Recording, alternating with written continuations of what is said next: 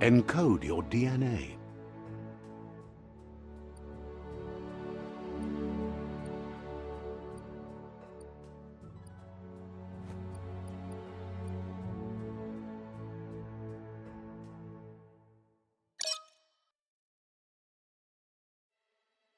Define your genetic structure.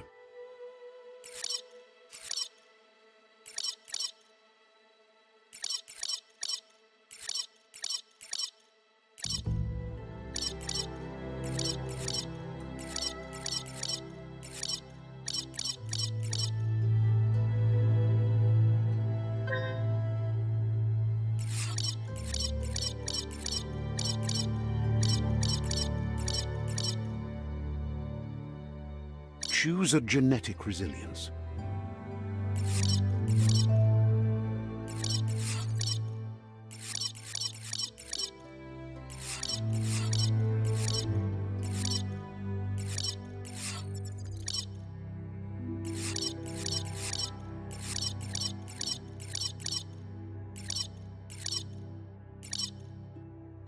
Choose your fur style.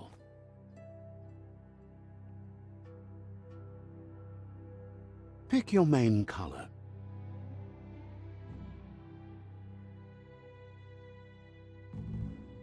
Choose your detail color. Pick a class. Commando. Deadeye. Commando. Psy-freak. Saboteur. Sentinel. Deadeye.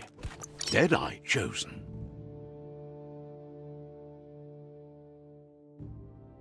Good choice. Here's somebody with a troubled past, drawn into the spotlight of a story that's already begun. We're already at a crossroads. Choosing a path in life is that fork in the road where you make a choice or simply stop living.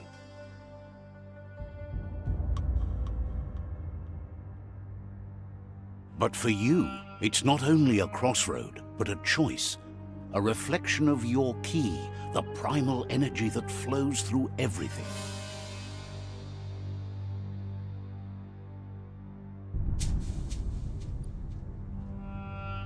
Let me introduce myself. I'm the light and bright side of you, or your inner voice to be precise, an echo of balance and consequence of your actions as you move forward. Seems more like you're being light-headed if you ask me, but you'll come around eventually. But what comes around goes all the way back around. So, it's better to stick to your instincts. You can't fight what's in your nature. In your nature, and here I was hoping we'd be all about natural selection, survival of the strongest, and so forth. If that's not instinct, then I don't know what is. Natural selection is all about evolution and progress, and as soon as there's enough light, darkness will disappear.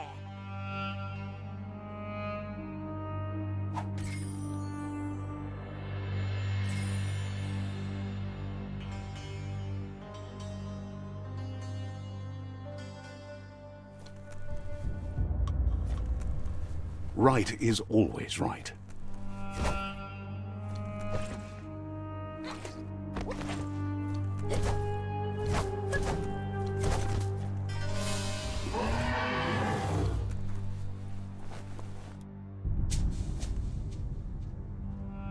Stories of death and the bodies left behind, a reminder that we're at the mercy of nature and the one that preys on others.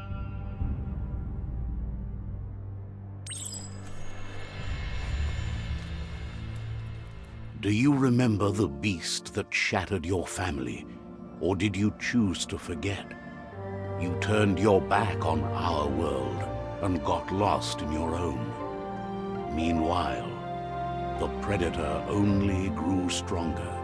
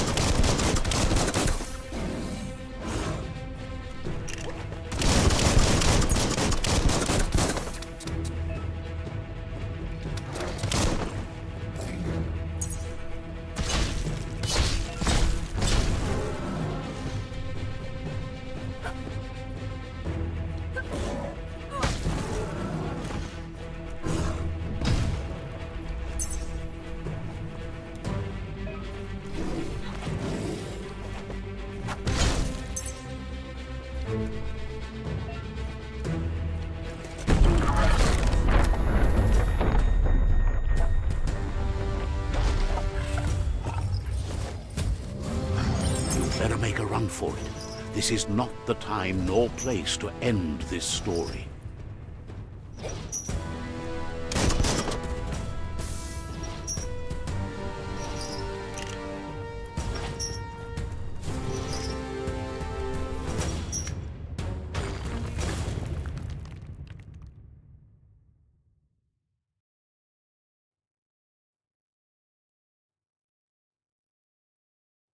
This time, it was best to run and live to fight another day. Let us hope you're ready for it when it comes.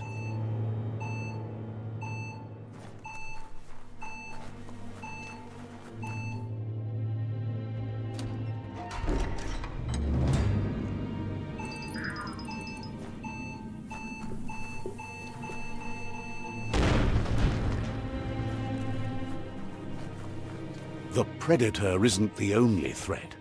The wildlife started to mutate when the end of days began, and the tree of life started to die.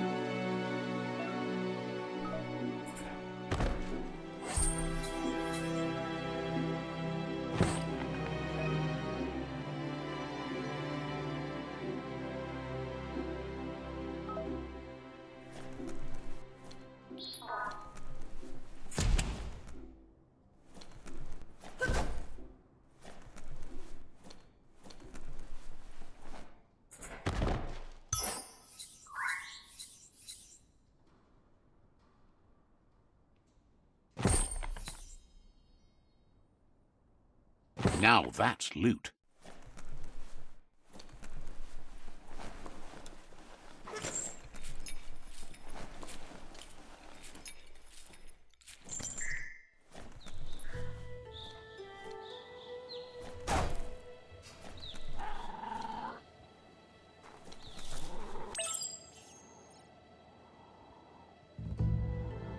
The oil sludge is everywhere.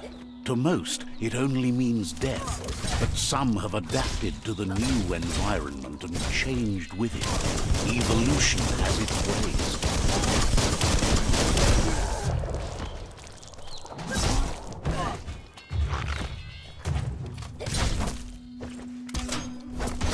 Shot through. Slice and dice.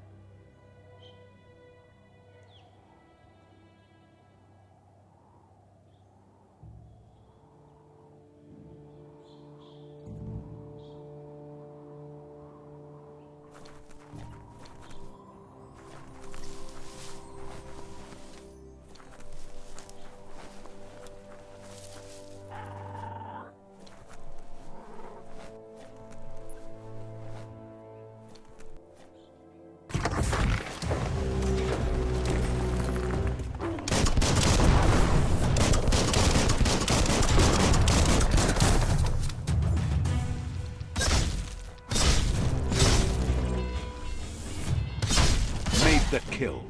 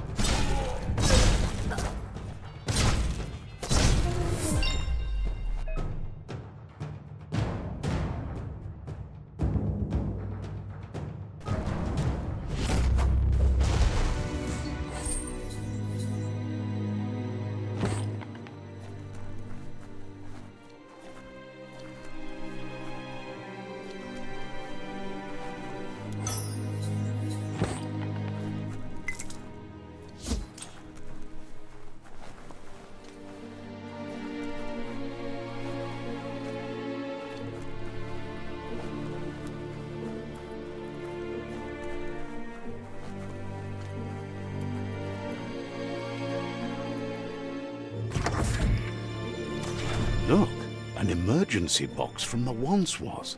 A rare sight.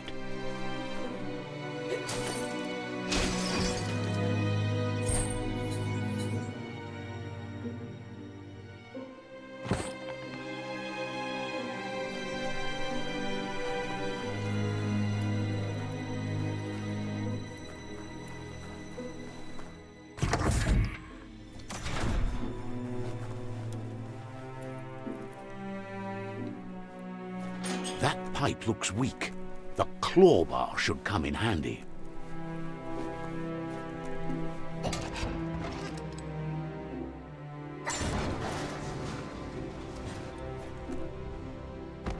Whoa! It's time to find a way out of this place. No, really, I mean it.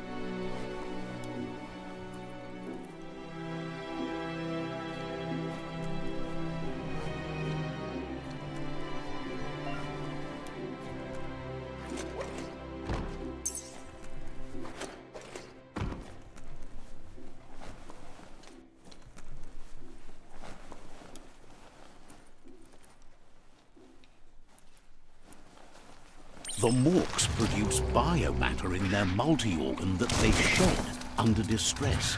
Blobs that affect the cellular coding strands of any living being when absorbed, including you. Sharp steel.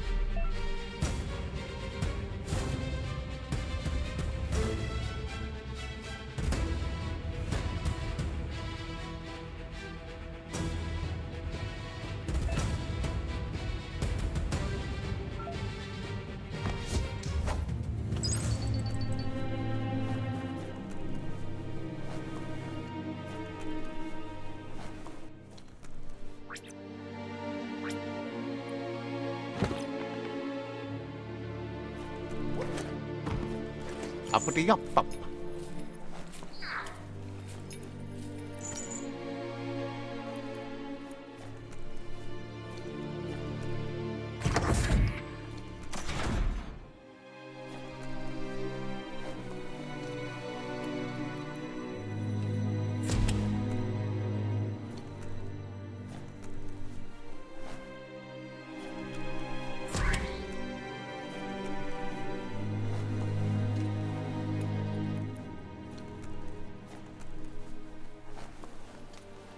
Toxanol built vessels called arks to save themselves from the impending doom. But was it too late? It is only from the flight logs of the single ark they left behind that we know other arks traveled through the sky and beyond. It seems those that came before us never lost hope in finding a new home for their kind.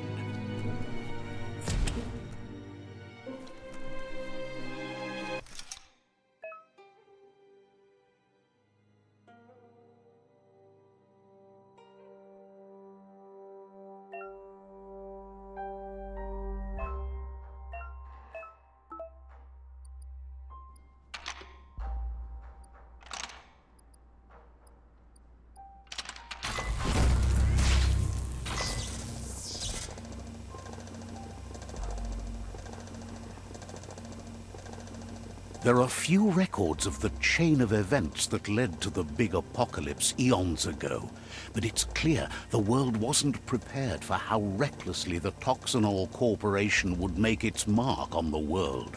Their rare earth mining and nuclear industries generated tons of waste, and without consideration for the future, they dumped it all in landfills until they ran out of space. That's when they made the big mistake. They began dumping the toxic waste in the surf just off the coast instead, assuming that it would sink and decay with time. And they were right, but no one was prepared for what was about to unfold.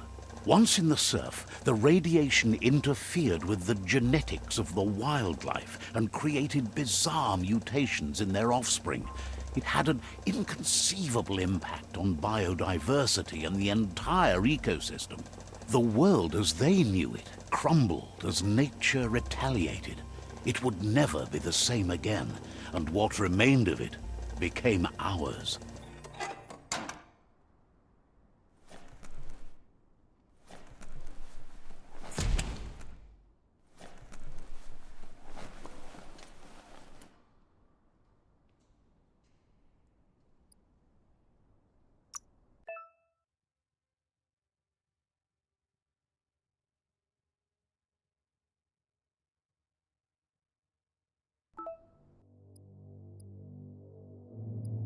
Beefed up.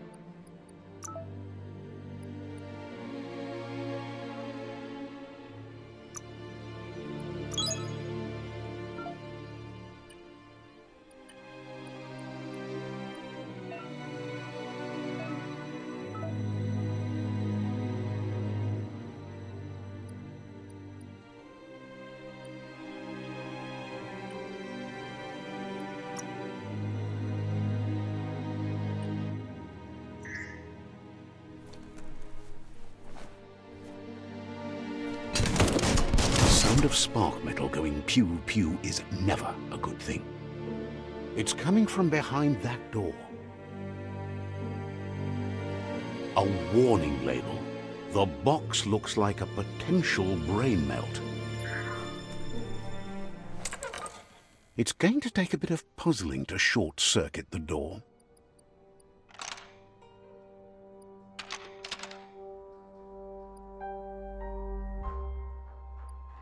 Just a few moves left. Make them count. There you go.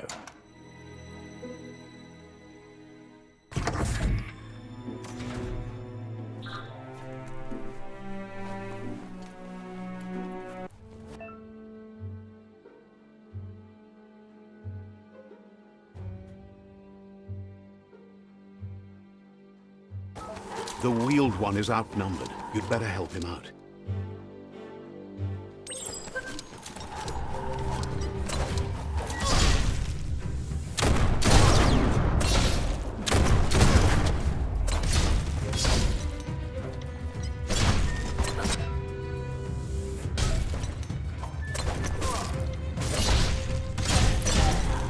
Misery.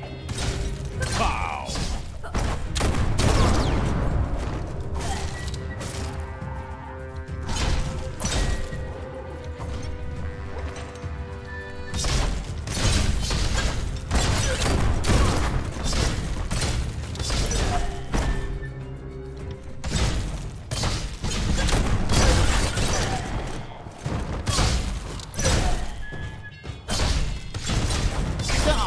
That's the last of them. Let's talk to the wheeled one before backup arrives.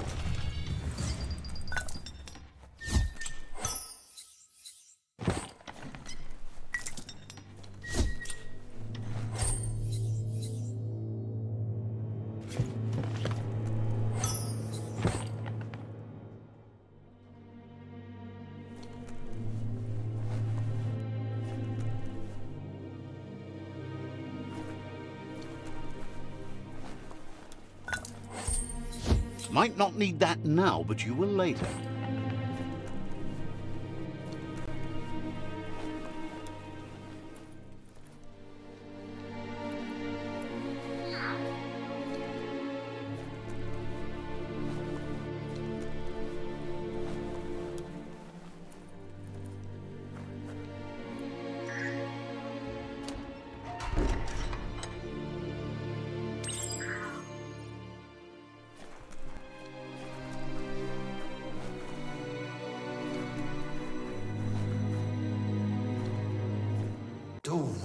He wants to thank you for taking his side against the scavengers. He sounds familiar. You just can't figure out why.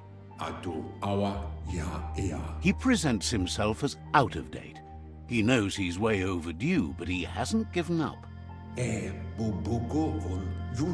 doesn't seem surprised that you don't recognize him. You were just a child back then, the night everything changed. There have been rumors of a one-eyed Ronin seen outside the Great Wall, and he's happy to see it's true. The legend of the one-eyed child that grew up as an outcast is old and sad. The child could have been anyone, but the evil it had fled had left a mark, a facial scar to remember the past. There's no doubt you're the child, and that what Looper Lupin did to your village, your Muma and Popsy, was the beginning of the end. He says it has taken you a long time to bring the past back up to the present, to find your way back, but he's grateful you have. It was after the attack that the unity fell apart. Your Muma's disciples divided and formed tribes as a reaction to the blight that had fallen upon the land. Had it not been for the Tree of Life, no one would have survived. He hopes you at least remember the tree.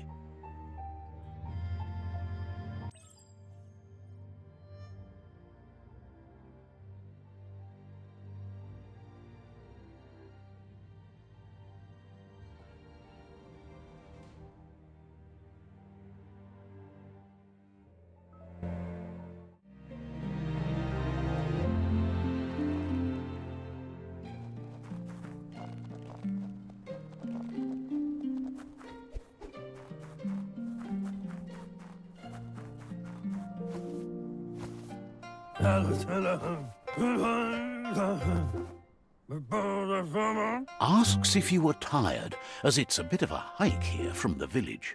He wonders if your Mooma knows you are here. You're such a good child, so you probably did. Even the young forget.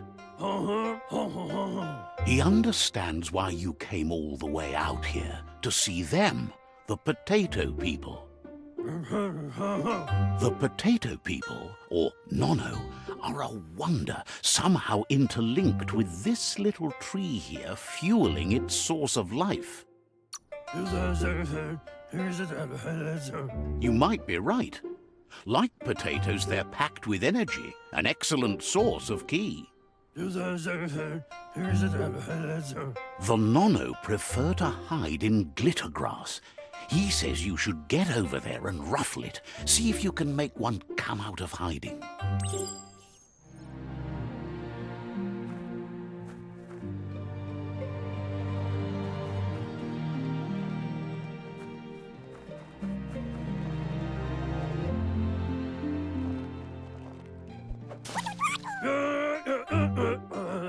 You found one. You should be proud. They don't come out for everyone. The Nono's ki energy is just what the Pensai needs to complete its cycle and grow into a tree of life. Only time will tell. At least his intention is to dedicate his life to it. He has the feeling the fate of the world depends on it. You'll need to support the tree for a long time to come. The only way it'll grow tall is with the burst of ki released from the Nono as they become one with the tree. You'll need a net to catch the Nono, and he wants you to use his, but asks you to be gentle. The Nono are sensitive beings, an embodiment of ki, the primal energy.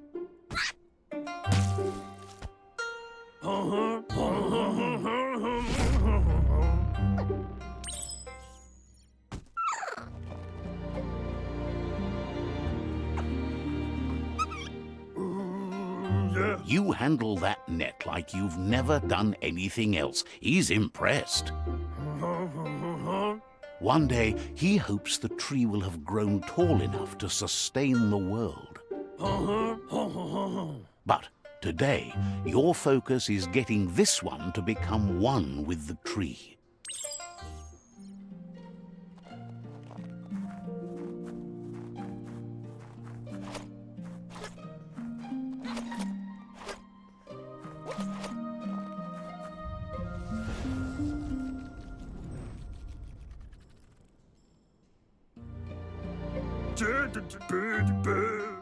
Now that you've seen the Nono's connection with the tree with your own eyes, you have no reason to doubt.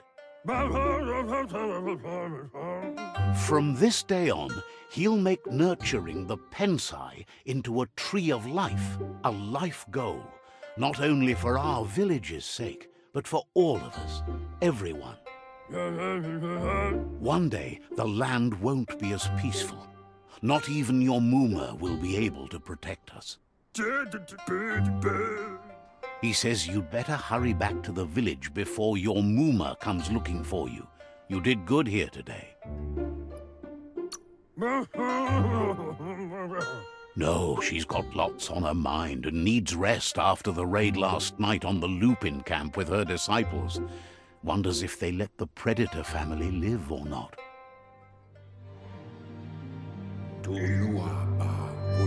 He lost you there for a while, but no memory is alone. It's part of a trail you can follow.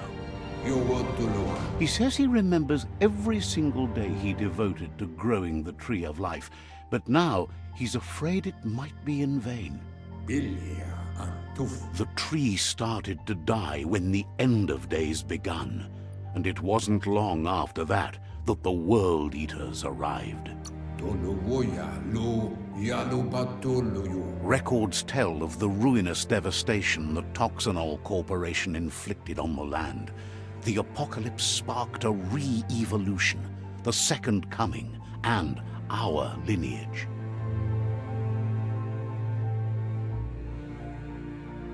His friend Gizmo is working on a Mekton and needs help defeating the Jumbo Puff at the end of the West Route. Wiz is still repairing his octopod to confront the Merc Puff that dwells deep down under the surface at the end of the Northwest Route. Nocco has tamed the Midget and is preparing to take on the Hoof Puff at the end of the East Route. Finally, Goop is almost done with the Googlide, a machine able to ride the waves of the surf all the way out to the Porky Puff at the end of the route to the southeast.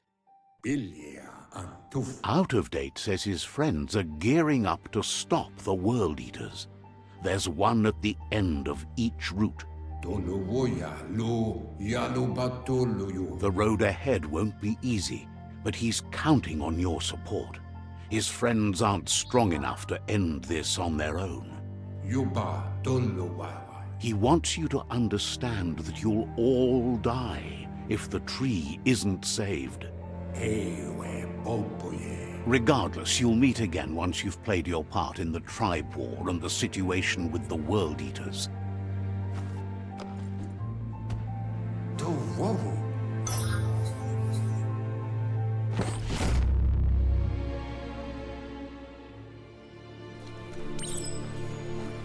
You're getting the hang of it.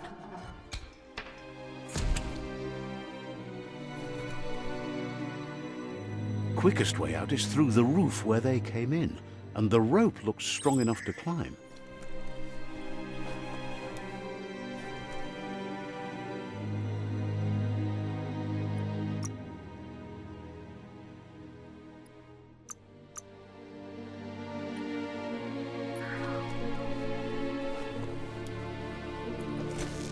It's in your grasp.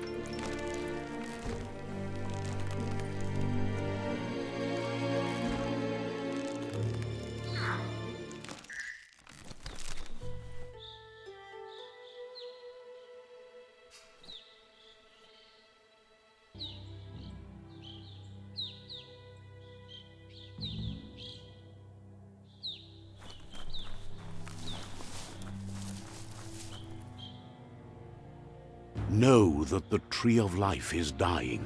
Its days are numbered. Without help, it can't endure the environmental change and assault from the World Eaters.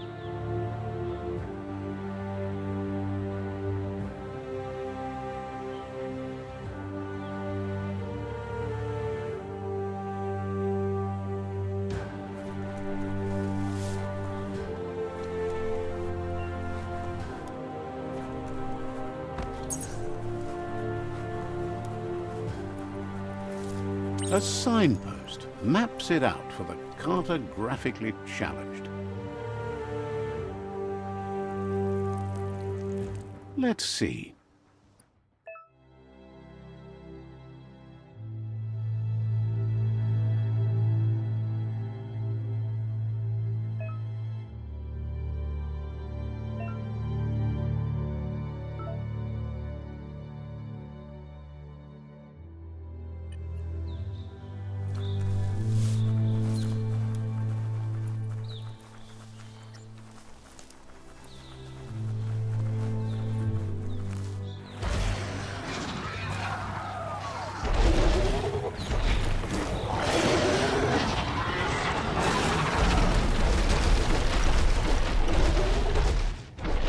Must be the World Eater that chewed off Out of Date's leg.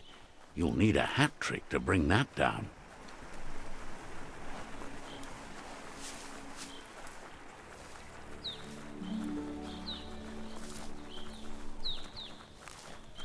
Look, a survivor. Glad to see someone made it out alive. He's heard the stories about the terror inflicted by the World Eaters to other enclaves, but never expected one to come all the way here.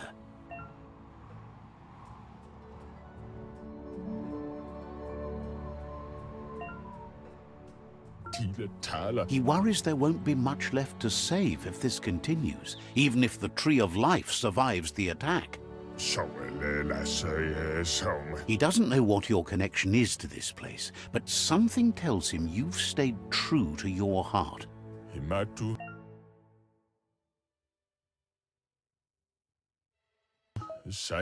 Anyway, he needs help and says it's by your actions you'll be judged, not by your intentions. He's grateful for that. You still seem to have a spark of light in you.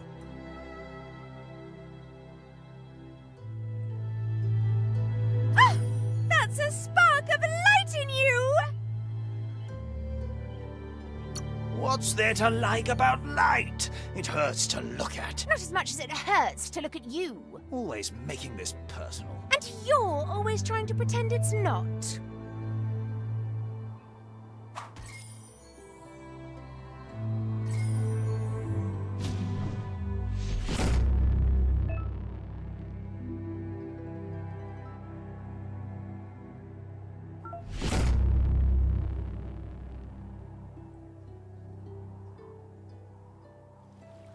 There's Out of Date again. He must have missed something important. Out of Date says you will make a better stand against the World Eaters with the support of a tribe, and there are 2 nearby. The Myriad tribe is likely to be a good match as they act on the understanding of the greater good and have a code of honor. Regardless of who you choose, it won't be easy, as the conflict between the tribes is worse than ever, teetering on the brink of war. The Myriad's conviction to stop the World Eaters began when the Leviathans rose from the depths of the surf.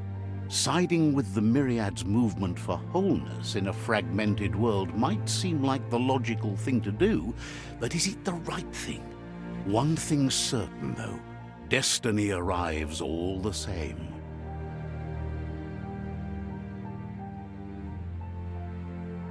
The Jagni tribe only ever had one conviction: to bring balance to the world by wiping out the weak. They believe a cleansing is necessary to restore the world and want to let the World Eaters bring down the Tree of Life. But siding with Jagni isn't necessarily a bad thing. Fate will find a way.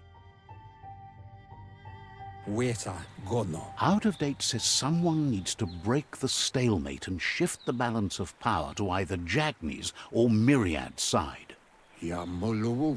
He believes the tribe Sifus, Myriad especially, will listen to you and expects you to pay at least one of them a visit and play your part. Out of Date will be waiting for you beneath the Tree of Life if you lose track of what you need to do.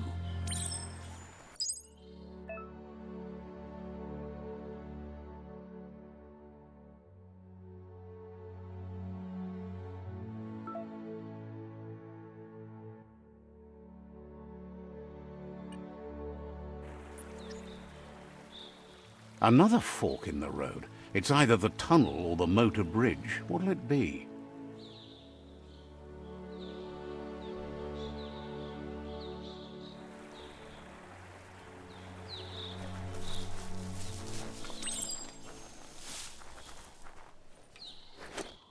It's a bridge. Just get over it.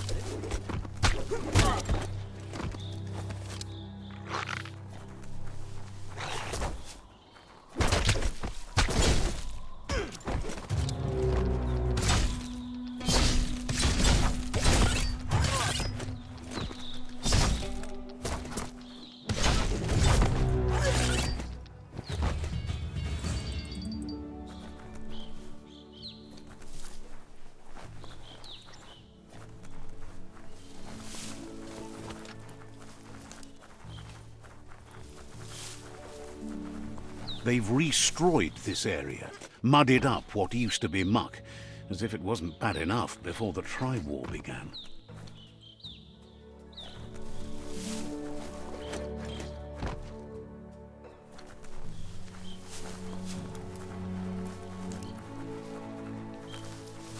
That's the Jagni tribe's fort. Their friendship can be a blessing or a curse. It's up to you. You're either a part of their solution to the tribe war or part of the problem.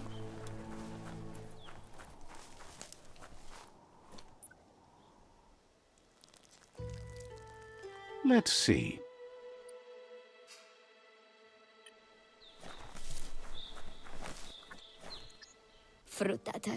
Says they're wary of strangers.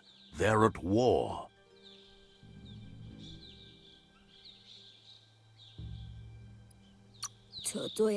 Thinks you should just put one paw ahead of the other and make your way up there. The tribe is always open to a new face.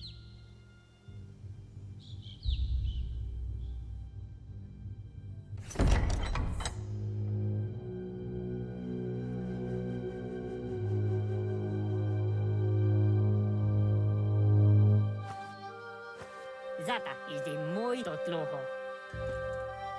Kariesne stace. Paro, ja put The Jagni tribe wants to become omnipresent and, most importantly, feared. They want to vanquish the tribes, as the only way they can guarantee peace is through supremacy. The Sifu is determined to let the World Eaters destroy the Tree of Life, as it's part of their strategy to cleanse the world and start anew. He welcomes you to the Jagni fort and introduces himself as the tribe's Sifu. The news of a cold-blooded Ronin crossing the Great Wall through the crack in Bunker 101 preceded you. He's referring to your rampage through Bunker 101. It seems you don't mind a bit of blood on your hands. That's something you have in common. There's something about your spirit that sparks memories of you as a kidling. He can still sense you're kind-hearted. Sometimes one memory can make another come to life. He hasn't thought about your Muma for ages, even though she taught him a lot. He was one of the original Wang Fu disciples. There were 6 of them, but the unity fell apart after Lupa Lupin attacked the old village. Soon after, they formed new tribes based on their own values, and when the Blight started, the animosity escalated to war. Jagni doesn't want a new unity between the tribes. Their goal is to become omnipresent and, most importantly, feared. Says there is some darkness in the best of us, even you, and suggests you embrace that side of you and help them vanquish the tribes and let the World Eaters destroy the Tree of Life. He had a feeling you'd say that. You're not sinister enough to be a Jagni. That big heart of yours makes you weak. He'll give you a chance to change your mind before you leave and asks you to reconsider. Otherwise, you'll be seen as a rival.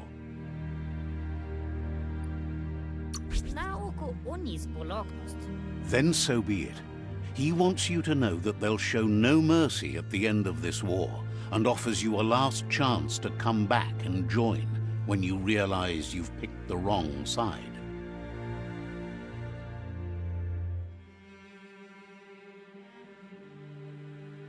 And with that, he urges you to seek protection at Myriad Stone Fort before word gets out that you've chosen not to side with them.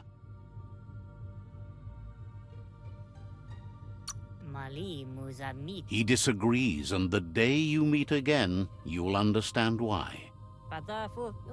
It's time to say goodbye for now, and if it's not the kind of goodbye that lasts forever, then the next will mean the end for you.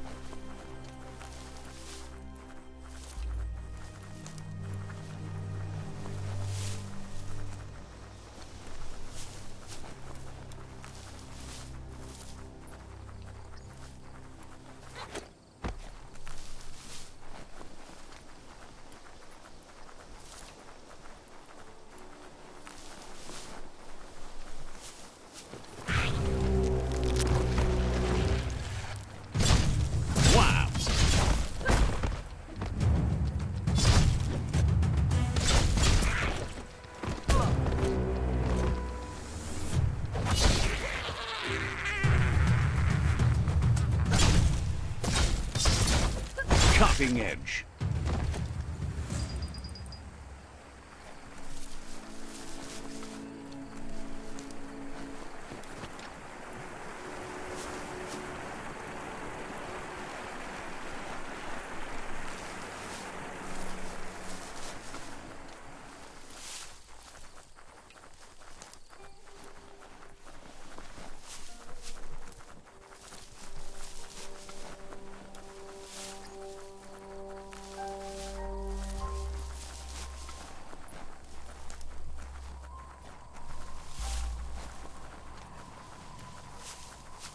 That's the Myriad Tribe's fortress. Will they be friends or foe? You should head up there. That way you'll know.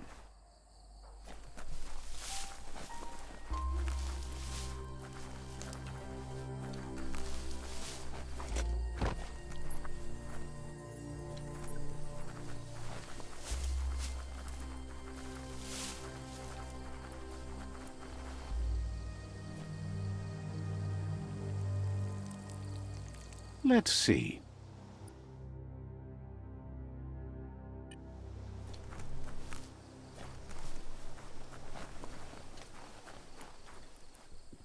It's a beaten path to that door. If you go there, you'd better make an entrance.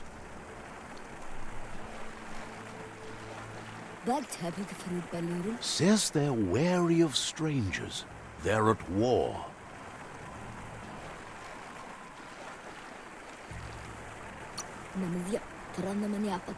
He can see you're a free spirit, so he'll let you in. The Sifu is always interested in meeting someone open to joining their cause.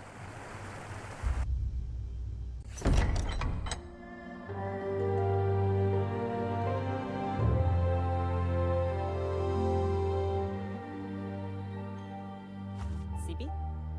La fanen aginkan man. Gerat na fal hutut mustugai la wute.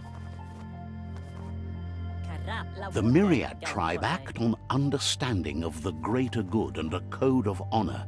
They believe uniting the tribes is the only way to restore the peace.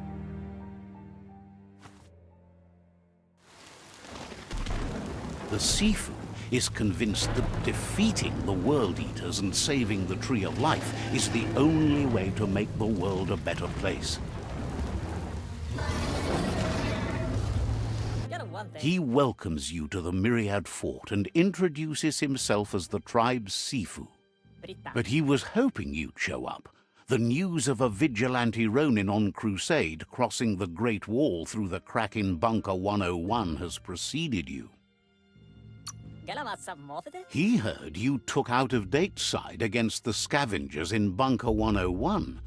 It seems you believe in helping your next, and that's something you have in common. There's something about your spirit that sparks memories of you as a kidling. He can still sense you're kind-hearted. The Sifu says sometimes one memory can make another come to life. He hasn't thought about your Muma for ages, even though there were 6 of them.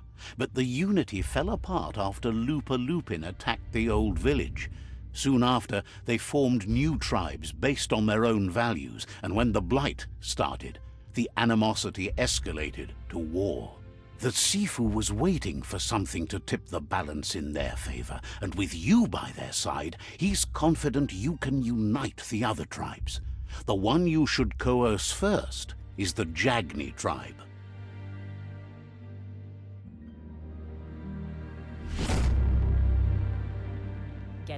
Their kin have run out of options and found themselves backed into a corner. Even those who desire peace have been forced to prepare for war. He wants you to focus. These are the new rival outposts your tribe needs to take control of.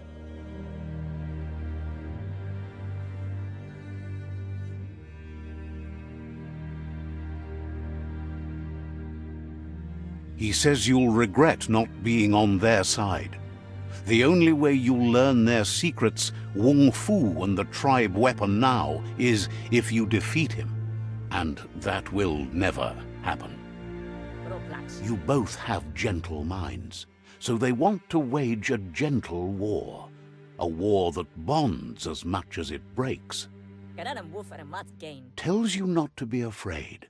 Your fate cannot be taken from you.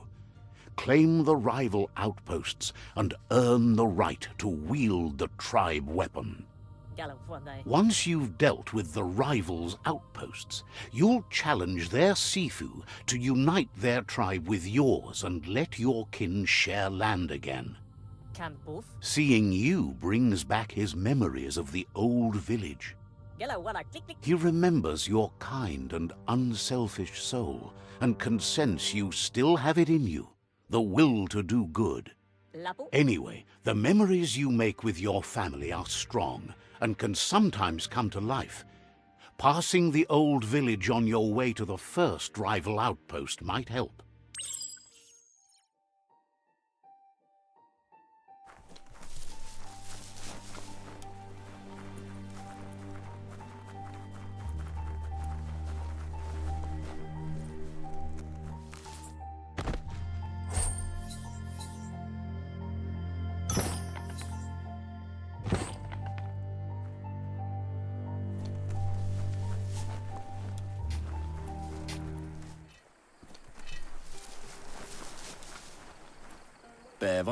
Glad to see you stopped keeping to yourself and are actually helping these days. Wishes you goodbye.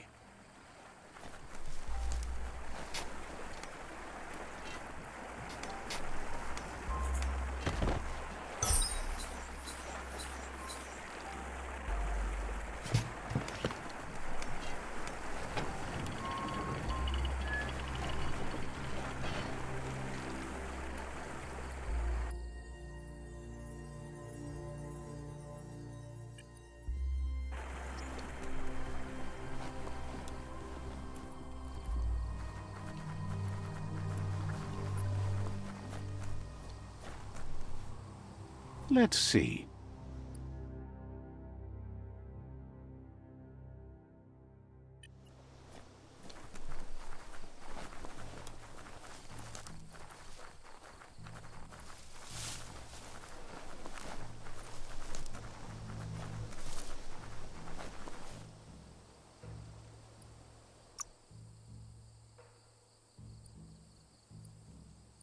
Reflexed.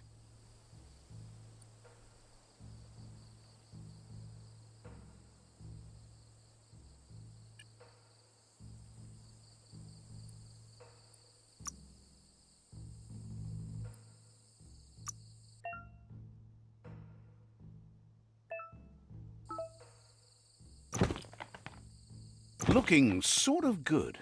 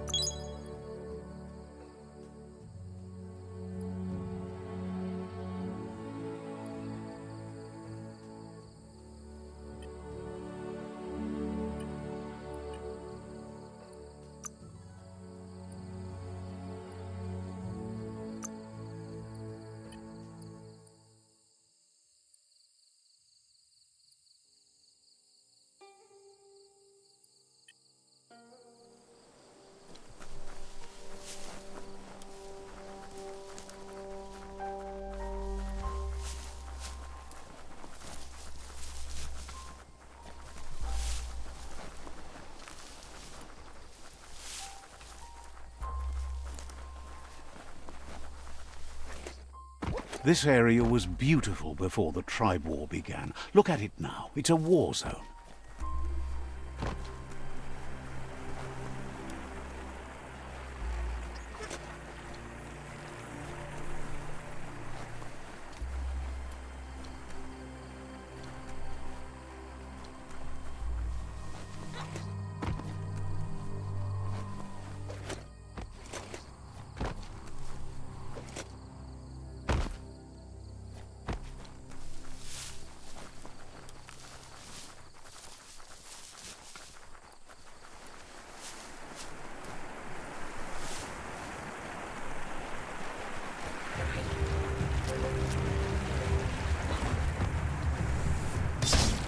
Not much left of that one.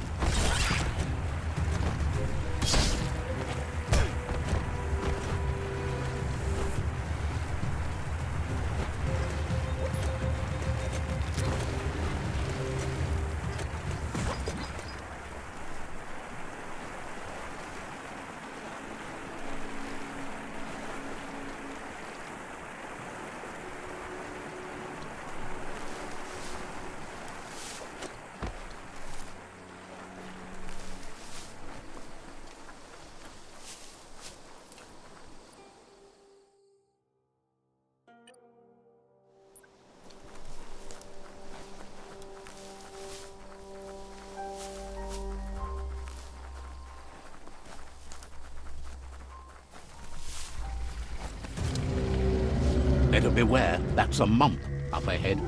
They were hit hard by evolution, the wonky ones especially, deformed and unfurred.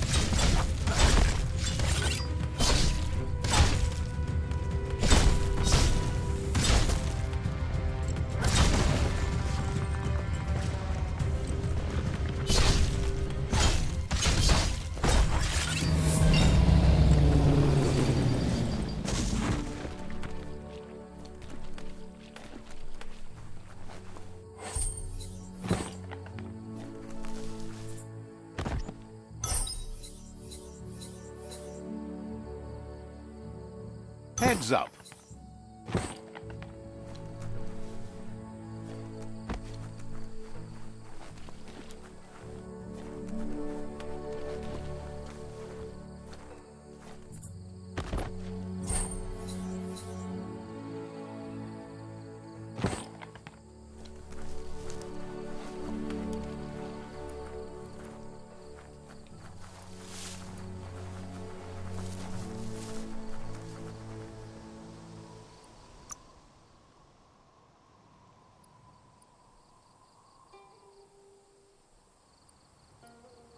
As long as you're happy about it.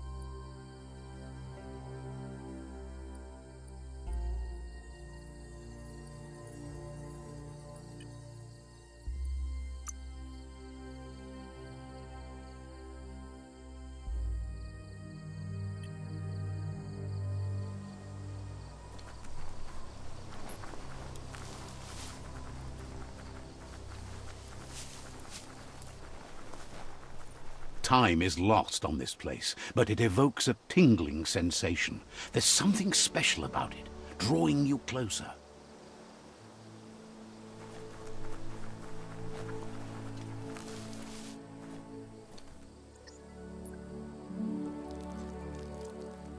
Let's see.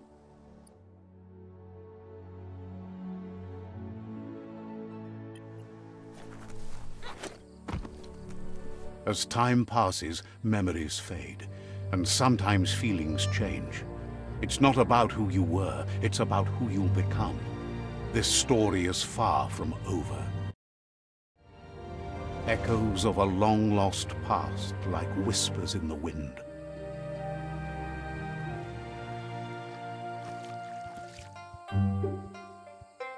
Here's someone who takes each day as it comes. He wonders where you've been. He hopes you've been out at the lake, practicing your swimming technique.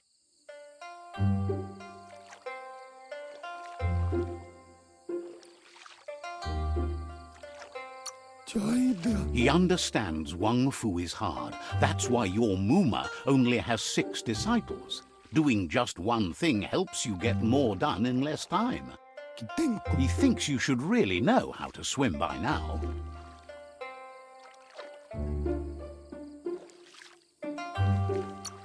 And he'll be honored.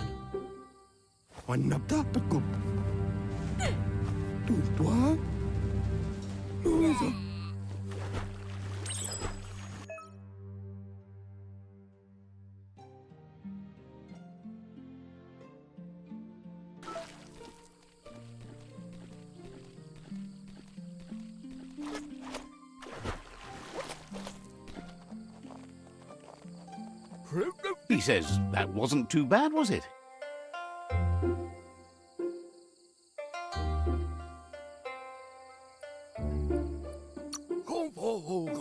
Way to go. Don't let the sound of the waves drown out your spirit. But you need practice. Lots of practice. Judging by your Muma's look, it seems you forgot something. Can't see. You promised you'd train with her before the sun goes down. It's time to go.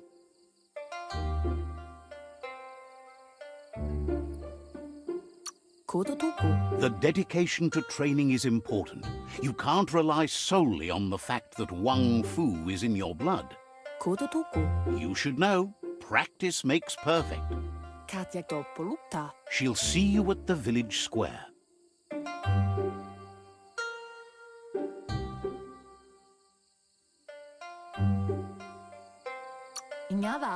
She says that's good. With a passion for learning, you'll never cease to grow.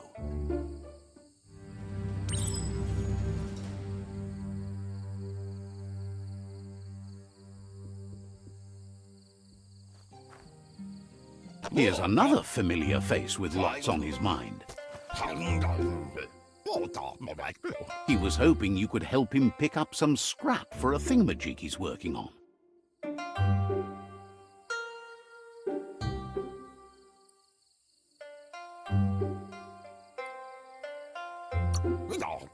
He thinks you're truly a kidling of your environment.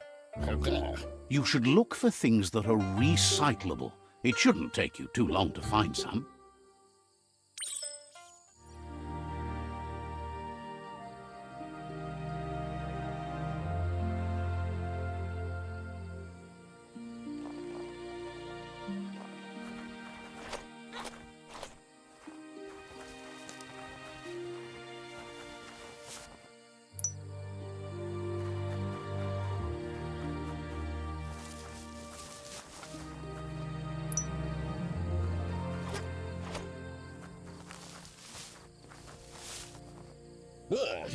He wonders what usefulness you found.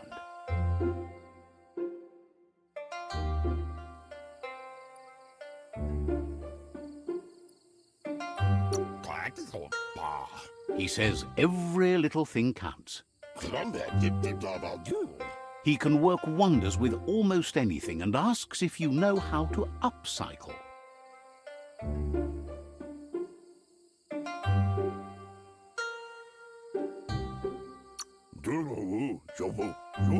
He says only a few are willing to do the little things, but if you make enough of them, they can have a big impact too. He'd love to teach you to upcycle, and the scrap you found would be a good start.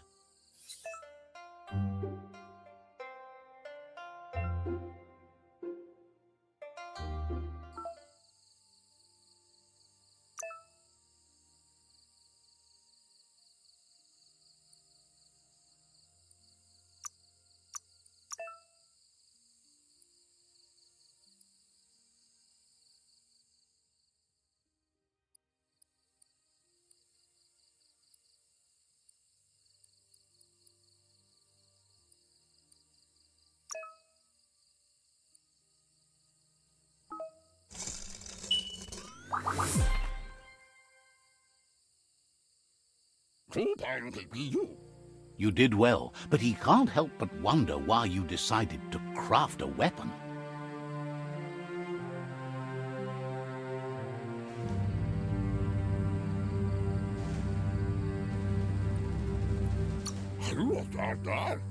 He believes being considerate will help you feel at peace with yourself. He's looking forward to seeing what you'll make next. It seems you have a talent for this. It looks like she's starting to lose her patience. Andro? You know she doesn't like waiting for you. She wants to see you on the village square right away.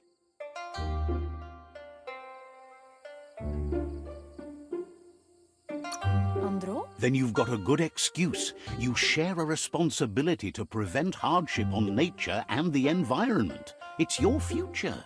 Pola kudo. She wants you to grow up and start thinking for yourself. You really need to find yourself before she's gone. Naro lote. That's all she's ever asked of you, that you'll try and give it your best. You can't do more than that. Amu. You've always followed your own path, but this time she needs you to follow her.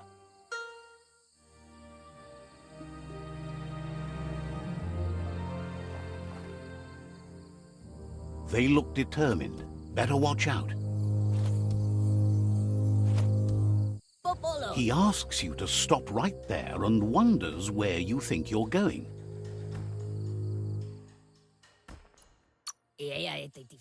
Saluto. He's not scared of anything, least of all you. E pasi. There's no way they'll let you pass. Matualele. He wants to know who you think you are.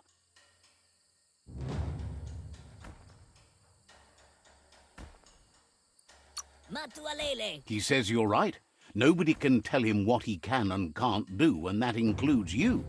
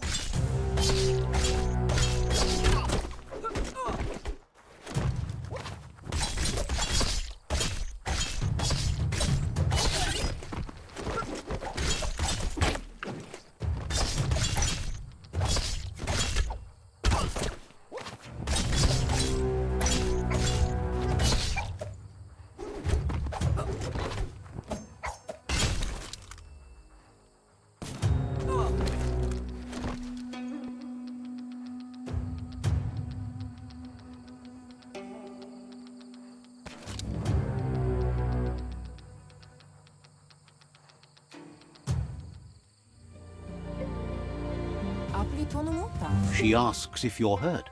What happened?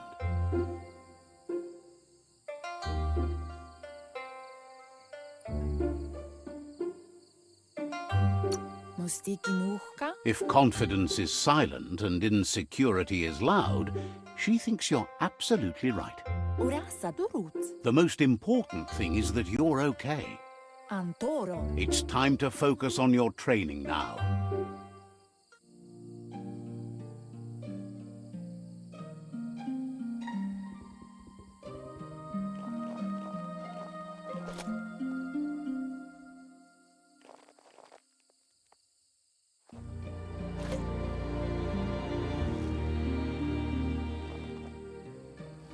Has someone close to heart, doing what he does best? He asks if you could help him, too, before you leave for training.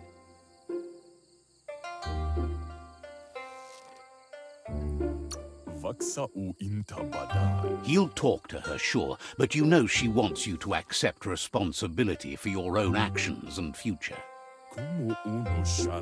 He suggests you get going and find him gadgets and ideas for how you can upcycle some old fabrics.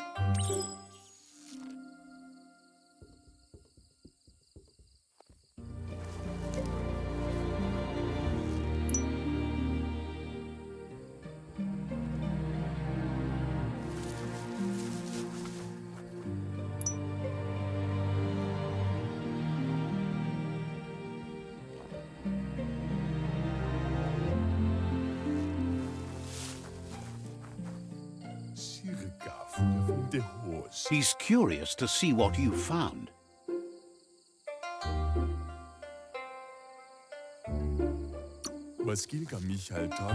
He's all for renewal and has even considered making the trip out into the wilds to look for a bionucleus pool and refresh his DNA.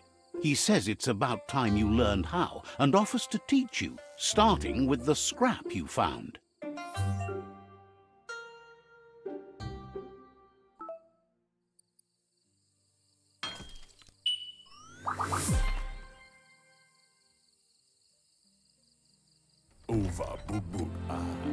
The style might be too edgy for his taste, but it looks sharp on you. You should take it with you, wear it to practice. He's looking forward to seeing what you'll make next. It seems you have a talent for this.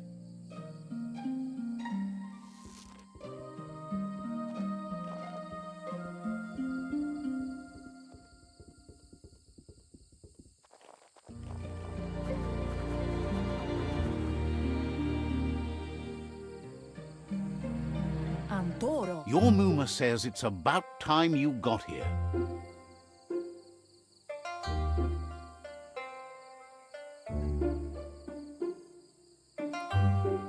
Beri?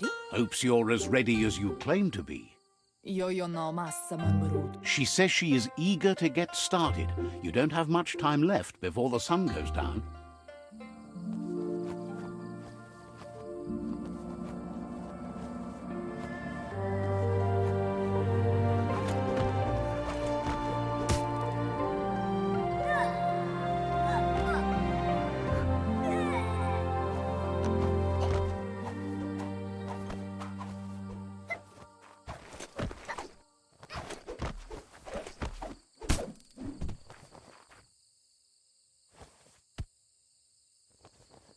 Your Muma says you did well today. She's so proud of you.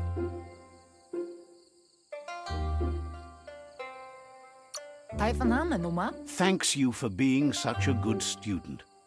Been working on a present for you, with the help of Gizmo and Wiz. You should go see him and find out what it is. You've deserved it.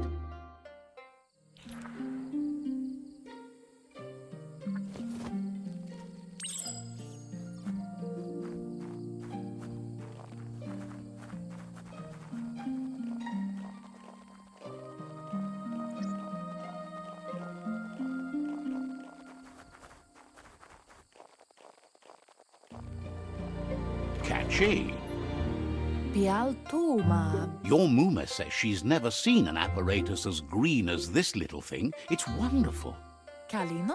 A piece of Scraptronics like this has built-in old-world tech that makes it a potent communication device.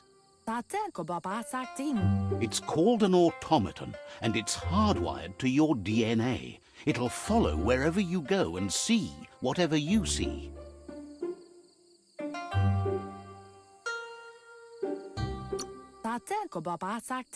You're lucky to have such a fine helper with you. Your Muma says you look tired. No wonder. It's been a long day.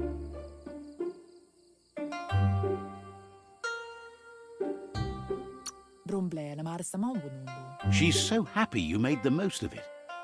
Rest, and you'll find strength for tomorrow.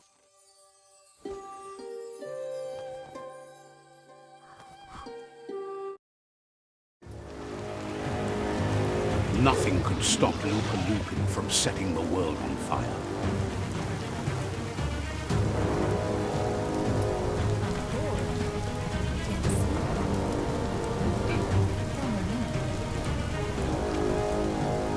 Your Muma urges you to blaze a trail.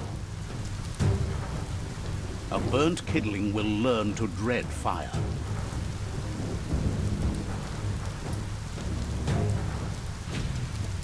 That's just adding fuel to the flames.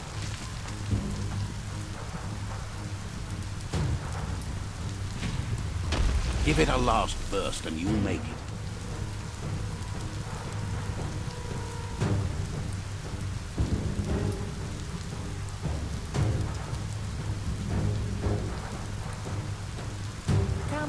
Your Muma says this is it. The time has come. She must fight Lupin. This time there's no escape. She can hear him coming. Whatever happens, you need to know she loves you. And everything she's done has been to protect you, your Popsy, and those she was chosen to lead. Here it comes. The past coming to haunt the present.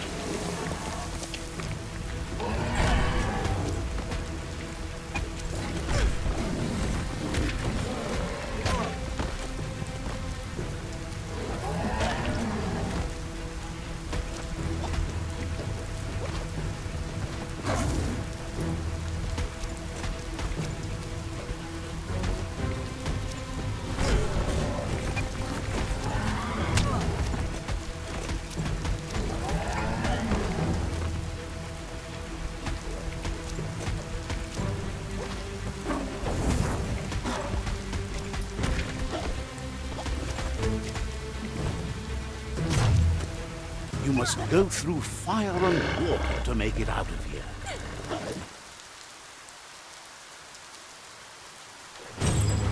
Your Muma says you can make it if you believe in it. Where she goes, you go. Blood is thicker than water.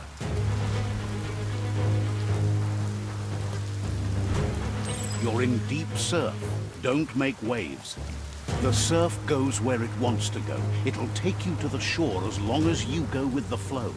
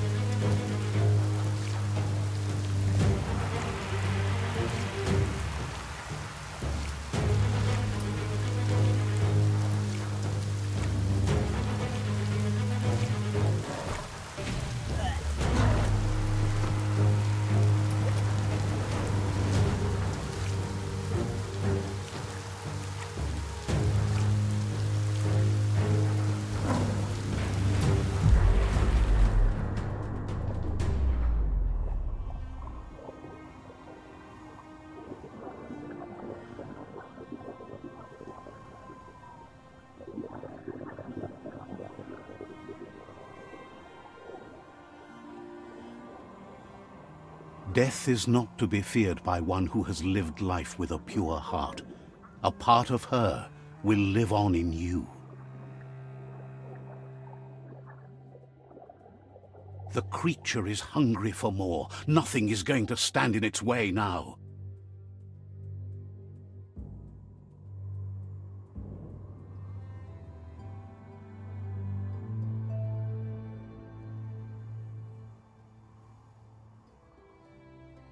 If a sacrifice is made for someone else, it's not lost, but passed on to the next. Life must go on.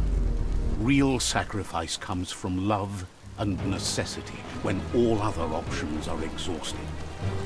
The ultimate test of conscience is the willingness to give up anything to save what you truly care about.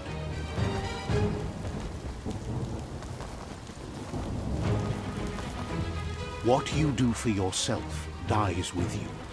What you do for your kin remains and makes you immortal in their memory.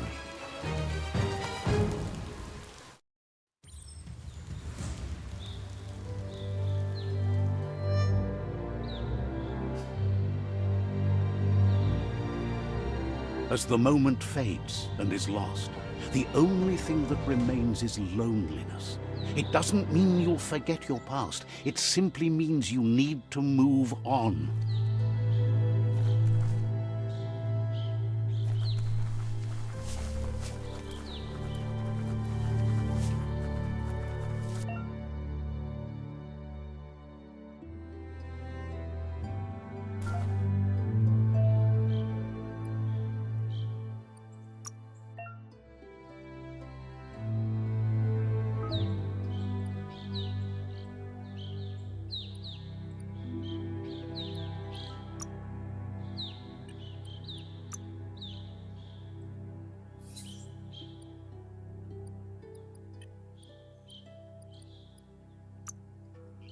Time to make something useful.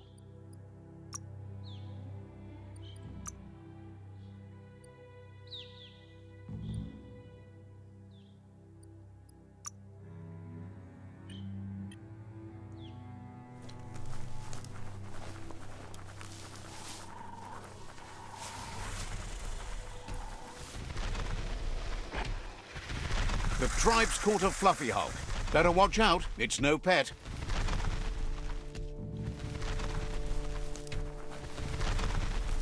They couldn't keep it down. Fluff Hulk's on the loose.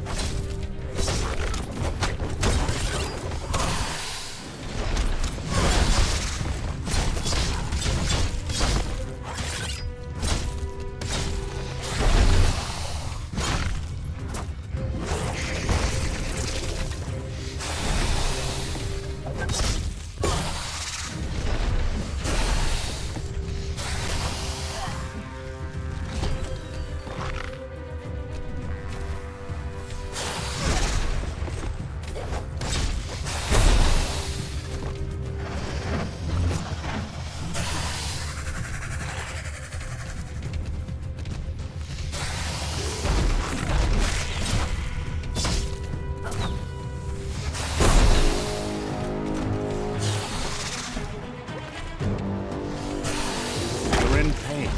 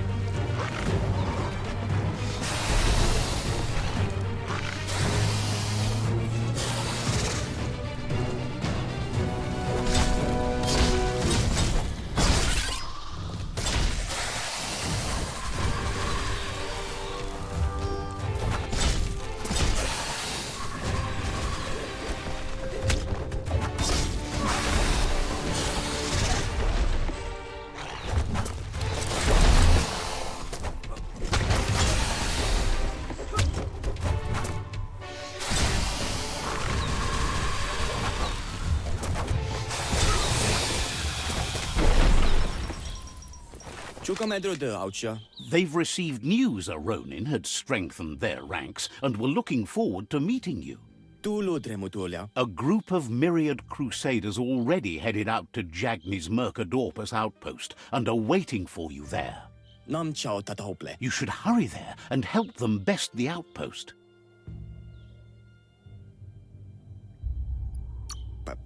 Not really. It's west of Bricktown. You can spot Gizmo's chug yard from the hill it resides on.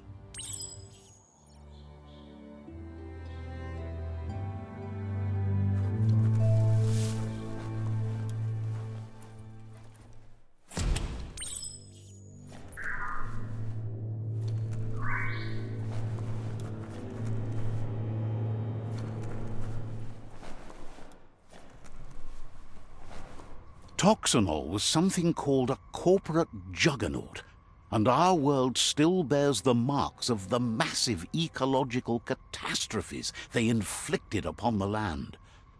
The apocalypse they caused was the end of days for their world. But for us, it was simply a beginning.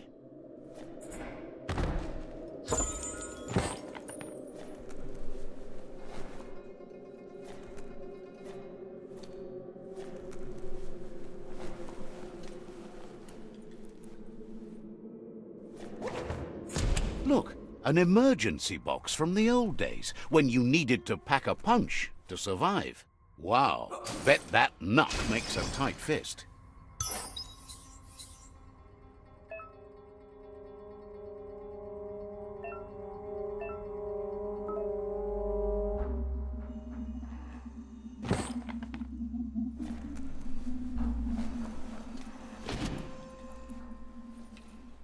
It's time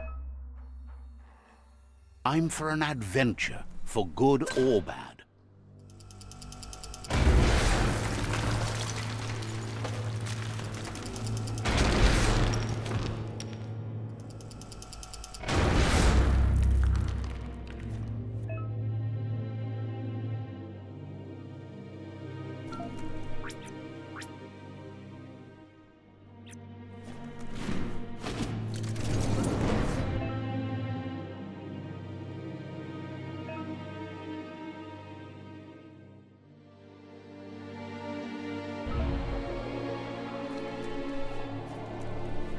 Tunnels like this still carry echoes from the past. Can you hear it?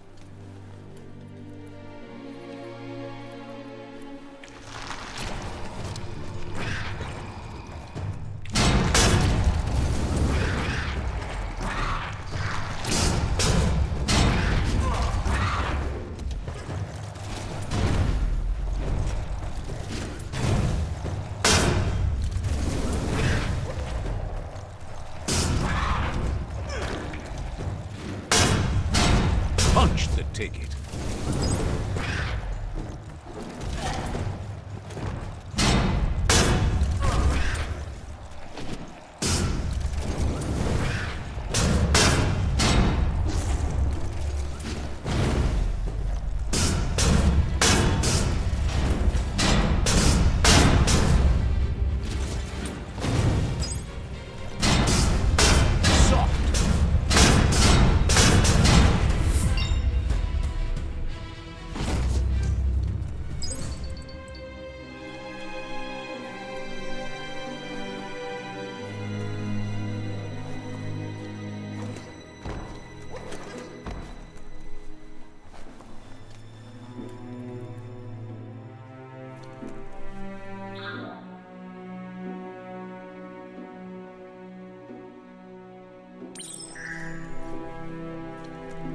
That notice board, filled with the leftovers of used-to-be wants.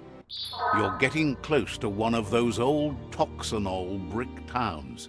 Pay attention. The Toxanol Corporation made this place, and then just threw it away when they were done with it. Well, small ones. Places like this were cheap back in those days, and there was plenty of space. Get done with one place, you just build another. There must be a track somewhere in this brick town. Just hope it's not buried.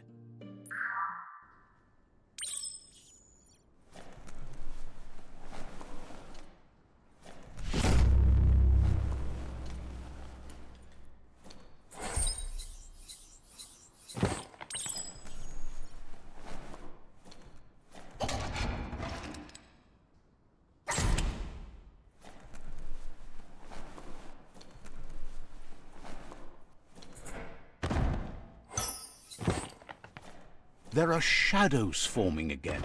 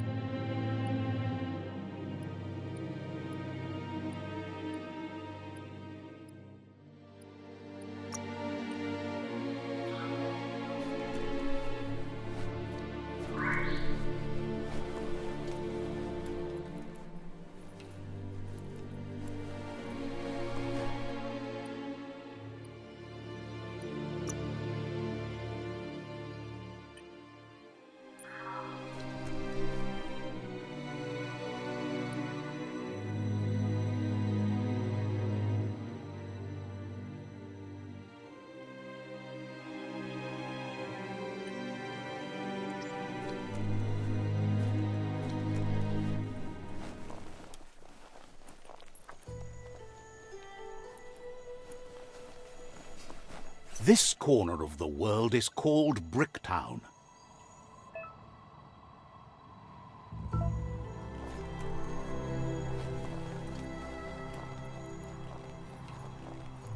You found the track! Amazing it wasn't destroyed. So much of this place was just discarded. Lucky the track somehow made it.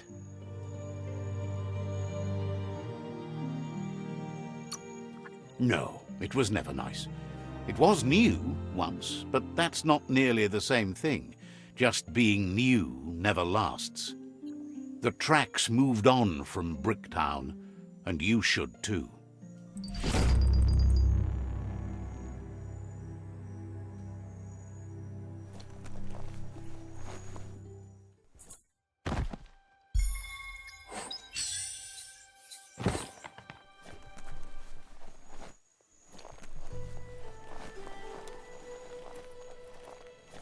The shadows are getting shorter by the moment.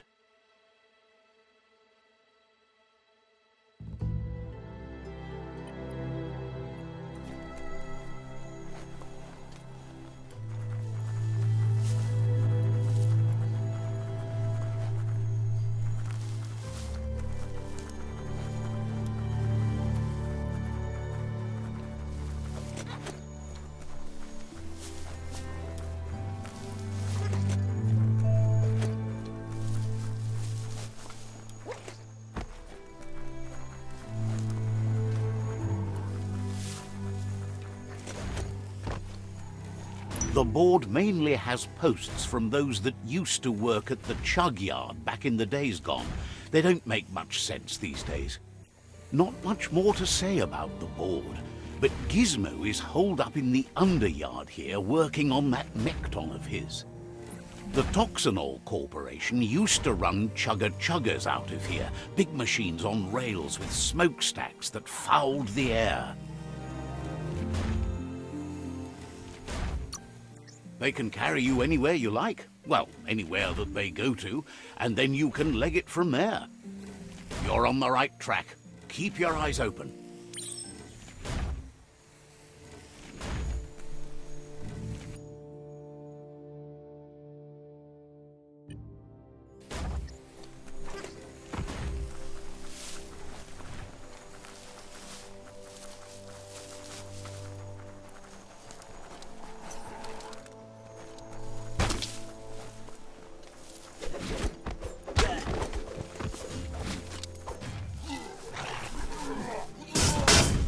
Tandem defeat.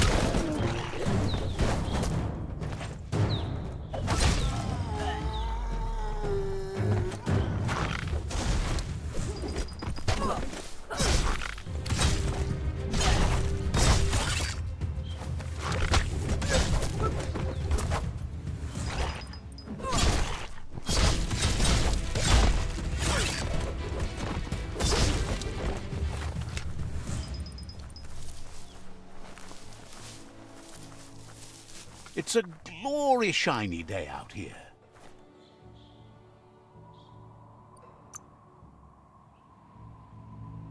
All the health.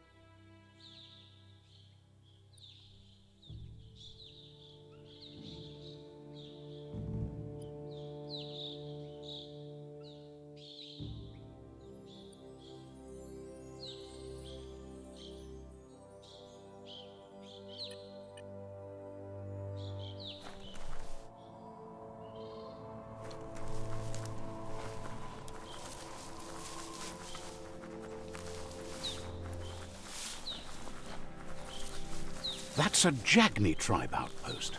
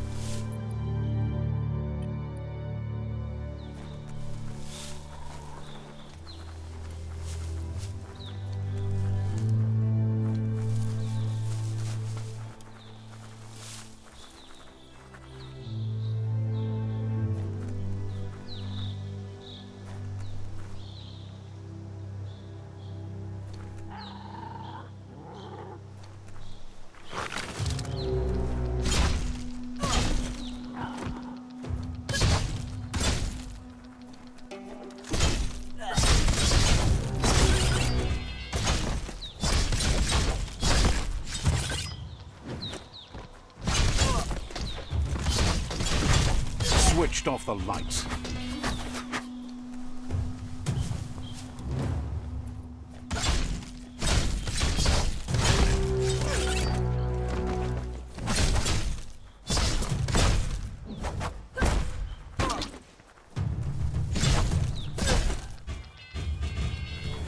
They won't bother anyone anymore.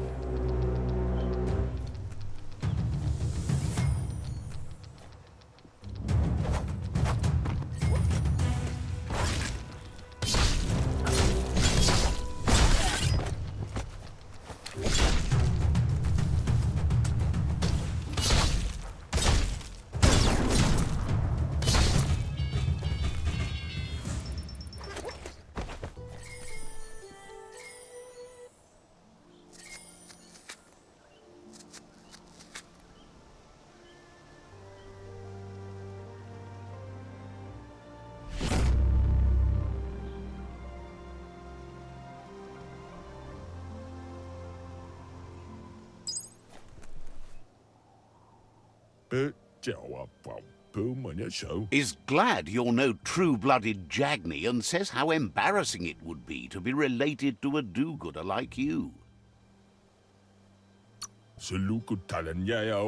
We'll be around when you return.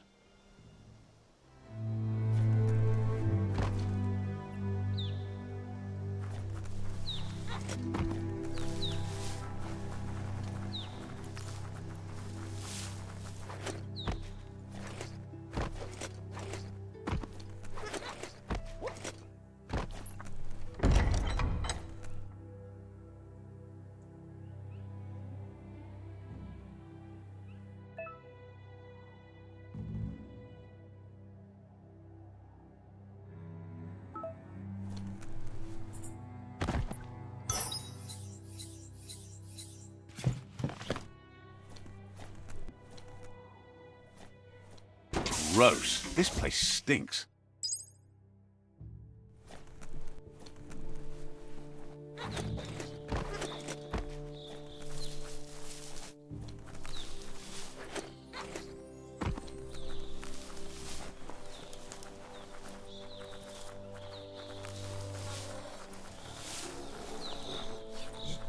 Mercadorpa's outpost, a Jagni tribe stronghold.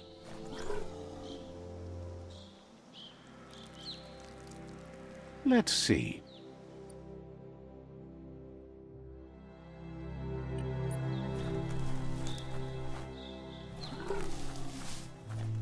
Let's see.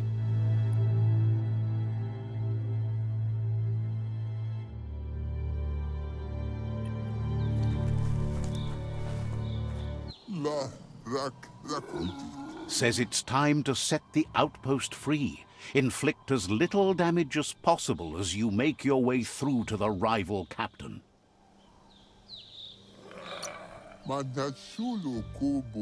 Clarifies that rigging the odds in your favor in preparation of the takeover is one thing, but collateral damage is another.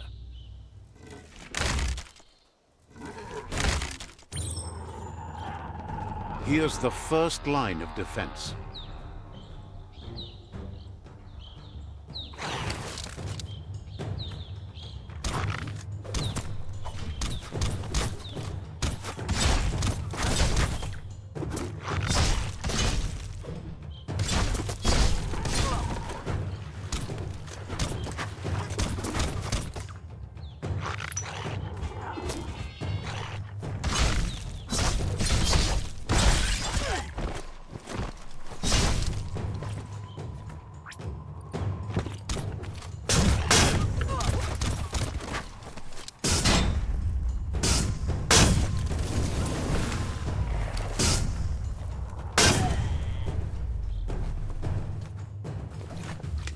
a bomb lobber.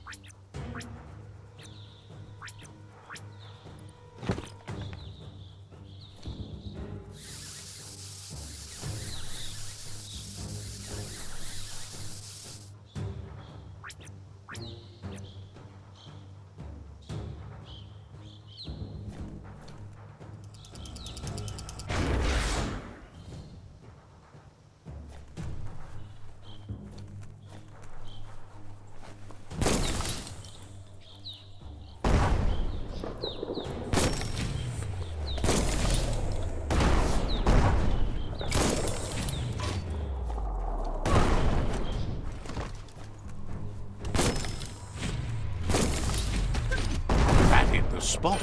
Wrecked it.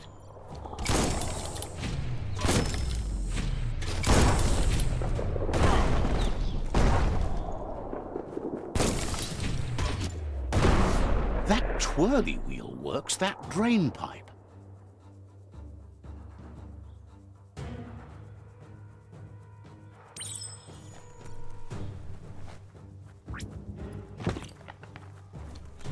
Spin the twirly wheel and open that drain.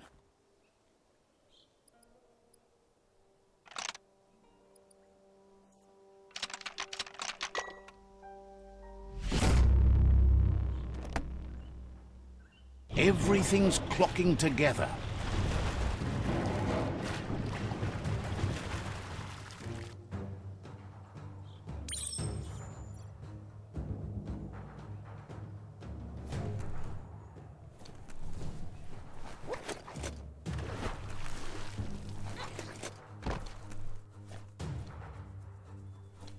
Put a key to use. Keep going.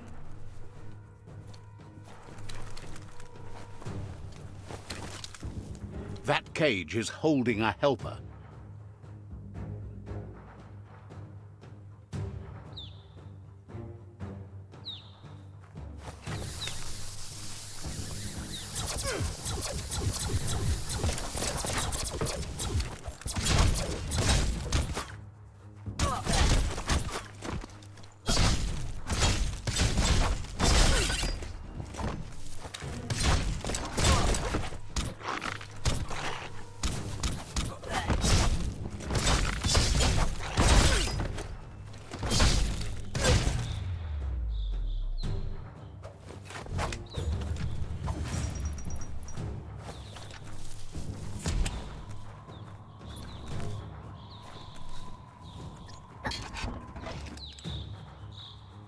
They never lost hope you'd come, but weren't sure if they'd last long enough to see it.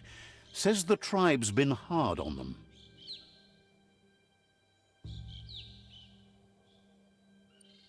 Won't hesitate to carve out some revenge on those who hurt them.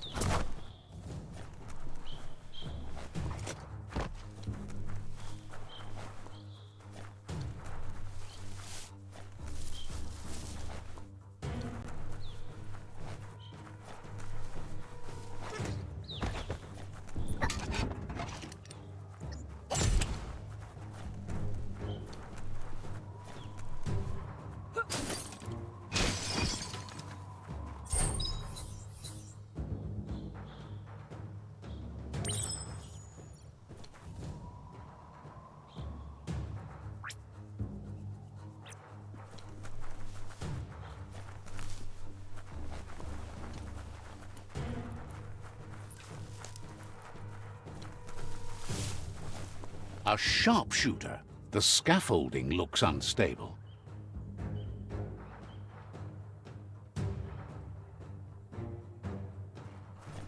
Better stay clear of the red ray. Here's the second line of defense.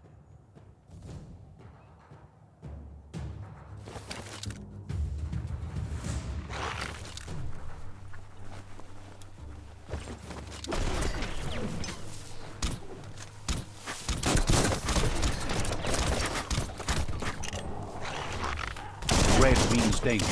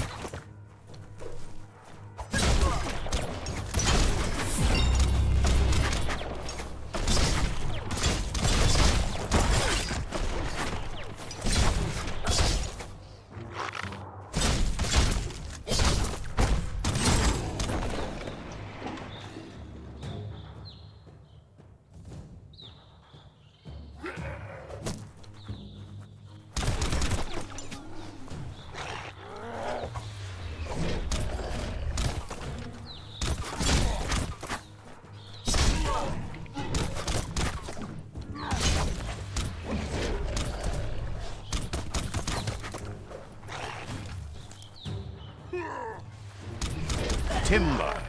Bet a big bump will bring it down.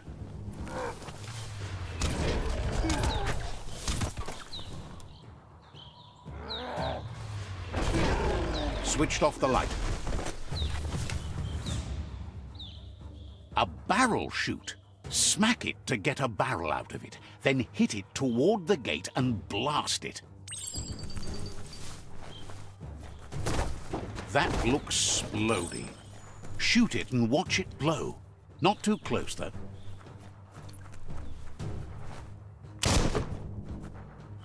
Kaboom! You're in. Almost there.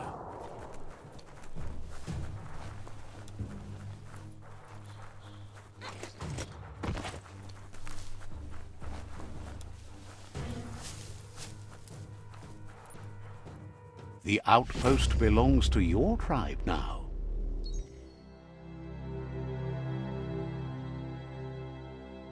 He says you made them weaker, but they won't give up. Your Sifu thanks you. Your tribe is growing stronger.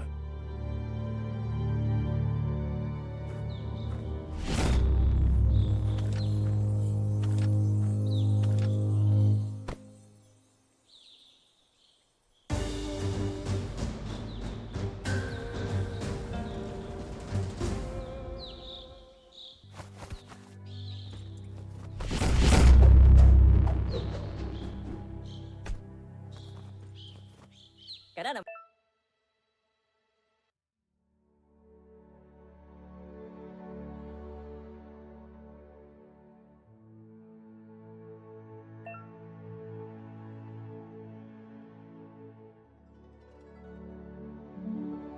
For a mud game. Says you did a great job capturing the outpost. You've earned the privilege of carrying the tribe's weapon. Figures the honor belongs to the tribe, too. Out of Date says he's doing his best to keep up, but from what he can tell, it seems you're making progress with the tribe conflict. He had a feeling you'd get along with the Myriad tribe, but it remains to be seen what the future holds for your alliance. You seem to share the same values as the Myriad tribe. You both have the same optimistic outlook on life. At least, for now. But Out of Date emphasizes that solving the tribe conflict won't matter unless you help make a stand against the World Eaters. That doesn't sound good. Out of Date's forebodings are justified. The jumbo puff needs to be taken care of.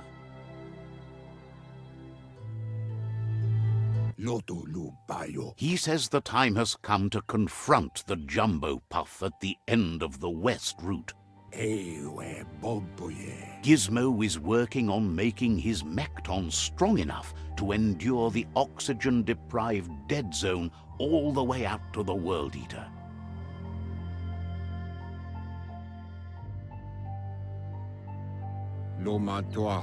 You should get over there and see what you can do to help.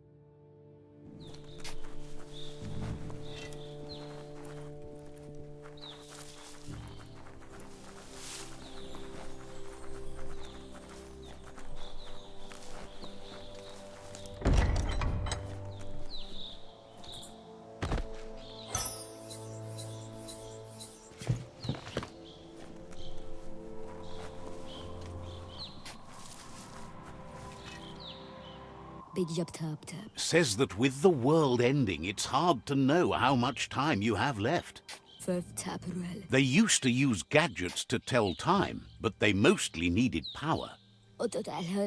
There's an amazing sundial around here, if you want to know what time it really is.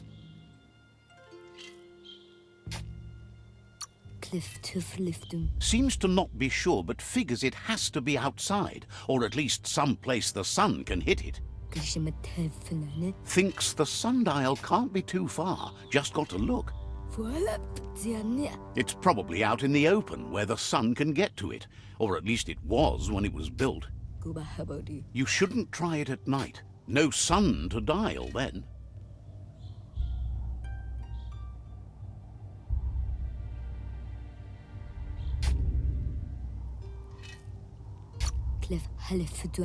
Says you fix that and they can set a thank time for you.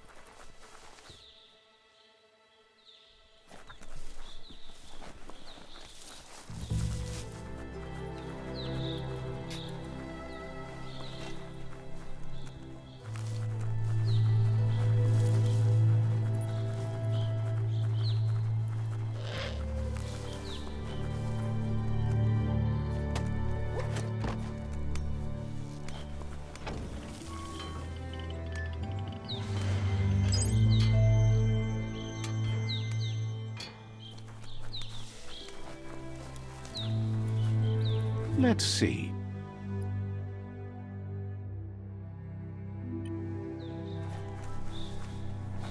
Without the sun, it gets chillier.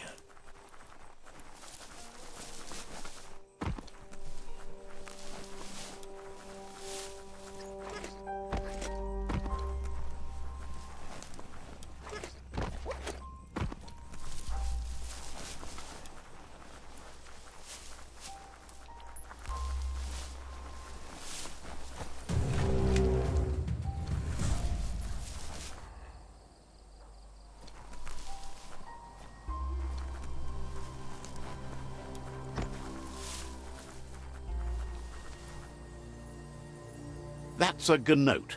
Easy prey for Loopalupin. For everyone else, they're a perfect mount and easily tamed if they are kept fed.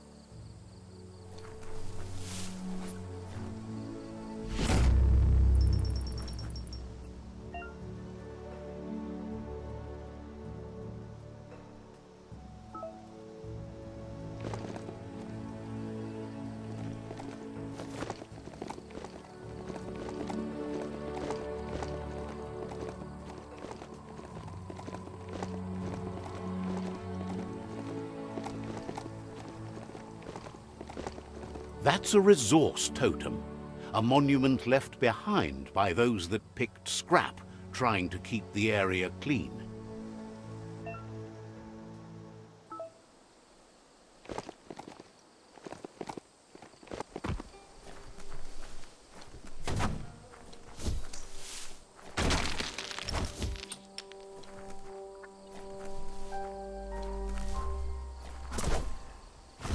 Yeah, the future is in your hands, so take care of it.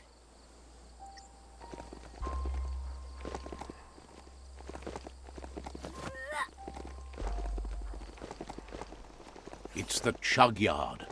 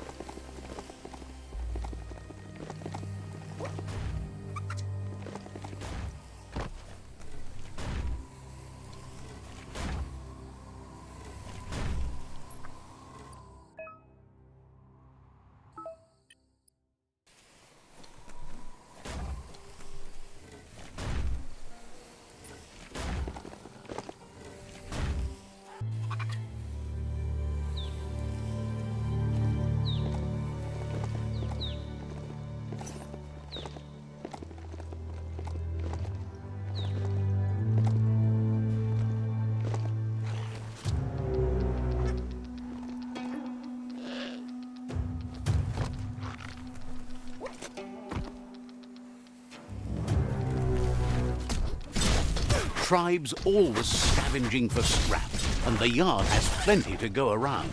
But they should have stuck to looting instead of playing around with sprockets.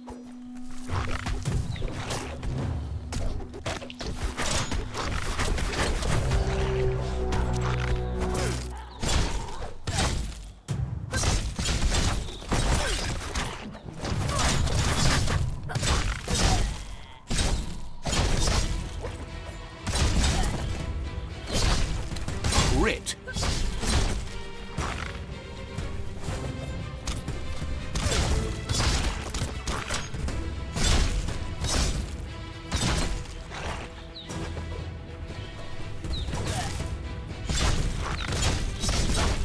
Sharp steel.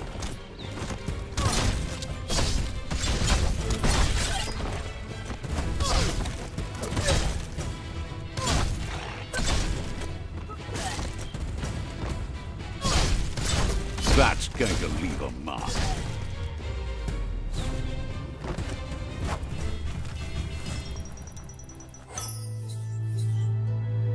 Finders keepers.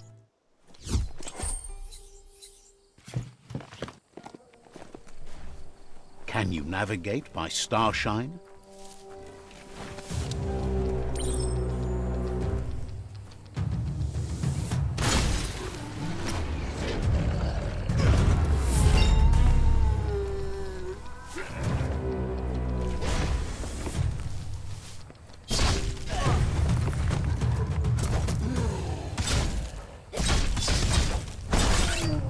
Bomper Bonkers busy ram-banging the door. This is your chance.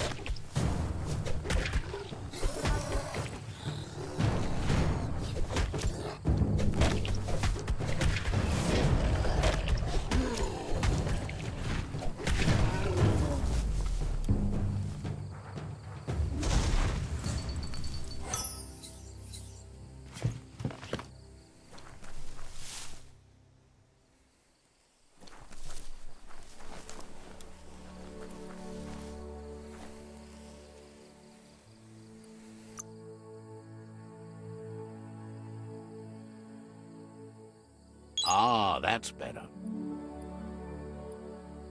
You got moves.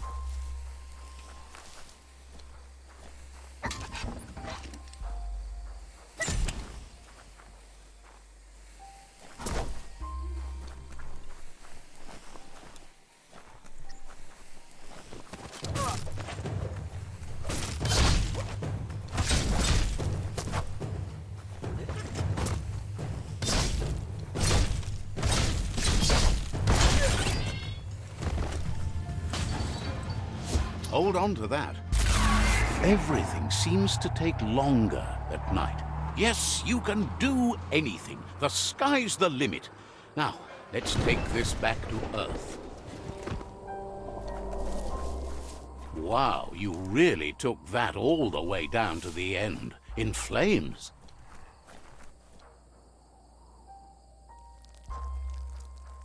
Let's see.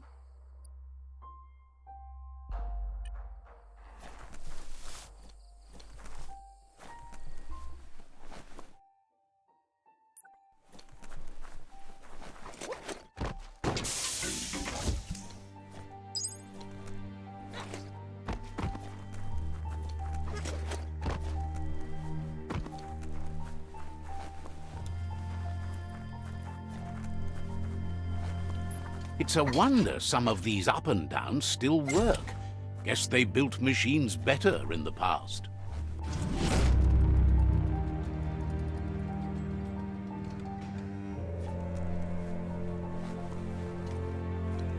The spent nuclear fuel that Toxanol dumped in the surf had detrimental effects on the marine habitats, while the overflowing landfills contaminated the groundwater. Combined, this sent their world hurtling on an inevitable road to ruin.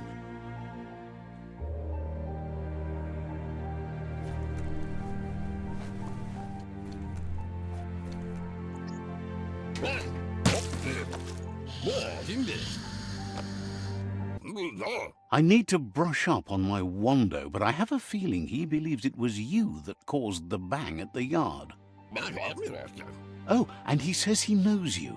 You used to call him Gizmo. He gave you the oil-greased hands when he taught you how to upcycle. Gizmo remembers you as a nice kidling, and he can still sense the warmth of your good heart. But Gizmo says how you experience a memory can be different. You know the story, but sometimes the truth it brings is personal.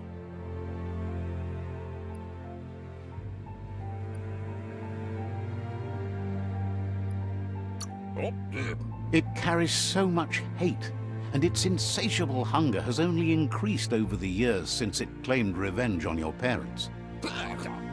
He understands history made Lupa-Lupin a big part of your past, your present, and soon, your future. You still believe there's some good in everyone. You still have hope for tomorrow. He says you should know that what's meant to be will always find a way, but history shouldn't consume you.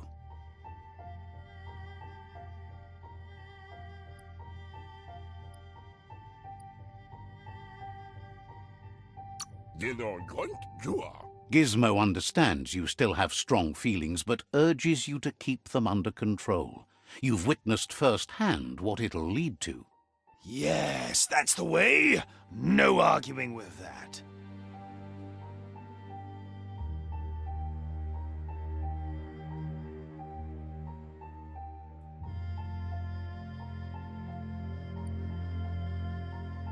Sometimes your gut is flat out wrong. Don't ever doubt yourself. You are number one. Even the dark knows you're better than this. Stick with me. We'll rule the world. Hard to believe the world is actually going to survive. Just seemed impossible till now. Grateful to you for coming back and doing your best to change things. You were the only chance they had. Wonders if you liked working with the Myriad. They always seem so centered and so seeking. But that's not important now. Gizmo says it's taken a long time to bring the past up to the present, and where you go from here is up to you. You need to set the past aside, at least for now. He can't leave the Underyard as he has no protection against the vacuum in the dead zone, so you need to salvage scrap to upcycle the Mekton, starting with the old crate outside. You should return when you've retrieved the scrap. There's no time to waste if you want to make the Mekton strong enough to fight the Jumbo Puff.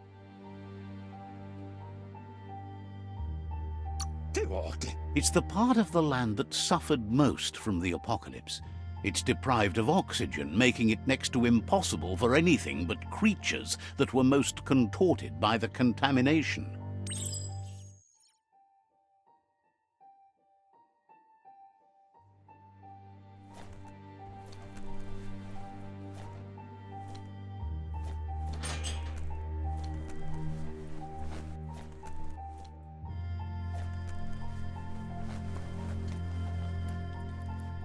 We all share the same destiny, destruction or survival.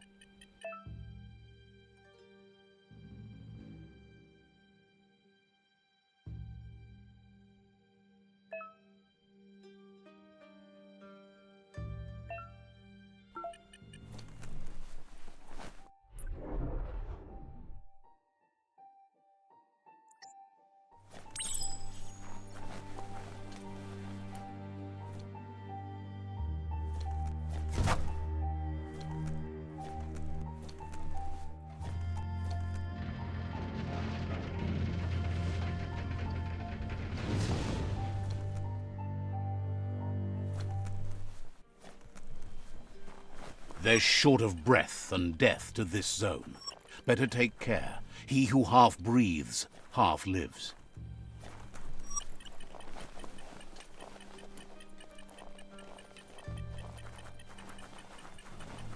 That's the leftover you're looking for.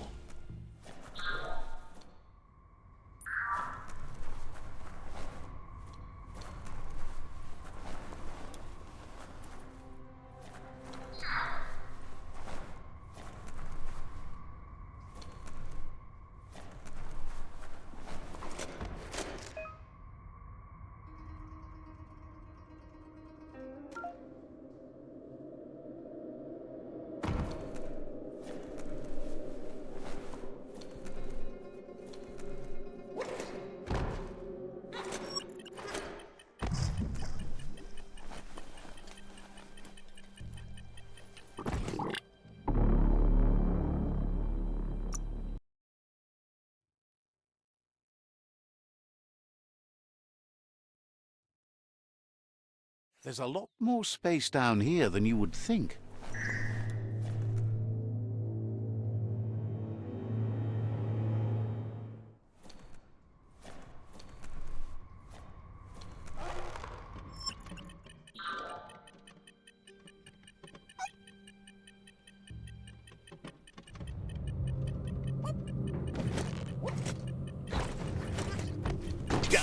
That's just awful. Watch your step around here.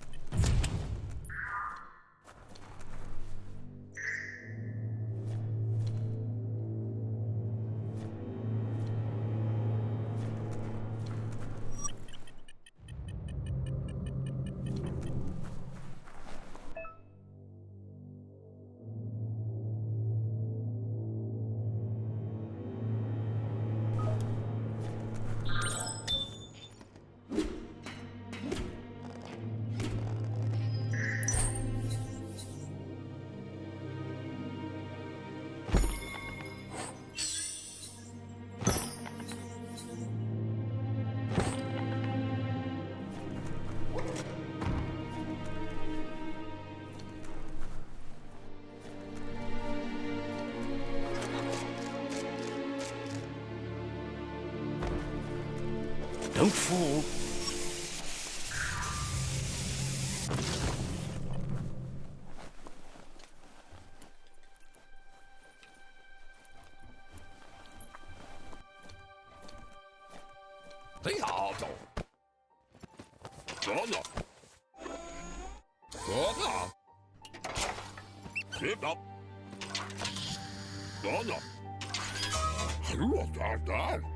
He says that's enough to get the Mekton functional.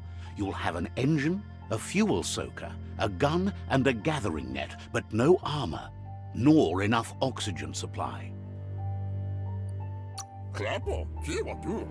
He made a suction device, so the Mekton can use the black tar as an instant refuel. You can also use it to clear oily goo puddles, so you can pass and access hard-to-get-to areas. He's been working on another project for the Mekton, a cannon, but it needs ammunition, and by that he means the scripts. He says if they're trained right, they'll turn into a distraction for the jumbo puff. The best way to find scripts is to go talk to Moog. He knows the ins and outs of every breathing thing left alive after the apocalypse. Unfortunately, this means you'll have to venture farther out into the dead zone than Moog's camp on the steep depot. Once you find Moog, he'll be able to give you directions to where you'll find scripts.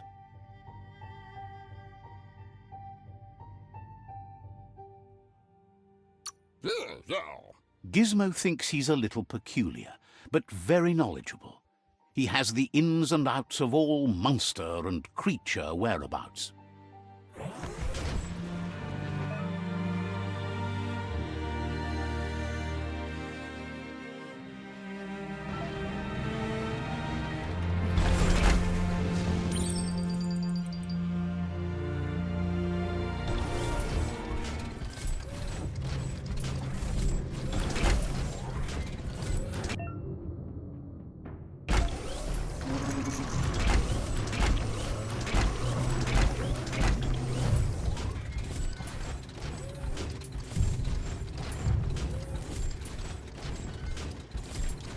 The grease monkey's Mekton is built sturdy, just like himself. Can you imagine how this place used to look before the dead oil flood? Even with the world ending, there are fresh days ahead.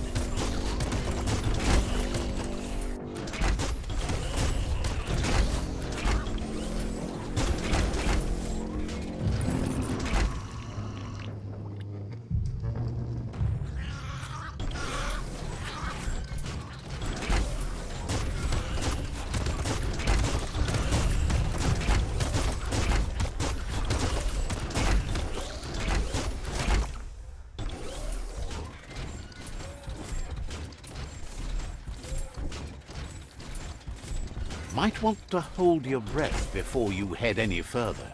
You're about to witness the breathtaking vistas of what's known as the Dead Zone. In the old world, roads like this really led somewhere. Now, most of them lead to disaster.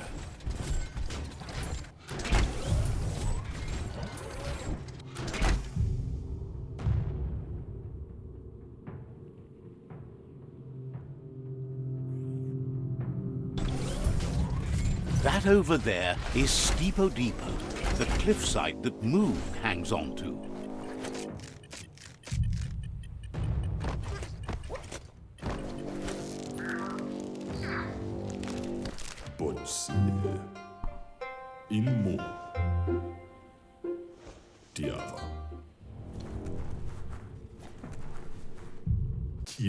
This one's impressed to see you out here.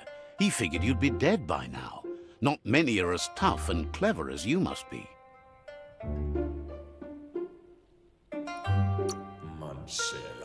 Says a monster hunter hears many things on the wind. Moog says that all your power doesn't do you a bit of good if you're not willing to pull the trigger when the time comes. Choosing what to kill and what to spare are the most important decisions you'll make. You might have a steady aim, but you need to be sure that you pick your targets with care.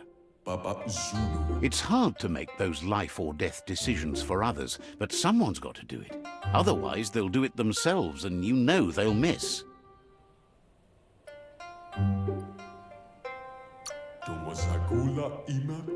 When it comes to monsters, he mostly picks who dies. Says it's wild that the world seems to be coming back, but he supposes that means more monsters for him to shoot. Wonders why you work so hard to keep things alive. Bullets help thin the herd instead. Says you should give up on working with the stubborn myriad. He keeps trying to put out their lights, and they keep putting up new ones.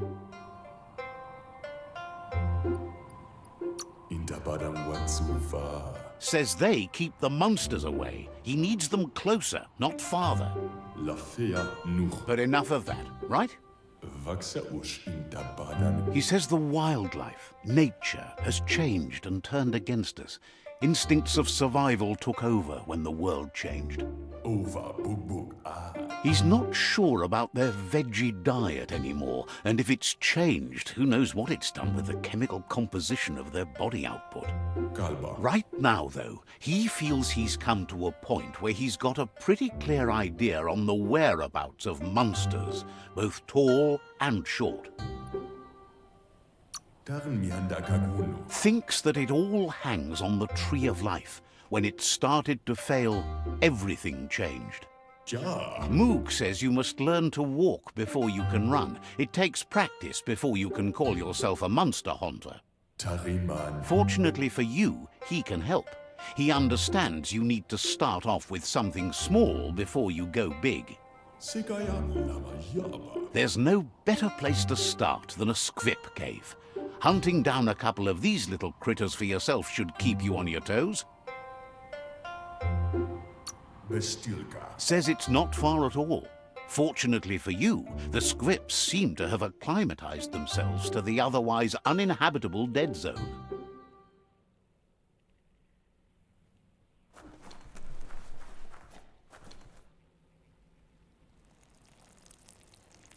Let's see.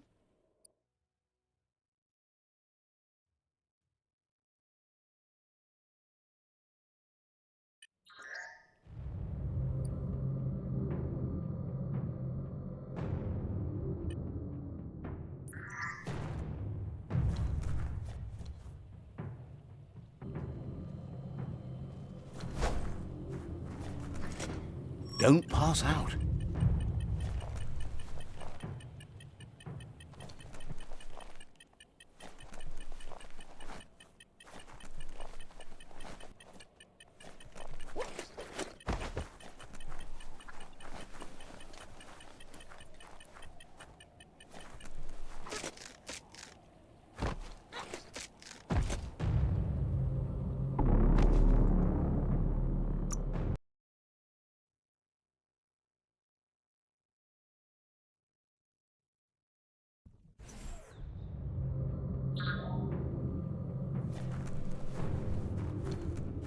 Kuali. Moog says you should go hunt for squips in the cave he gave you directions to.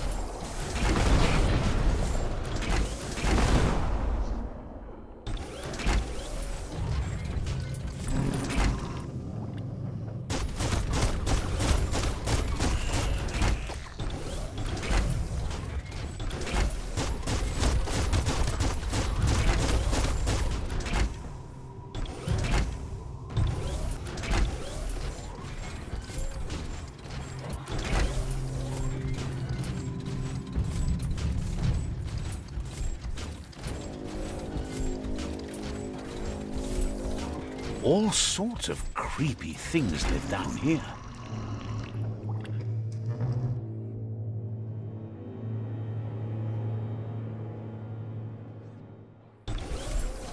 Wait, it's the scrip hole-up. Place is just filled with critters.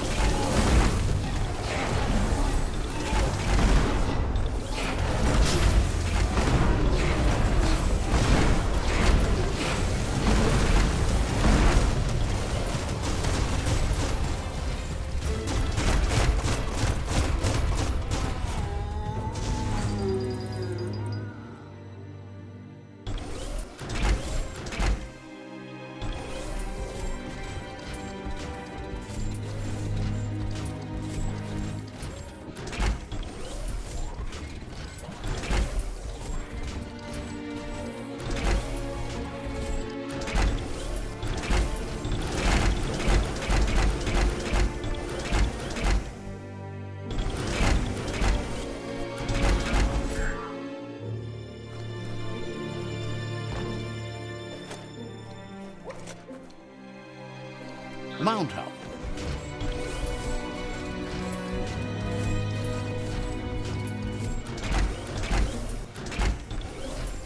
Hear that?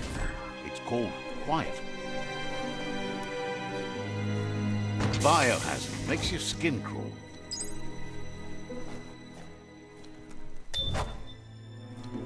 The tribes need someone to unite them.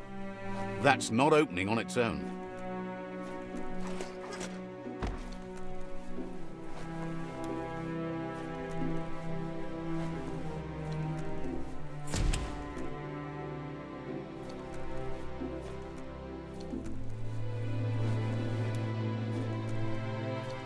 Once the volatilization from the nuclear waste evaporated, a volatile gas rose through the soil and infested structures, even Toxanol's own buildings. So, in a way, they caused their own death.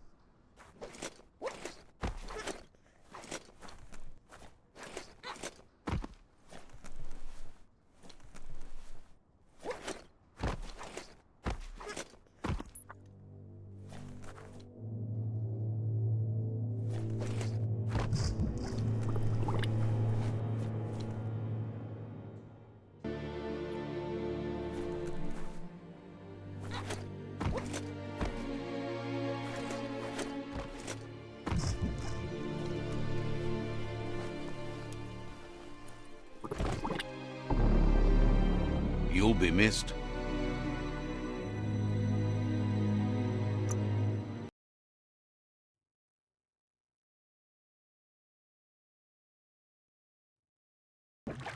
How far underground do you think you are?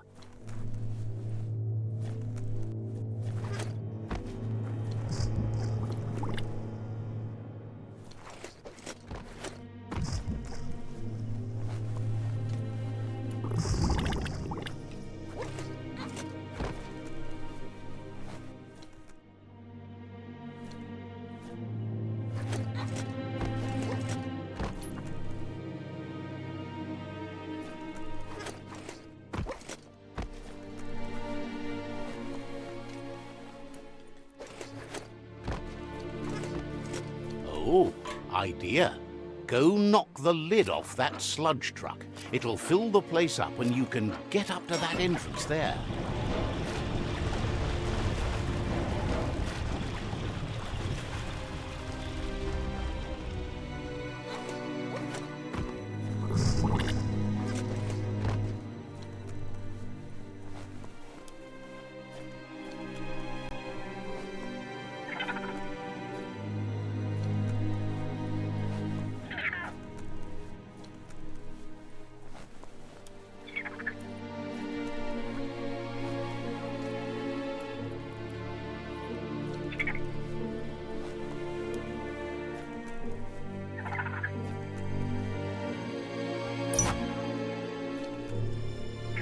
Stuck with you now.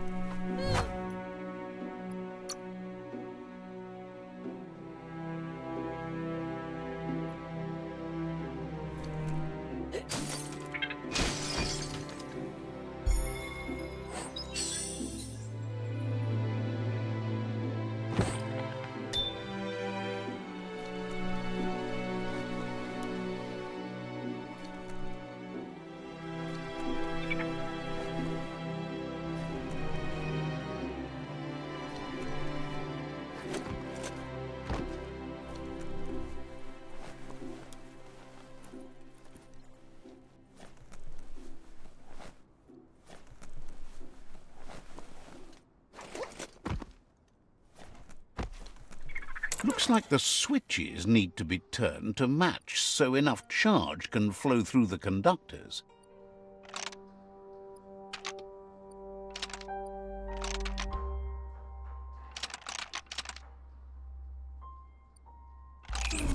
Bristles like the hair of one electrified. You need to line up the switches so they match.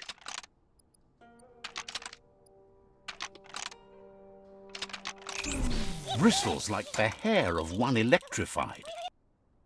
You need to line up the switches so they match.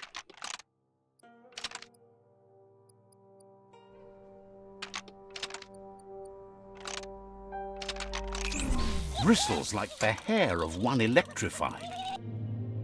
You need to line up the switches so they match.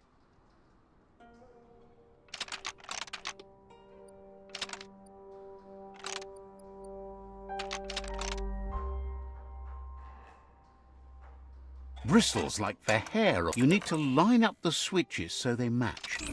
Bristles like the hair of one electrified.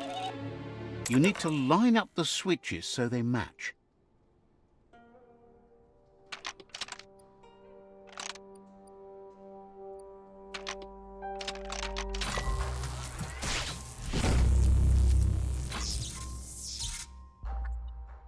Good. That's enough electric current to initiate the actuators and activate the framework.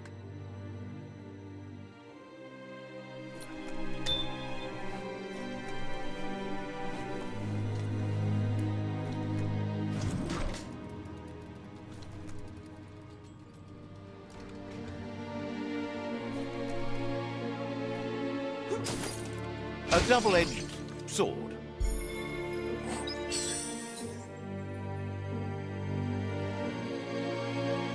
Two fists of slice-up.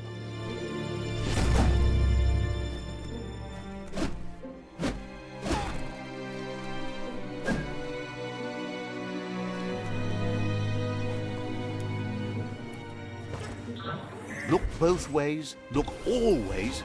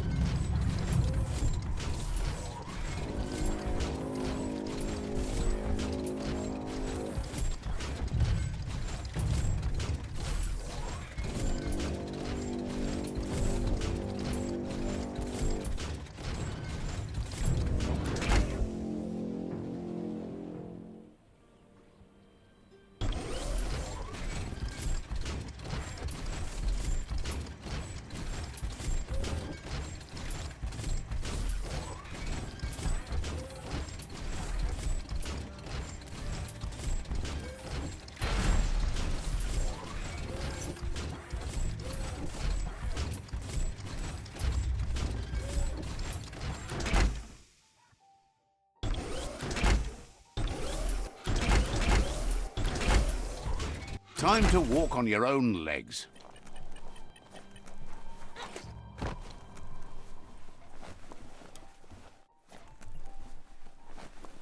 The spent nuclear fuel that Toxanol dumped in the surf had detrimental effects on the marine habitats, while the overflowing landfills contaminated the groundwater. Combined, this sent their world hurtling on an inevitable road to ruin.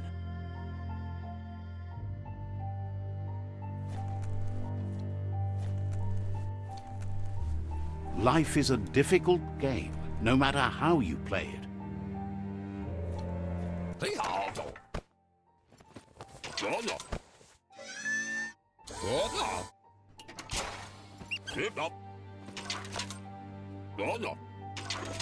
Juni, doch now. He says that's enough scripts to sustain the Mekton's claw crane cannon with infinite ammunition. Well done.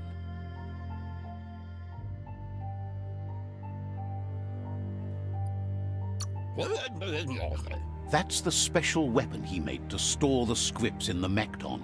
It will be strong enough to launch them at the Jumbo Puff. Gizmo's made vehicles before to confront the Jumbo Puff himself, but failed. But this time, it's different. The Mekton will be strong enough to do the job.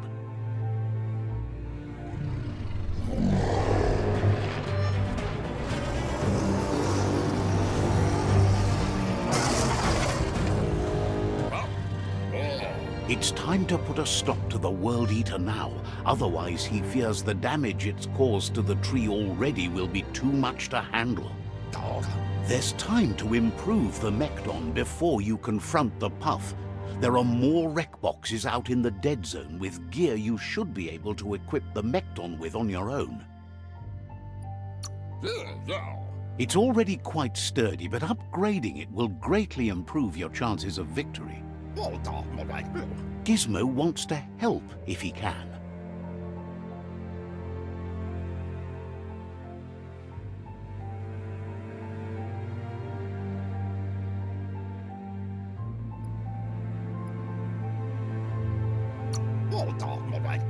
Says your follower's a roughed-up piece of scrap. It's a miracle it's still functioning.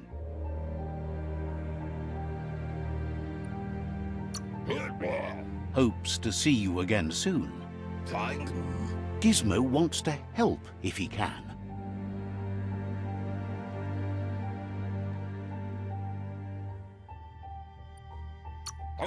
Says you'll meet again.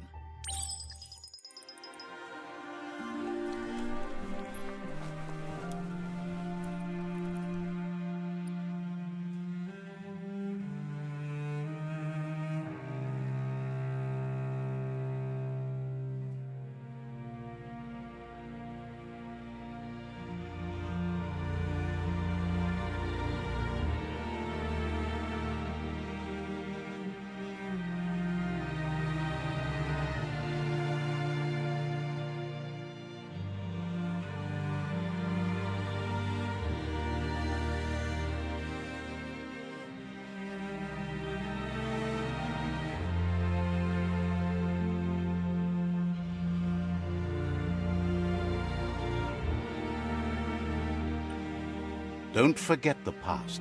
Learn from it.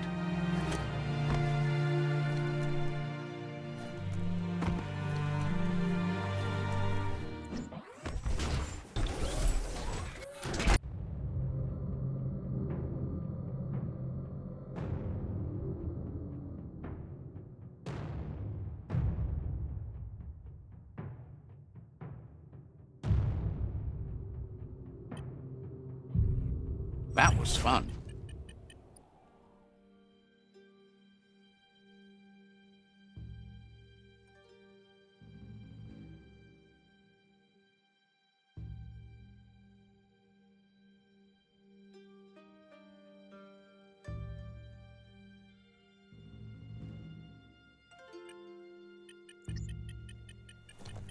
Why walk on your own legs?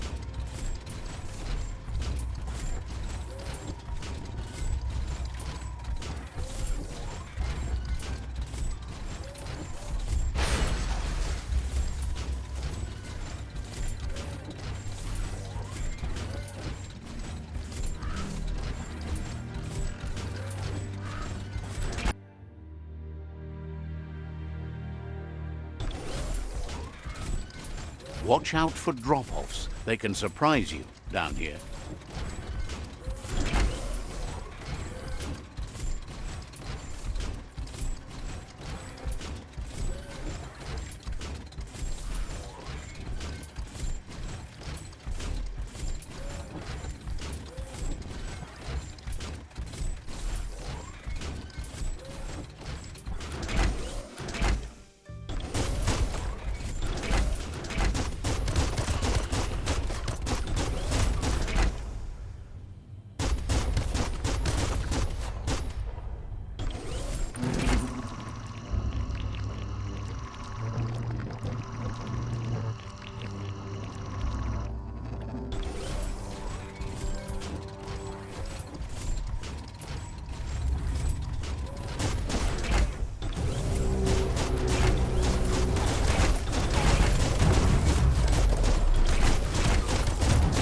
Kaboom!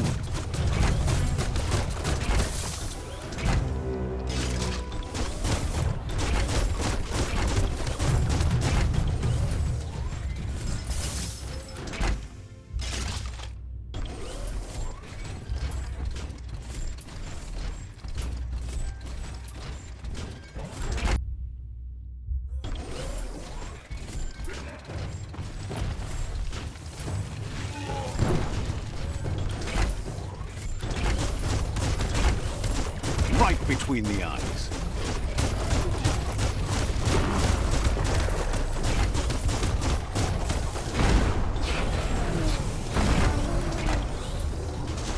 Some places a Mekton just can't go.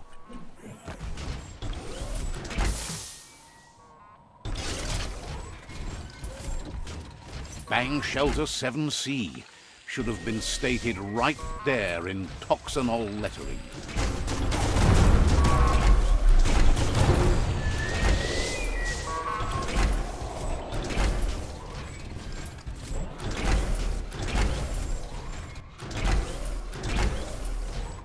Seems dirty down here in the dirt.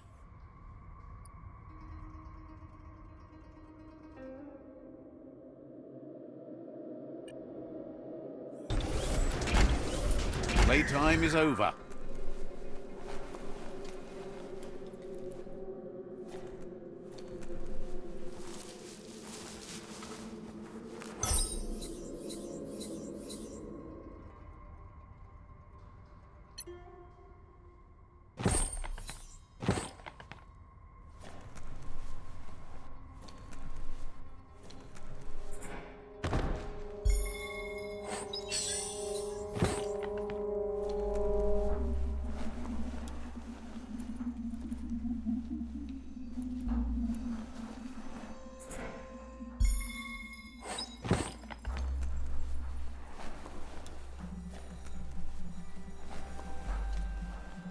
Stomping time.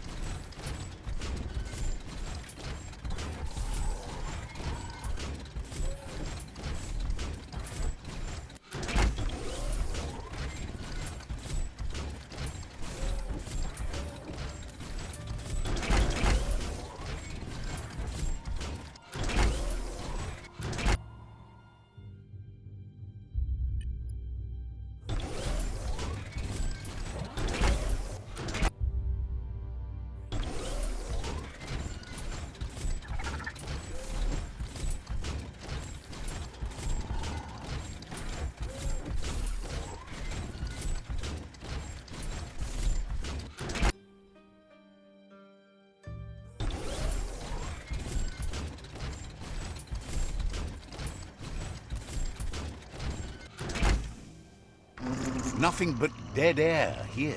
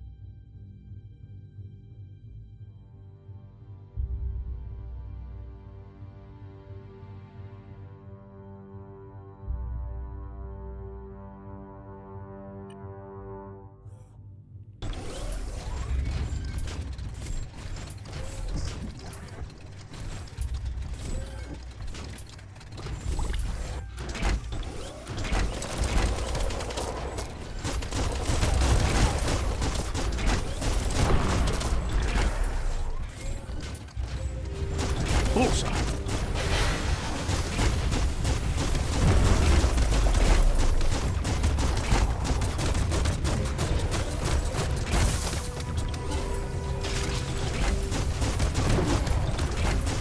Good hit.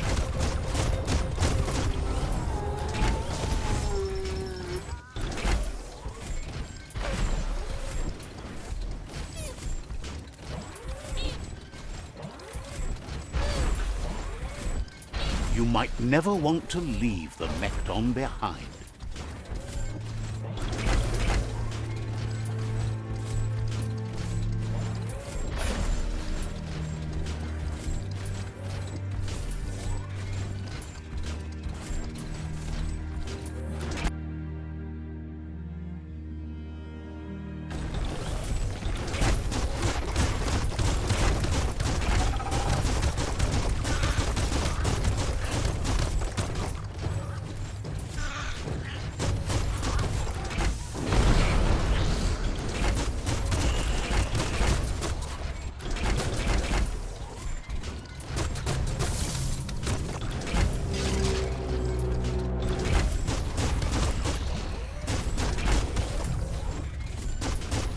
Crack-a-doom.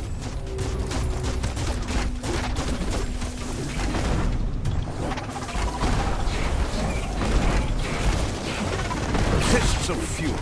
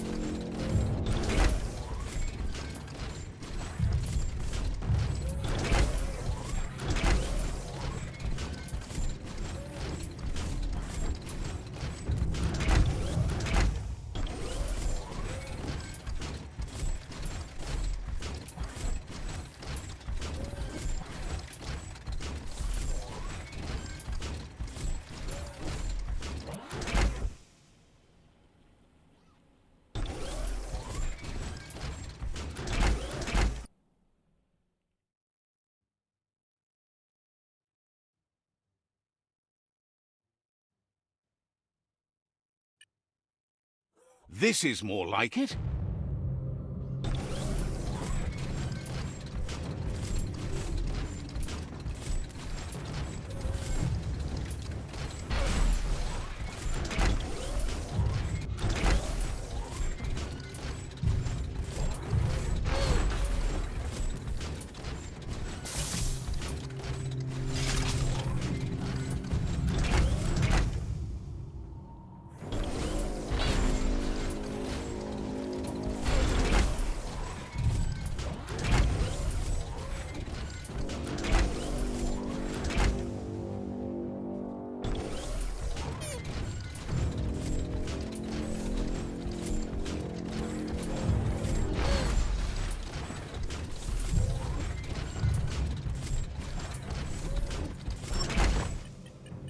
Best climbing today.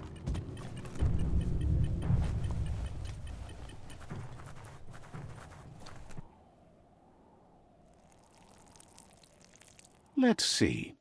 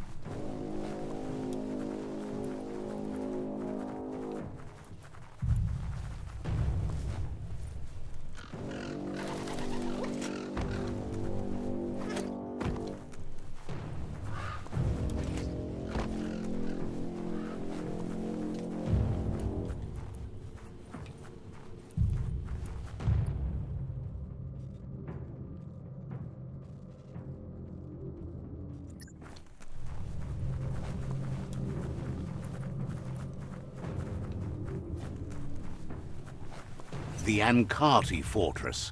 Breathe slowly if you can.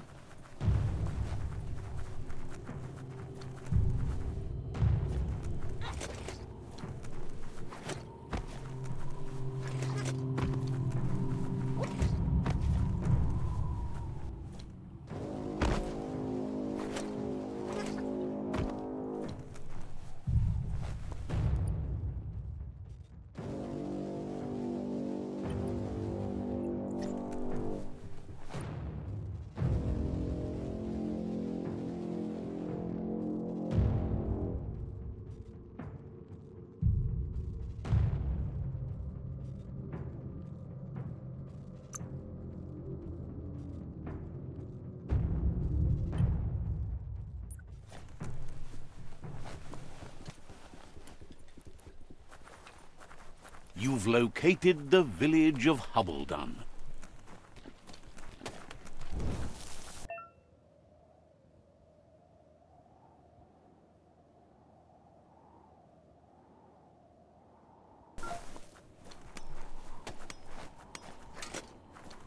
As long as karma exists, the world changes, and we change with it.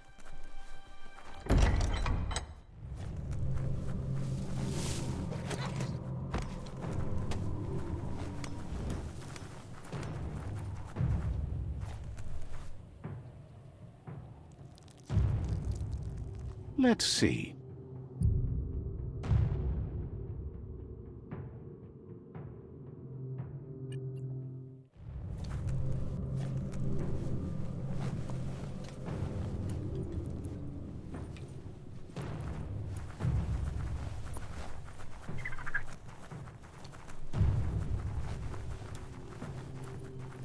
A plank place like this is a fire trap.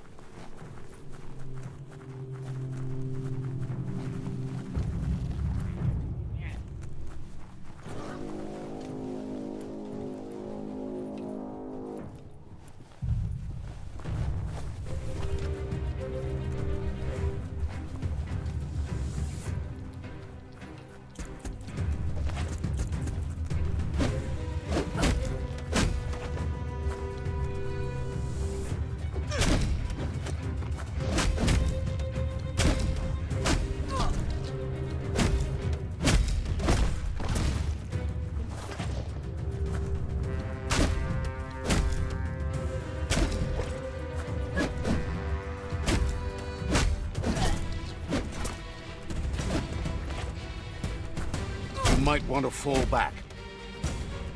The deep cut.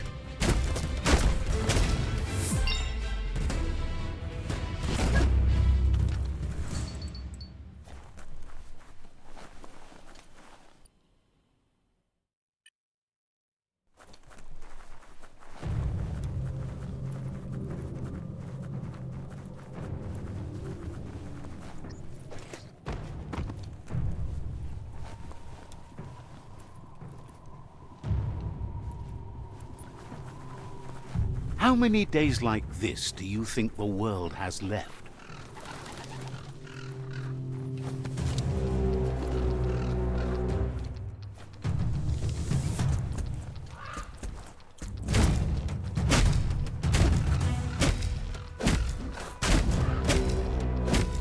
Neutralized. Swoon.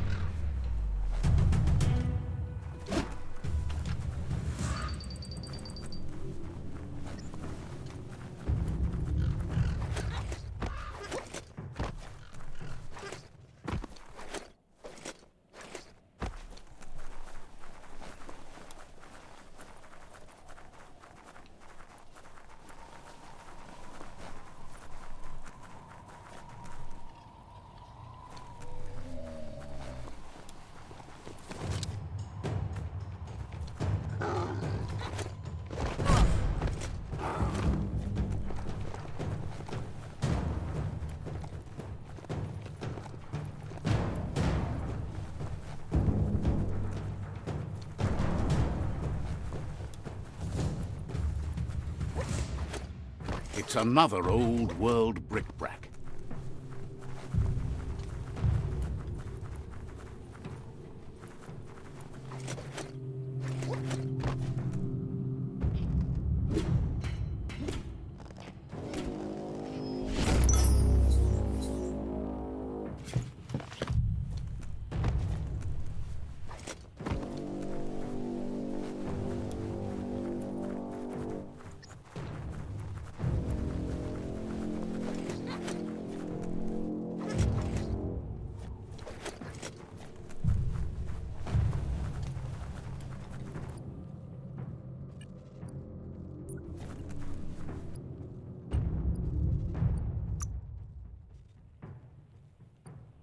Buffer than ever.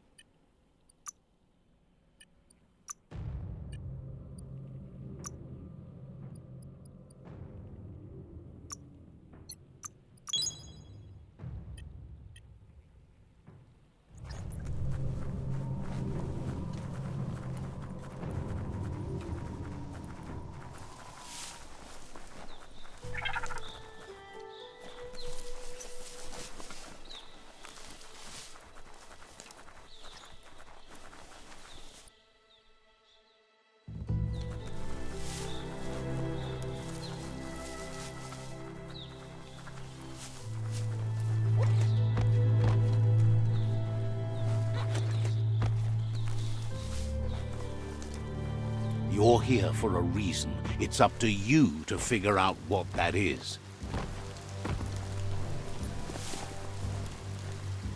Madasulu Kubu. Says they've been waiting for you to help them liberate the outpost. Dadasak.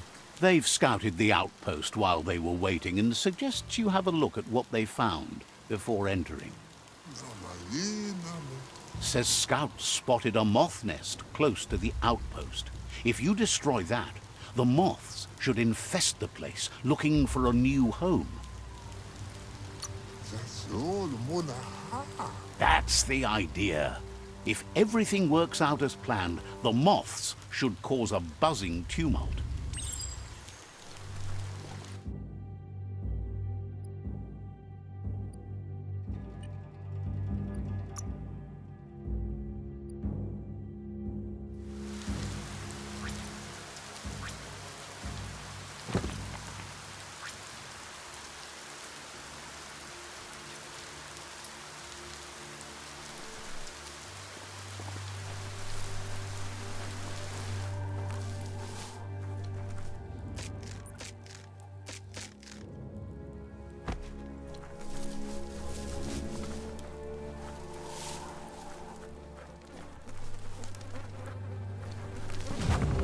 Just get to it and destroy it.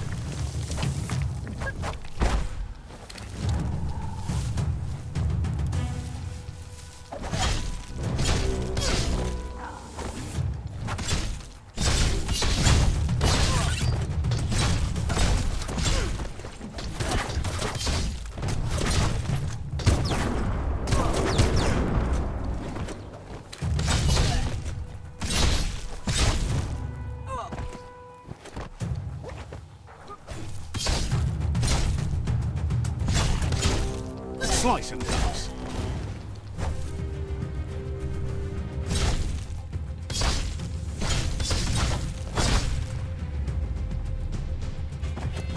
Feels like the clouds came down to say hi.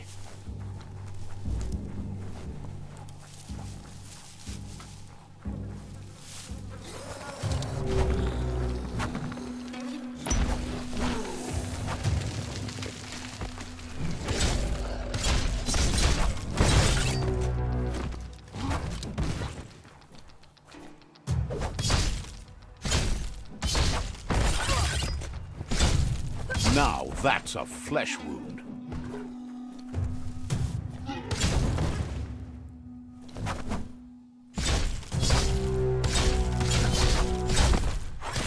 Finish 'em!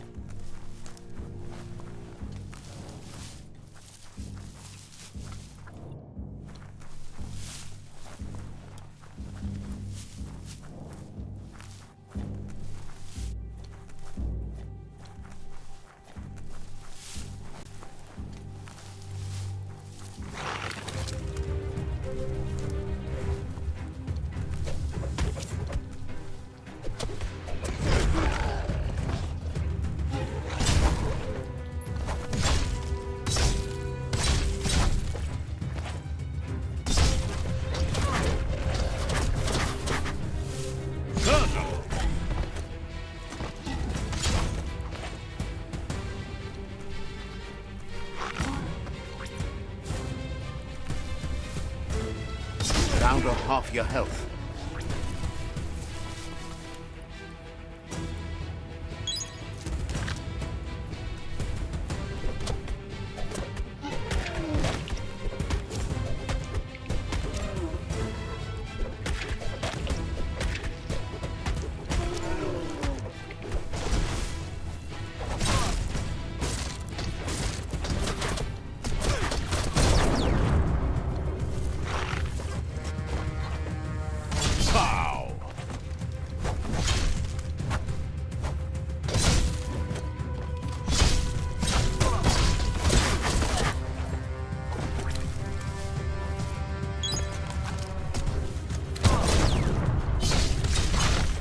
Slash and dash.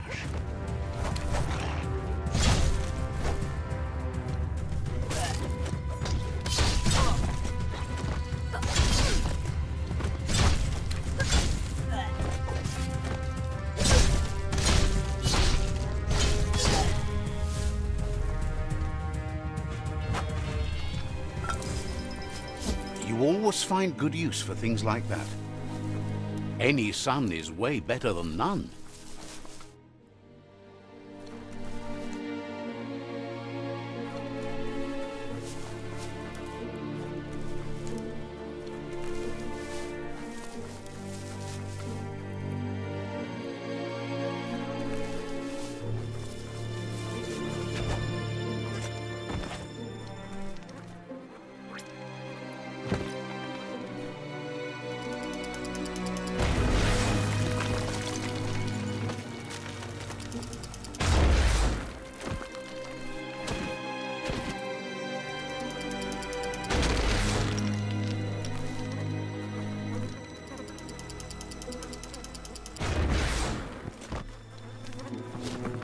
Nice work.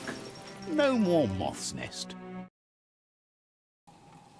There go the moths toward the outpost. They're good and mad. The outpost belongs to your tribe now.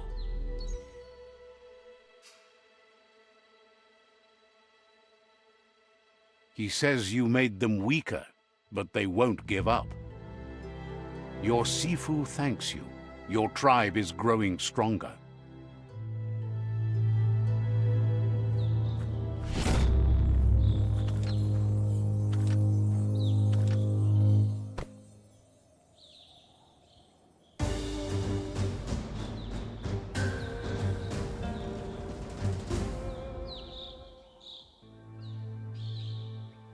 Clothes make you look unnaked.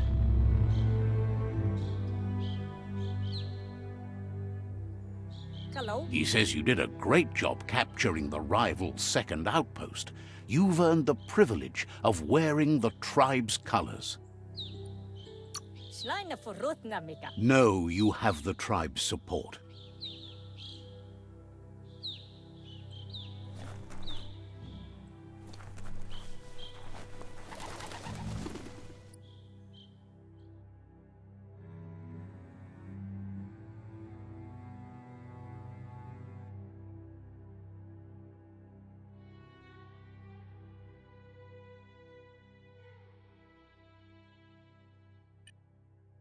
Every day, everything seems like it happens at once.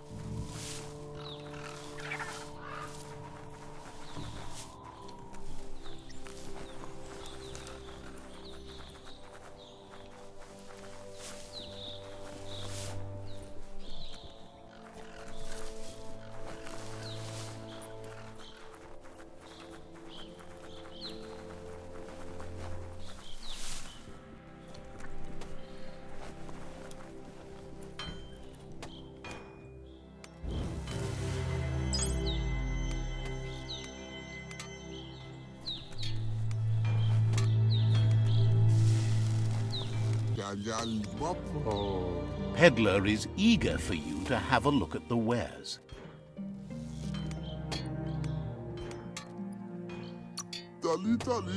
Thinks you should practice patience if you want to make a good deal here.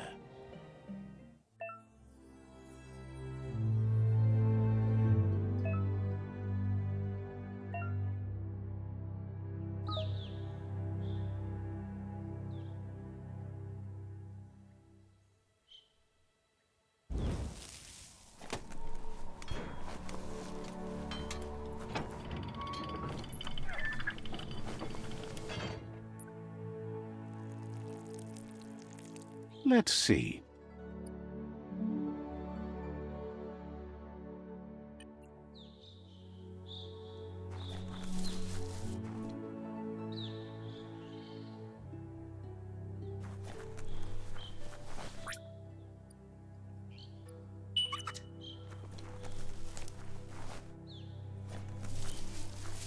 Let's get that mount moving while the getting is good.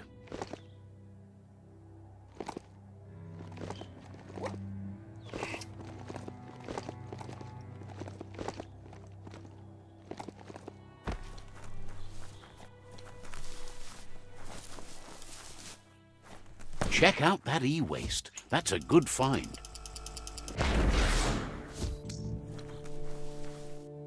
That's some good e-waste there.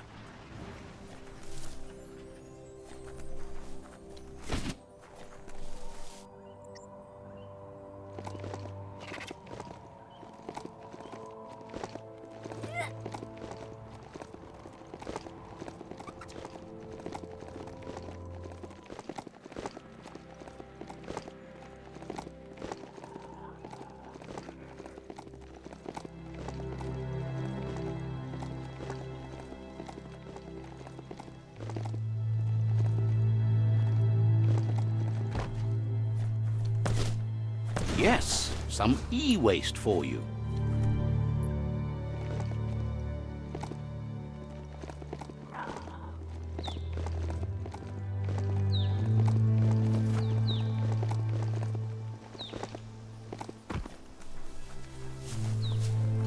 Ah, some wood scrap. Always happy to find that.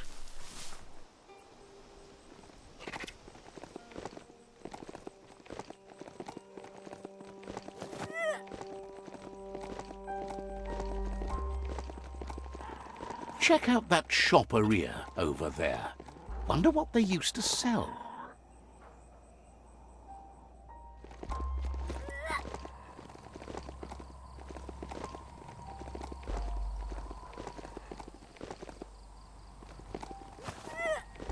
Night falls like a giant around here.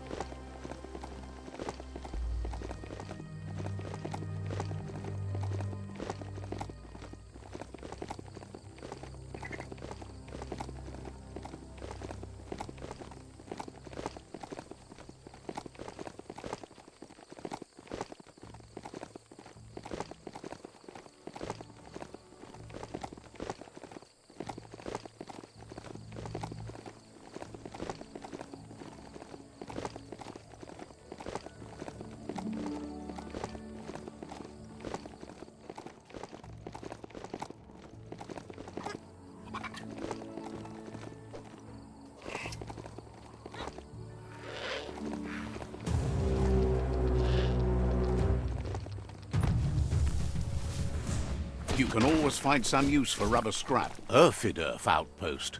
The Jagni tribe claimed this forever.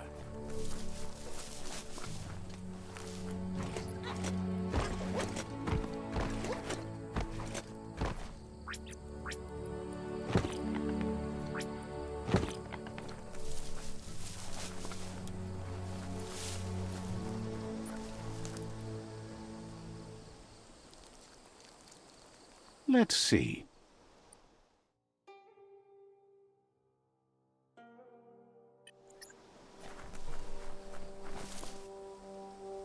There's the tyrant who runs this outpost. He didn't expect his tribe to lose, as they're the ones that are ruthless. But now that you're working with their rival, he can see why.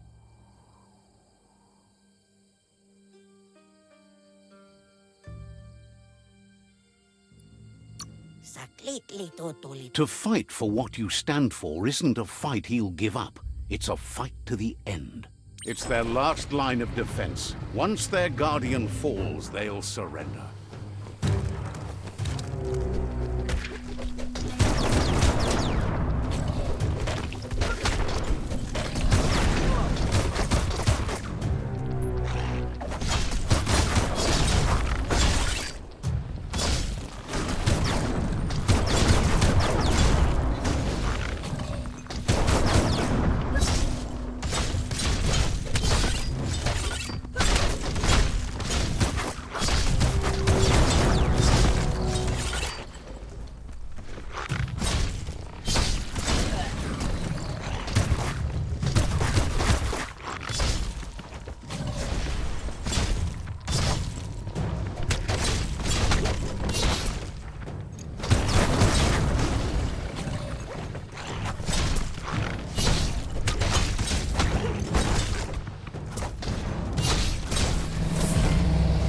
The outpost belongs to your tribe now.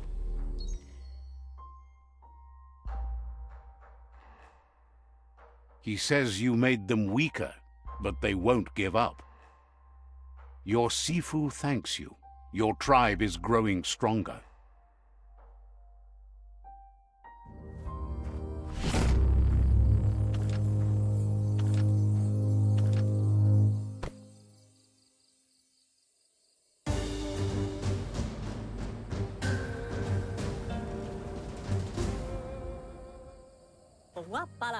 Thinks you did a great job capturing the rival's third outpost, and believes the rival is weak enough to engage them at their fort.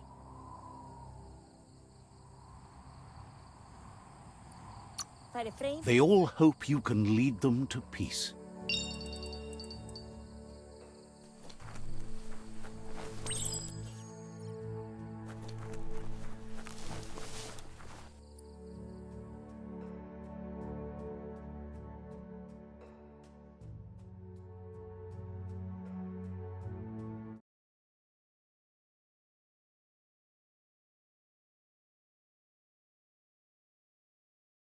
There are things out there waiting for you.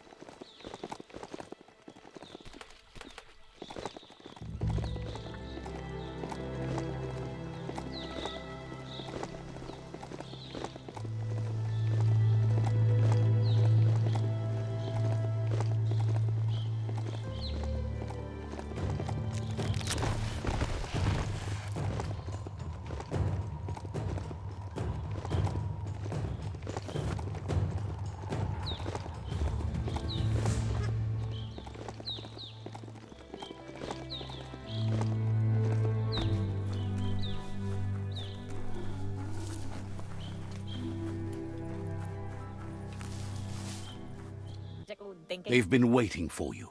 Taking control of this fort will bring peace between your tribes. You better be. A tribe's fort is a bigger challenge than an outpost. Geradna fala hutut. They've positioned a storm tower near the fort that you'll use to get over the wall. However, you need to prop up its wheelhouse first to stabilize the situation. Tu guy la woodte. They've built the storm tower to protect and get you over the walls of the fortification while keeping an element of surprise.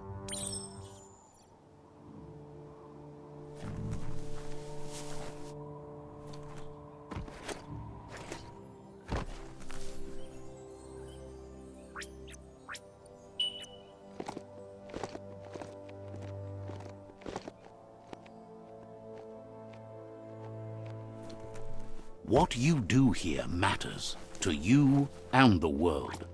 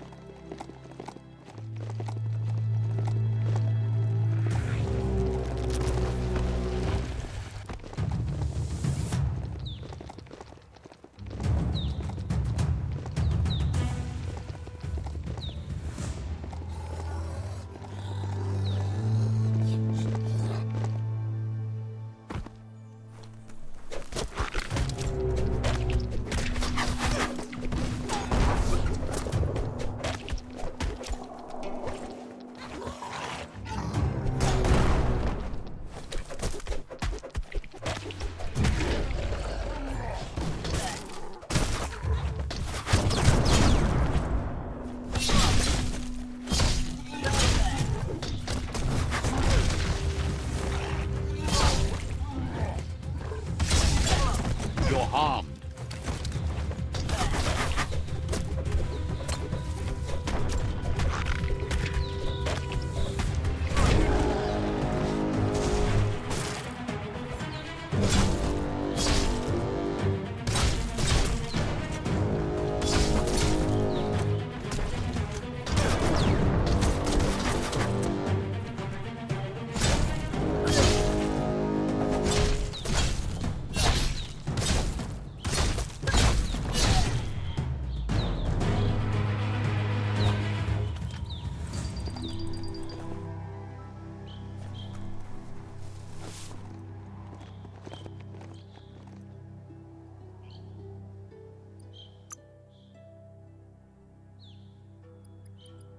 Grace under pressure.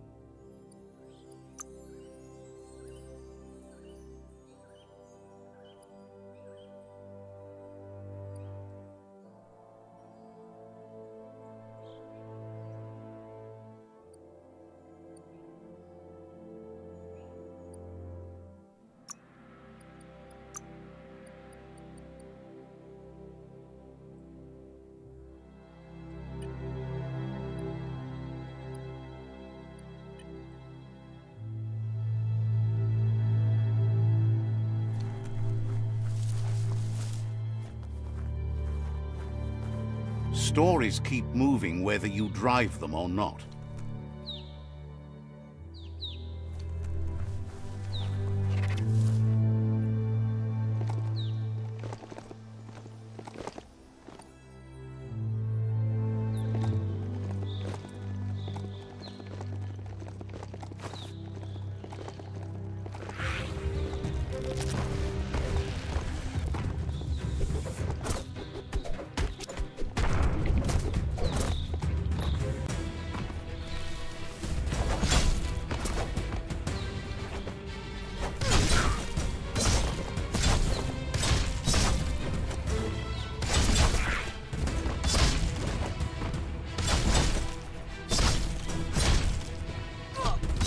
Hey, nice shot.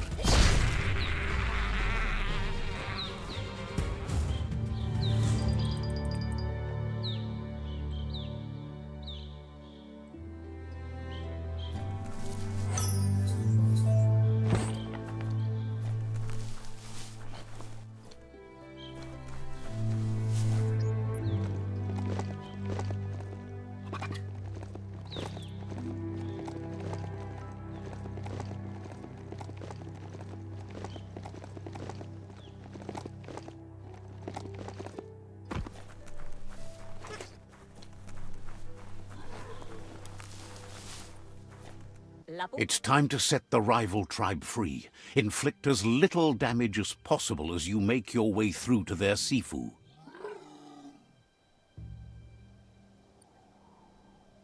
Polo, sekada puto. Convincing the Sifu that peace between your tribes is the only way you'll all survive won't be easy.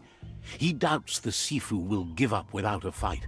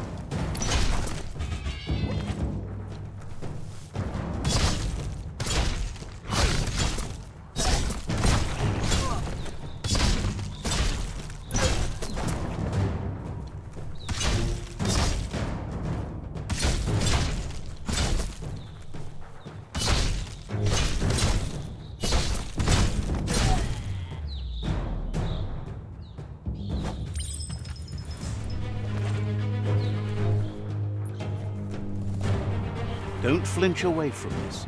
It's your moment. You need to focus. That's a fire starter. The dry grass looks like it would ignite easily. You just need to create a spark to light a fire.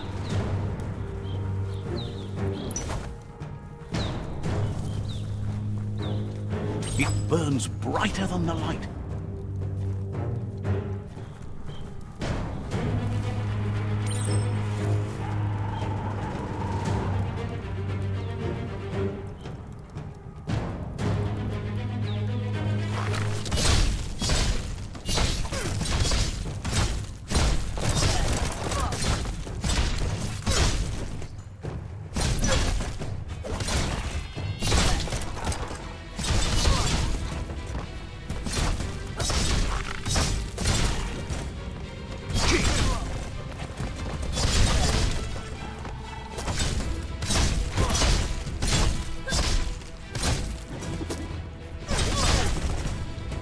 Becoming terminal. Now that's a flesh wound.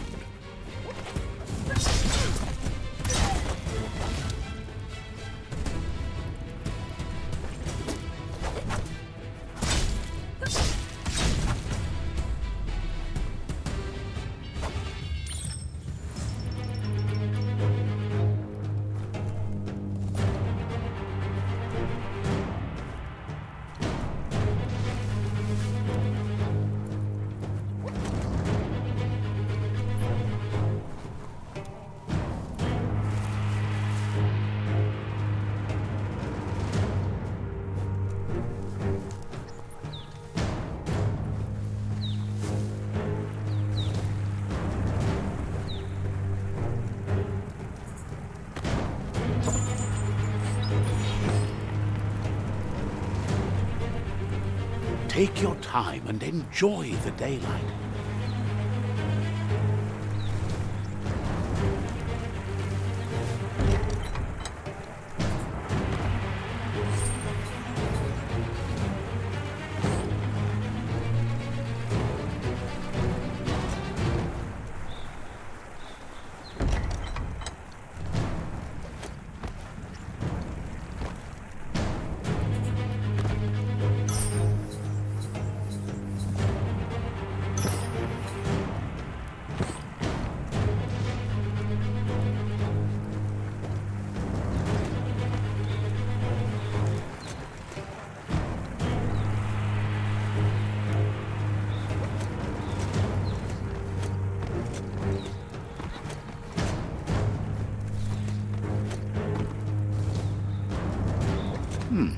It's a decent ladder?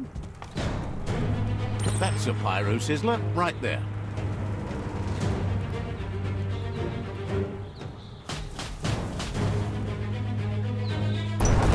Just get to work on it. Make it frizzle.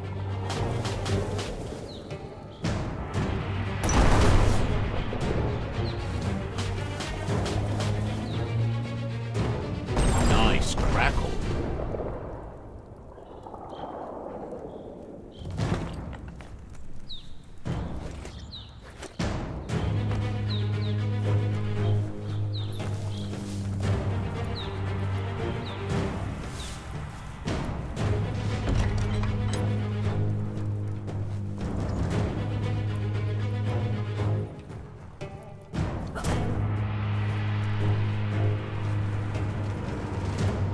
The battering bonker looks like a great way to get through the gate.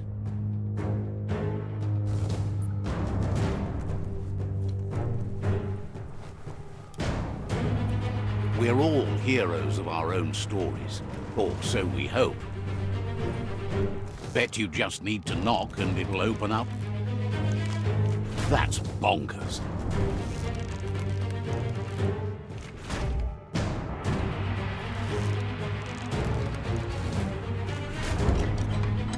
The Jagni tribe wants to become omnipresent and, most importantly, feared. They want to vanquish the tribes as the only way they can guarantee peace is through supremacy.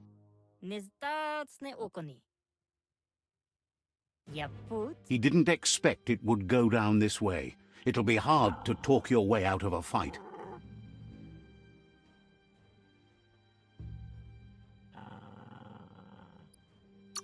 There's no way he'll surrender to threats.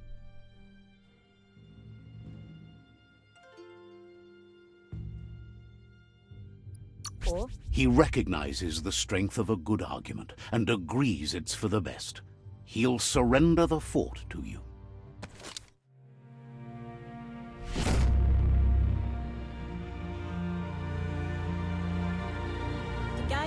The rival Sifu is defeated, and the destiny of their tribe is in your hands. You are free to choose their fate, but not free from the consequences of your choice. He'll leave it up to you to decide the fate of the rival Sifu, but suggests you be merciful. Do good, and good will follow you. Thinks it's a good gesture to offer support to others when you can see that they need it. And with that, you're spinning your own fate, good or bad, never to be undone. Side by side they'll stand until order and stability is reinstituted. He wants you to focus. These are the new rival outposts your tribe needs to take control of.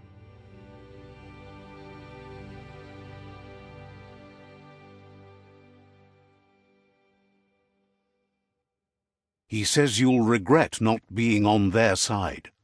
The only way you'll learn their secrets, Wung Fu and the tribe weapon now, is if you defeat him. And that will never happen. Your Sifu is pleased. You're one step closer to uniting the tribes. It's a pity you needed to use force to get the point across.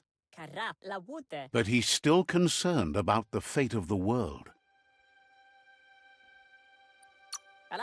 Believes the war you wage is based on the principle that if you win, the end will justify the means. He says you've grown so much stronger than when you first met. You know better than anyone that the fate of the world is still at stake. You need a world where everyone is guided only by their conscience. The fate of the world depends on the triumph of good. The tree of life still stands, and it's up to you to make sure it does so to the end.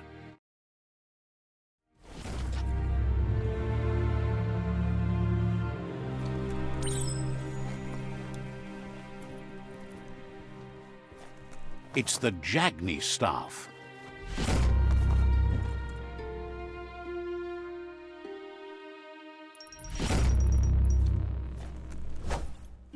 Fate is funny that way, but it won't always make you laugh.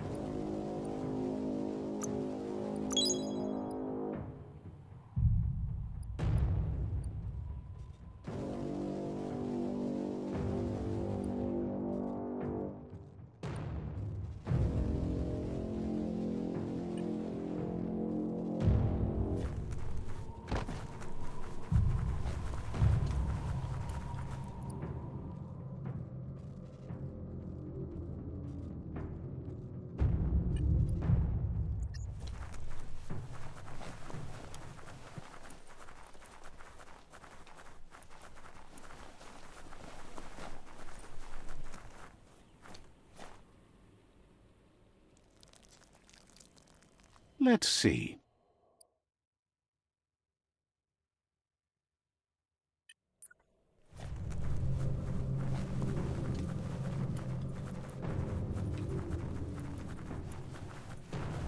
Day's wasting. Get to work while you can.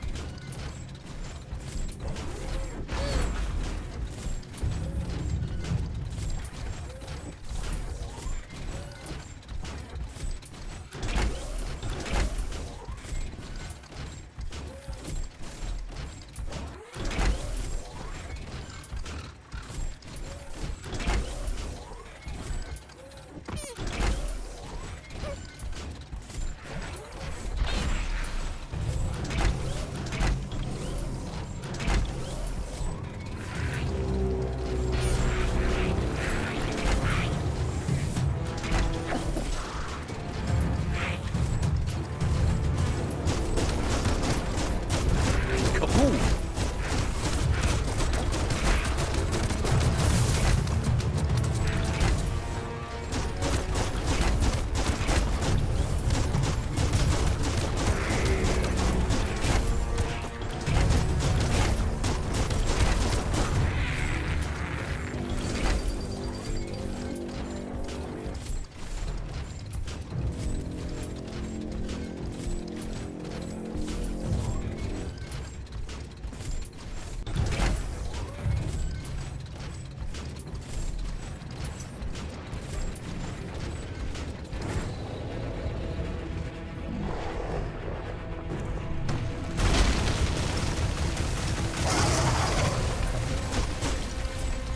That's a jumbo pup with an appetite.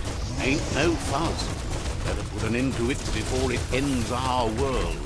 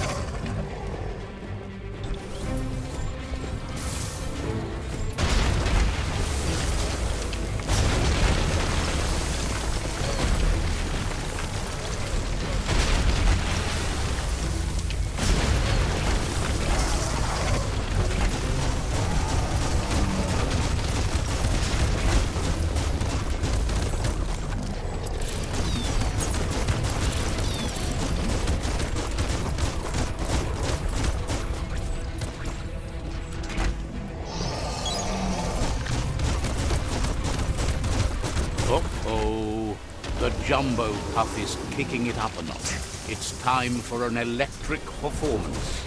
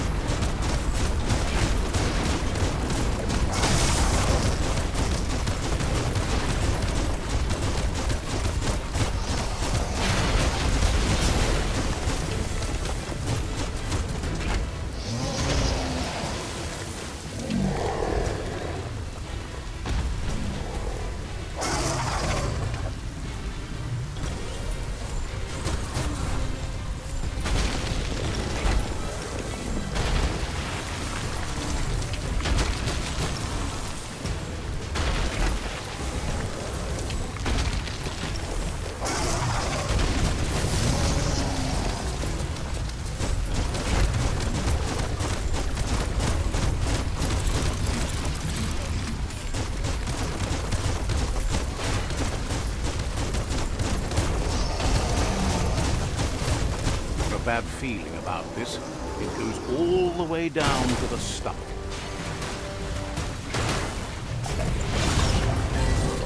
Start like a snack, and you'll end up with a ride down the intestinal canal. That's too close to the end station. Better move up and away, or be swept out the bowel way.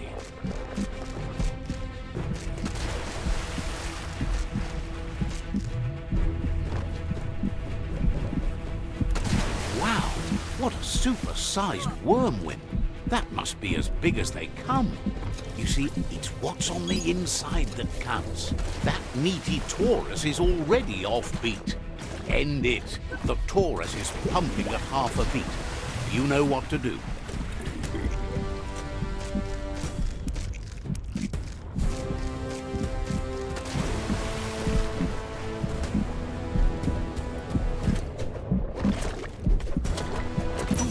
Guessed it would go down with a throw-up. Can it really get any better than that?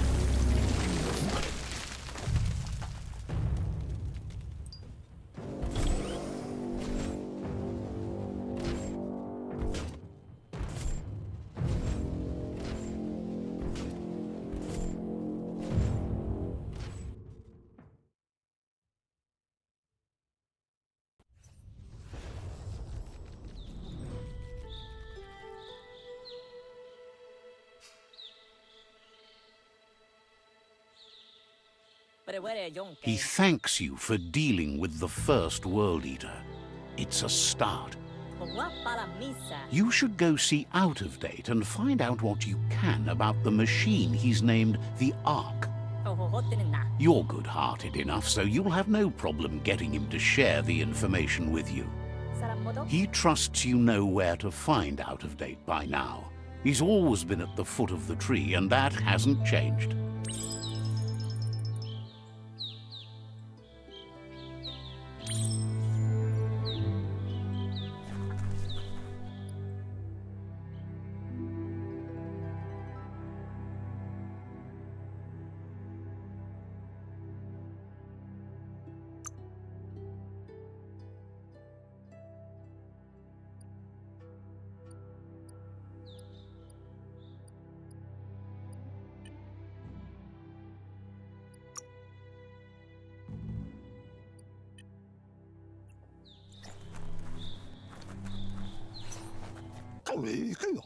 Gizmo will always make time for you. Hopes you're having a good day. It's what you deserve. Seems surprised you have to go. Gizmo will always make time for you.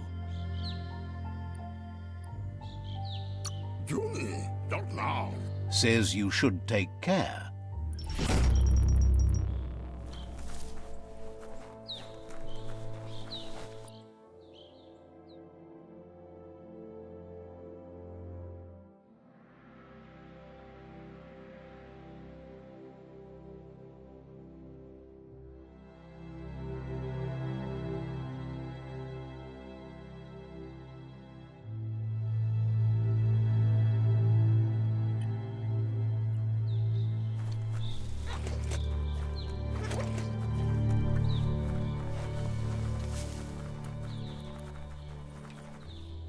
Disgusting. Biohazard. Just gross.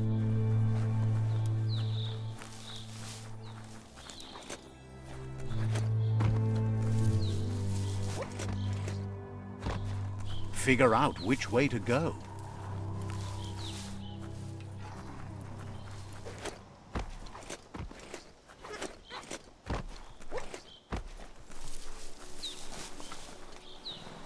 That's an intact plant hut over there.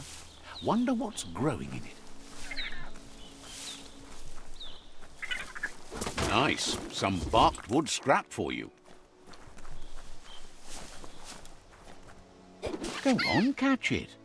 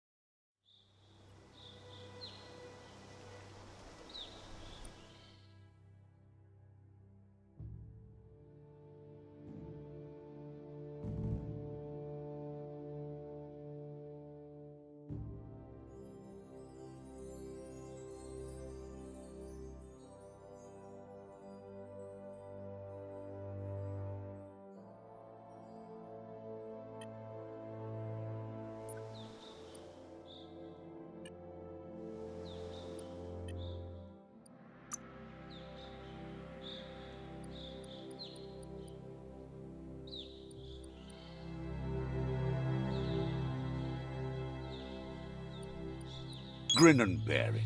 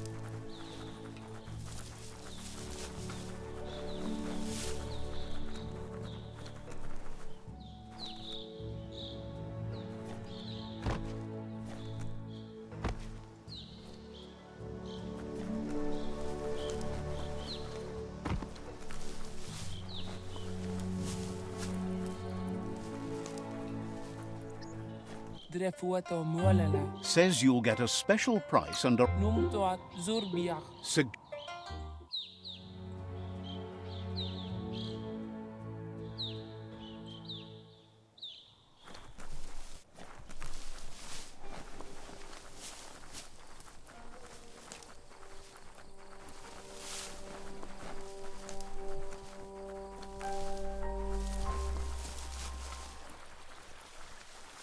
The light you see at night is brighter than you think.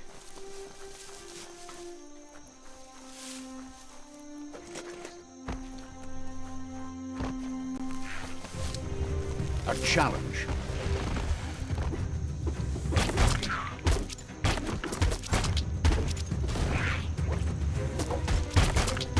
Crack 'em and crack 'em.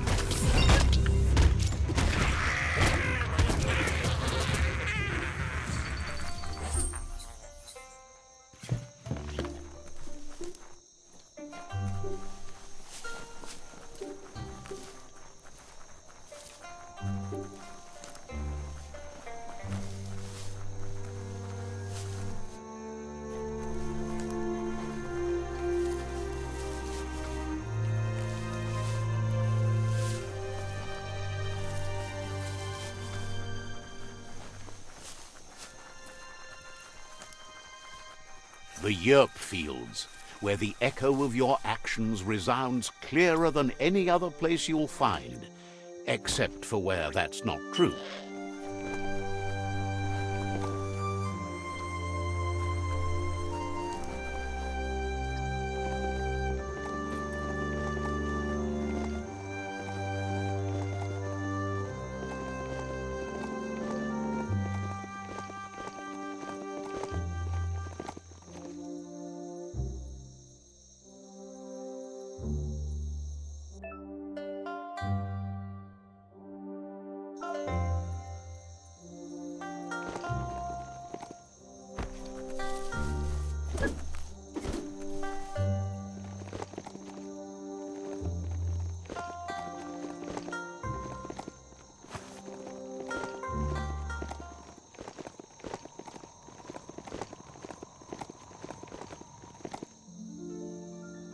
There it is, the tree of life.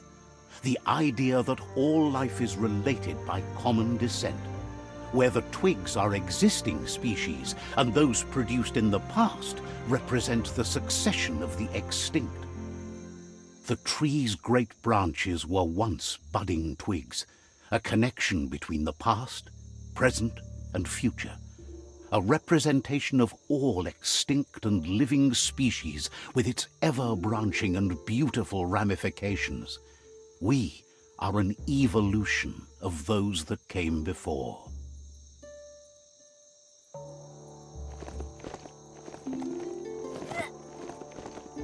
It's gone from...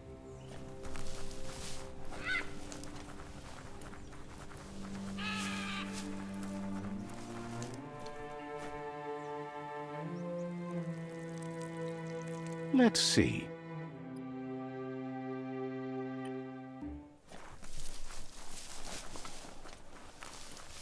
It's a place well hidden. It's just below the above. Be on the watch for a way out.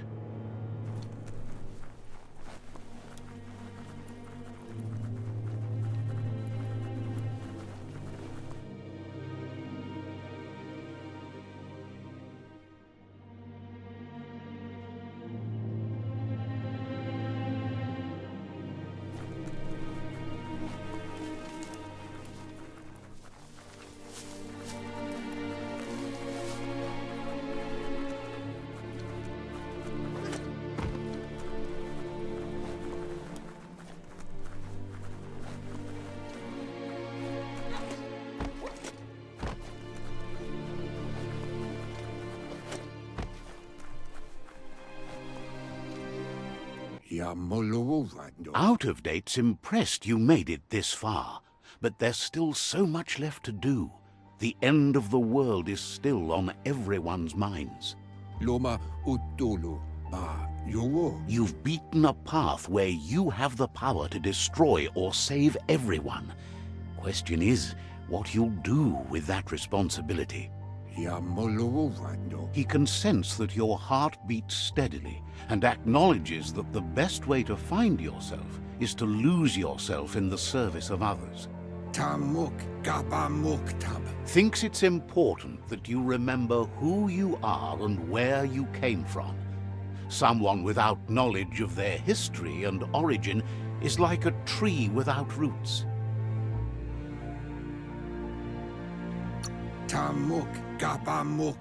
He promises he'll be there for you. Just come talk to him beneath the tree if you're feeling lost. Out of Date says there's a time for everything.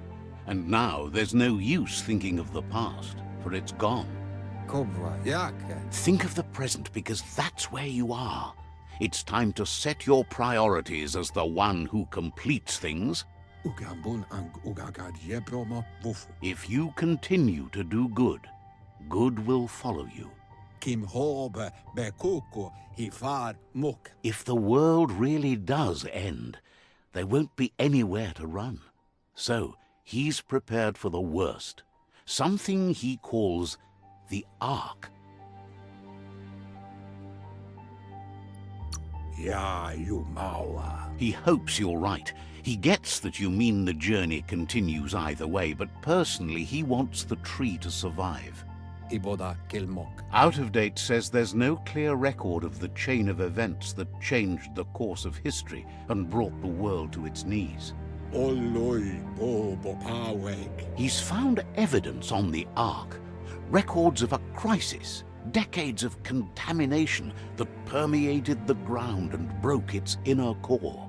The contamination disrupted what we now know as Ki energy, the life force that runs through all things, living and inanimate.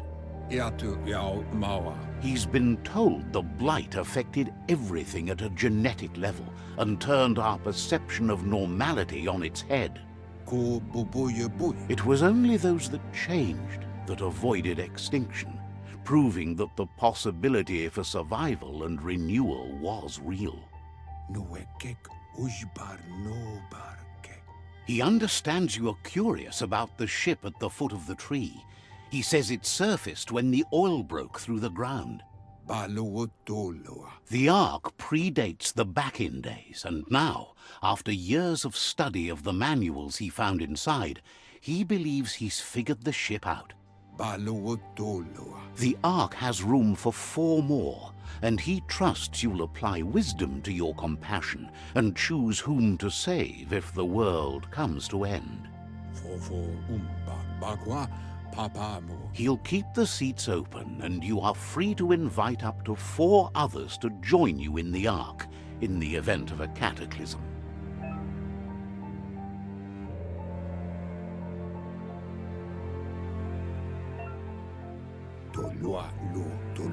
Out of Date says that from what he's heard, you've been busy. Kotuvon ko kumrunkono. He says he appreciates what you've done so far, but unfortunately he's got urgent news from his friend Goop in the southeast. Kotuvon ko kumrunkono. Out of Date says that even though he's unsure about your intentions, he hopes you'll support Goop. Toledrea ya maoloa. He says he'll point you in the right direction, but finding Goop and making sure he gets what he needs is up to you. That's the sound of impending doom. Out of Date's premonitions of imminent disaster are true. The Porkypuff needs to be handled. The what? Out of Date says that Goop is worried now that the Southeast World Eater is stepping up its activity. Weta gono. He explains that Goop is working on a goo-gliding vessel in order to get to the World Eater, but needs help to get it done.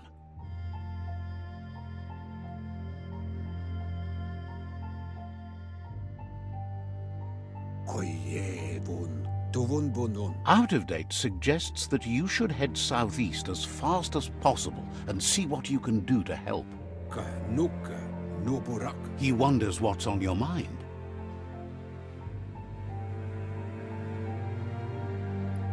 Udeno kun unyofobo. Says you should take care.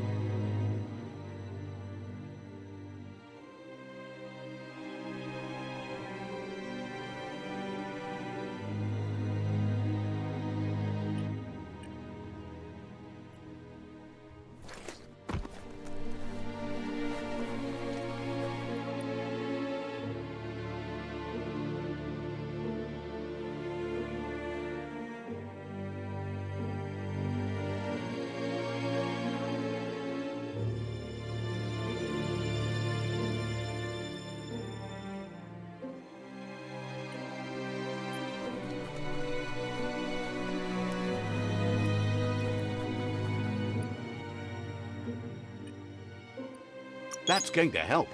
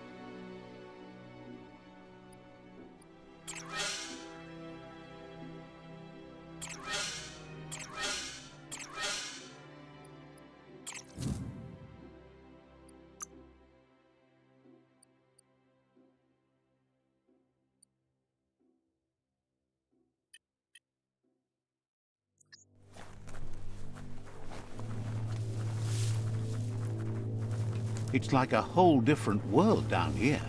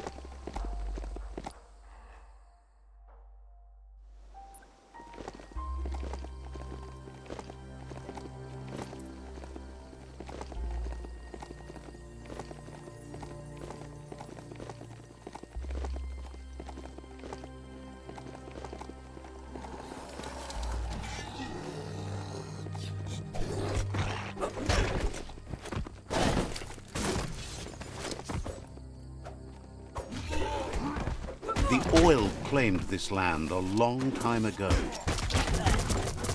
Swish crack! What a great sound! Hardly seemed fair.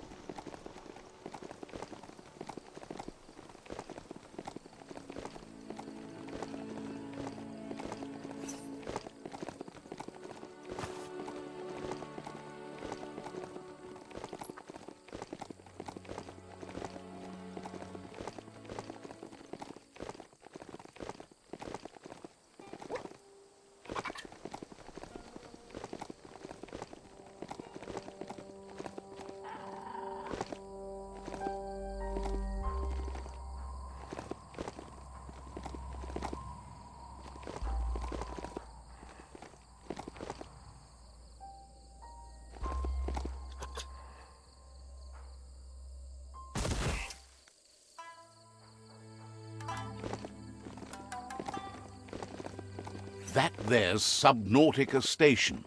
Goop flounders around in there.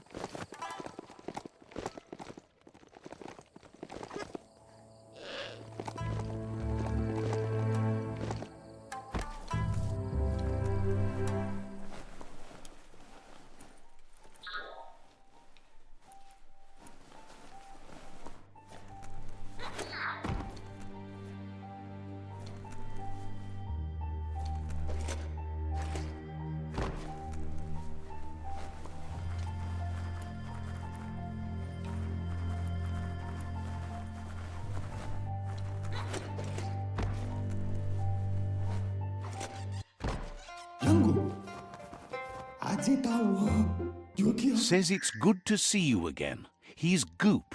You might remember him from the old days when he tried to teach you how to swim. Goop says you were always so righteous as a child, and he can still feel it, even at a distance. Goop says memories fade surprisingly fast. We are all pieces of what we remember. It's only together we can remember the story as it was.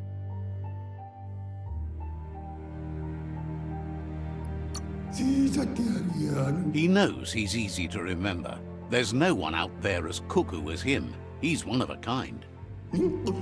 He understands you've returned to face Lupa-Lupin. That's the destiny you've been carrying within yourself all these years.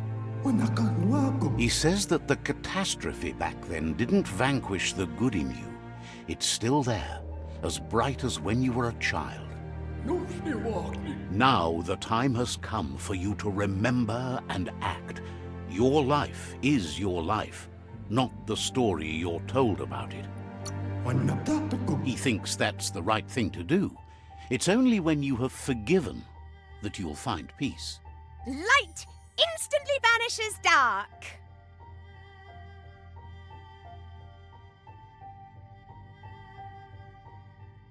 The dark strikes back. That's not that dark, more like long shadows. The shadows are growing longer again. We'll beat them back.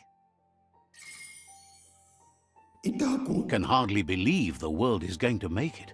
Wonders what that's going to do to the goo. Thanks you for doing everything you could to de-goop the surf. Thinks the Myriad made a good match with you. You're both like sunshine on the surf. But hey, back to the goo. Knows yesterday is already gone. It's what you do today and tomorrow that'll move you forward. You need to set the past aside, at least for now. He can't leave the Subnautica Station, as the pollution has worn down the insulation of his suit. So you must salvage enough scrap to fix up his goo glide, starting with the old wreck box outside. You should return when you've retrieved the scrap. There's no time to waste if you want to make the goo glide strong enough to fight the Porky Puff.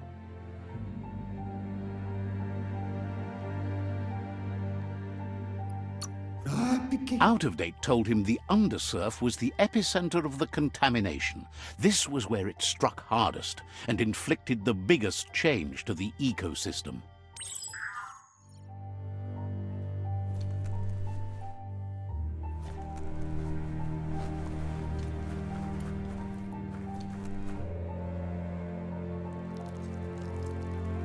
Let's see.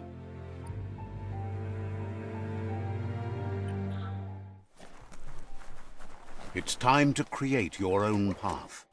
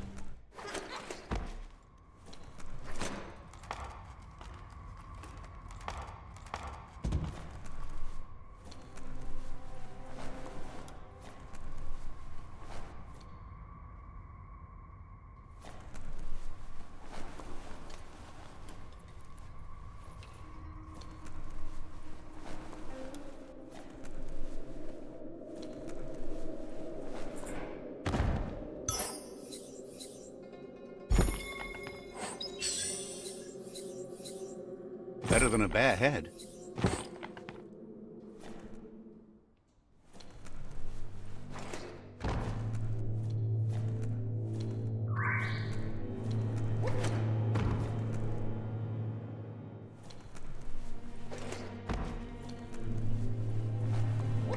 Seems like a sturdy rope.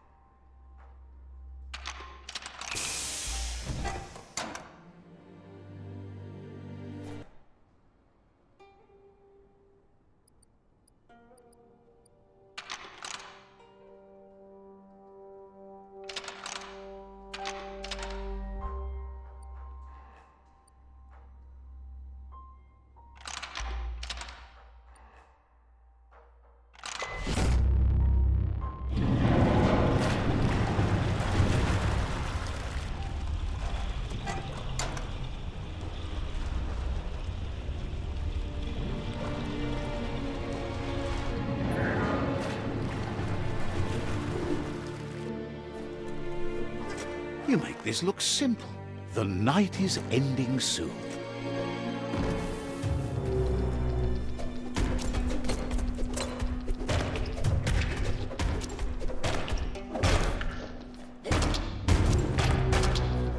Choke up that grip.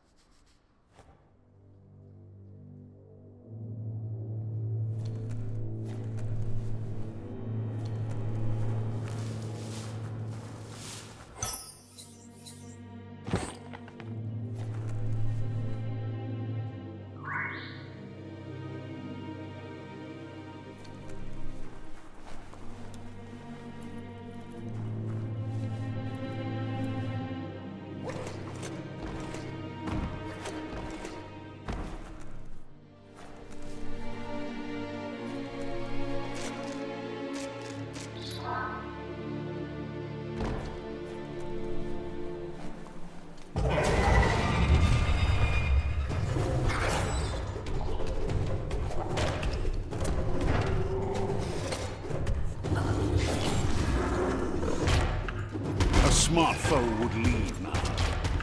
One at half his health.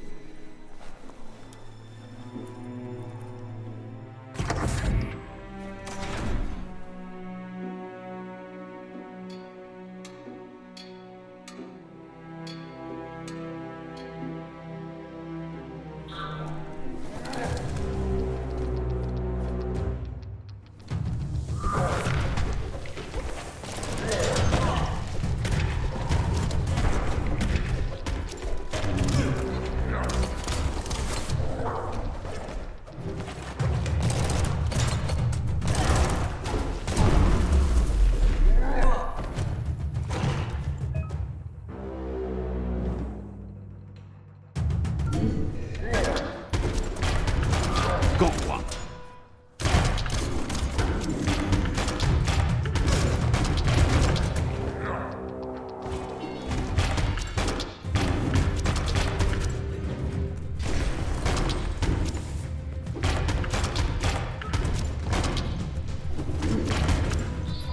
Swing like you mean it.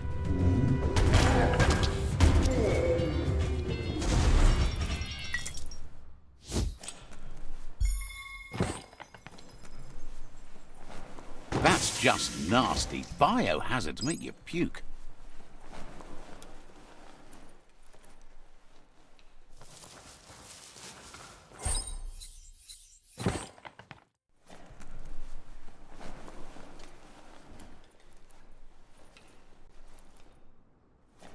The world is awake.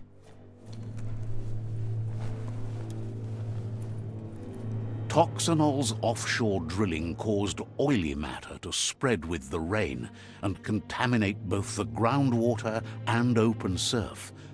The long-lasting effect this had on the evolution of wildlife was, as we know now, the only reason we came to exist. You need to line up the switches so they match.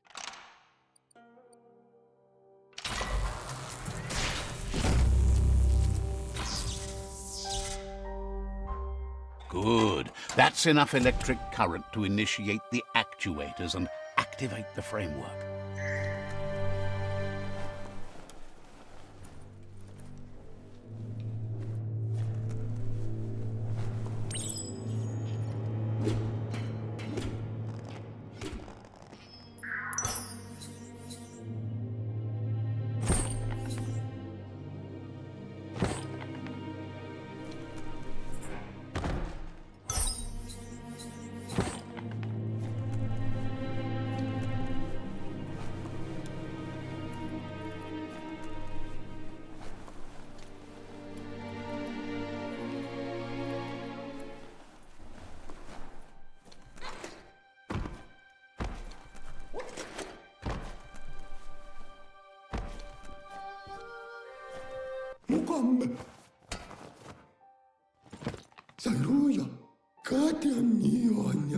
He's got the goo glide functional. You'll have a pull hook and a salvage net, but no armor, and an engine strong enough to break through the thick goo further out.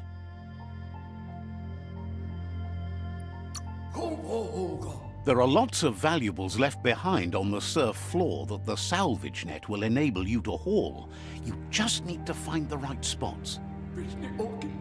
Goo Gulp says Gizmo's devised a cannon for the goo glide, but instead of bullets, it flips quacks, squeaky distractions for the triple attentive porky puff, which will give you time to get yourself in position. The best way to find quacks is to talk to Gulp. He has the bearings of the surf archipelago and knows where the quacks like to float. This means you'll have the privilege of visiting Gulp in the Sinky Dink. He'll be able to give you directions to where you'll find quacks. He only knows what's visible to the naked eye. Gulp is not much of a babbler and mostly keeps to himself and his drink.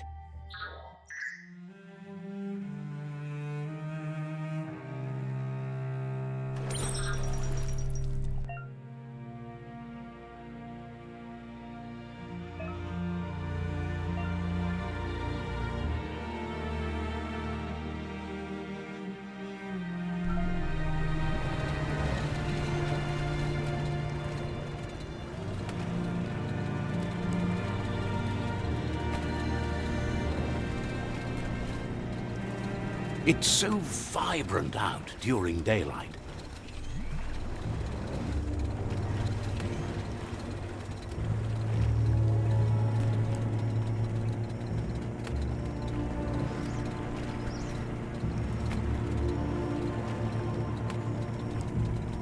Welcome to the surf archipelago, where the horizon rests on the surfy goo.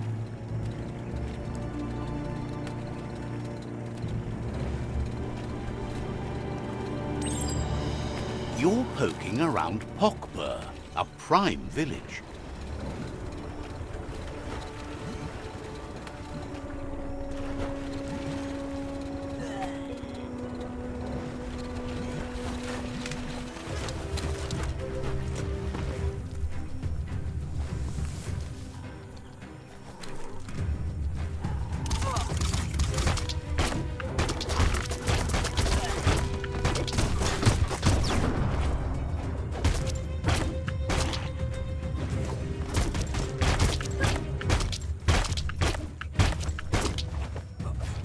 Reach for those skulls.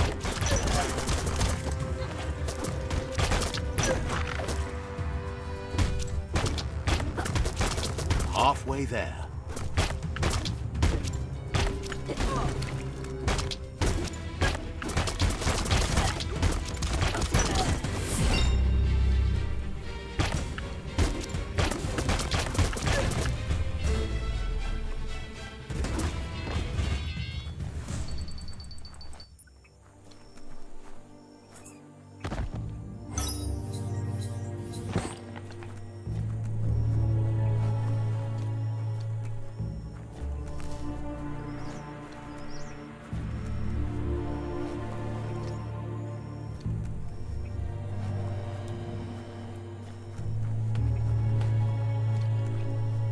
Nothing like a story with an unexpected ending.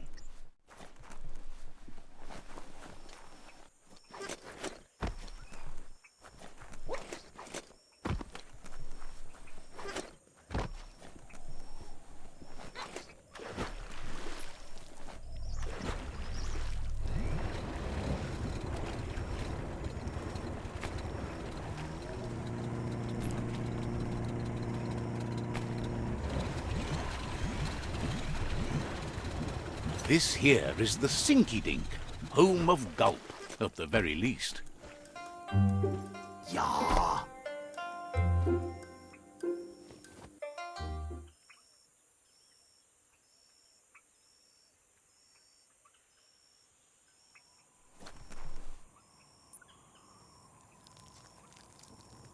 Let's see.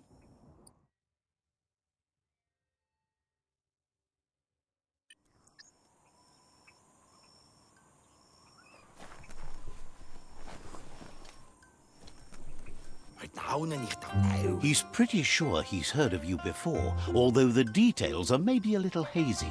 He wonders if you have something for him to drink.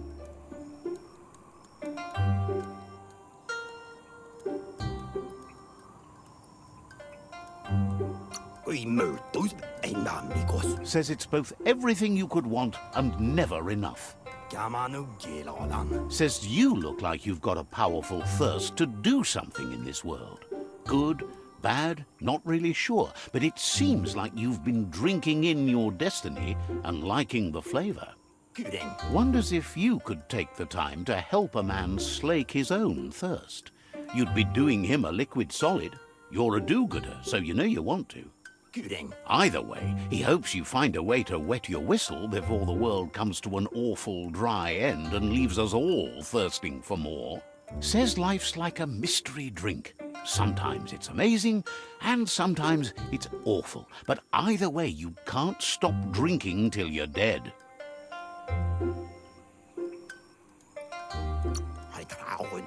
Sure, but that's nowhere near as quick and easy. Who wants to stop to chew? Wants to raise a glass to you getting the world fixed up a bit. Respects how you always try to help, no matter that the world's fate is hard to swallow. Sees why you joined up with the myriad.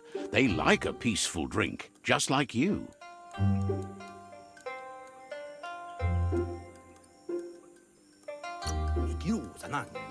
Something calm and soothing for your belly.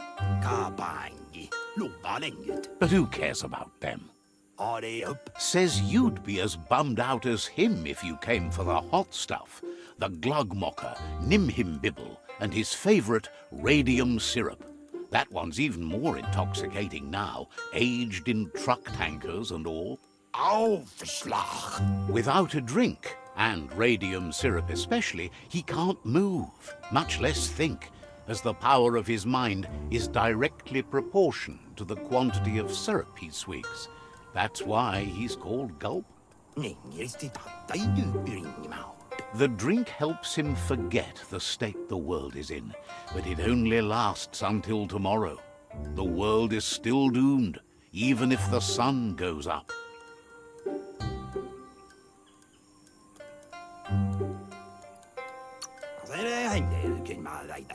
It makes most dumber, but that's his special burden to bear. He wants you to know he has other interests too. He's the Surfipelago's self-proclaimed ornithologist, for example. There are other ways than a cold drink to relieve stress, even in these dark times, and, fortunately for you, he can help. Watching Pippi's flap is calming, but better yet are the ones you can look at and touch, like quacks. Squeezing them is a great way to relax.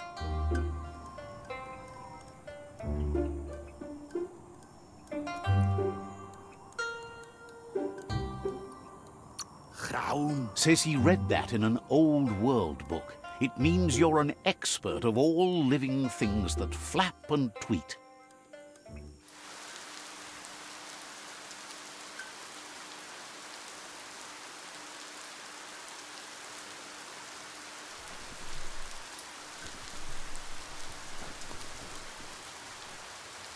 Let's see.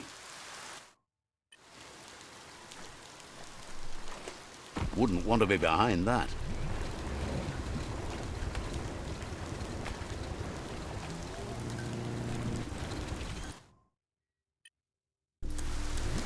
Rev it up and let it fly.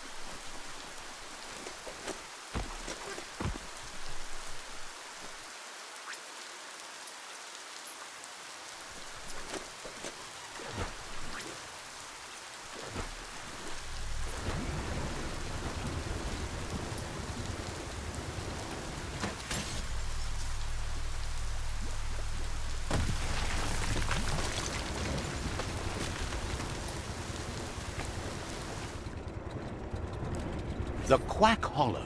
It's just lonely.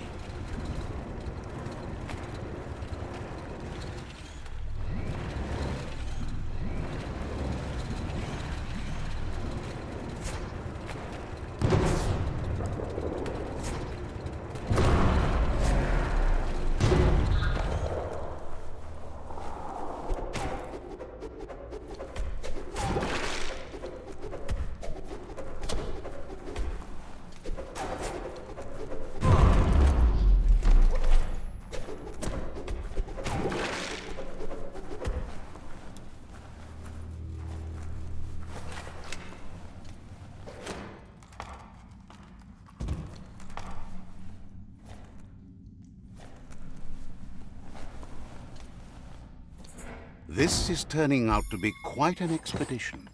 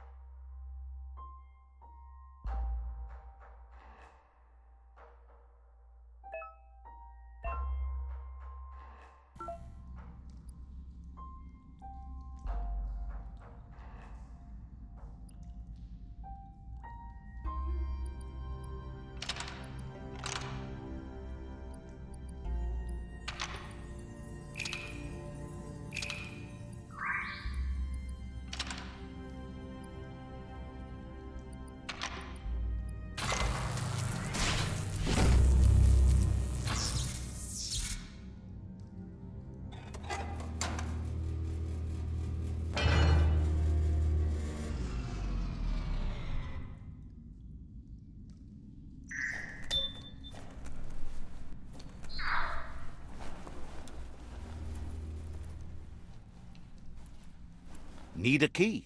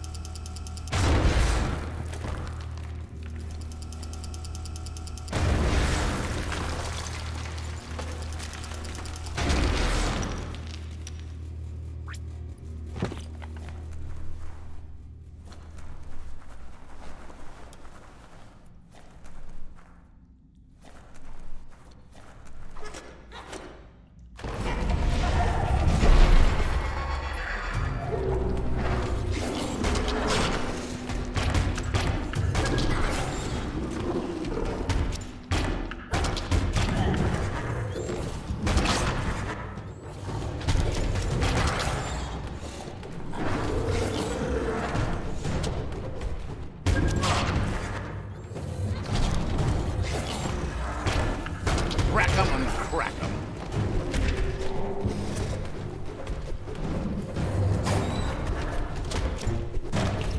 It's becoming terminal.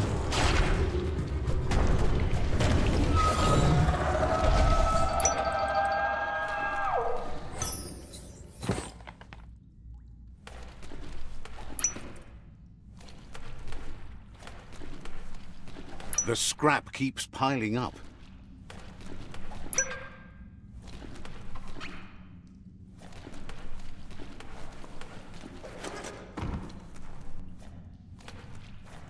Heroes are only heroes for others, but they do the work, or they're heroes to no one.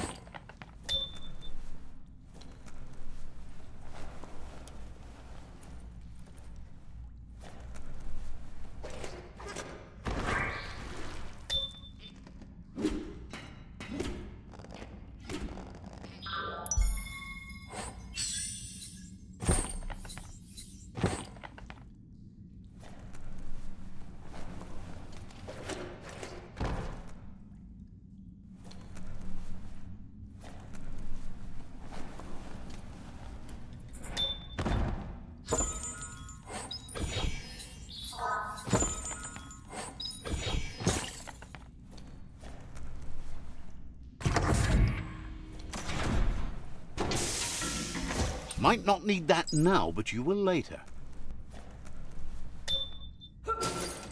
Now that's what I call a blade.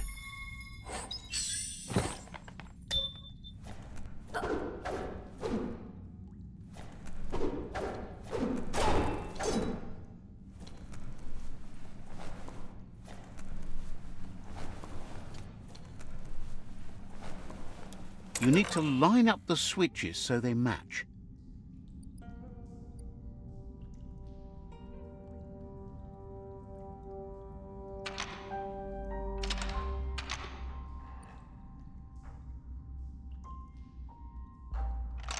Just a few moves left. Make them count.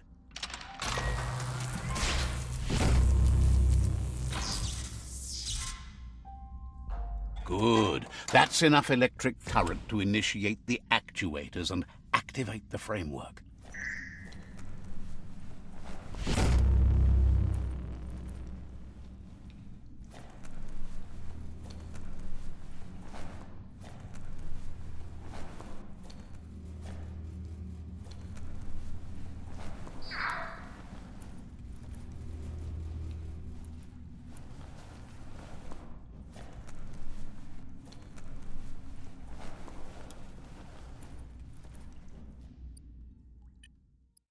It's time for an adventure, for good or bad.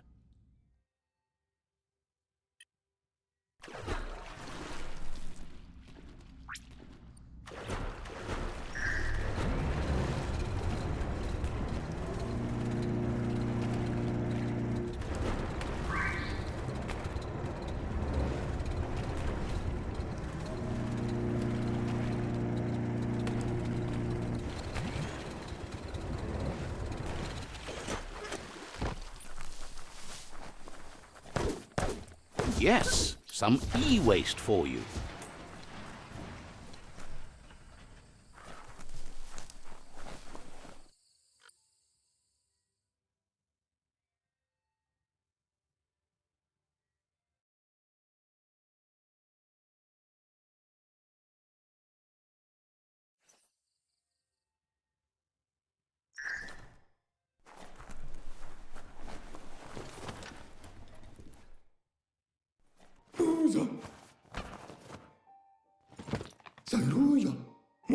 That's enough quacks to sustain the Googlide flipper with infinite ammunition.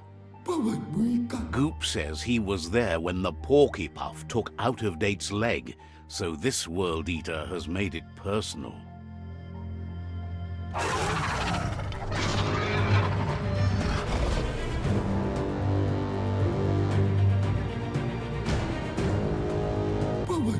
After that, Out-of-Date started using his head instead of his legs and came up with the plan on how to best make a stand against the World Eaters, and it wasn't by foot. He seems happy to talk.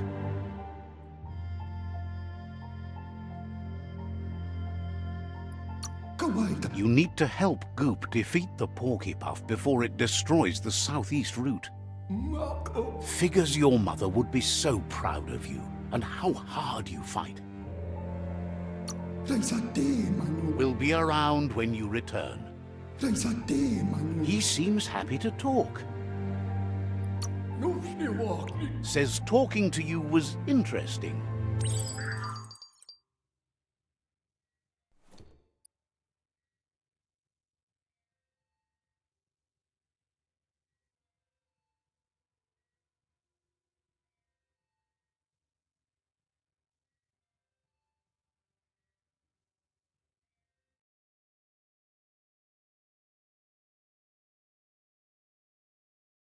The hours fly by in the dark.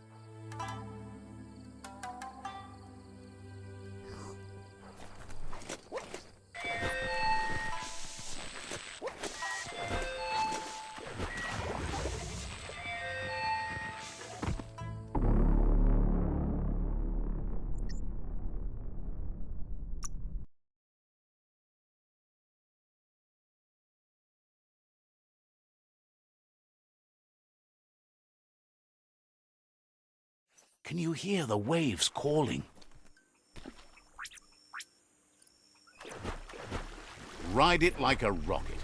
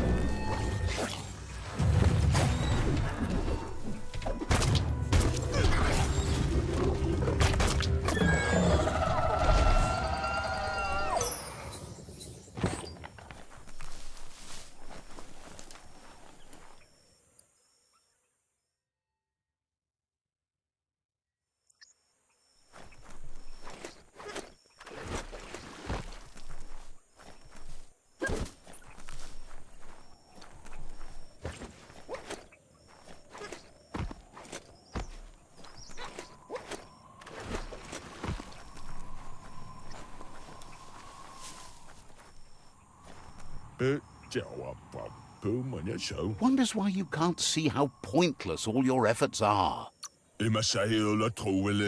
Says you're welcome back.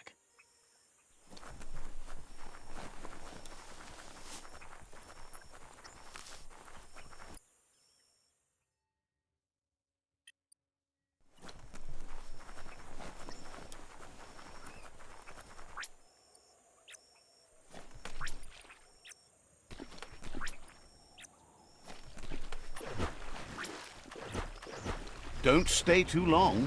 Who knows what lies beneath?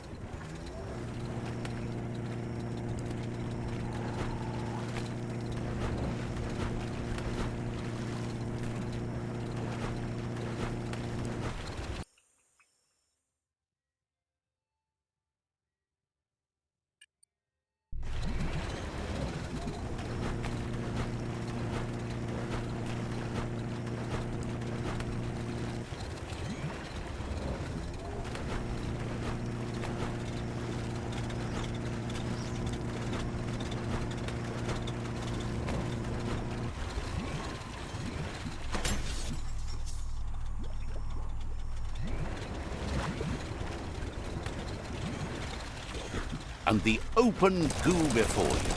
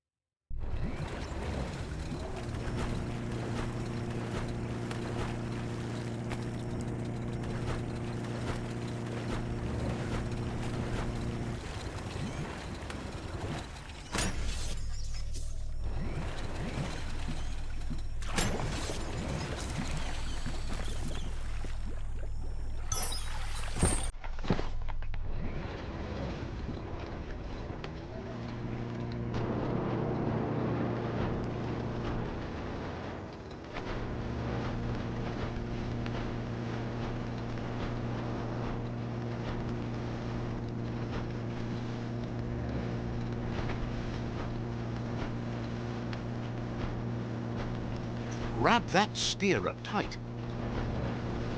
It's the porky-puff nibbling bug. It took quite a liking to the crunchy stuff after munching down out-of-date's leg.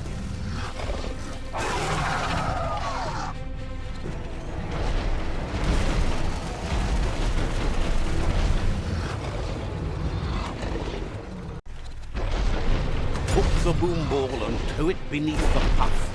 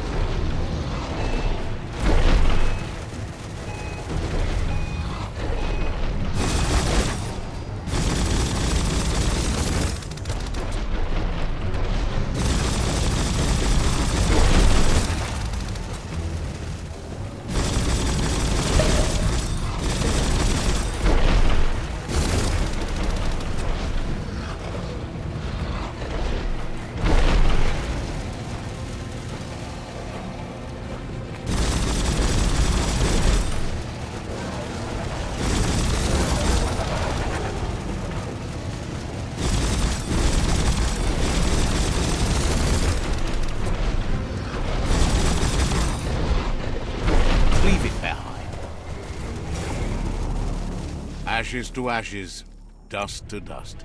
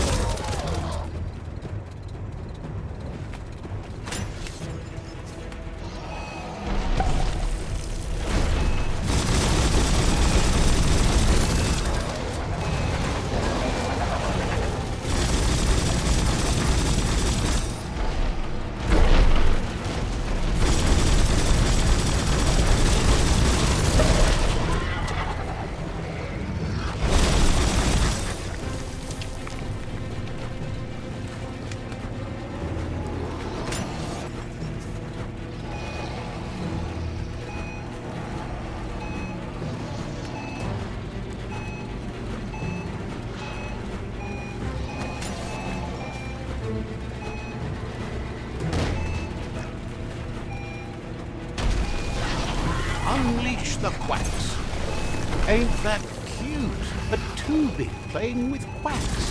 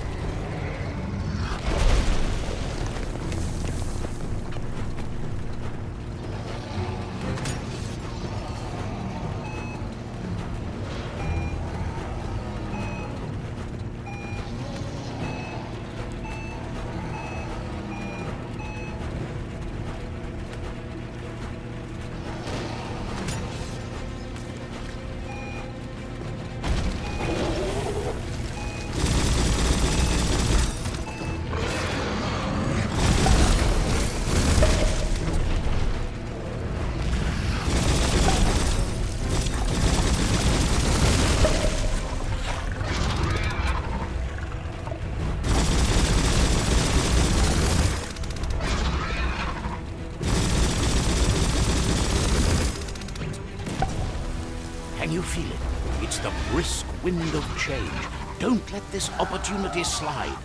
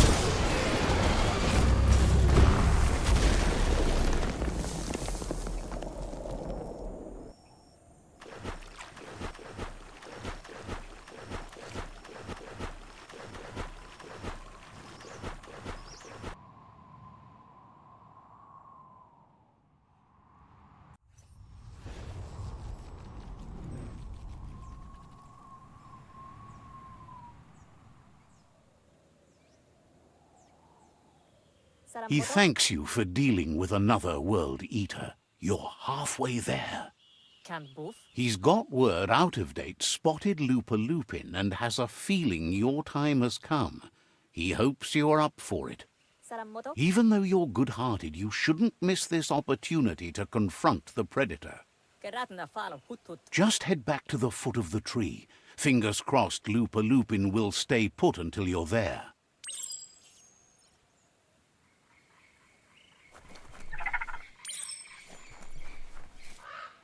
Got word you found the greatest glider of all, an ark, and it's all good to go.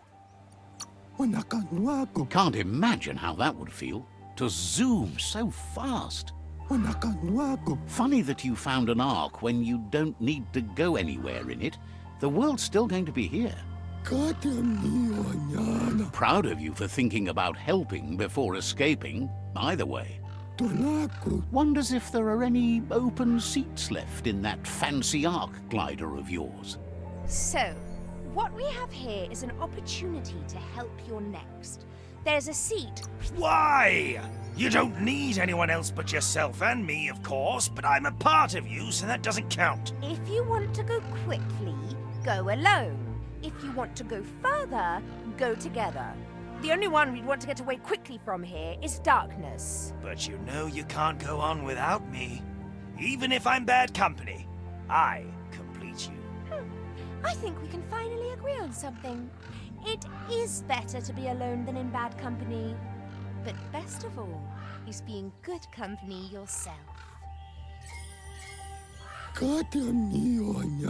Feels thrilled to snag a seat in your ark. Can't wait to glide through the skies. Goop knows he's repeating himself, but can't help talking to you.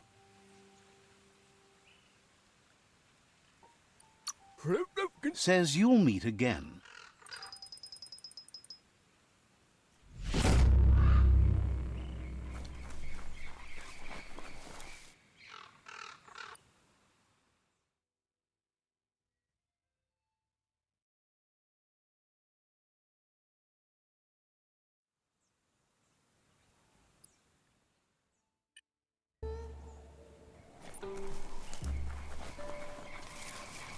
You don't get to wander below ground like this every day.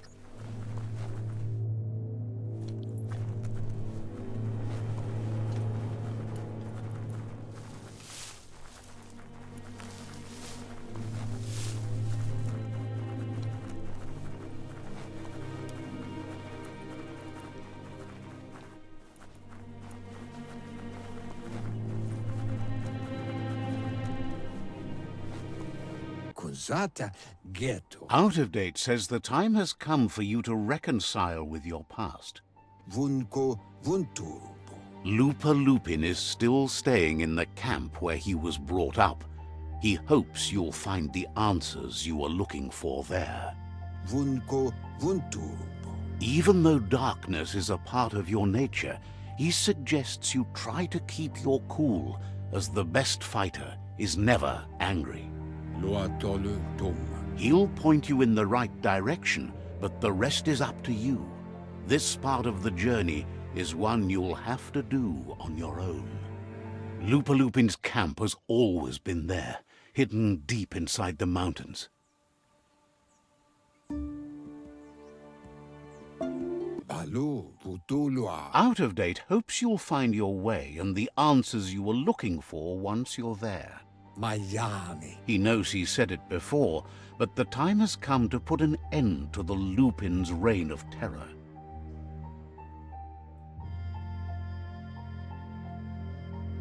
Kujai. Ifar Befarb. You should get over there, come face to face with destiny. It's going to be you against the Lupin. No rules. The water. He's happy to help. Farfarifto. Tuka Kubu. Understands completely.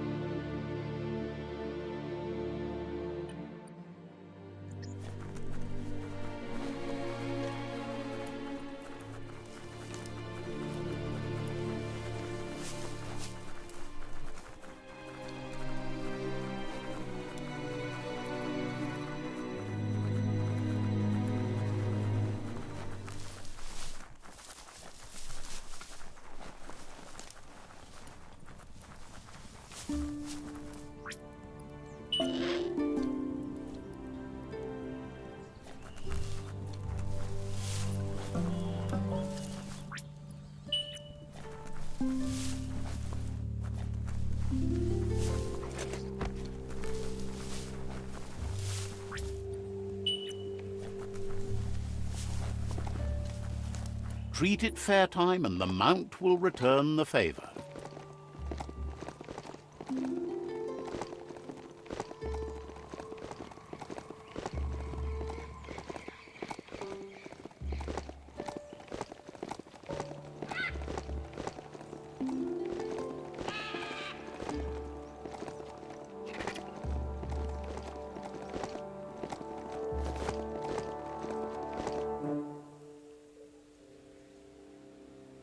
Lupin's camp has always been there, hidden deep inside the mountains.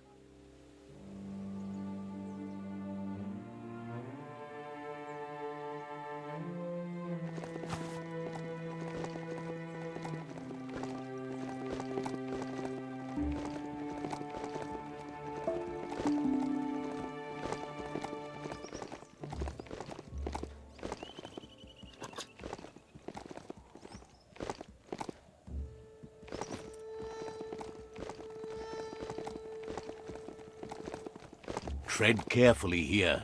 This is Lupin's camp.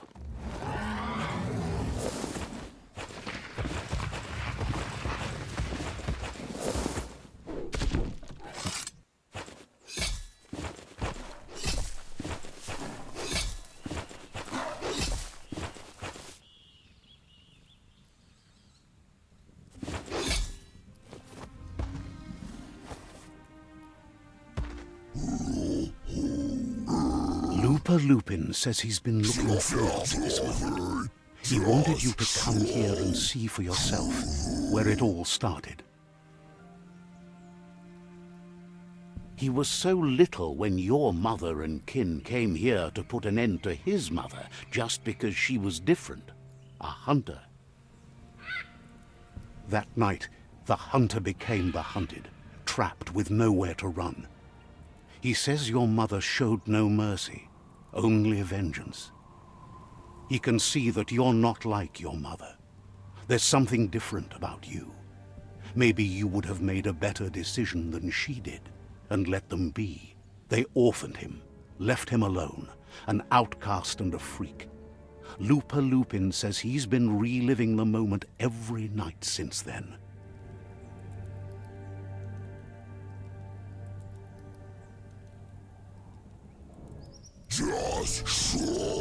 He says your mother and her disciples started something that couldn't be undone. They created the monster he would become. No. He knew his time would come and he was patient. So, when he got news about your birth, he knew how to get revenge that would last. That's why he spared you that night he raised the village when you were a child. He wanted you to suffer for life, like he had. He marked you for life, so he'd recognize you when you met again, and you'd eventually remember where you came from. His hunger grew insatiable over the years to come. He tried, but being vegetarian wasn't in his nature, and he couldn't go hungry. But he's never taken a life for the sake of appetite. It's always been about survival, and that our true self is being who we are.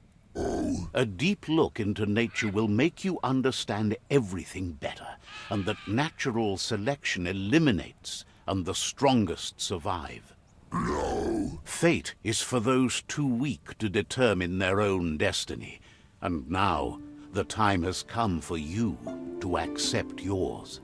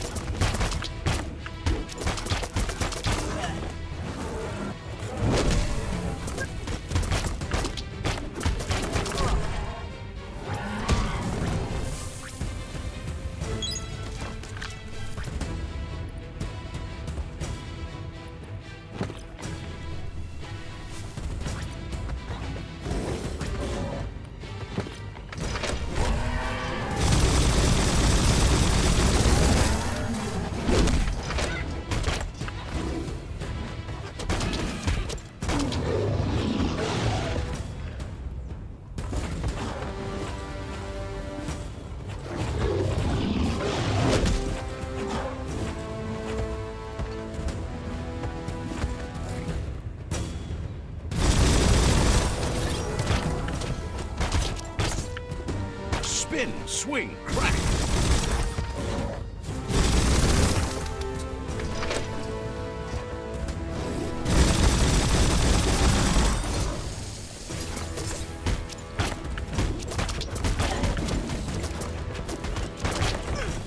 You're not dead yet.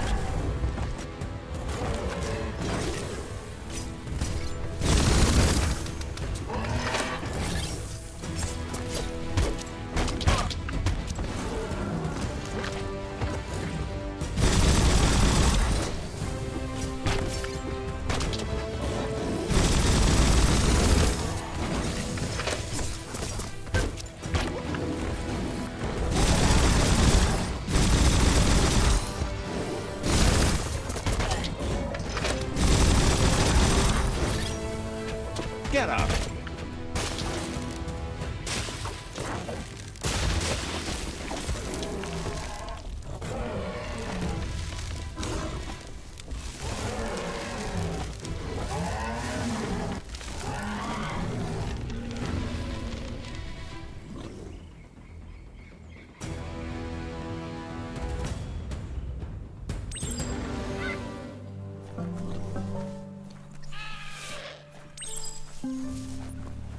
We all share the same destiny, destruction or survival.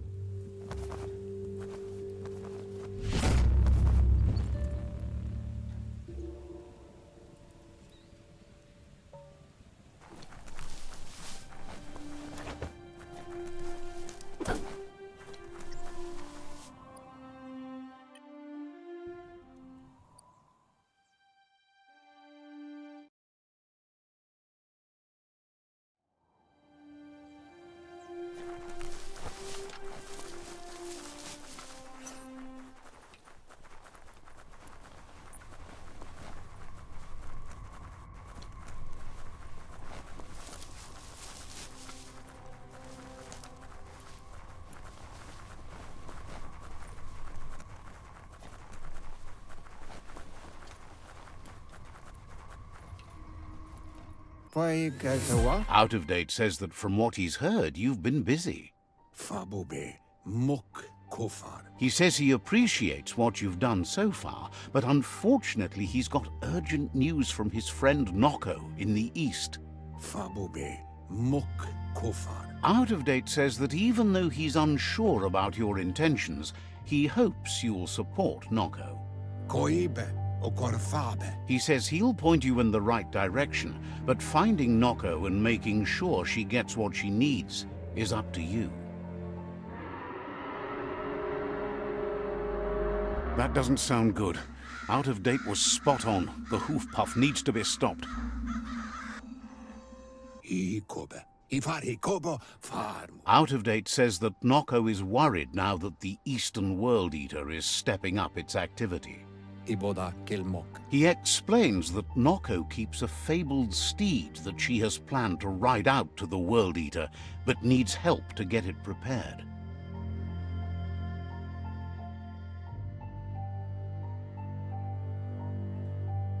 Bilia antuf. Out of Date suggests that you should head east as fast as possible and see what you can do to help.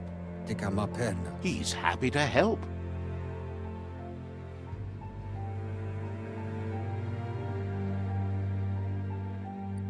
Auketo tul atu iamano. Has plenty to do, so no worries.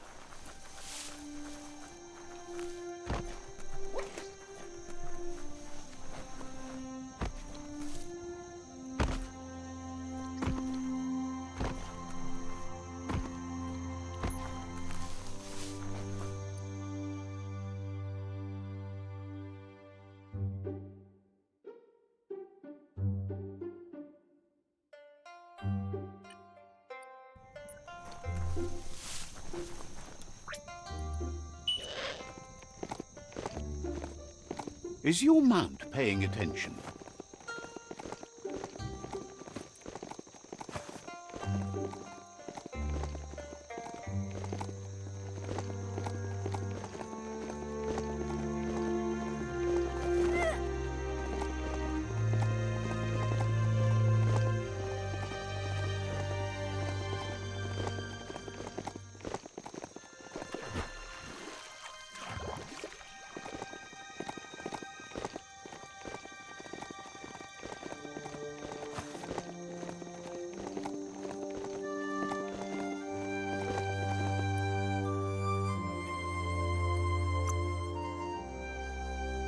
You feel tougher. Flexity flex.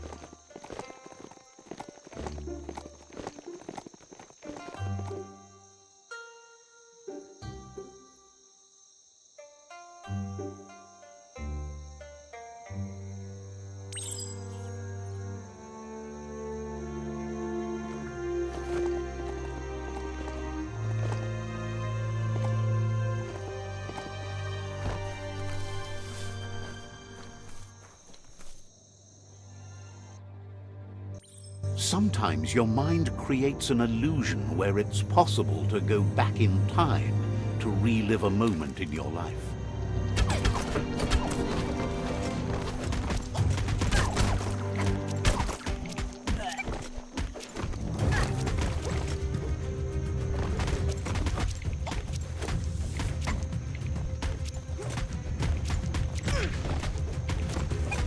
We all have things in our past we wish hadn't happened, and can come to remember seeing and doing things that never happened.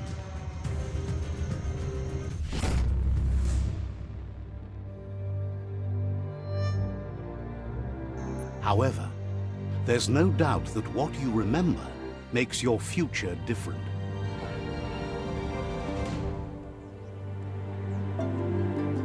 Choose the automaton functionality you want to recall.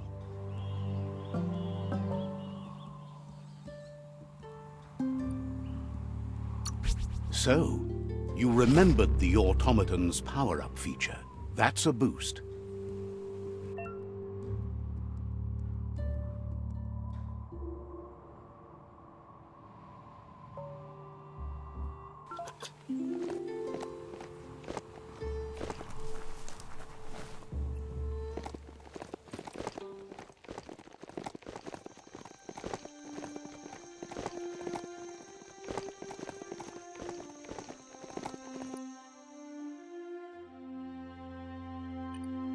Let's hope the beast keeps listening to you.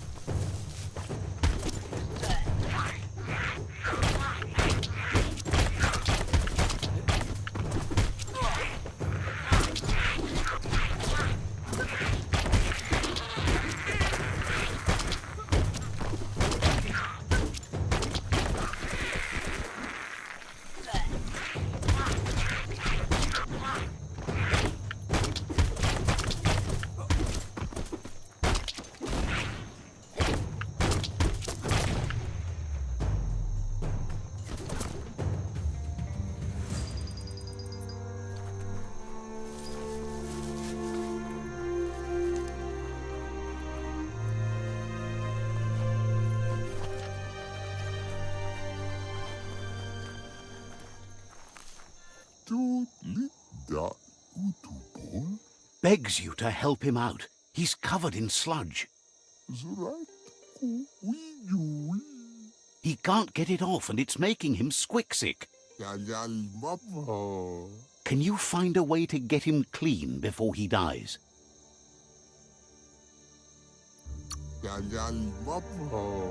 Figures it can't be long. Feels like he's dying already.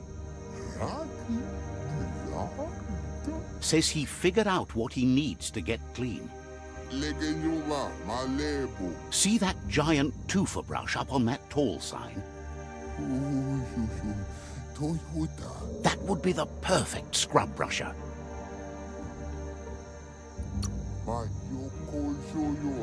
Thanks you and begs you to hurry. The light shines on. Better isn't the word I would use. Right, not better. Best. You're the worst. The worst of being the worst. Or just the best.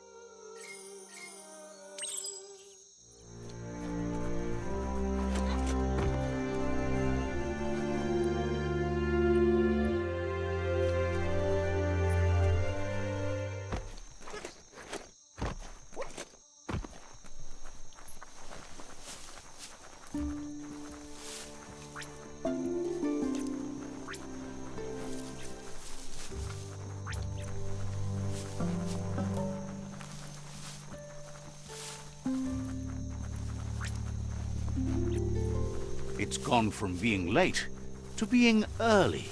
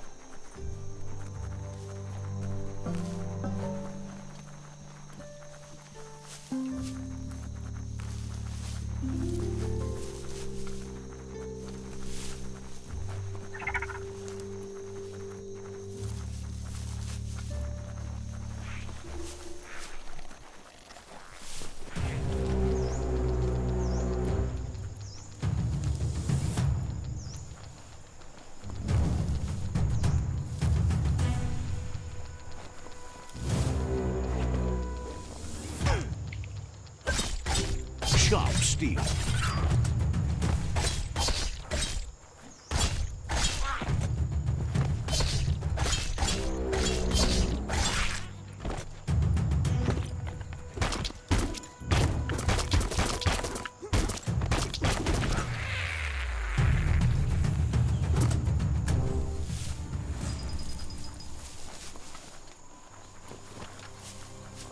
These mountains really lack color. This region is known as the Canuckstonies. You can't find a harder place in the world.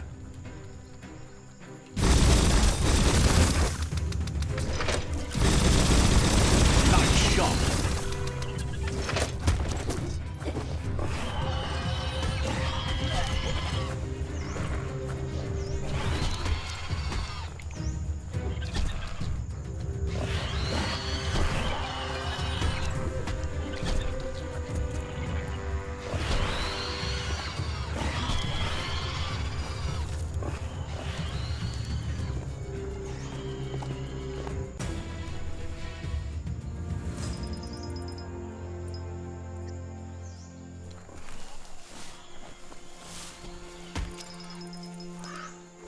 There's the big gum brush we need to get that greased-up critter clean. Shake it loose.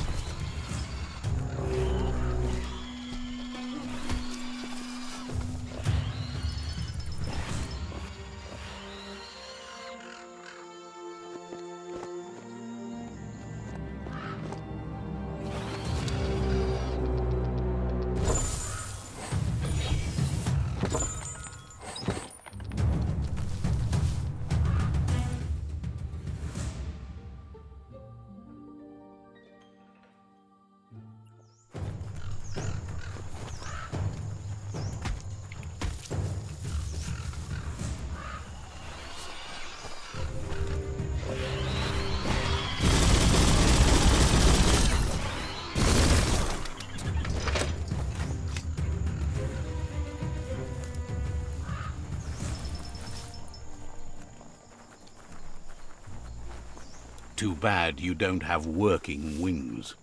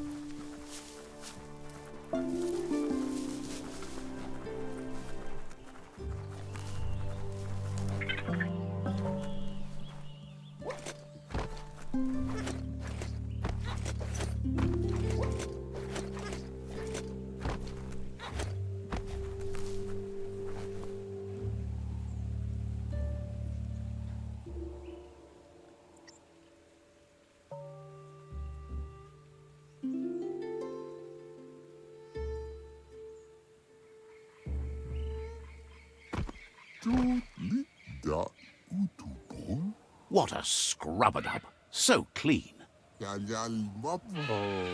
Welcomes you back. No need to brush this time.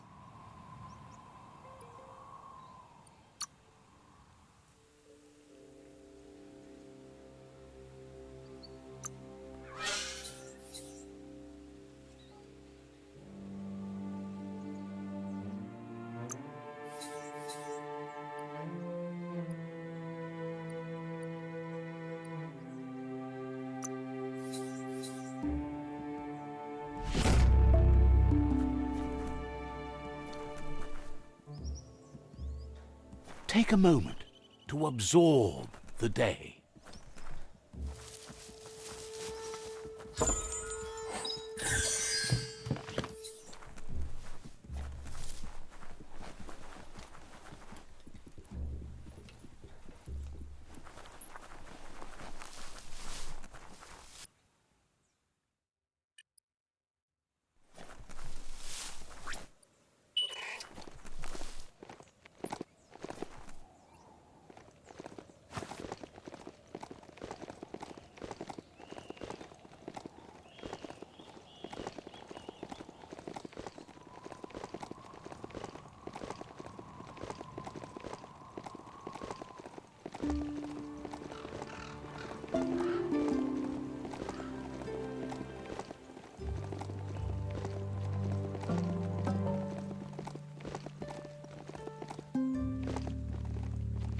A crossway.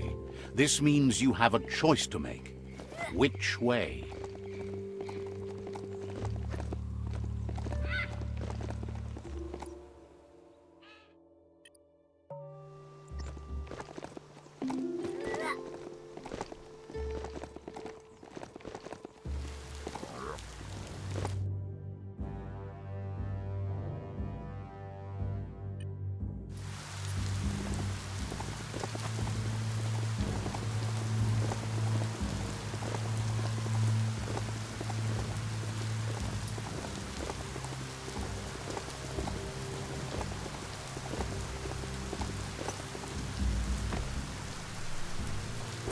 Nice. Some barked wood scrap for you.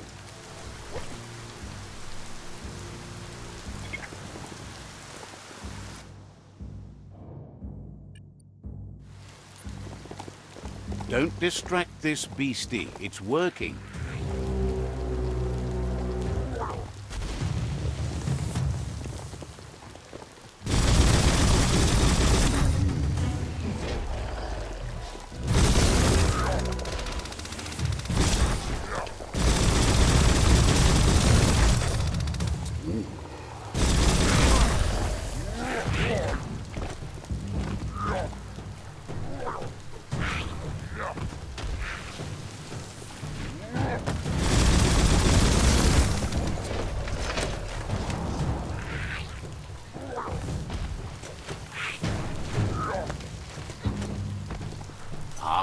The Gnote pen.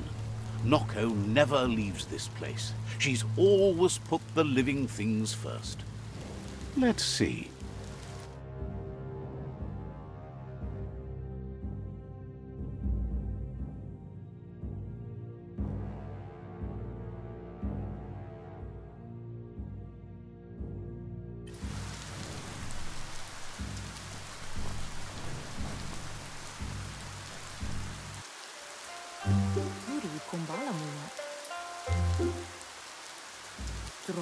Nooks isn't an easy language, but at least it's manageable. She says she is so happy to see you again. Kala. She wonders if you remember her. She's Noko. She let you ride her Majut when you were a kid. Amun. Noko remembers you used to chase around with so much energy and is glad to see you haven't lost any of that spark. Kaifananuma. But that's all long gone now, though. Memories show us where we've been, not where we're going. Beri. Believes everyone needs direction in this broken world. Your only hope is that you'll end up in a good place once all this is over. Tukumba. Noko remembers those days too, but she never lets herself wallow in them, no matter how tempting that can be. Kanamunt. She sees you're back to buck with Lupa Lupin. Can't see how there's any way to avoid that now. Not for long, at least. Dumaletu. She says the horrors of your younger days were enough to ruin anyone, but not you. You've got all that cheer about you still. Amora kapapum. Noko says history is like the trail you've been on. You can walk back down it any time you like, until it's worn smooth. But you get to blaze your own trail from here.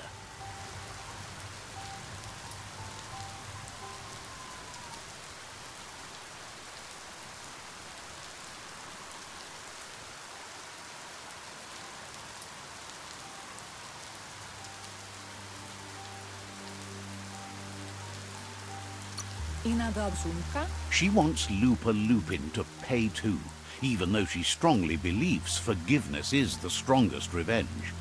Nothing shines like the dark. Oh, no, wait. Oh, well, you know.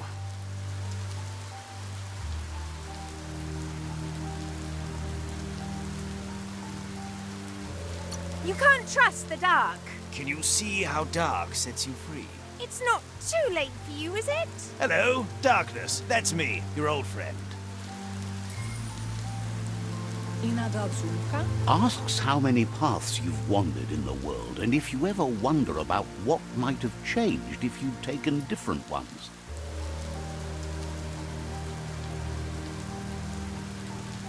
Kala. The choices can be overwhelming, but you have to choose, or you just stay where you are. And what kind of choice is that? Wamidasa. So happy the world is going to live, would have been crushed to see all the Gnotes die with it. Kolakudo. Likes that you stood up for the world and spurred your way toward helping it out. Pendrin zenema. Glad you saw the light with the myriad. They always bring a sparkliness to any day, and sometimes the nights too. Urasa dubut. They're just so shiny, makes her smile to think about them. Urasa dubut. But let's not speak of that now. Vaisano kasamanvaru. She has an idea where the Majut might have gone, as there's no other place it likes as much as its own corner of the open wild. She's even named it the Majut Meadow. Kanyala motoro. The Majut will recognize the scent you've attracted while being here, so it'll probably trust you enough to follow you. Kudutuku. You should lead the Majut back here when you find it. It's going to take time to get it calm enough to be able to ride out to the World Eater. Kudutuku. She can't be sure. You'll have to wait and see.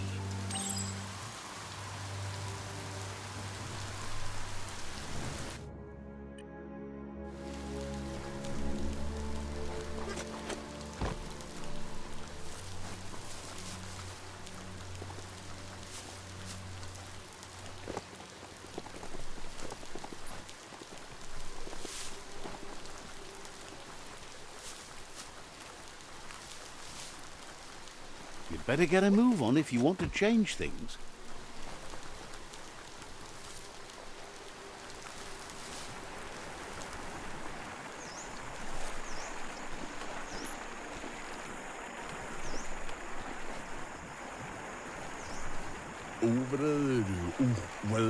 Says it's about time you figure out you can't avoid helping anymore.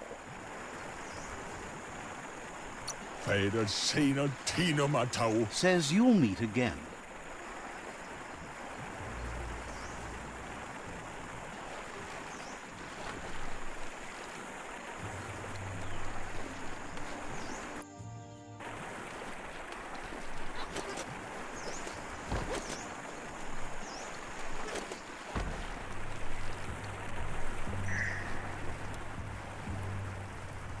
You found the Majut meadow. Watch out for the Majut.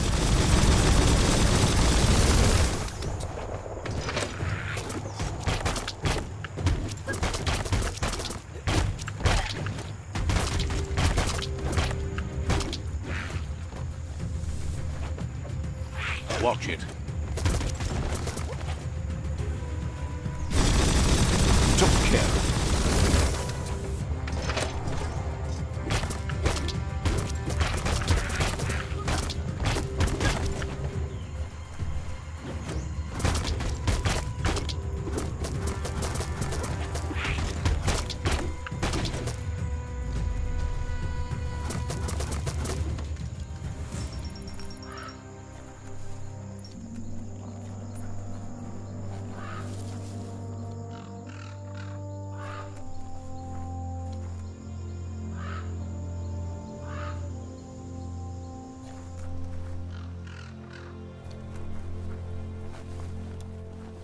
Get under that sky while you still can.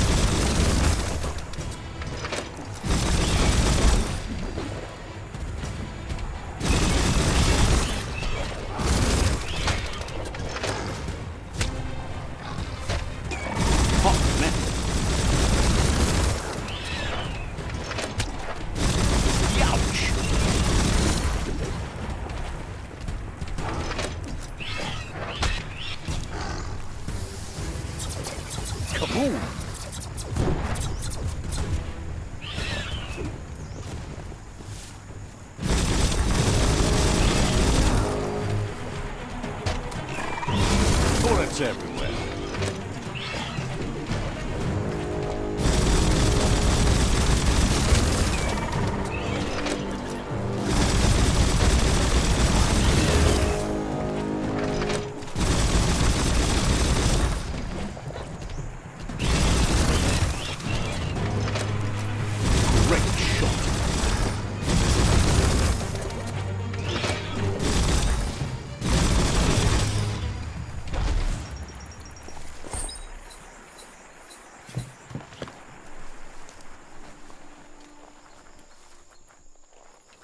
The sky is as bright as it's going to be.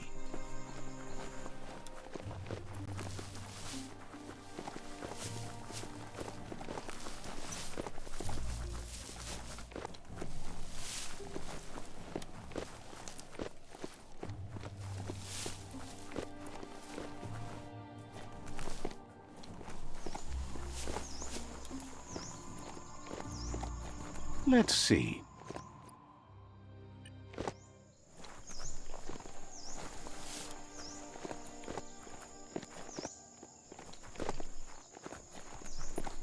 Asil natu. Now that the Majut is back in the pen, it seems calm, but Noko is still concerned.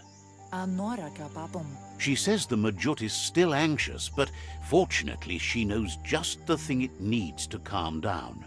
Berry? The Majut once found and ate a bonbon gummy by mistake, and that the chewing really calmed it down. Pala. She says that you should find some bonbon gummies for the Majut by the crossway. At least, that's where she found some last time. Andro? It's easy to describe. A crossway is where roads meet in a knot and merge.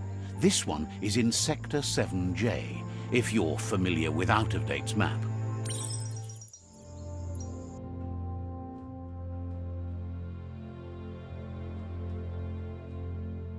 Kala.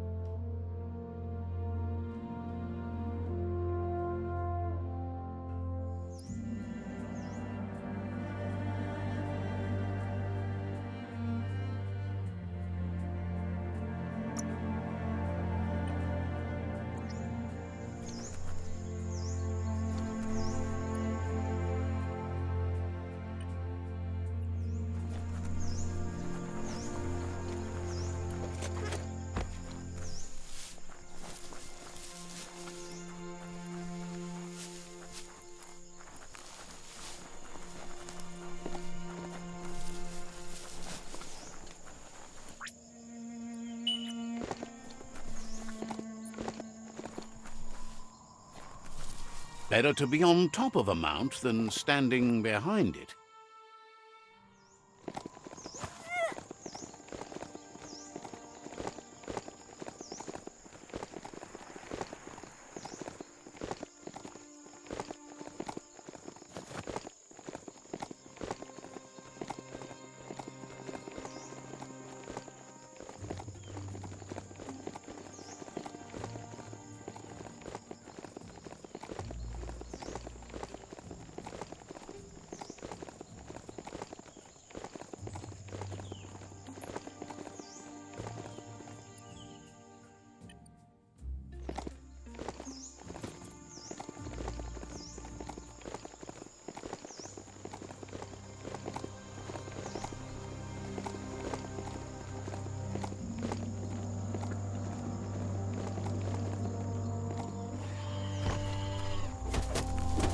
You can make so many amazing things out of wood scrap.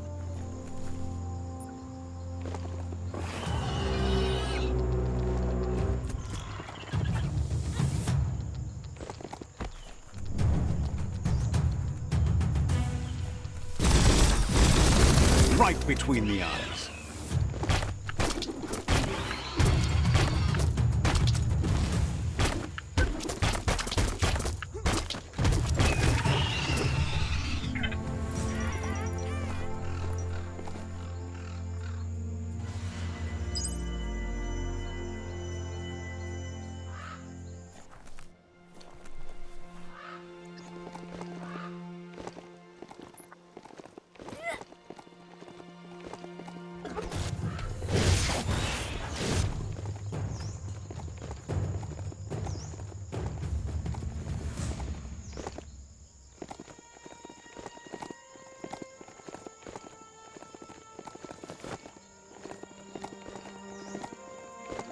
This story needs a hero.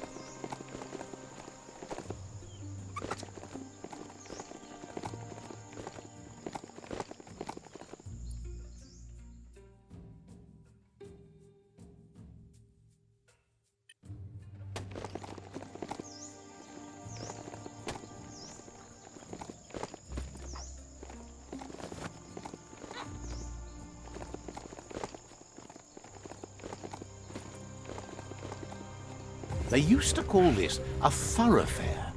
Look at all those old homes. Look at that metal scrap over there.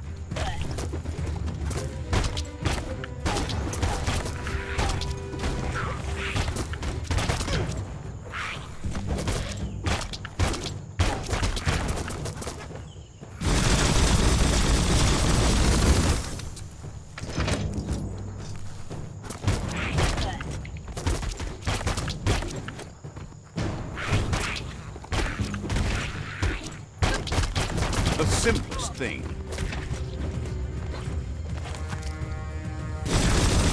Crack-a-doodle.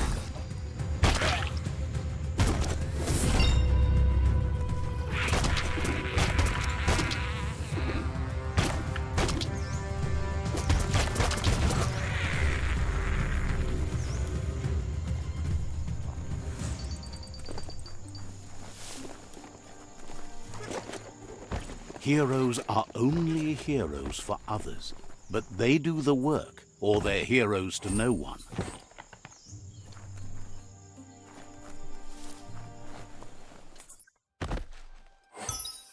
Well, what do you know?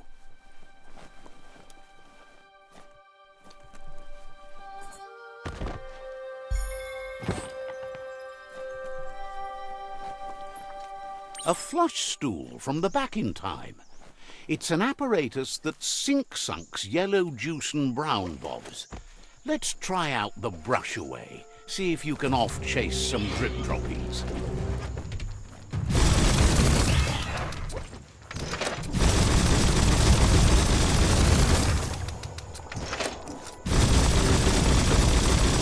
All fired up.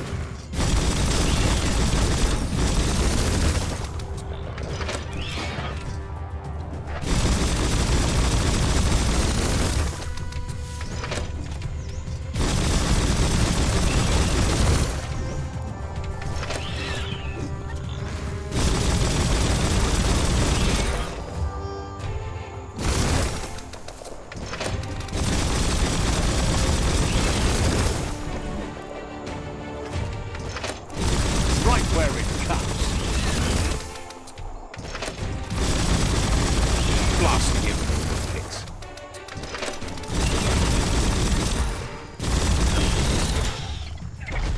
That one wasn't so smart.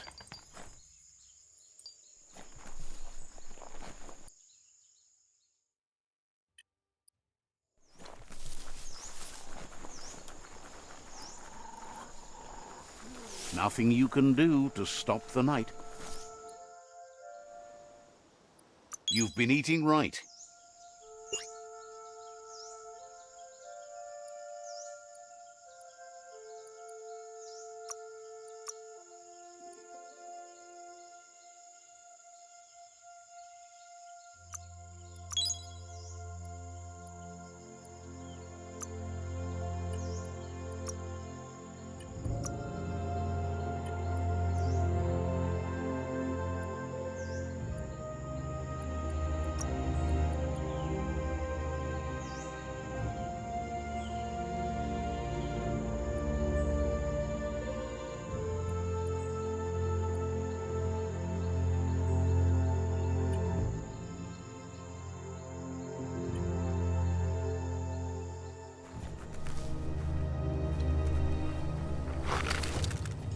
A challenge.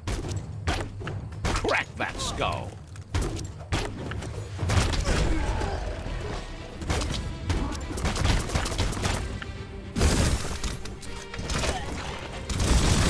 Crit. Head on.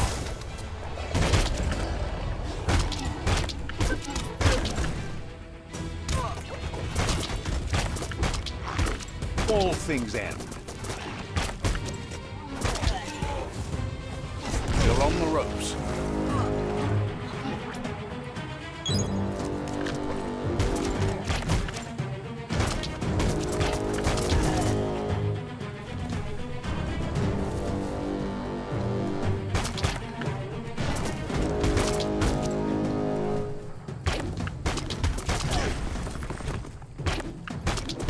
A smart foe would lead now.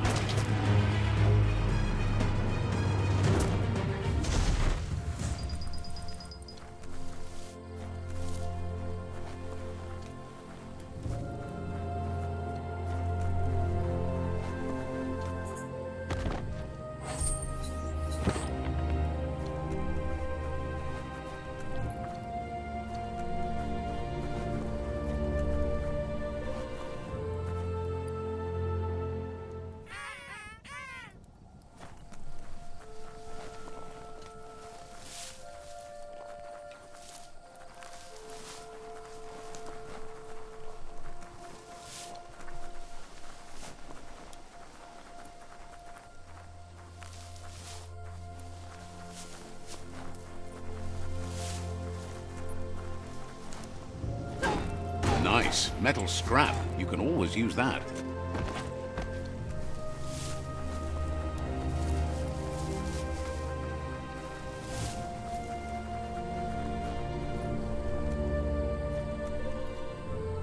Imagine if you landed at the bottom of the mountains.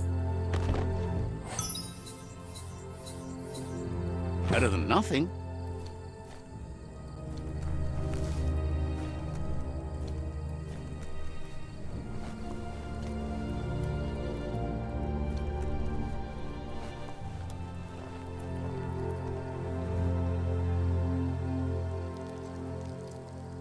Let's see.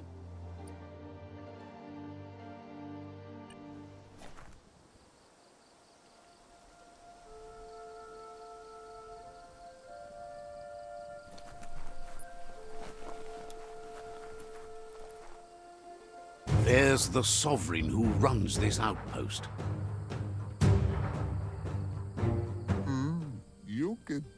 He didn't expect his outpost to be invaded, but now that you're working with their rival, he can see why.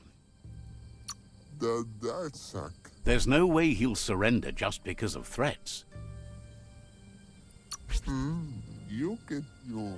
He can recognize the strength of a good argument and agrees it's for the best. He'll surrender the outpost to you. The outpost belongs to your tribe now.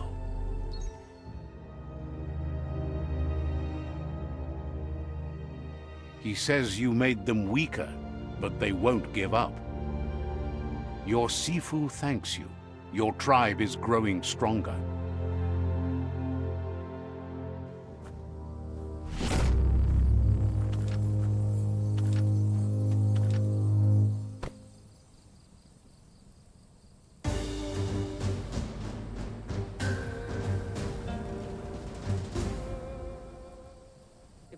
He says you did a great job capturing the outpost. You're one step closer to ending the tribe war.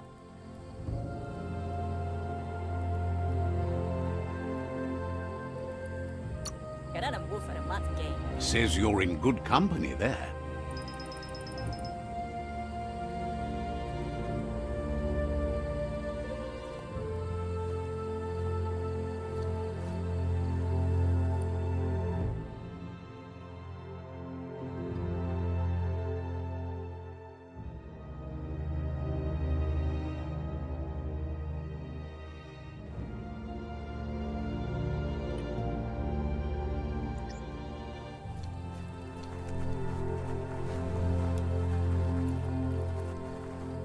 Nothing's more important right now than this.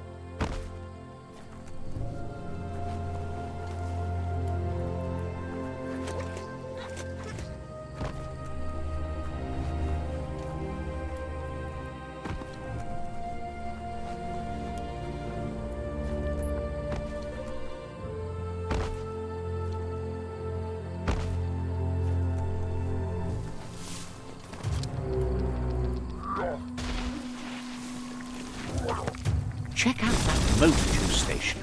Wonder if there's any go juice left in the juice drawer.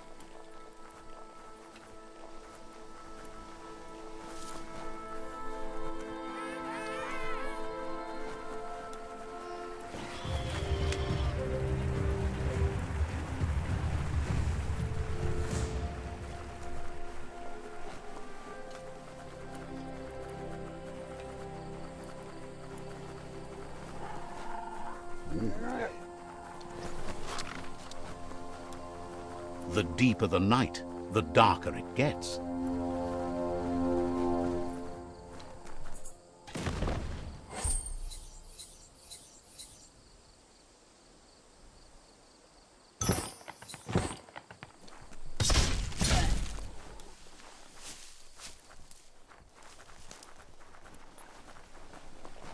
The Quirk-Quarp outpost. The Netra tribe first beat this into shape.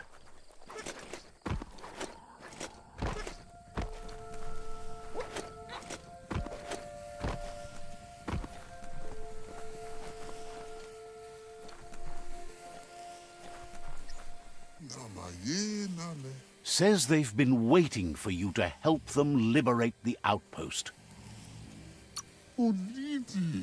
Just keep going while you can, and don't stop until all outposts are under your control. There is a high boom team ready to help with taking over that outpost, but it seems their arc shooter is busted. Doesn't know anyone who'd be dumb enough to turn down arc shooter help.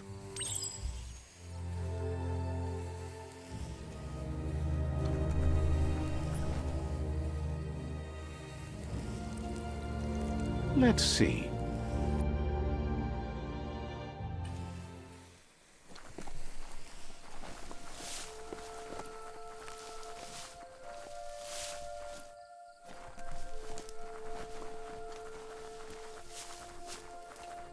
You found a crossway. Now, which way to go?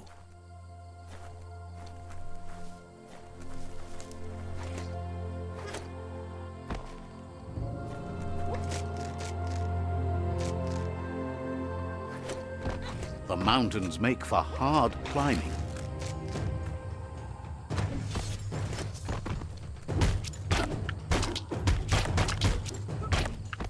That crack is so satisfying.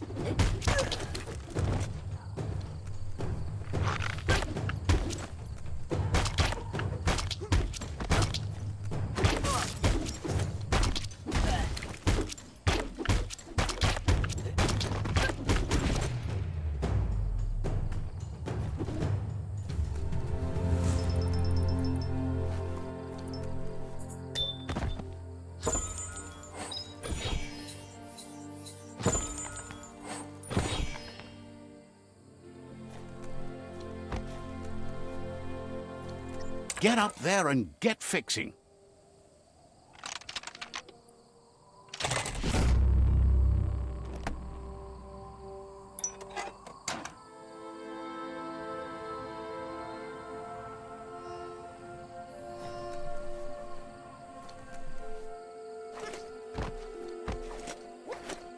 Just tiptoe along.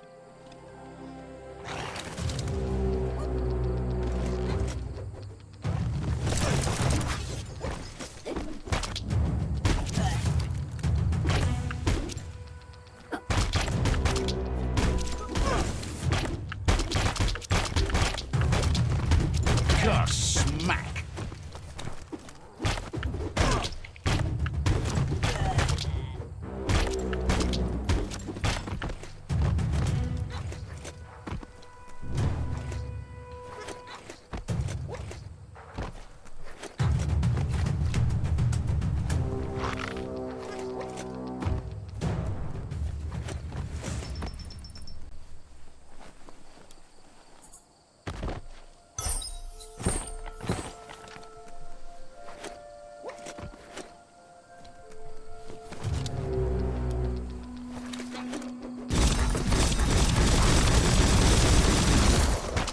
Swish crack! What a great sound!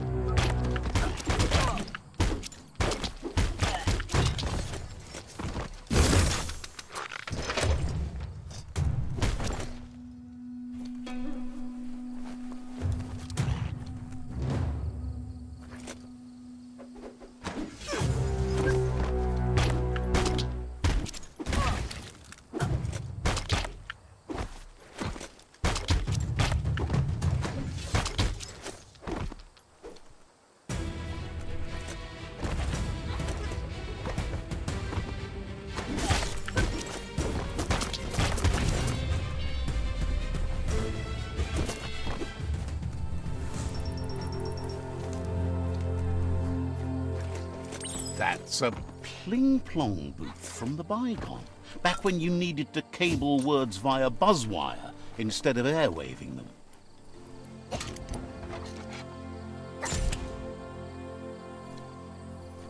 Whatever you do it right, or don't do it at all. Not every day you'd see a ray lighter from the back in time, but here it is. Seems like the controls need some organizing to set the mechanism in motion.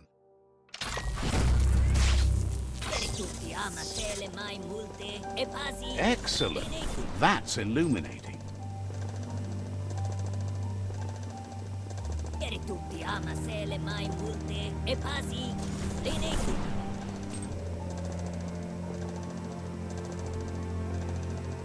Tutti ama se le mai multe e pasi.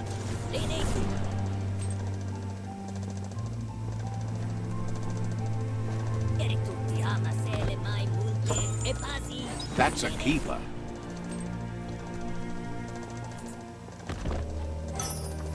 Tutti ama se le mai multe e pasi lene.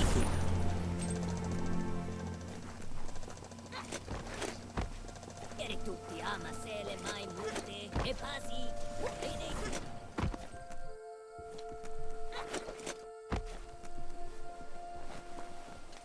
Tutti ama se le mai multe e pasi lene.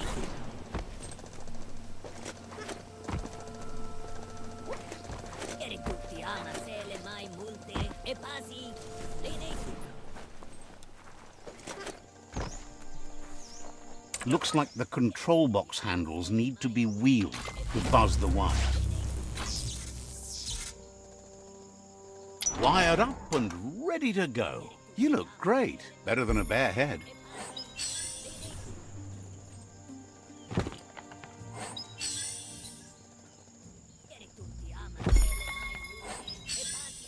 Taking something off your mind.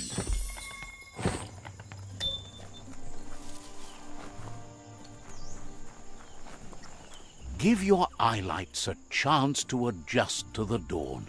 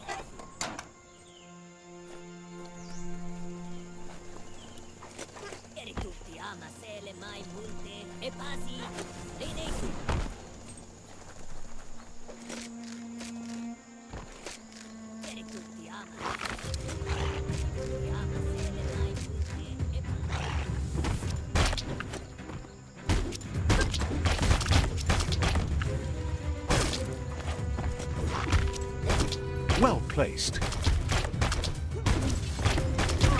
Choke up that grip.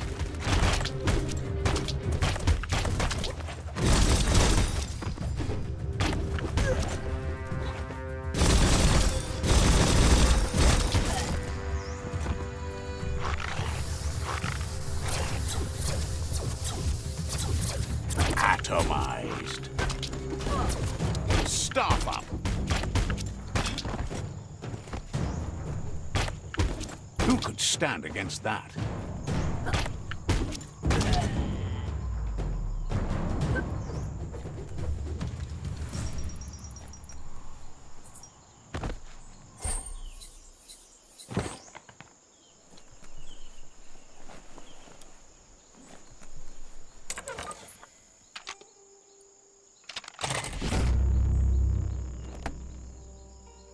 All fixed up. The arc shooters are already gearing up the high booms. Hope their aimers are fixed too. The outpost belongs to your tribe now.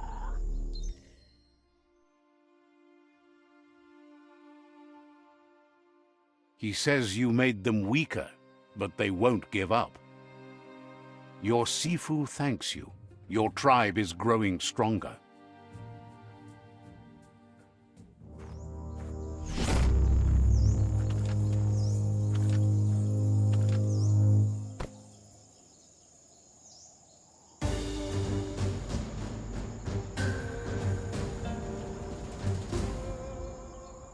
He says you did a great job capturing the outpost. You're one step closer to ending the tribe war.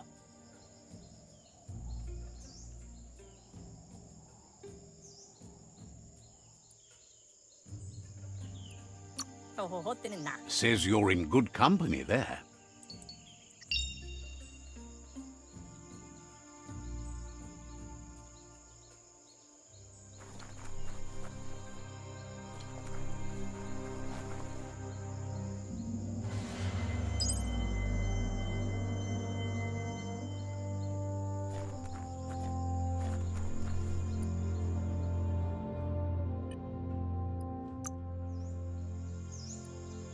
Flex up.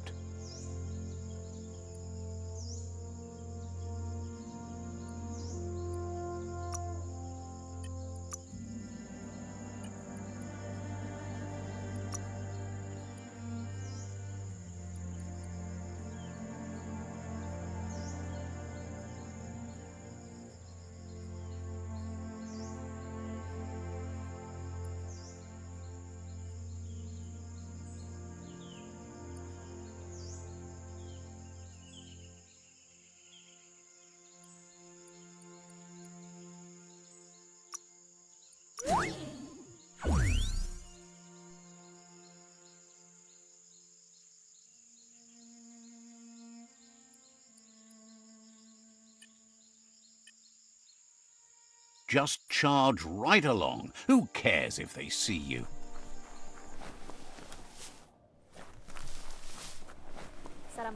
Sparkles about how brilliant it is to have someone like you that shares both genetics and karma in the myriad spectrum.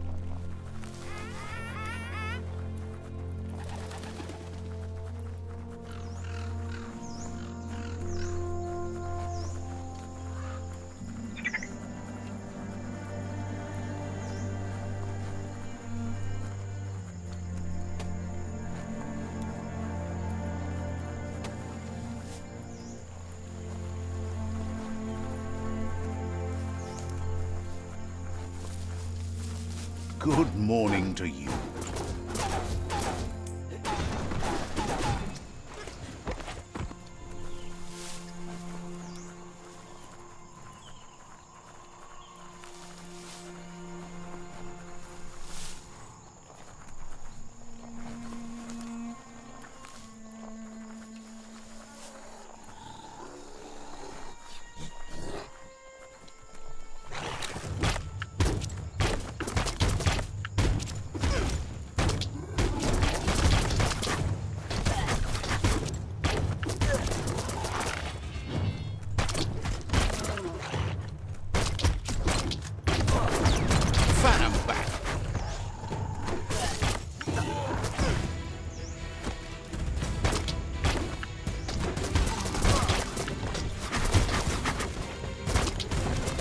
Starting to add up.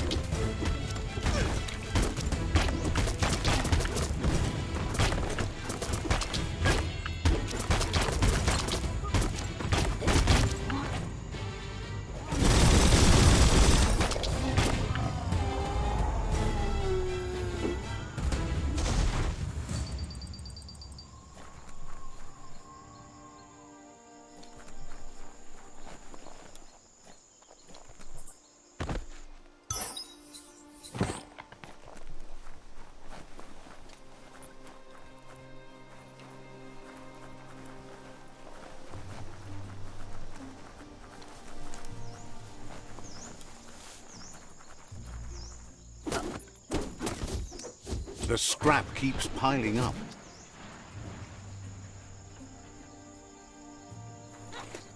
The world needs saving. Make the most of the day.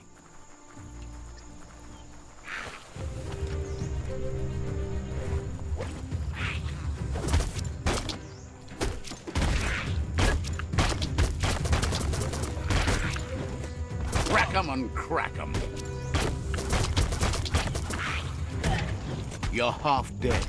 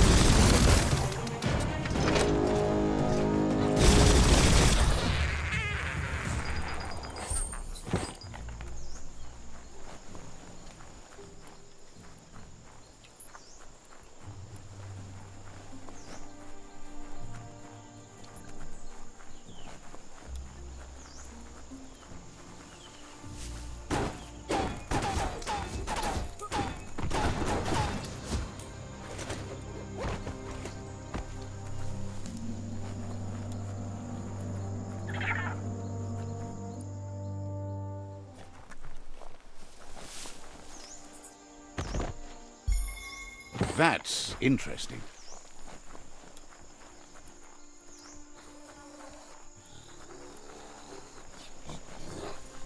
It's serene and beautiful here.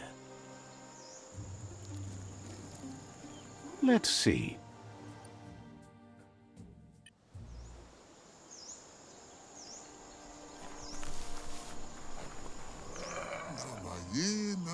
Says it's time to set the outpost free. Inflict as little damage as possible as you make your way through to the rival captain.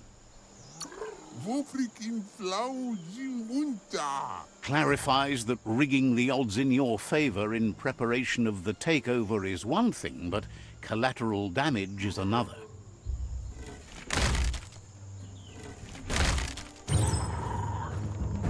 Here's the first line of defense.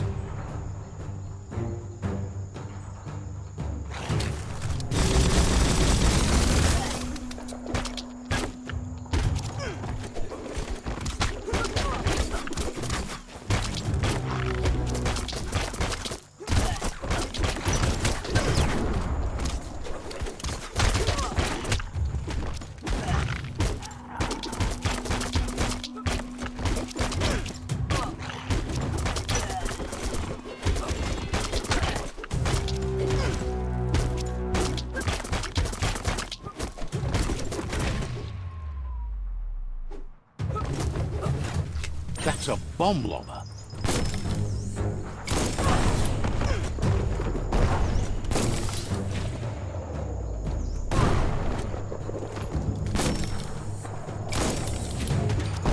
That hit the spot, wrecked it.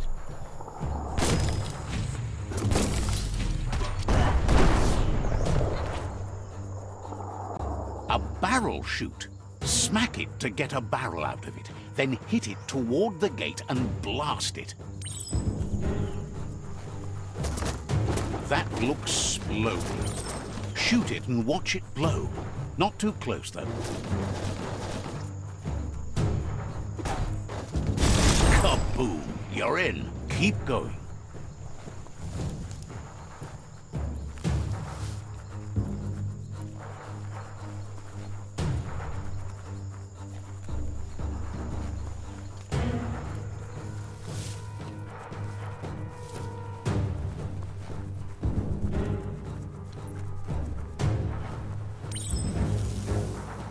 Here's the second line of defense.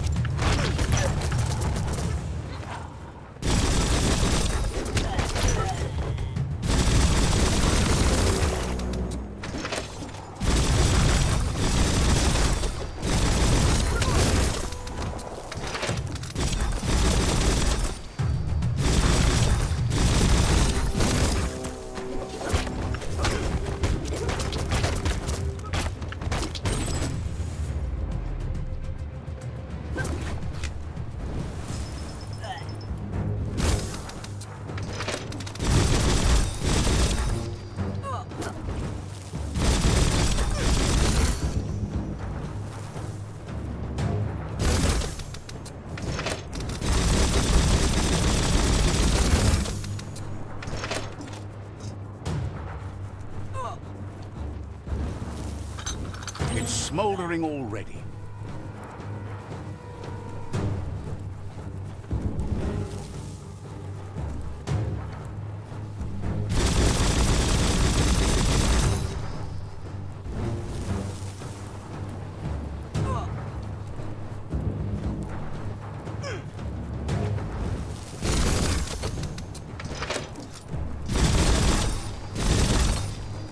Give it a good smack.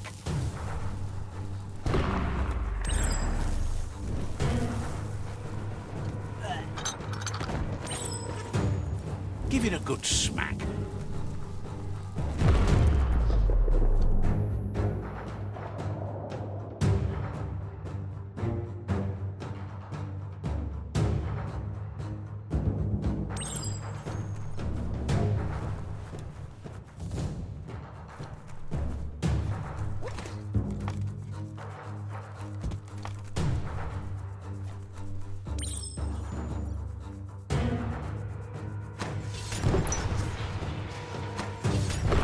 Almost there.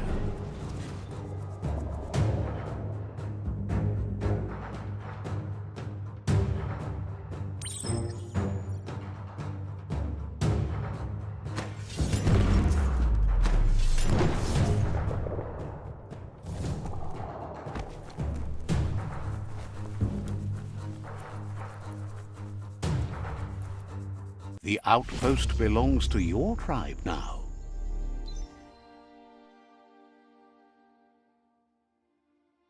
He says you made them weaker, but they won't give up. Your Sifu thanks you. Your tribe is growing stronger.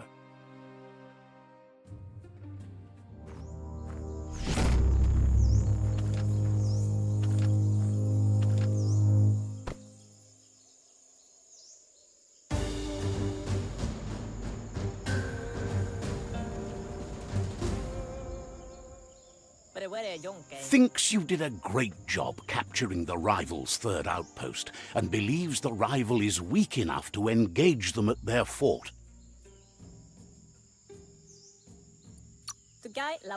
Says it will be a relief to finally have it over.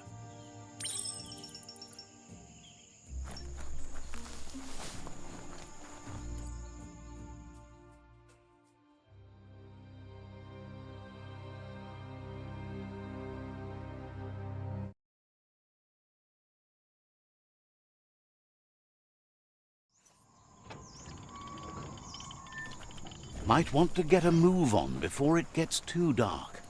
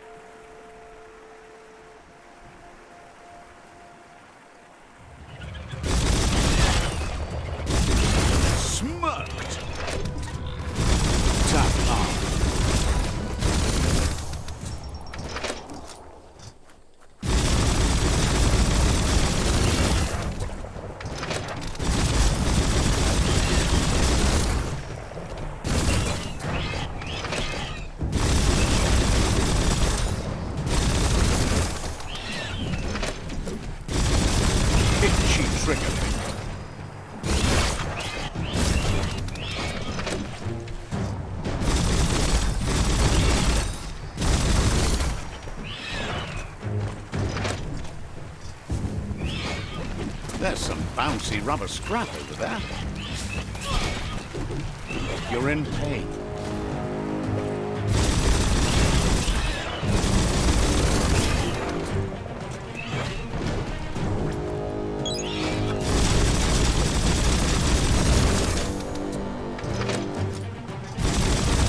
Bangarang. Super effective.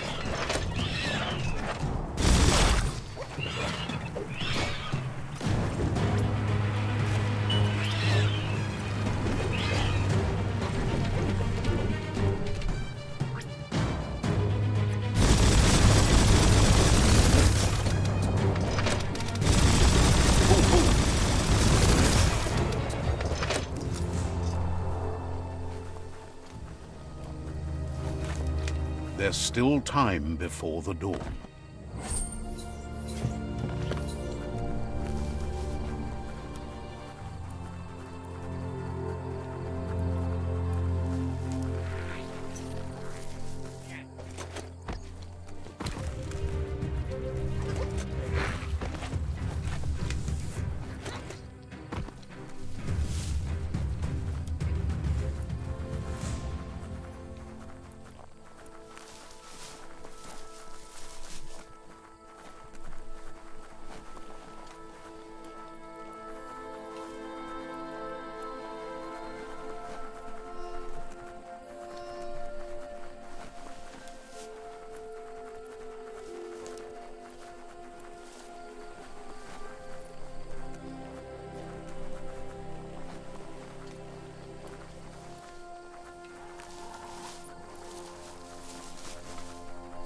See that plastic scrap over there?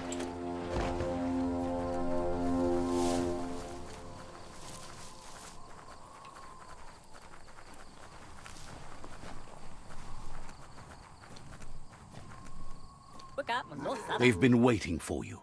Taking control of this fort will bring peace between your tribes. You better be. A tribe's fort is a bigger challenge than an outpost. The plan is to fling you over the wall with a sling lobber. However, he wants you to secure a hard hat first, should anything go wrong.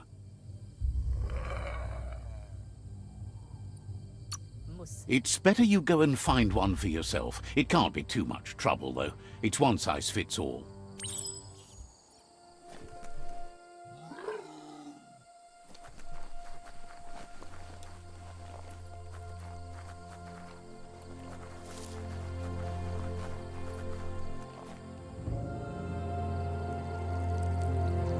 Let's see.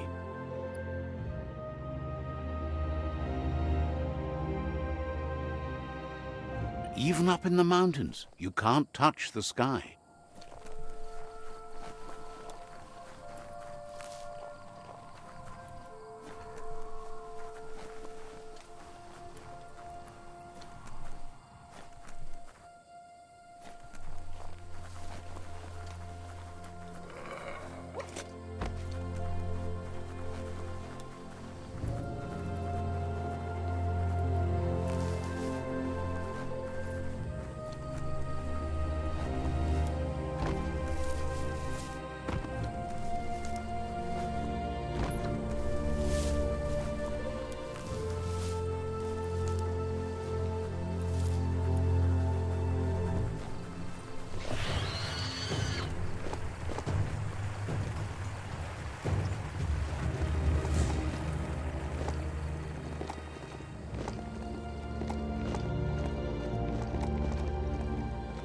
Heads up, that's Peak Spot.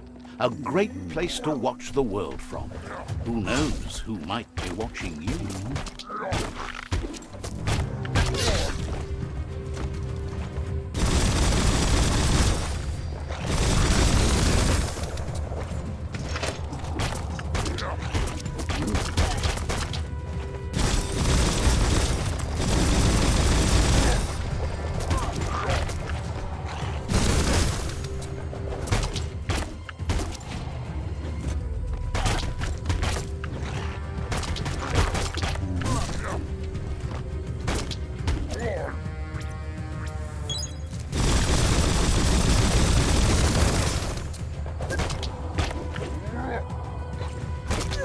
Swing like you mean it.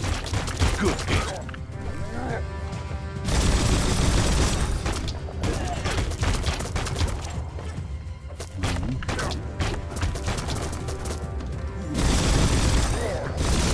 Pang pang.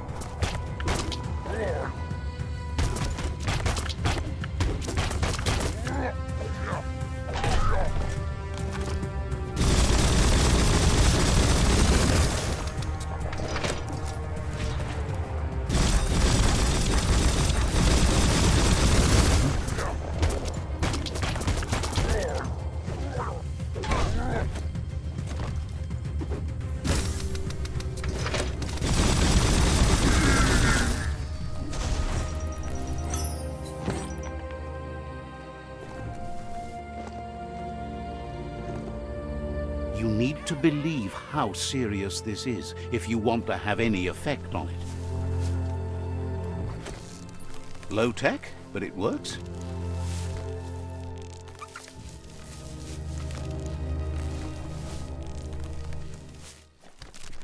That's something.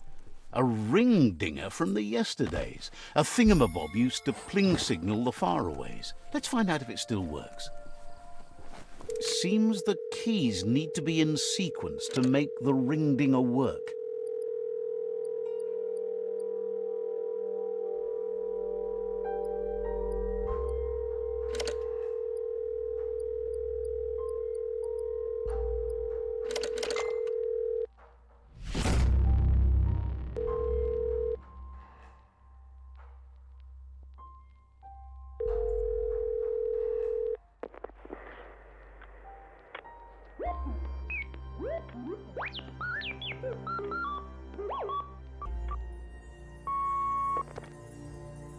So, the technology from yesterdays is still here today, even if its message is getting old.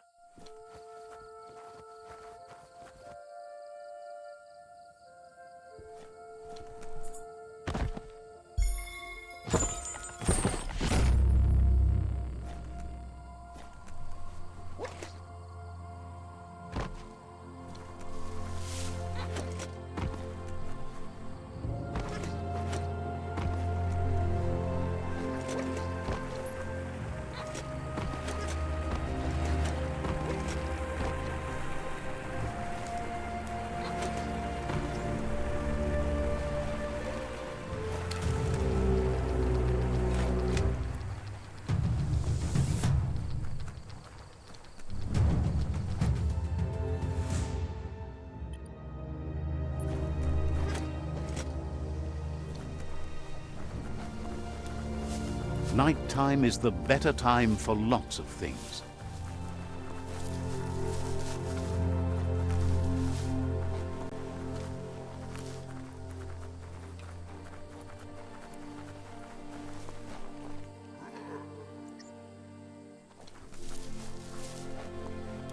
It's time to set the rival tribe free. Inflict as little damage as possible as you make your way through to their sifu.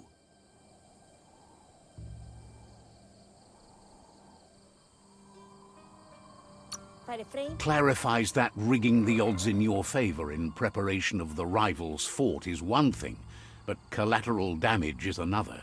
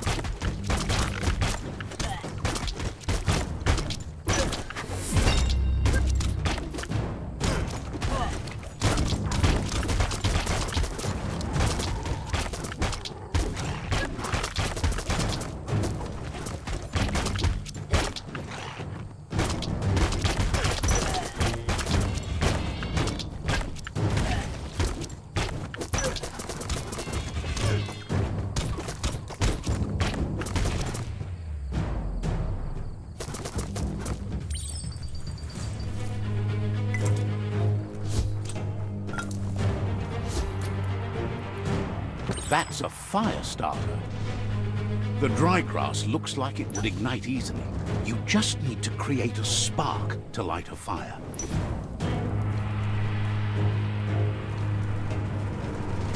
It burns brighter than the light.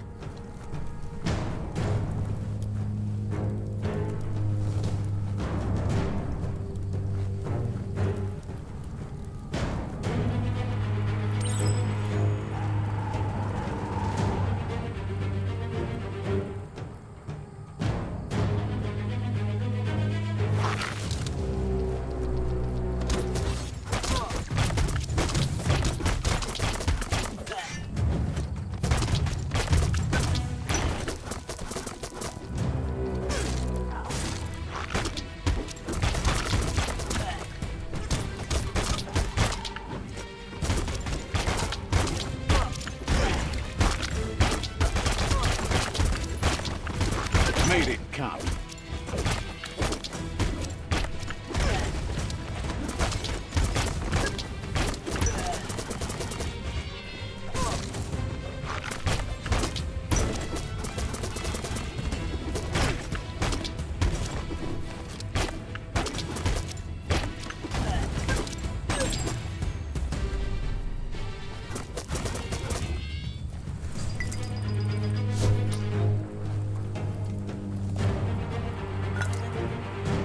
You have a good eye for that stuff. If you're tired, maybe find a place to rest.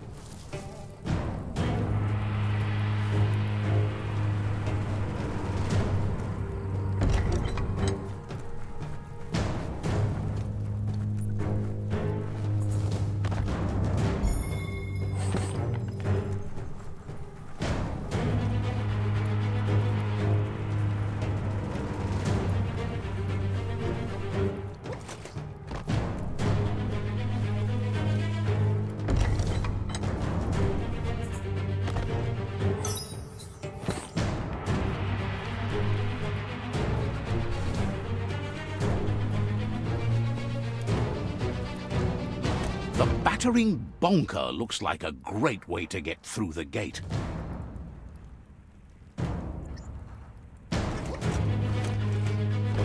Bet you just need to knock and it'll open up. That's bonkers.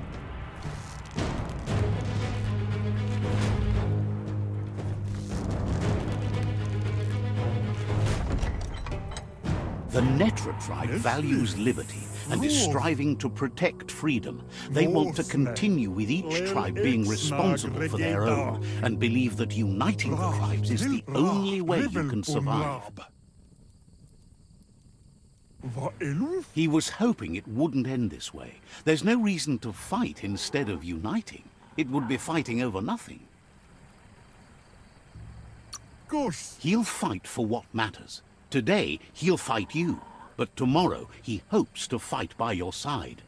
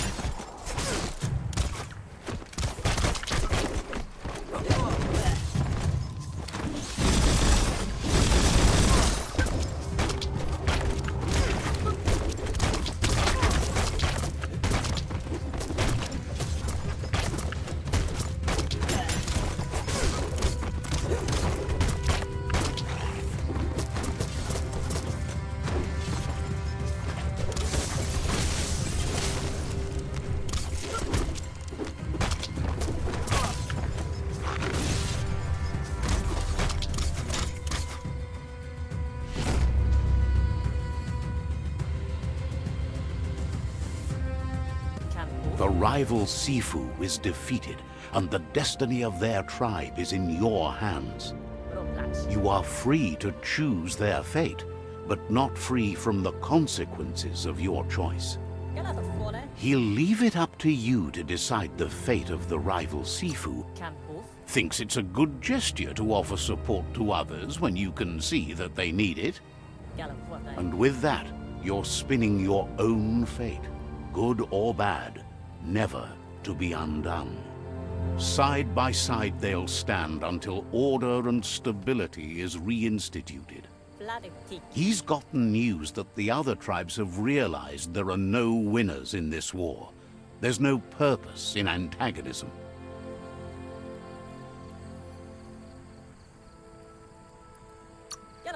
All three of them believe your tribe has grown strong enough to unite them. It's clear your efforts have been successful. There's light at the end of the tunnel. The tribes are tired of war and will remember the one who brought them peace, whether you decide it'll be now or later. So, Do you want to end the war now or continue the crusade?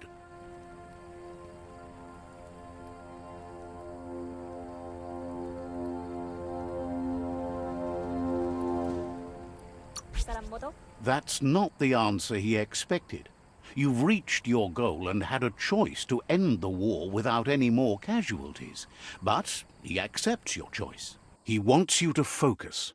These are the new rival outposts your tribe needs to take control of.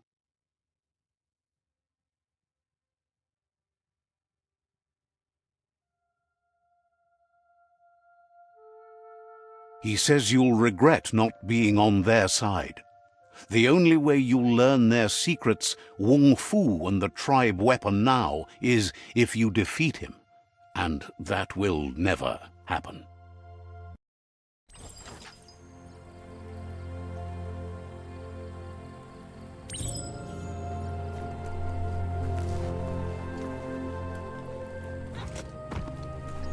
It's the Netra claw chain.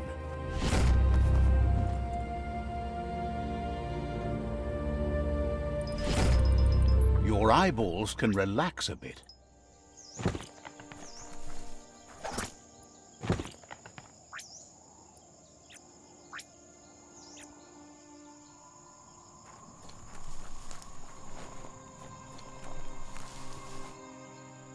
Get one thing. He knows things that you need to know.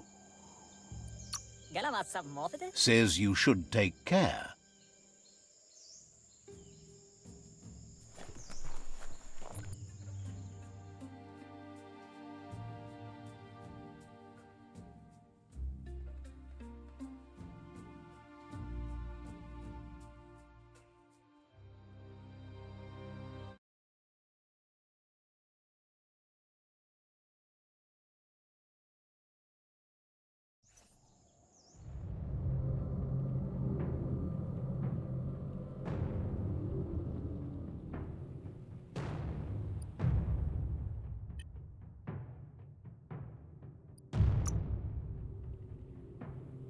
Nothing gets to you.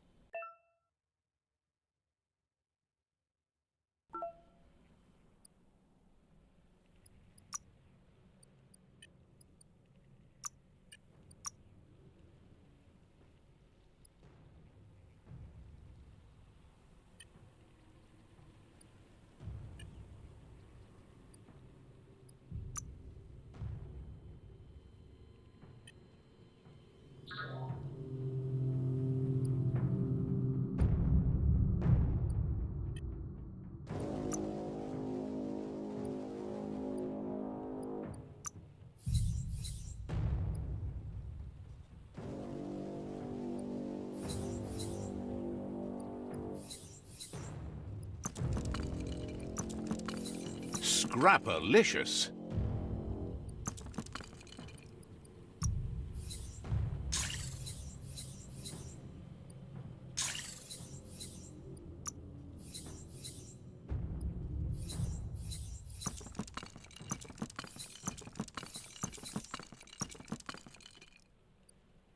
No going back from that.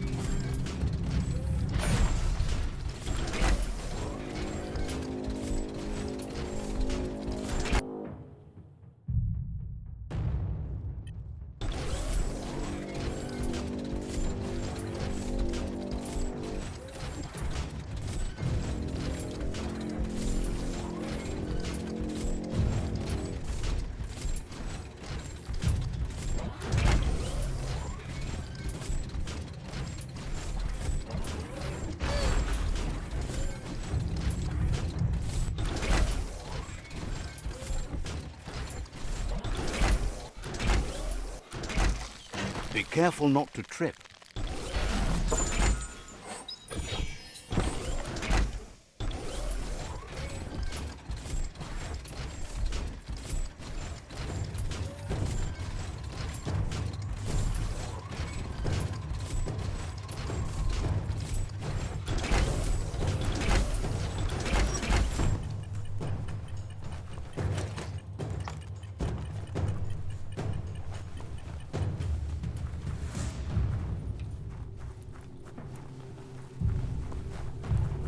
It's Skypook Outpost. The Ankati tribe blew life into that ages ago.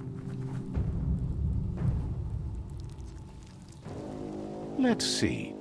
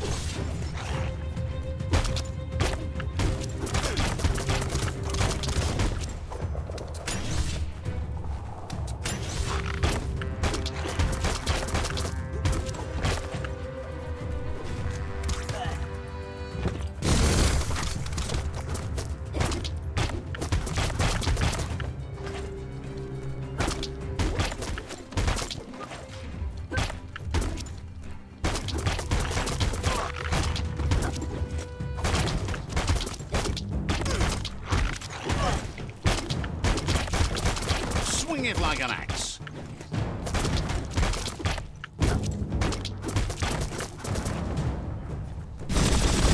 Boom.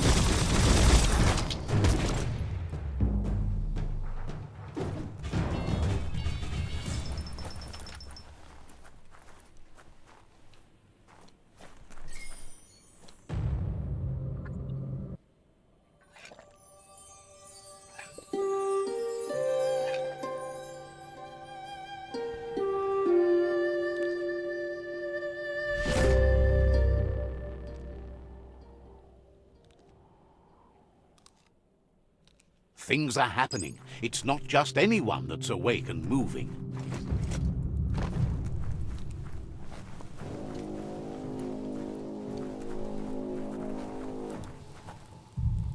There's the sovereign who runs this outpost.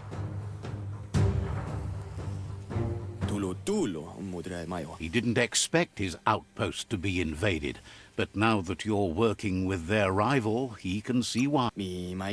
Not sure if you're likable enough to just give up the outpost without a fight. Says he just realized a peaceful end to this would be best. He'll trust the outpost to you. The outpost belongs to your tribe now.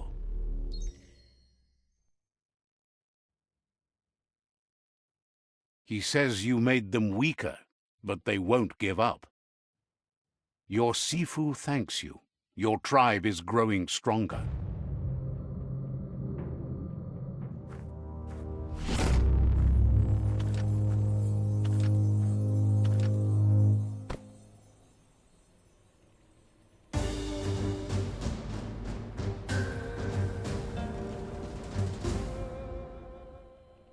He says you did a great job capturing the outpost. You're one step closer to ending the tribe war.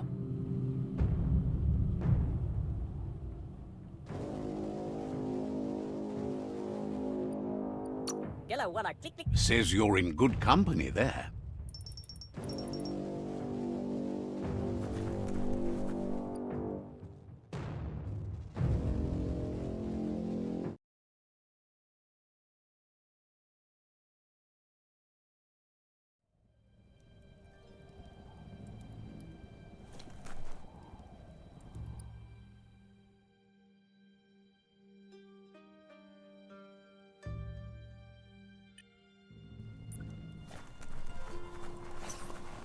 Do you feel safer or more exposed in the dark?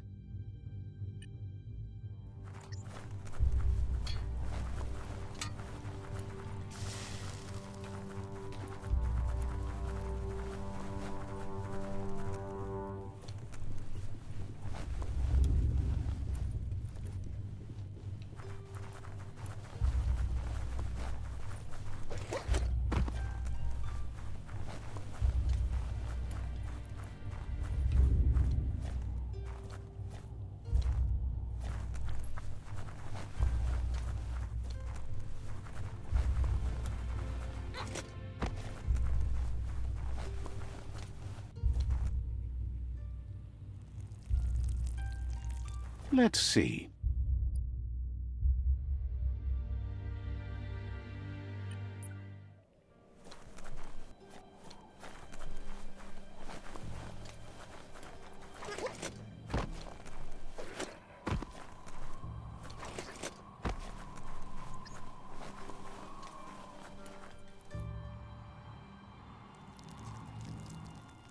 Let's see.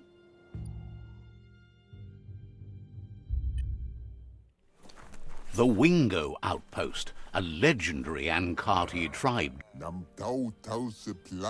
says it's time to set the outpost free. Inflict as little damage as possible as you make your way through to the rival captain.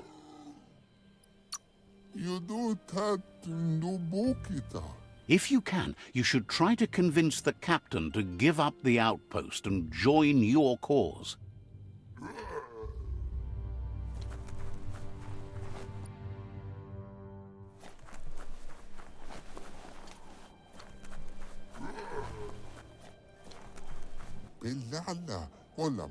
They're ready to enter the outpost when you are.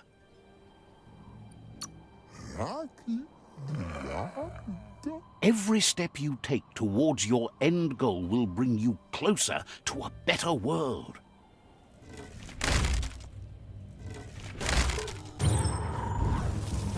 Here's the first line of defense.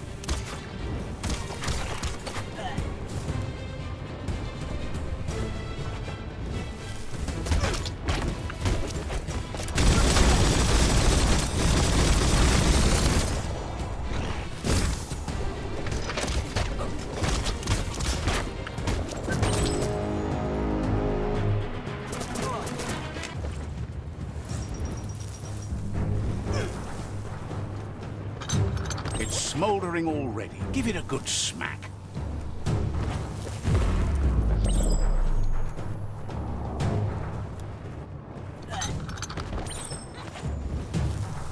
Give it a good smack.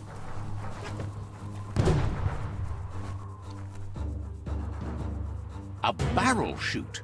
Smack it to get a barrel out of it. Then hit it toward the gate and blast it. That looks splody.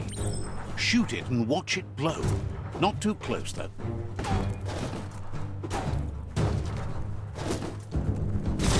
Kaboom! You're in. Keep going.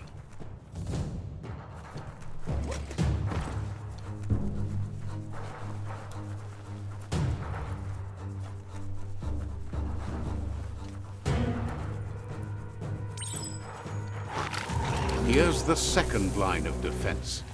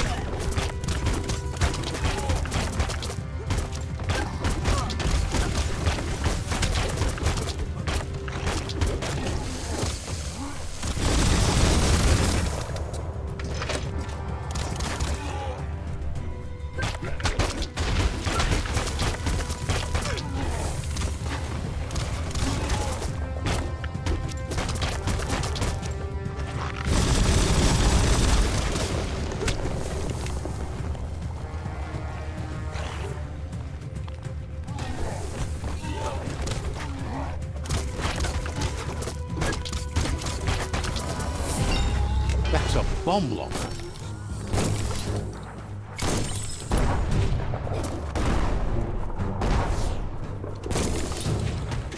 That hit the spot, wrecked it.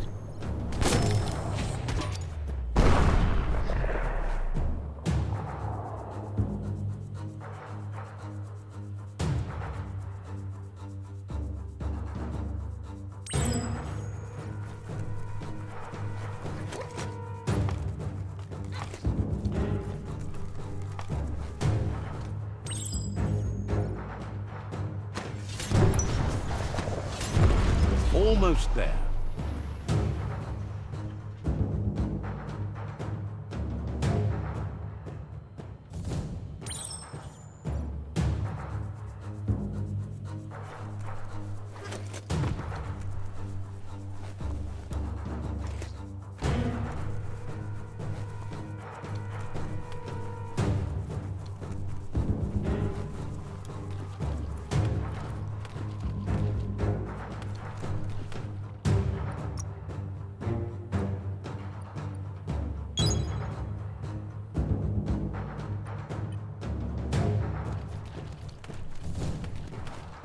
The outpost belongs to your tribe now.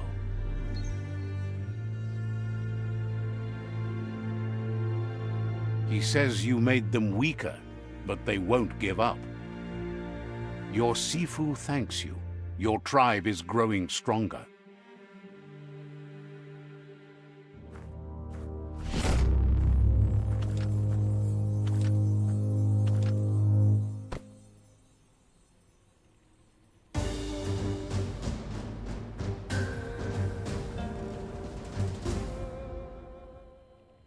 He says you did a great job capturing the outpost. You're one step closer to ending the tribe war.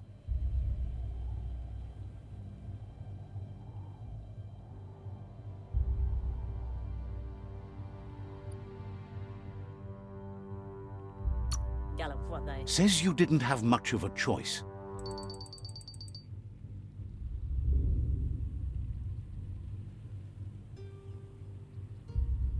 Schleine verrotna mika.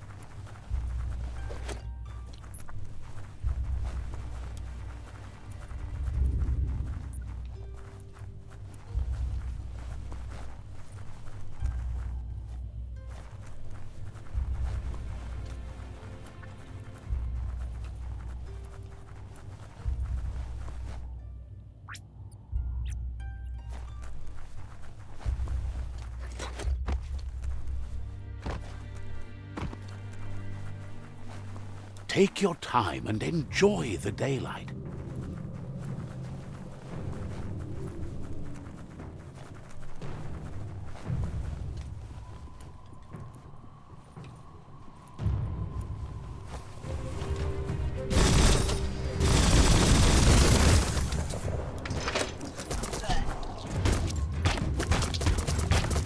Swing, parry, dodge.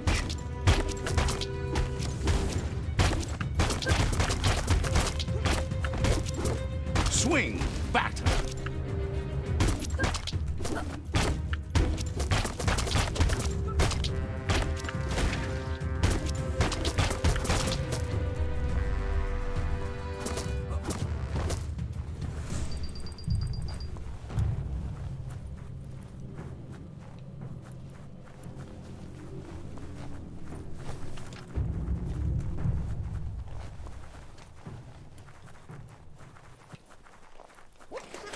It's Whiff-Waffed Outpost, an old uncarted tribe hunker down.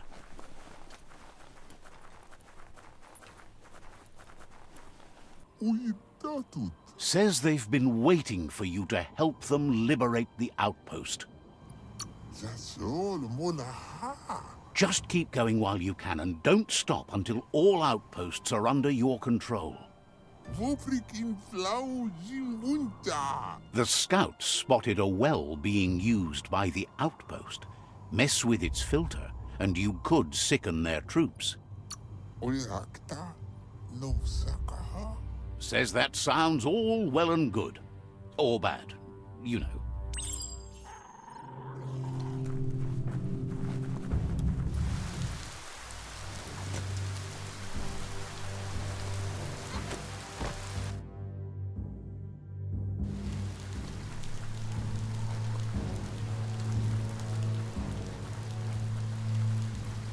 Too bad there's no boat floating by with this rain.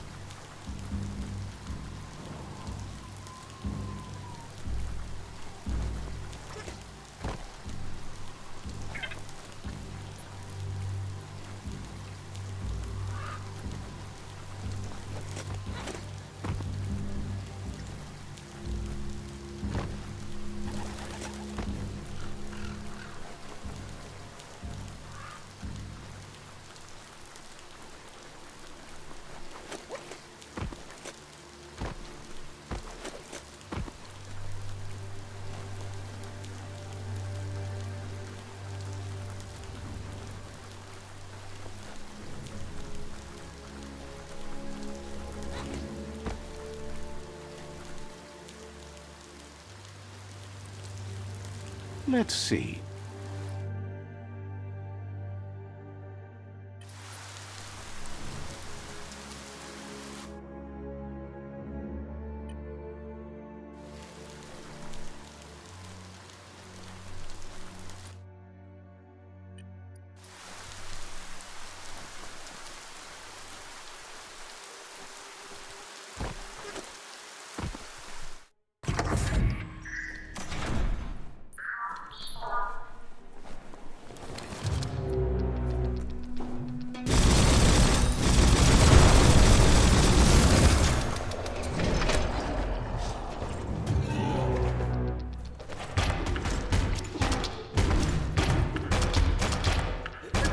Poke 'em.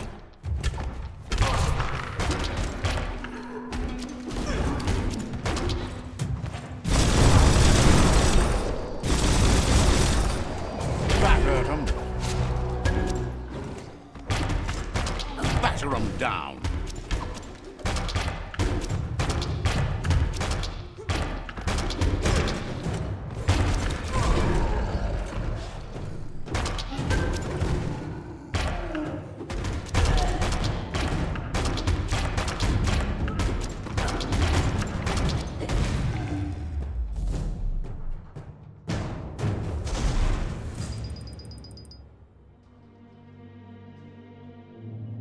Such a bright day to wander around in.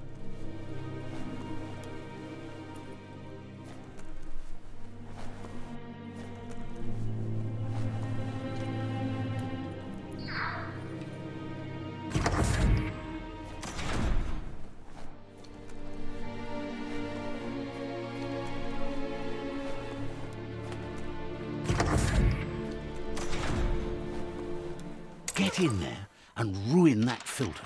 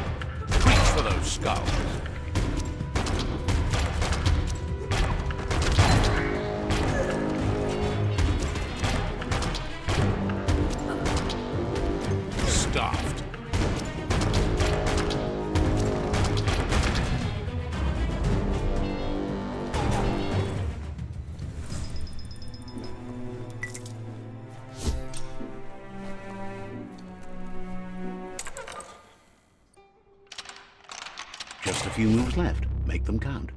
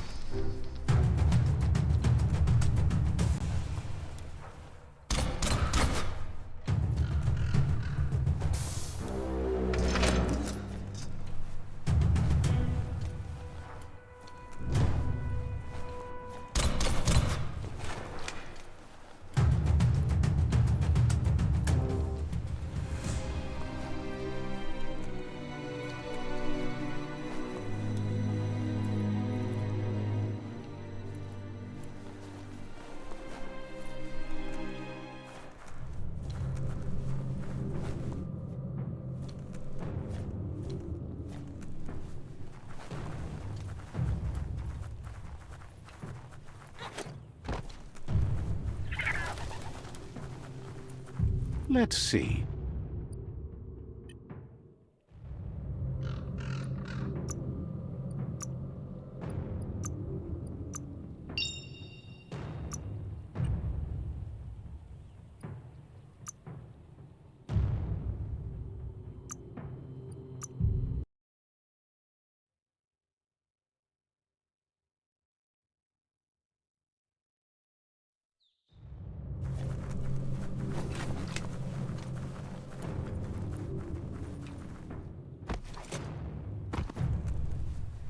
It feels like an ancient dungeon down here.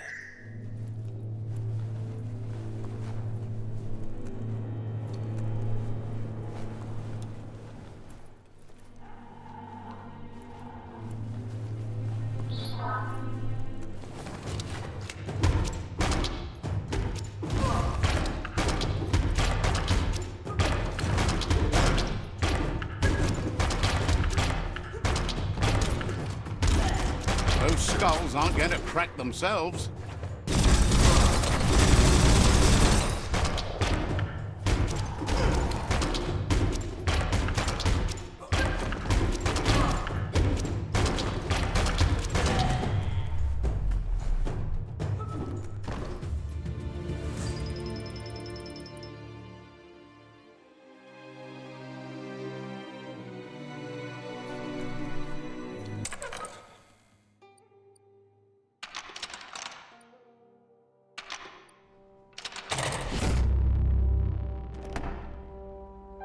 Got it.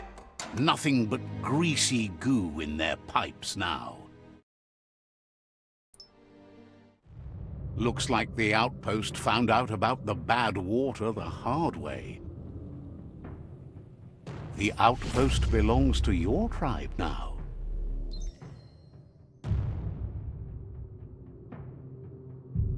He says you made them weaker, but they won't give up. Your Sifu thanks you. Your tribe is growing stronger.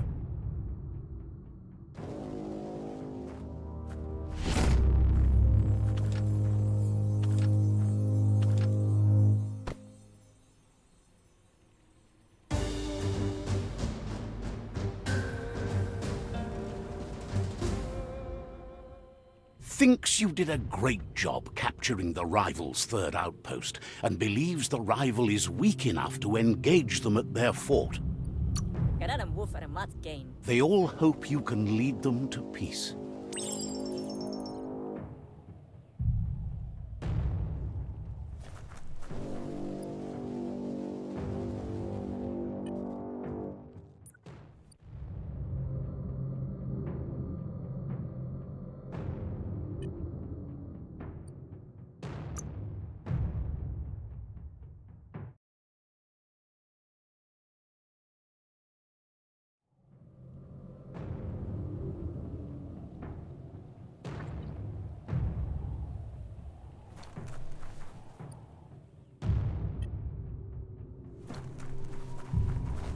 Listen to the creatures of the night.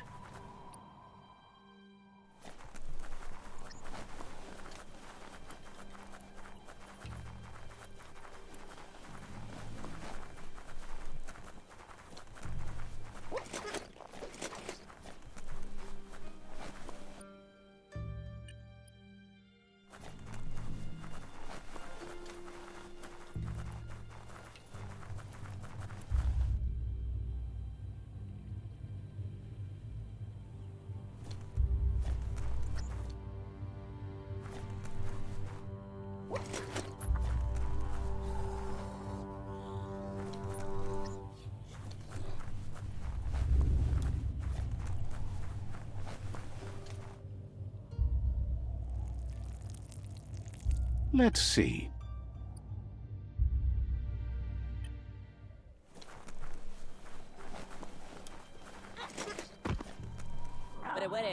They've been waiting for you.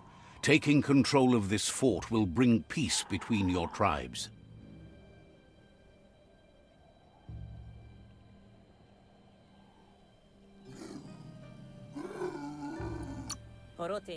You better be. A tribe's fort is a bigger challenge than an outpost. They've managed to roll a bang ball against the fort, and the plan is to detonate it. However, you need an inextinguishable torch to do that from a distance.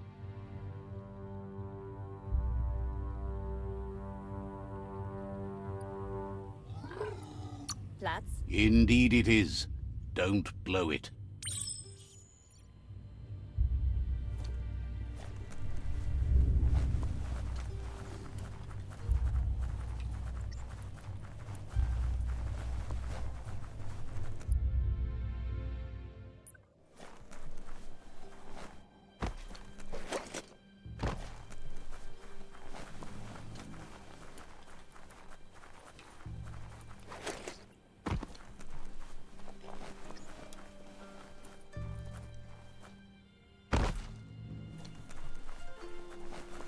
You're here for a reason. It's up to you to figure out what that is. Brick-bracks like this were symbols for the growth of the old world.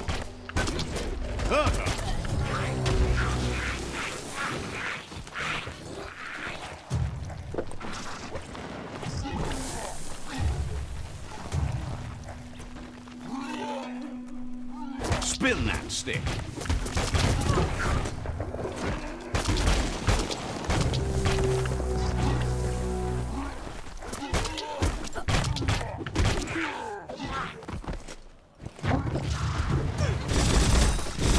Down to half your health.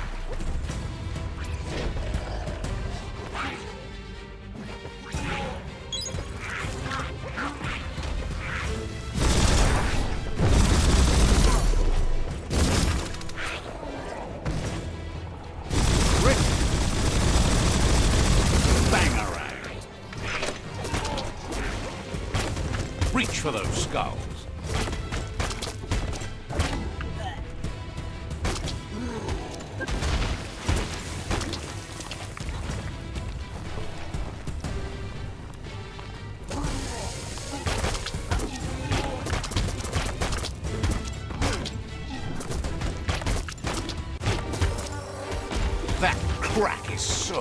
satisfying.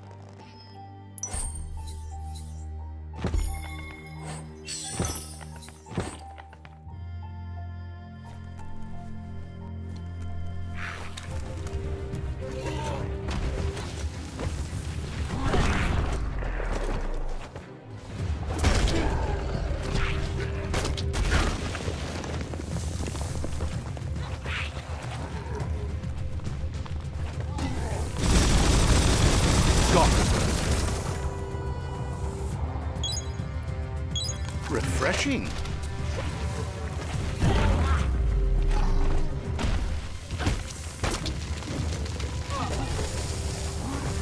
One down soon. Took care. Half-lifed.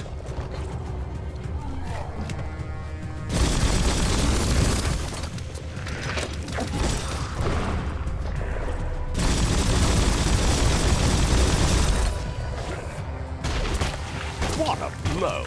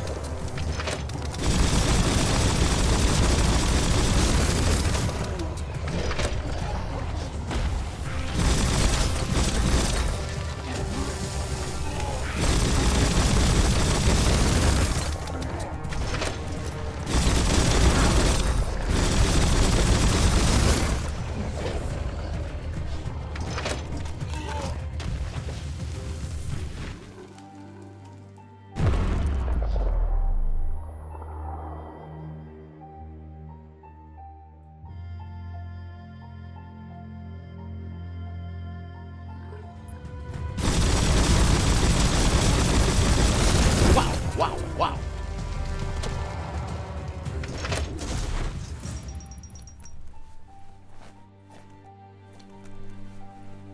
It's all about destiny.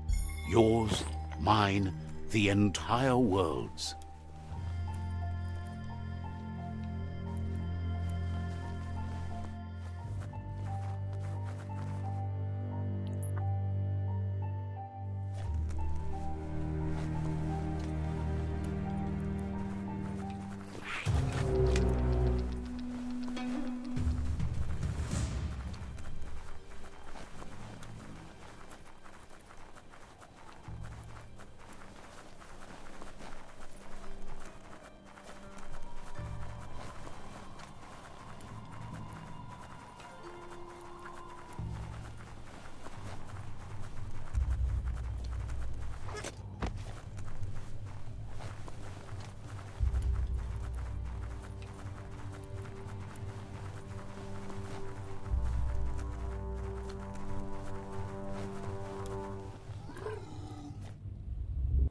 It's time to set the rival tribe free. Inflict as little damage as possible as you make your way through to their sifu. Convincing the sifu that peace between your tribes is the only way you'll all survive won't be easy. He doubts the sifu will give up without a fight.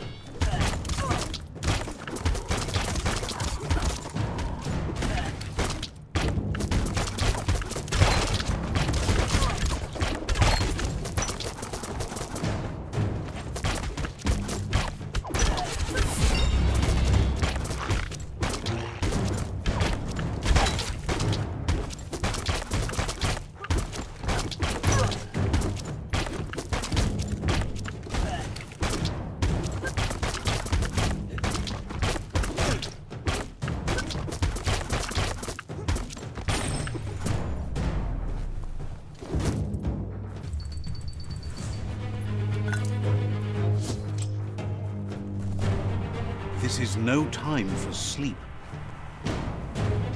The megamuck in that cage looks like it could cause serious turmoil. Hard work opens doors.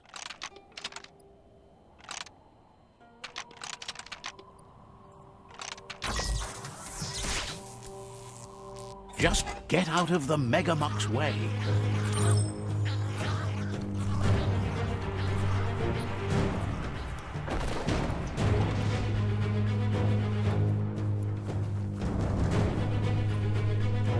The wire claw looks like it's strong enough to pull down a gate, but you just need to aim straight, shoot and pull, and the gate will... The Ankati tribe believe that solidarity is what is needed to keep the world in balance.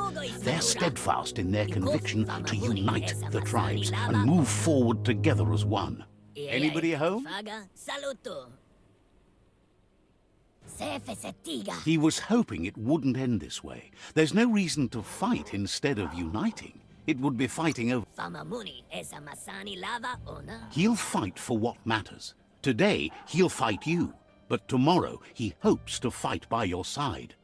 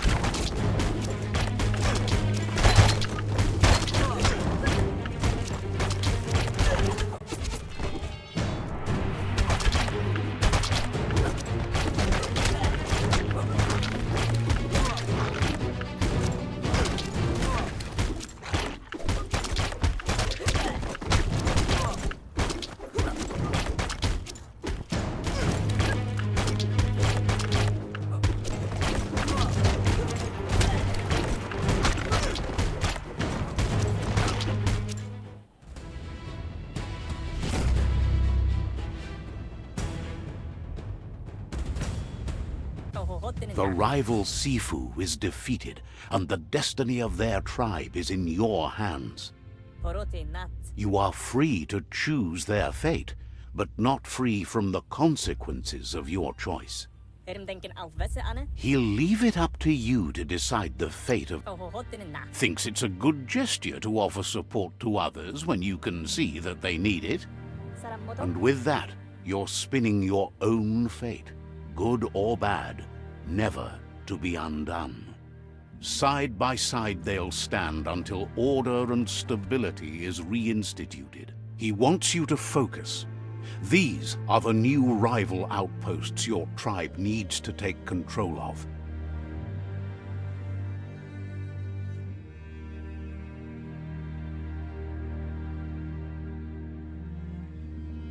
He says you'll regret not being on their side. The only way you'll learn their secrets, Wung Fu and the tribe weapon now, is if you defeat him. And that will never happen. Your Sifu is pleased. You're one step closer to uniting the tribes. It's a pity you needed to use force to get the point across. But he's still concerned about the fate of the world. You can't lose this war. If you get the ending wrong, the effort it took to get there was in vain. A proper ending, however, provides closure. He says you've grown so much stronger than when you first met. You know better than anyone that the fate of the world is still at stake. You need a world where everyone is guided only by their conscience. The fate of the world depends on the triumph of good. The tree of life still stands, and it's up to you to make sure it does so to the end.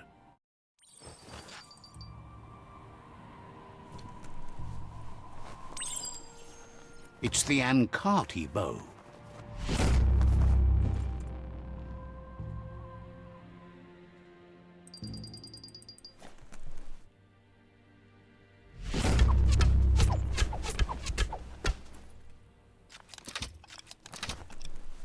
Perhaps now you can see your targets better.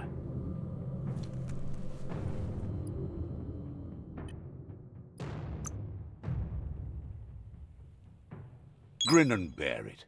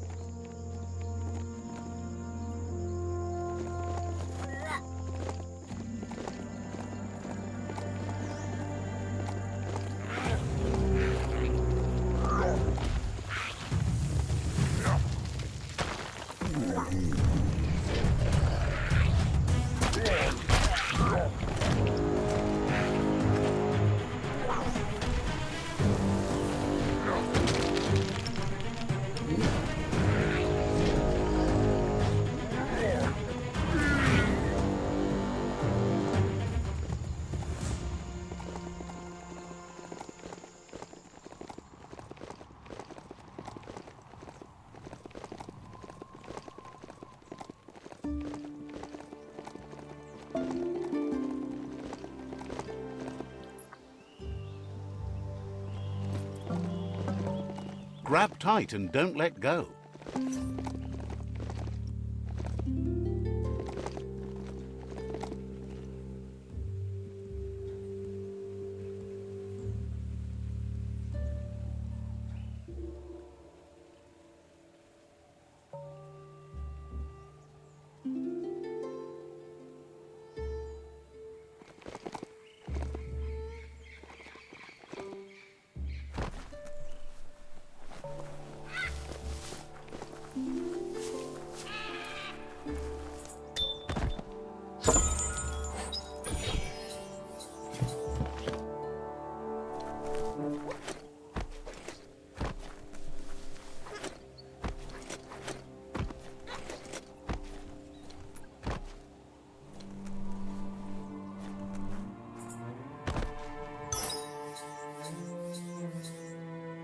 That's interesting.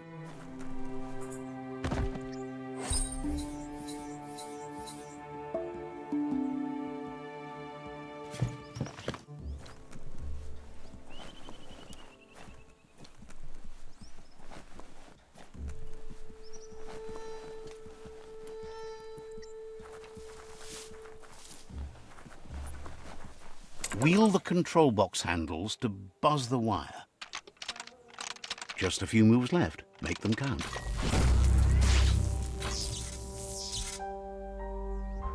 Wired up and ready to go. Clothes make you look unnaked.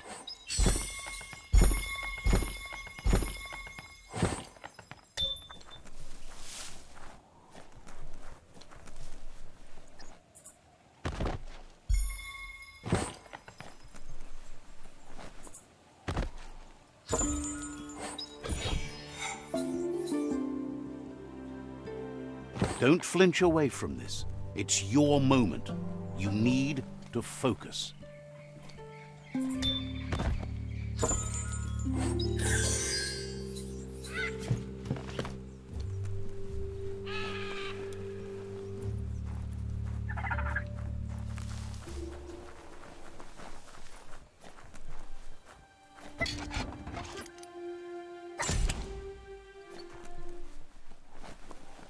Disgusting. Biohazard. Just gross.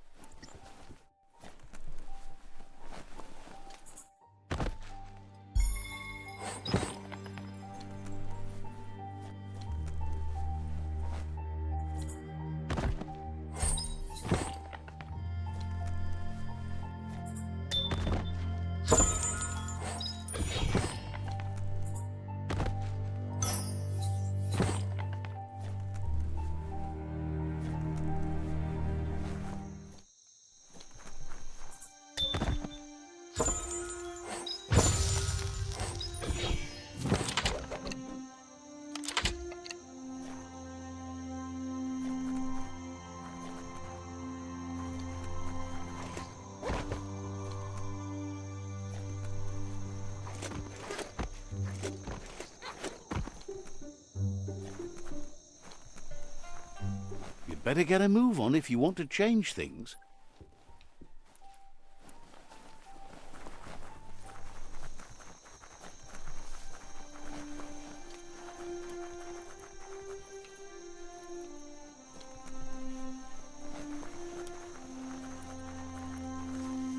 Nice. Some barked wood scrap for you.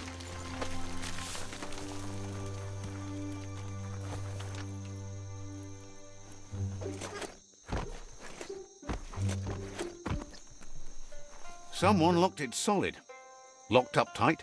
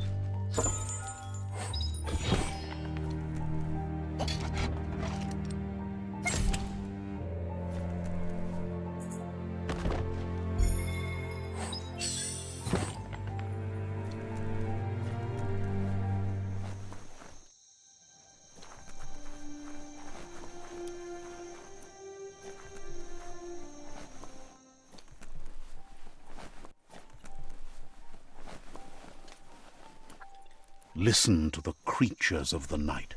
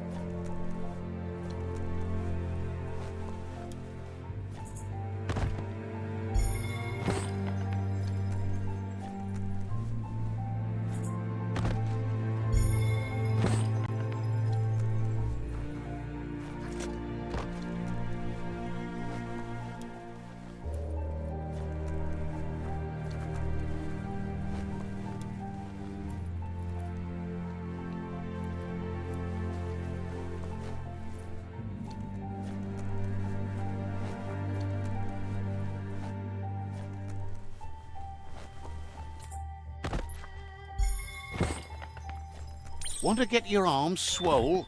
Grab those guns, flexors, and get pumping that iron.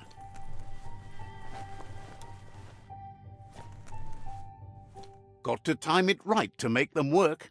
Left, right, left, right. Pumping good. Looking better.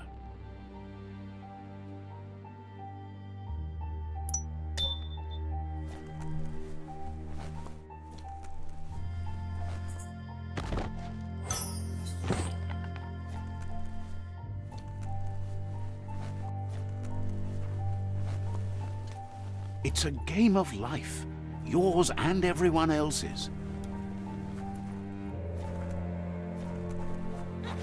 Balance is the key.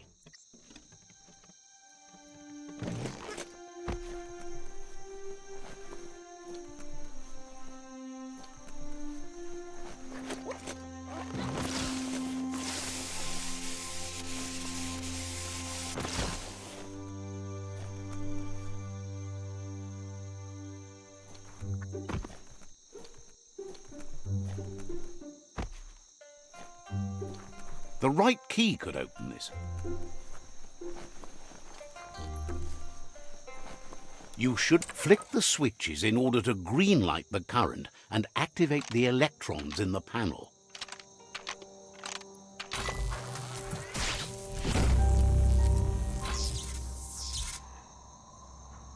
Good. The loop is electrified enough to spark. Cranks like these usually need to be wound to operate the dispenser.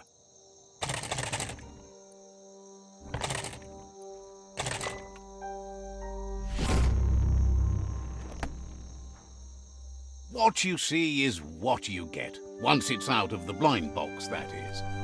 Oh, smell that? Biohazard nearby.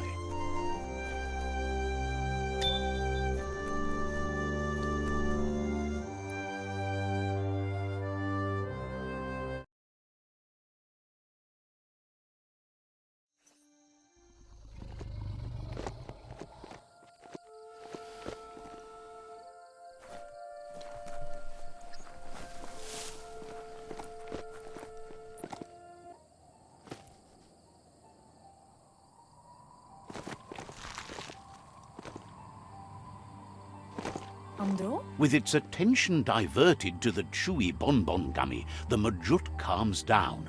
But Noko is still concerned. Ora sadut.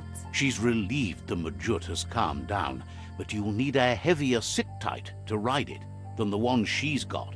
Kana munta. The only sit-tight she can think of that would be heavy enough is one she's spotted mounted on an old-world mecha-Majut. Kana munt. If she remembers correctly, she spotted it at the Smilo Shopperia while scavenging for treats for the Gnotes. That's not so far away. Kala. Seems the old world had plenty to offer, and all in one place for those obsessed with material things. Almost too much, if you ask her.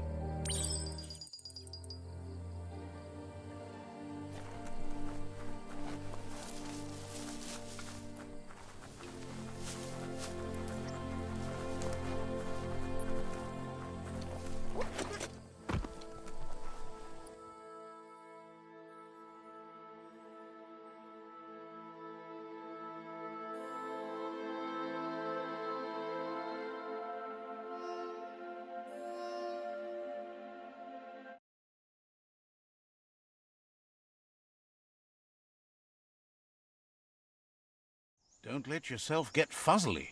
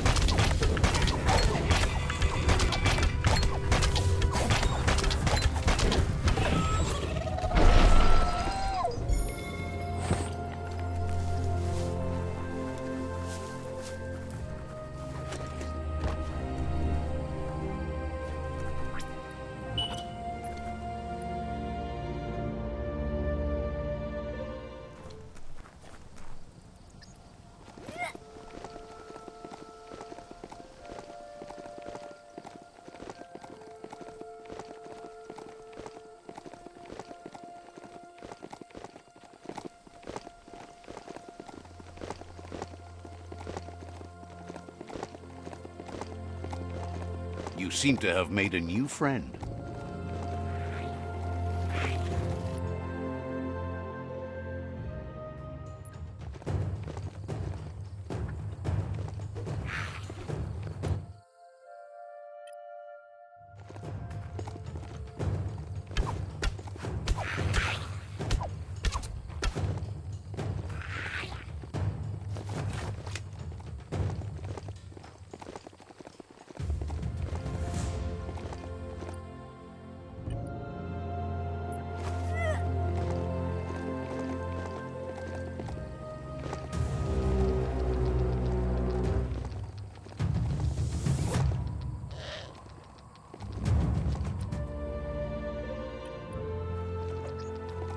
A fixer-upper.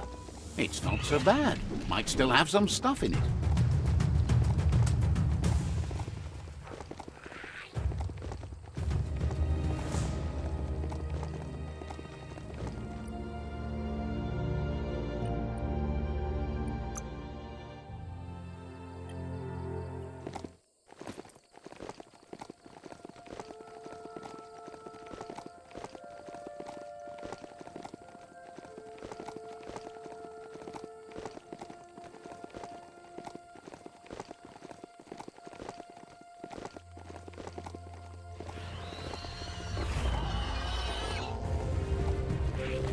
A Smilo shopperia. Guess shopping here put a smile on your face.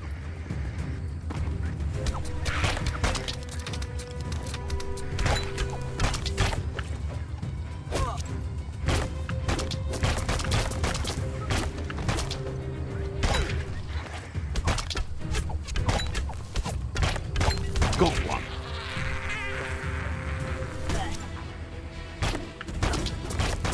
Poke 'em.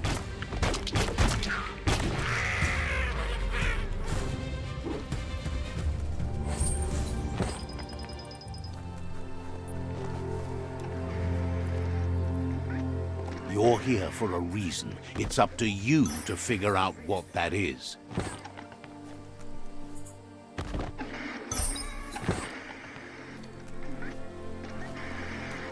iBox is...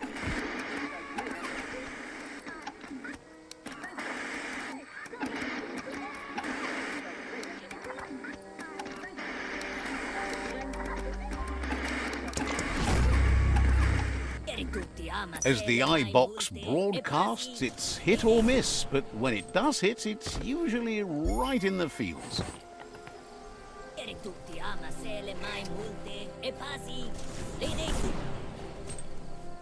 Bolted shut.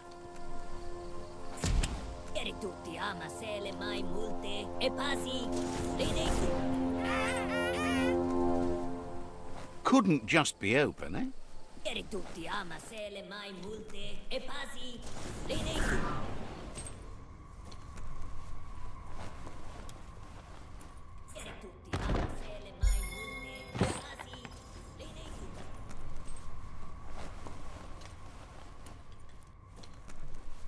Stay away from that biohazard. You'll want to wash yourself off for a month.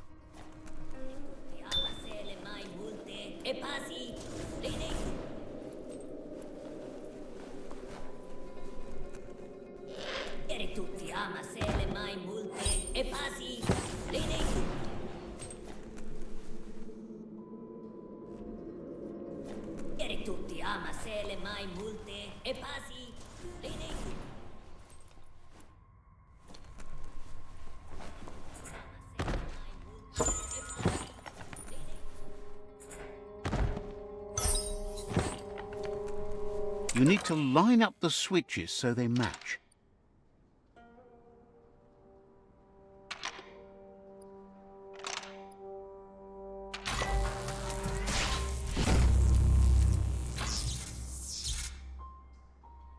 Good. That's enough electric current to initiate the actuators and activate the framework. Hard to tell how deep down you are.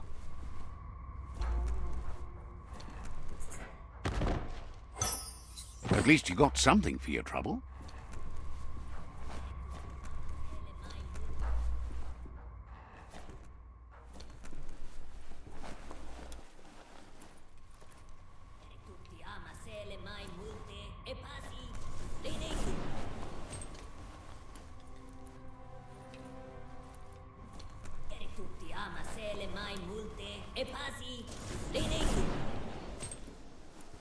Now hold on, sit tight.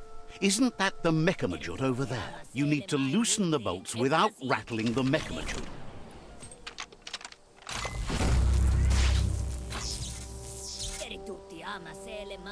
That's it. The sit-tight is loose. Time to stop horsing around and get the sit-tight back to Nocco.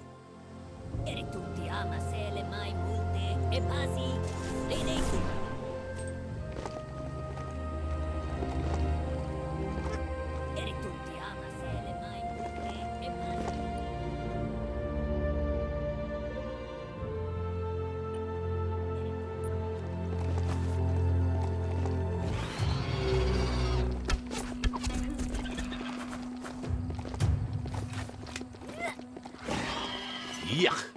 That there's a sludge gush field where the company used to suck sludge from the underground. Now it's all over.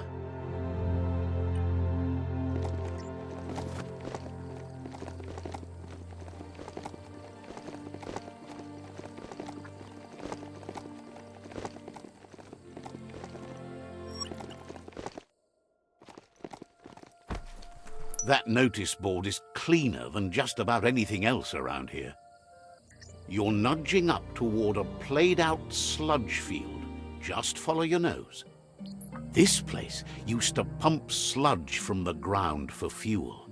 If you think the sludge was nasty, it was worse when the Toxanol Corporation burned it. Not much anymore. Toxanol was bad at all sorts of things, but when it came to taking anything useful away, they got awful good at that. You can probably find a track around here if you look hard enough.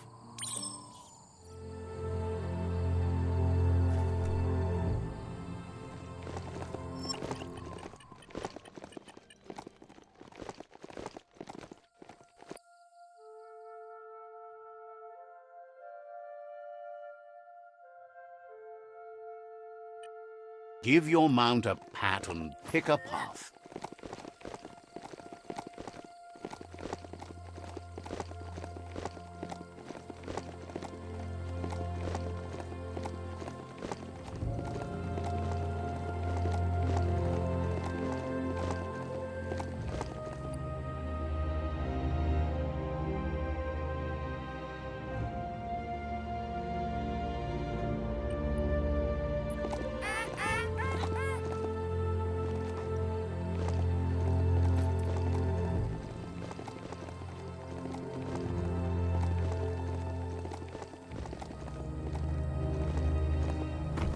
That's Knuckle Down.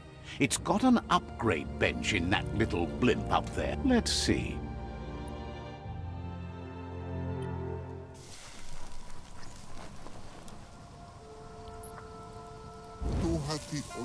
Asks you to check out the wares, confident you'll find wonders why you're in such a hurry. They've got plenty of stock.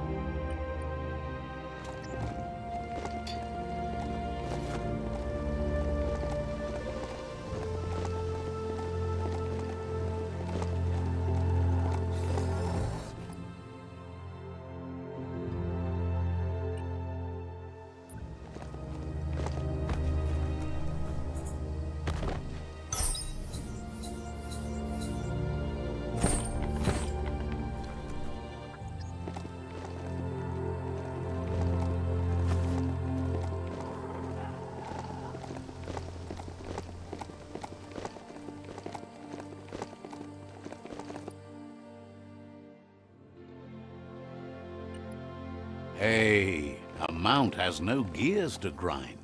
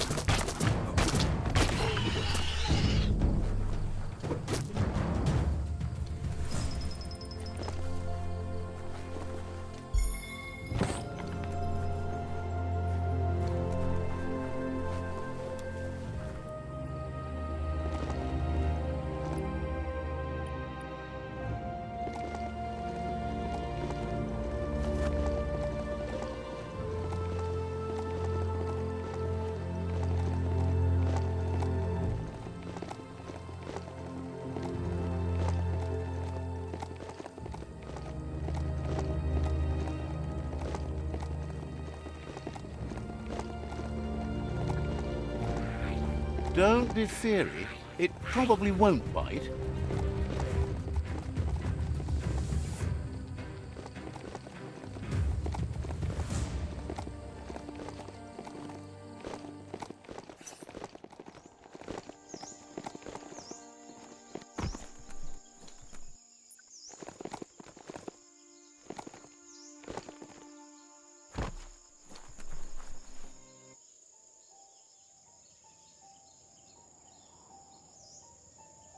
Dere? Now that the Majut's got a mouthful of bonbon gummy and the brand new sit-tight is in place, the Majut is ready to ride. Anora kapapum. Nokko's been training another fantabulous little critter that'll hopefully become a distraction for the hoof puff when you confront it. Asil natu. She's called them glitter moths, and the best way to find them is to go talk to Mito. She's asked him to keep them somewhere safe. Very? You'll find Mito at Bright Light. He's a light-headed fellow, but hopefully he'll remember where he stored the moths.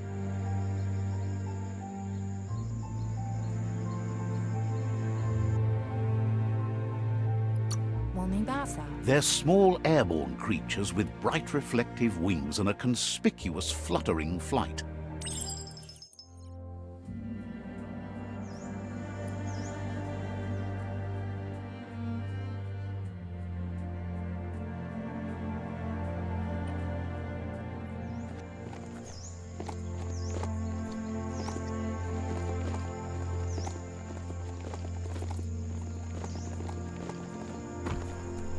Look at those notices on the board. Too bad the Gnotes couldn't read them. If you wander around here, you might find Nokko. She just loves those Gnotes. Once the power ran out, it made sense to ride Gnotes. And that powered types of transportation polluted the world, but didn't poop in the street. Obviously, they didn't have their priorities right in those days.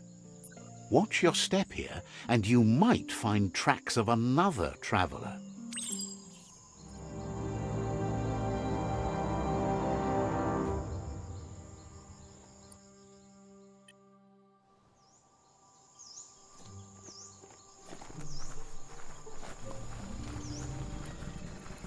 Let's see. Feels like a real...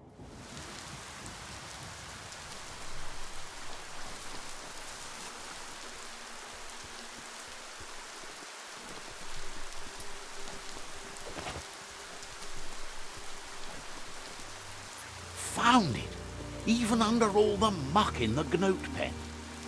Hard to believe the Gnotes didn't trample it. They seem faster than you, and don't forget that when you ride them, they do all the work to keep you moving. You should keep moving. Can't let those Gnotes blaze the trails for you.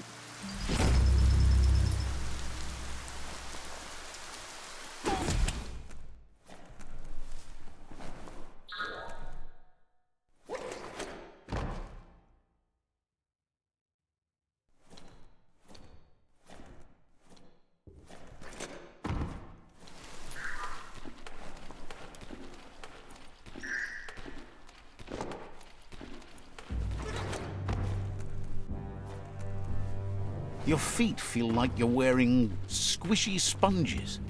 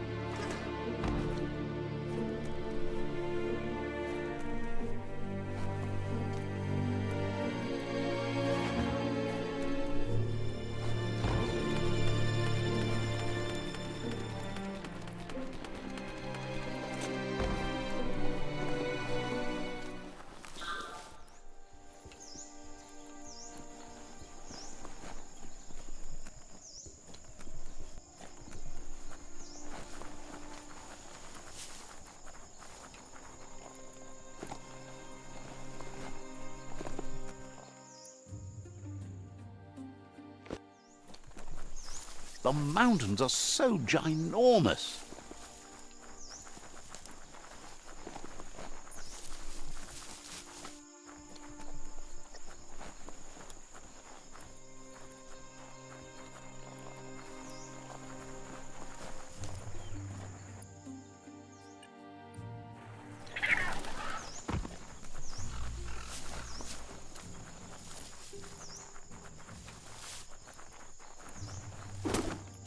Glad to see some wood scrap there. Just what you were looking for. Ah, some wood scrap. Always happy to find that.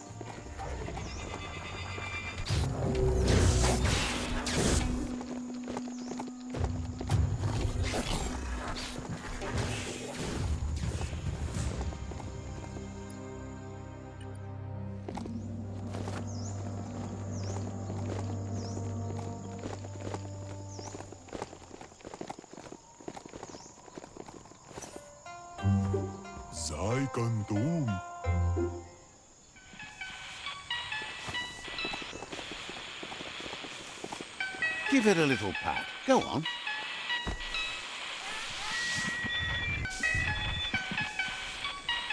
Let's see.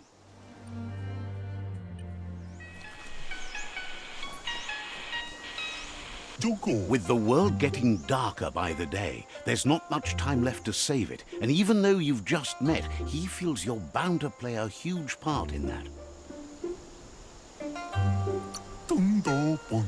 Figures that doesn't make it any less worth fighting. You've found your way through the darkness. You shine like the sun in the sky, but will you use that power to warm the world or burn it? Hopes you see how much good you can do with power like that, and how easy it is to let it drive you mad. No matter where your path takes you, though, it's important to remember where you came from. The past bright lights the present. Wonders if you know how much of an effect you've had upon the world. Your presence changes things like light changes darkness. Did you realize that when choosing where to shine? Says he can see that in the way you brighten everything up. So happy you know you're helping brighten the world. There's plenty of it that's still worth saving. Whatever happens to the world, you shone as bright as you could. That matters more than you know. Says you did the right thing in taking up with the Myriad. They buy lots of his lamps. That's a tribe that believes in the bright things in the world.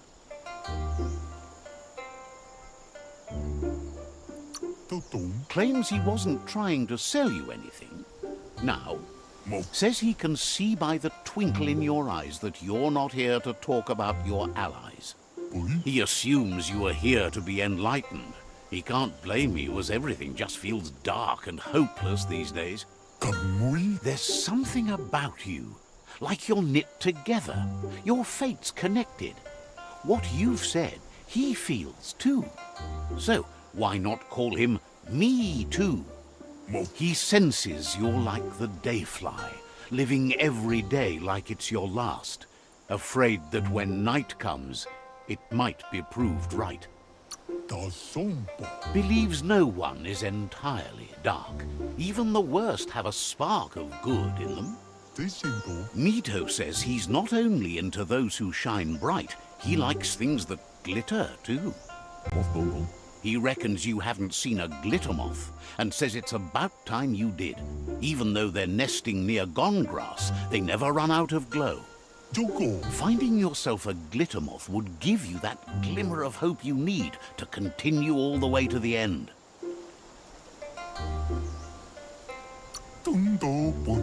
Glows with delight at your bright passion for the light.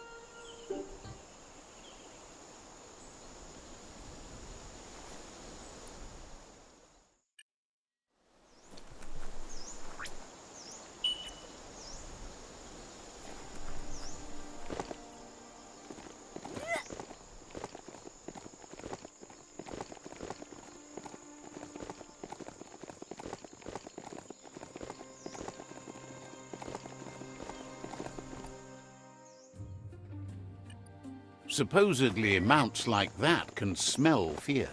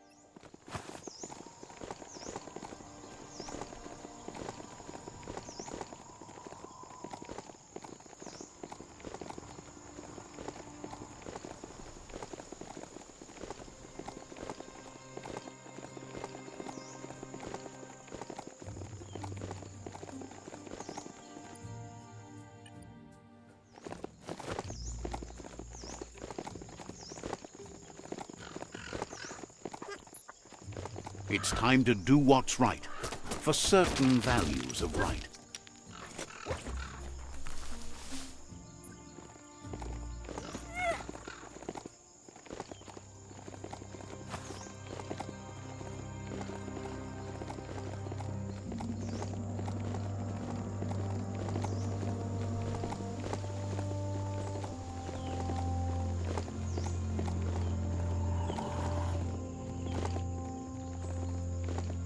That place there's a real fixer-upper, not an entirely lost cause. There's something there. Skronkers.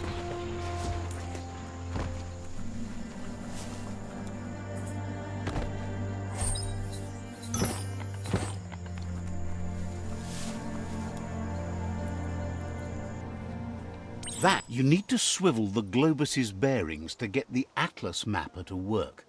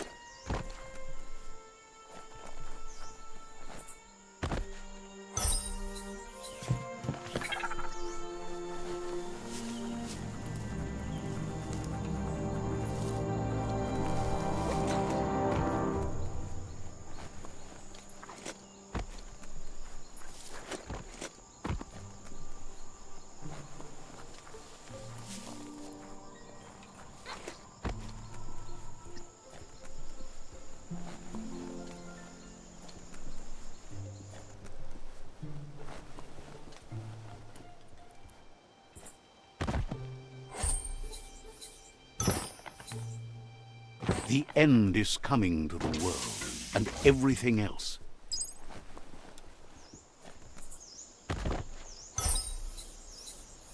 Fits you well.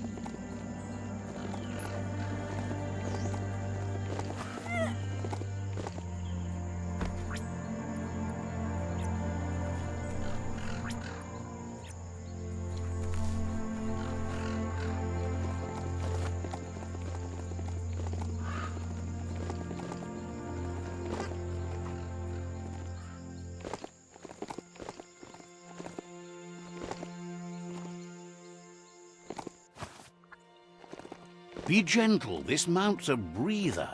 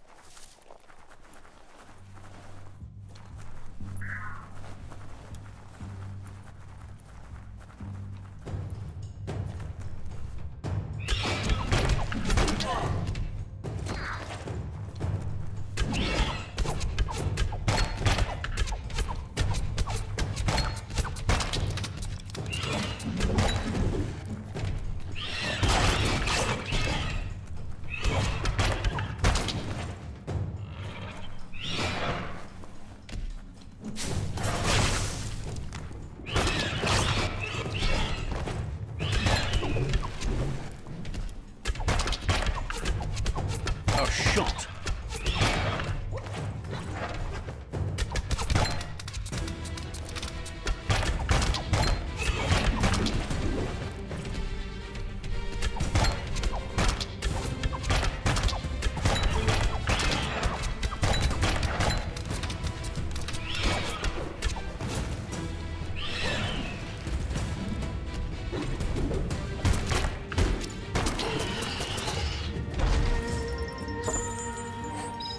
You look civilized.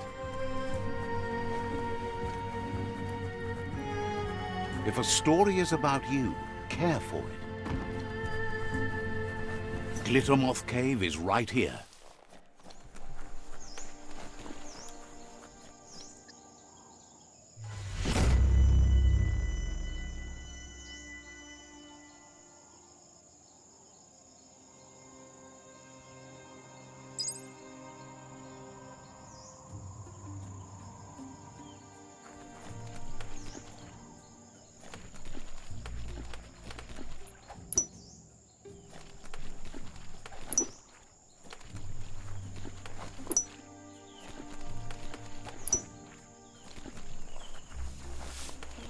Scrapalicious.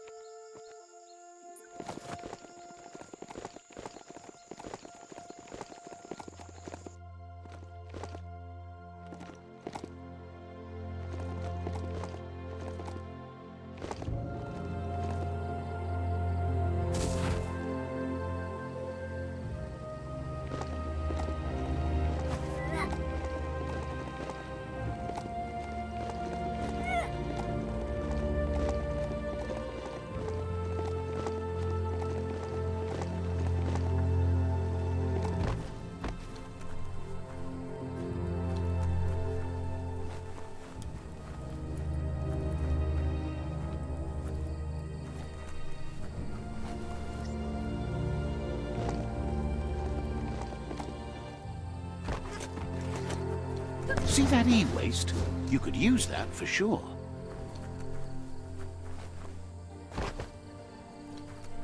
Treat it fair time and the Mount will return the favor.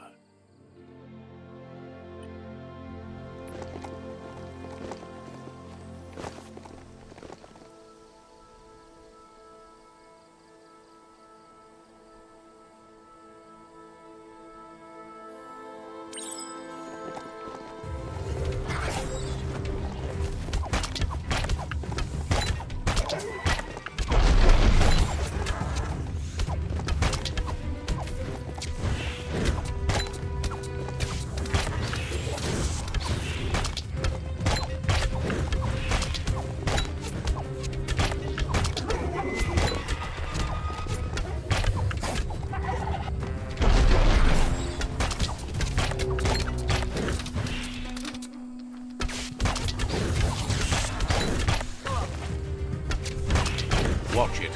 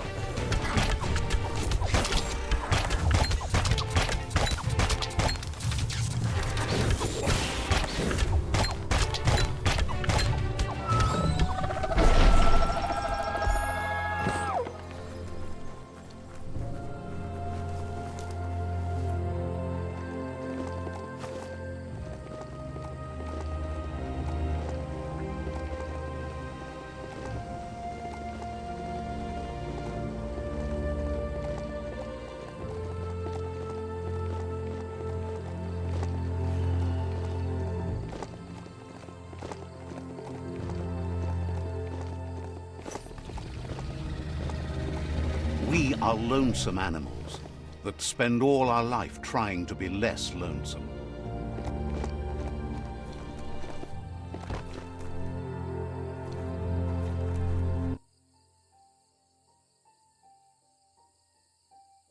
Inga valdo. That's enough glitter moths to make her plan work. Brumble marsa mawun. She wants you to stop worrying about the paths you've ridden and focus on the inevitable road ahead, the one that leads to confrontation with the World Eater.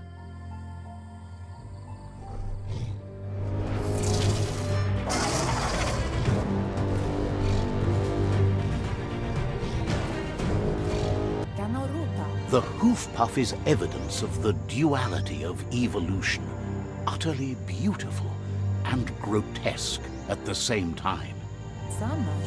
She means that the hoof puff has had more time to eat at the root as it's been isolated in the Knoopstonies mountains. So, based on that alone, she reckons it has suffered as much damage as the northwest root that's hidden beneath the surf.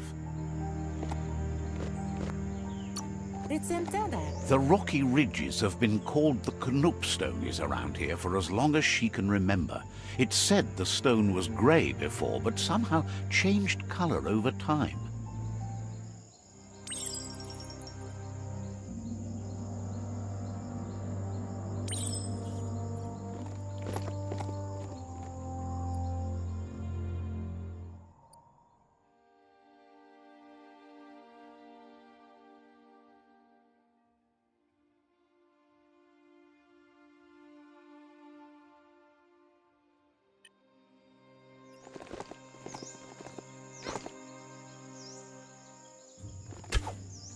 There's no time to look back.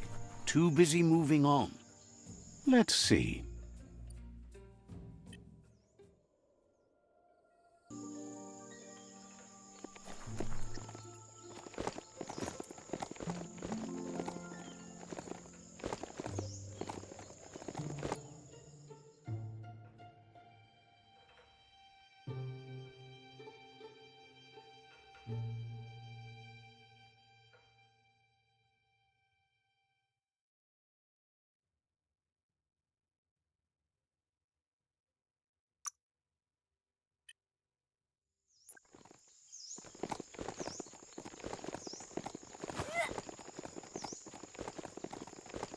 It's darkest between the stars.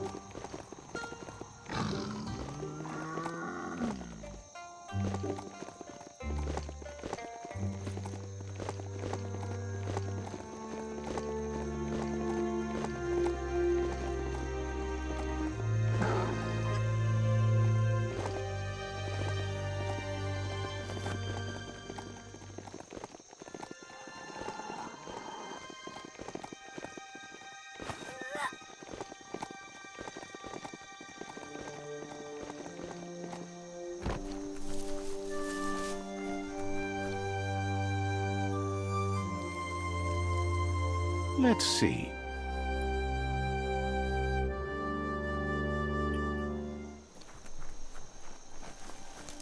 There's the Riff-a-Reef outpost, which the Lotus tribe slapped together long ago. There's the tyrant who runs this outpost.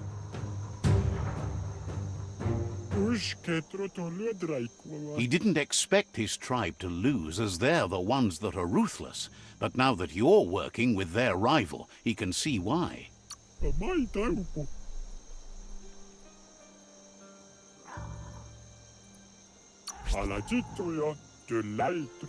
He can recognize the strength of a good argument and agrees it's for the best. He'll surrender the outpost to you. The outpost belongs to your tribe now.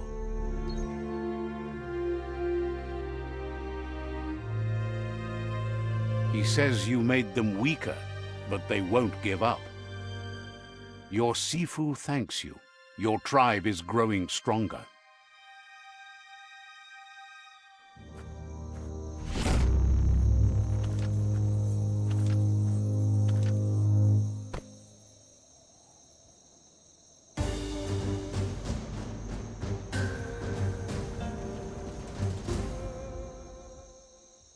He says you did a great job capturing the outpost. You're one step closer to ending the tribe war.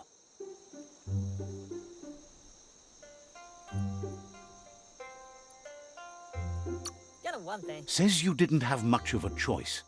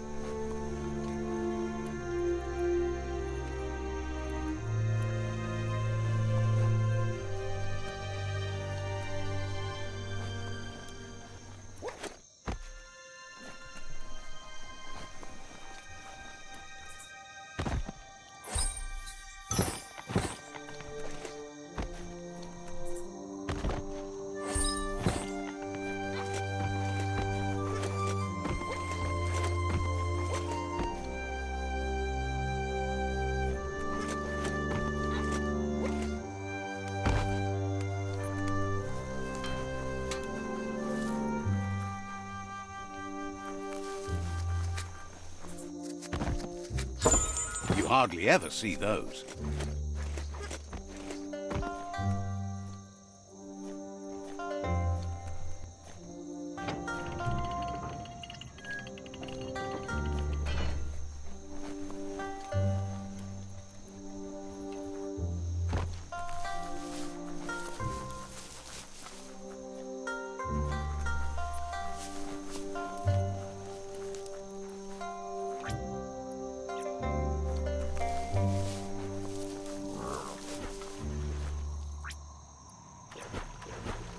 Beach swimming. Embrace the filth.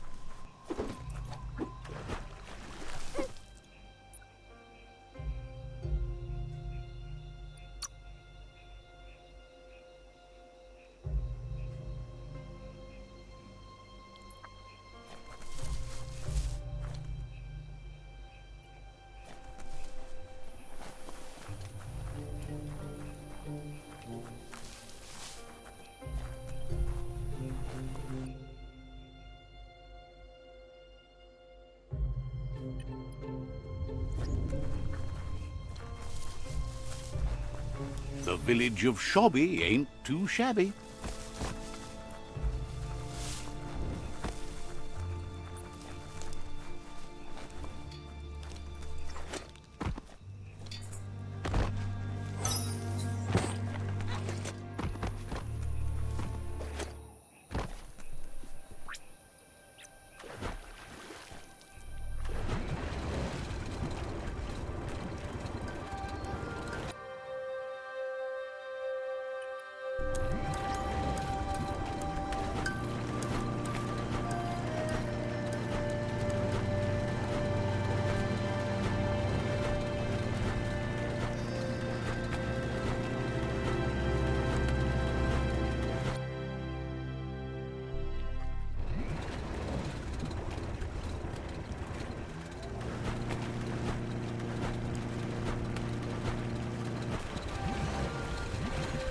On your own again.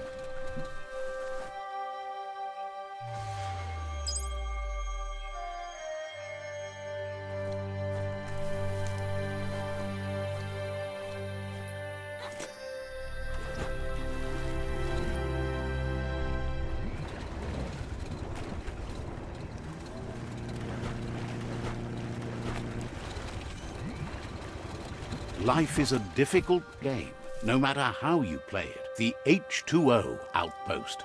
Let's see.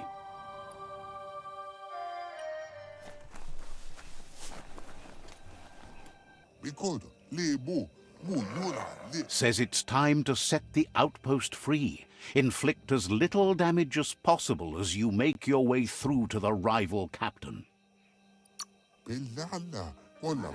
Freedom is not worth having in a world that's doomed.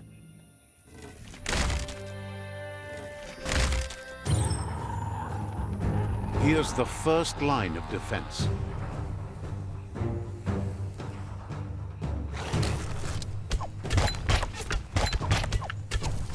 Careful of that pew-pew, Machina.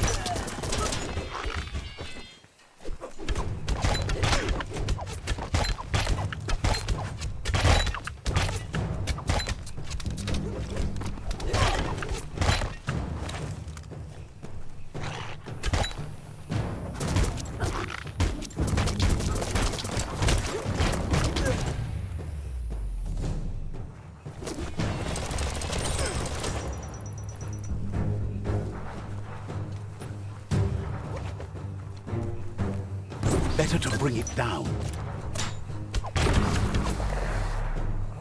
No more bullets from that.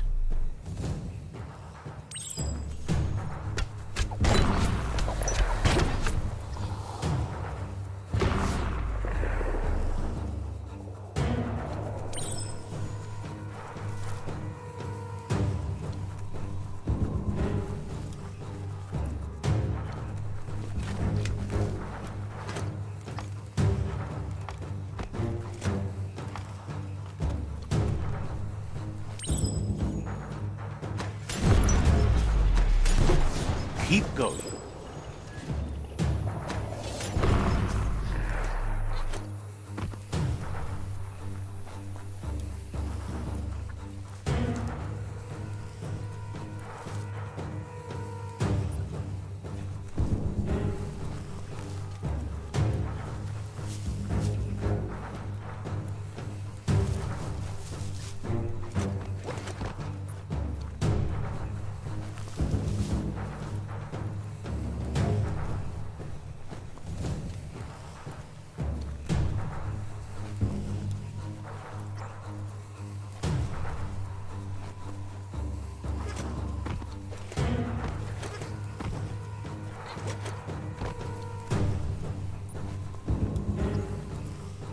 Heads up for that oil boiler.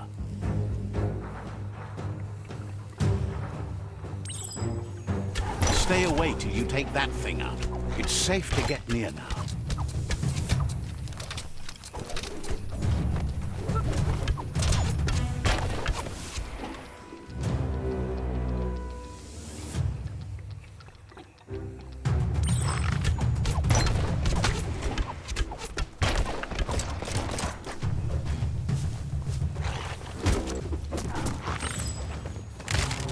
Here's the second line of defense.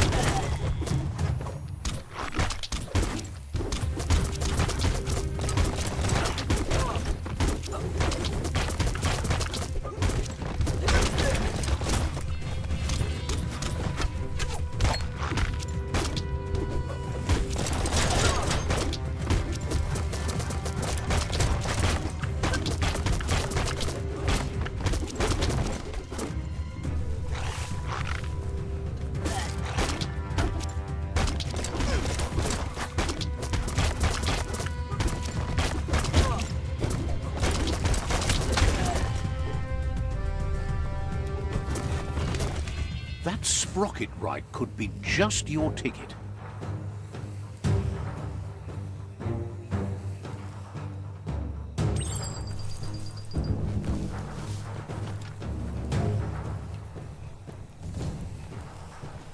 Just jump on that candle and get it lit. Ride that sprocket.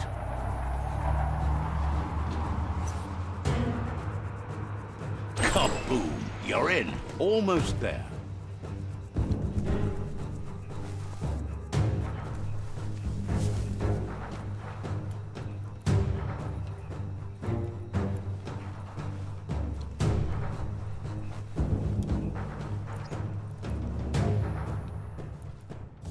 The outpost belongs to your tribe now.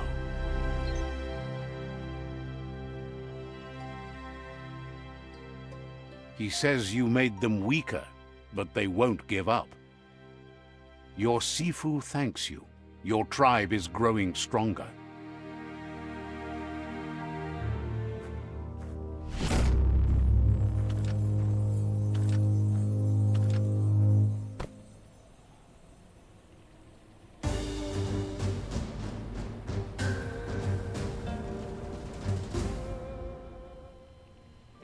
He says you did a great job capturing the outpost. You're one step closer to ending. Says you didn't have much of a choice.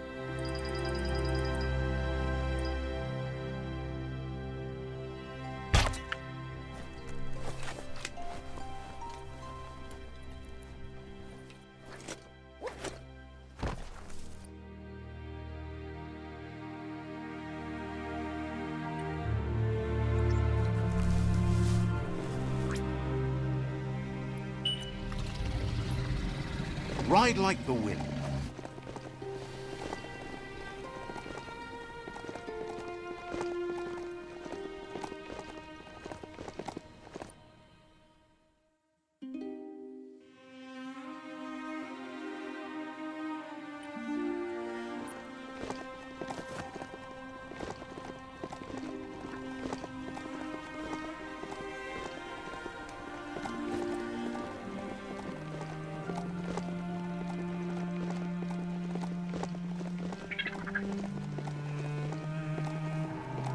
A quarrel spot. First the company ruined it, and now the tribes scorched it.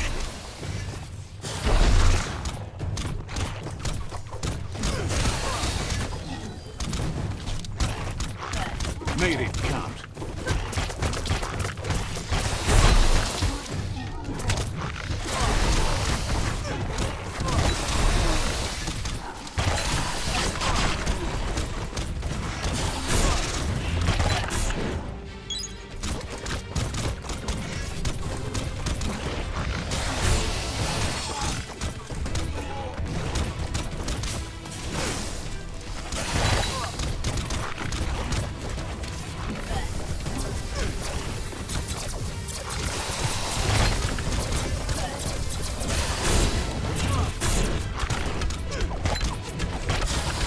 Want to fall back.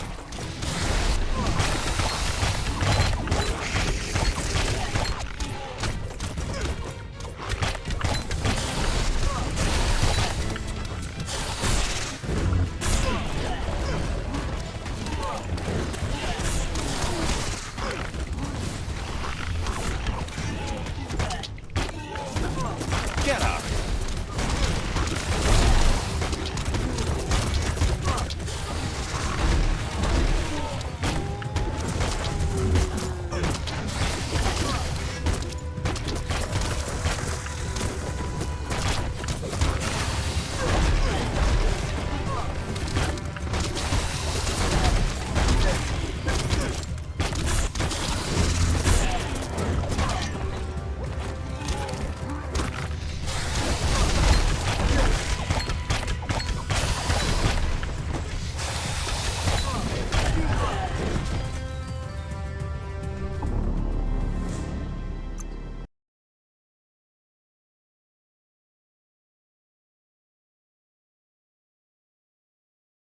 The swamp is so alive.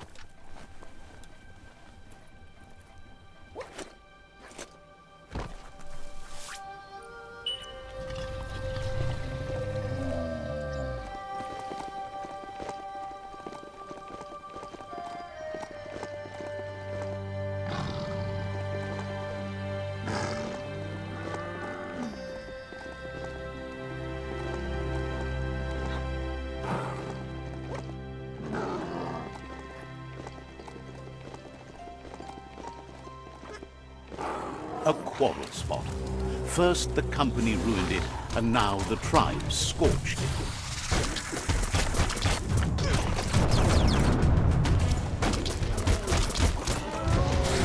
What a blow!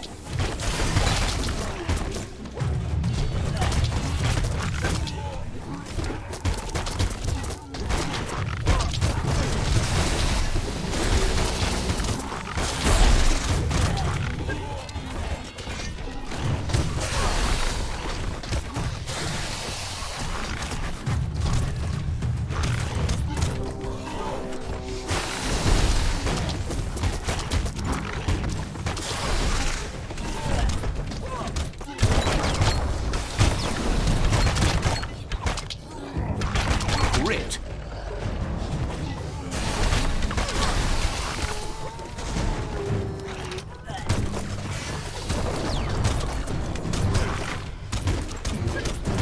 That crack is so satisfying.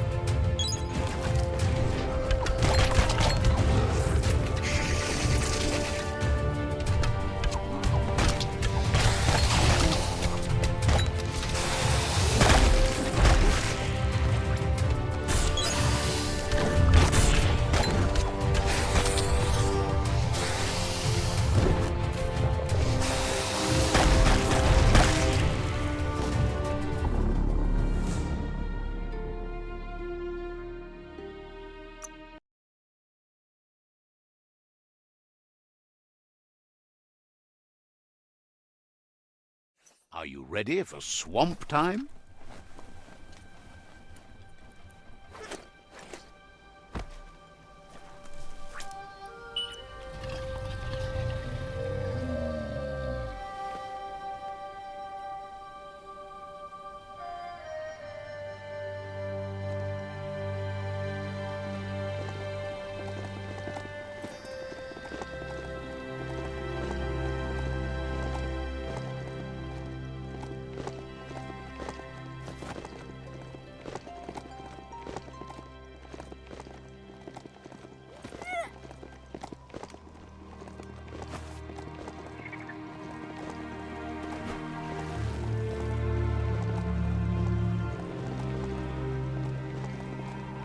A quarrel spot.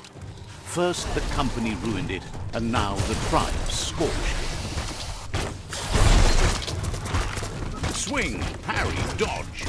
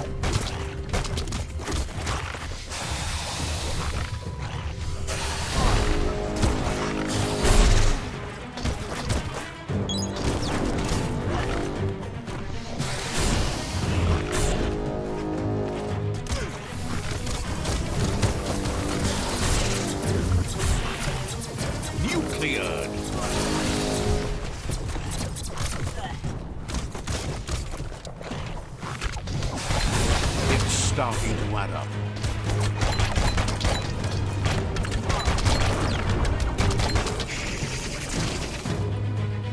Feeling so much better.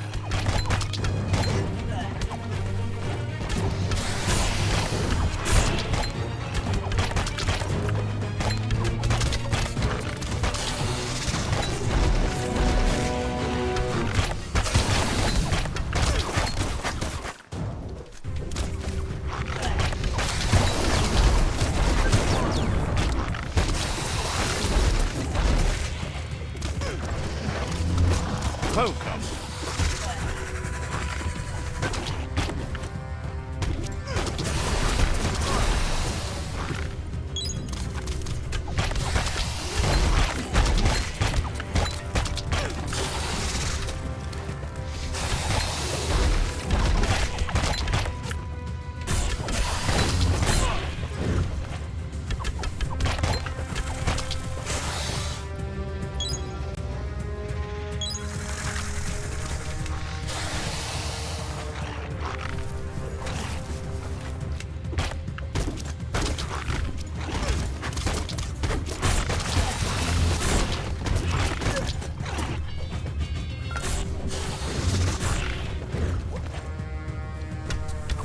That hurt him.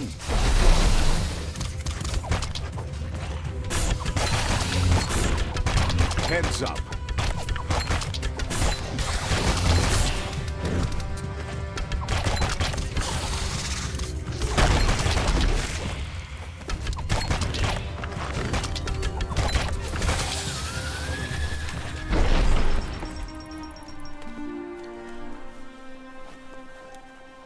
It's all about destiny.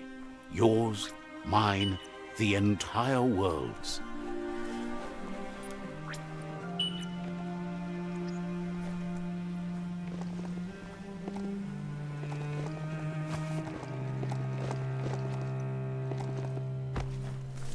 Found some e-waste.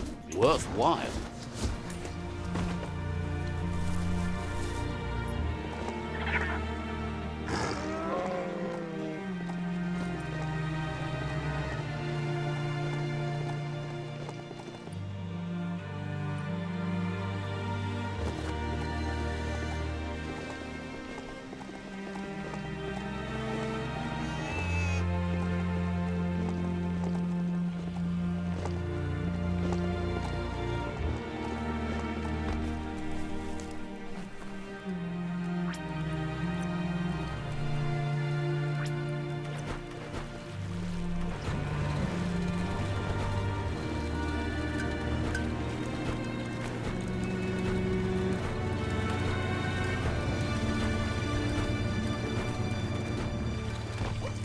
tub flu outpost. The Lotus tribe carved this out forever. Let's see.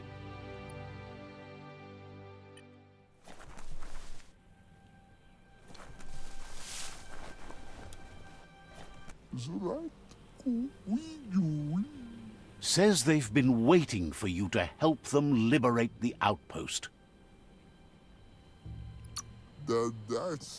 Just keep going while you can, and don't stop until all outposts are under your control. There is a high boom team ready to help with taking over that outpost, but it seems their arc shooter is busted. Thinks it's broken, but fixable.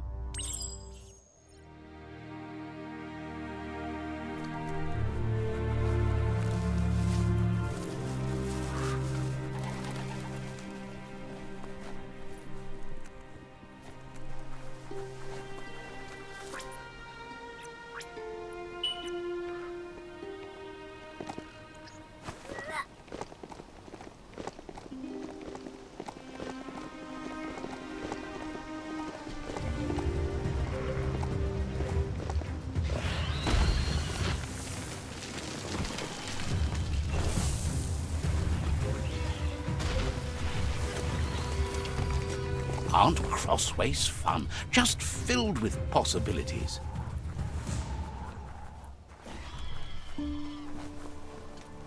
Wheel the control box handles to buzz the wire.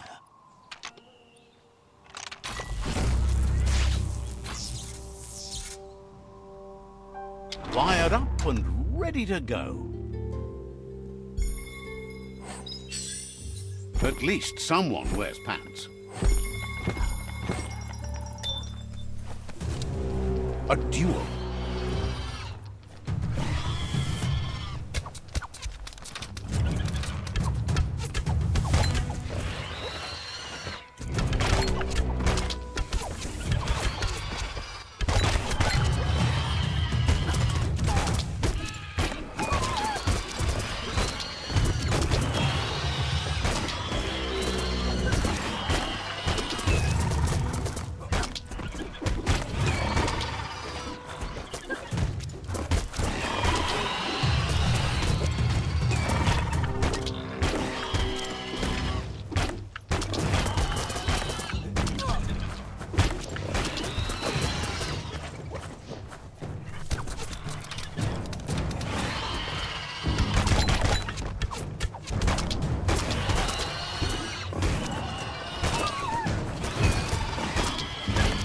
Spin that stick.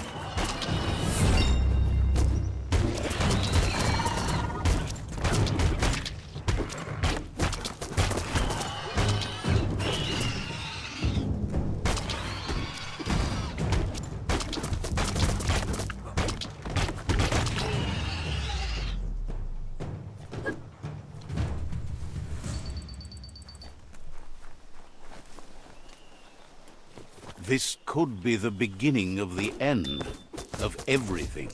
Check out that e-waste. That's a good find.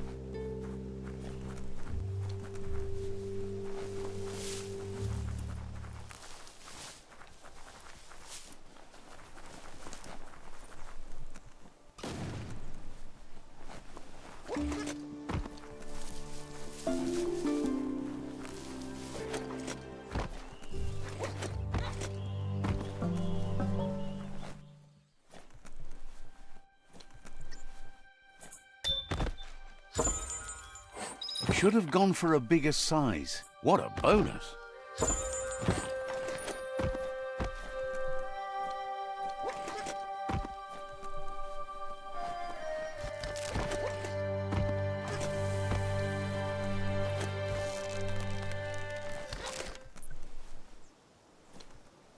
Don't let go.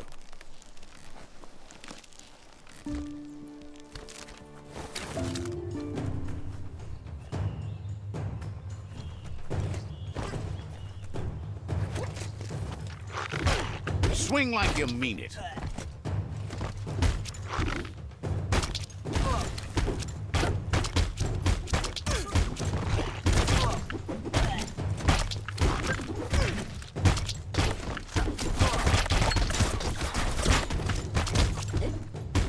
Got one.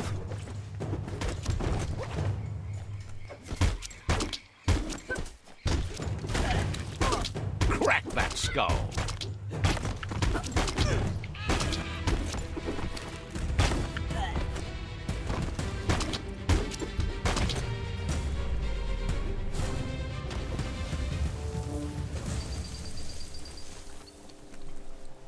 Get up there and get fixing.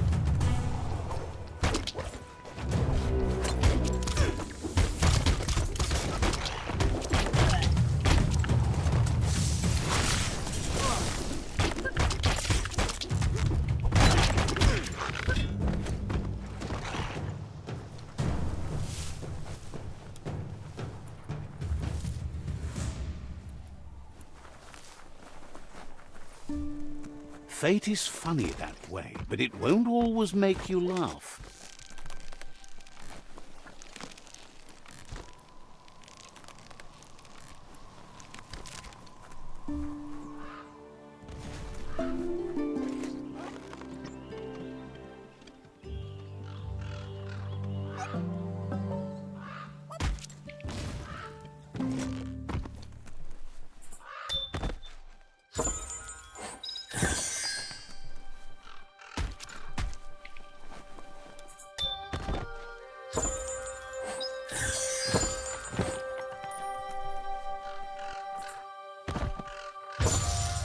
A real treasure.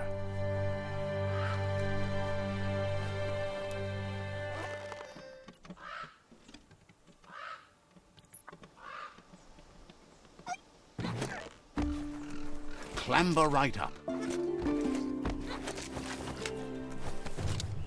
Foe.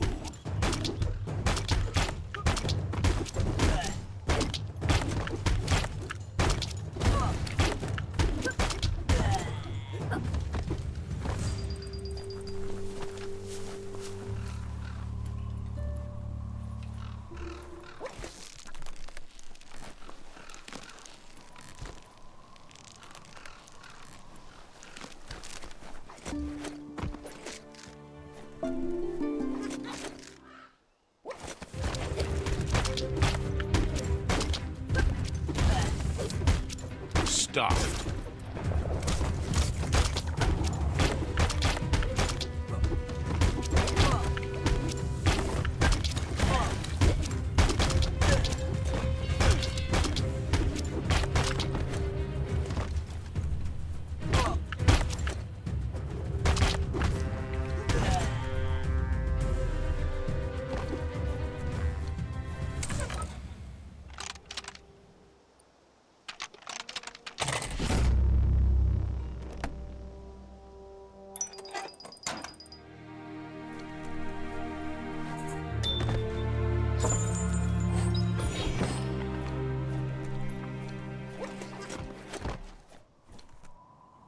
Ready to roll?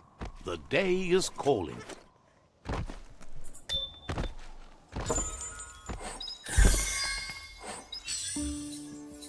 Nice topper. That might come in handy.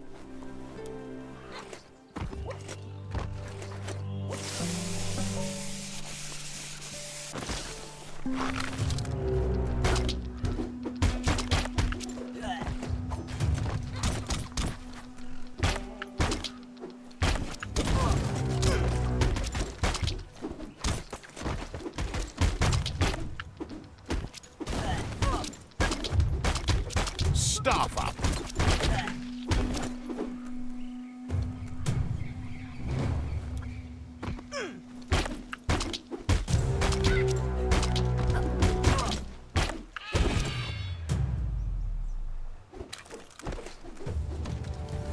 They won't bother anyone anymore.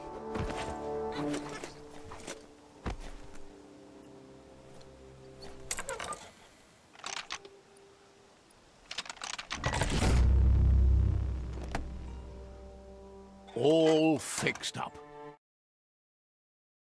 The arc shooters are already gearing up the high booms. Hope their aimers are fixed too. The outpost belongs to your tribe now.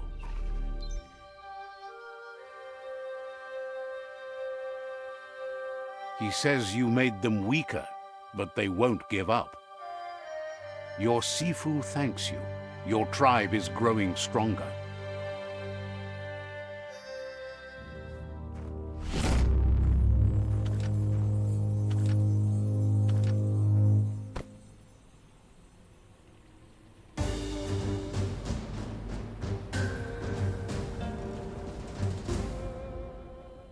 Thinks you did a great job capturing the rival's third outpost and believes the rival... Alam mo, eh. They all hope you can lead them to peace.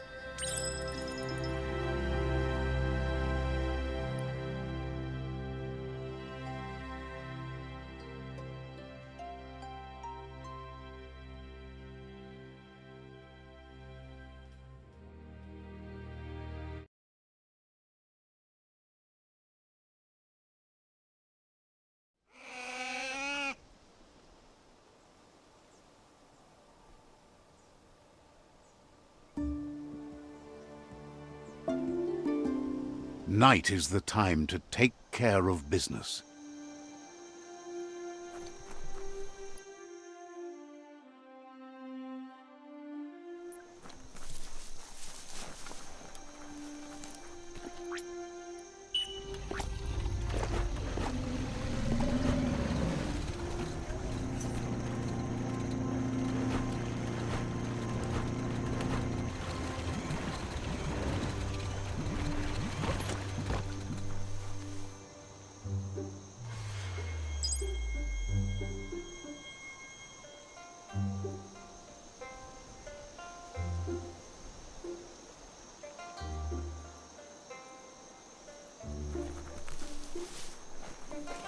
Give it some gas.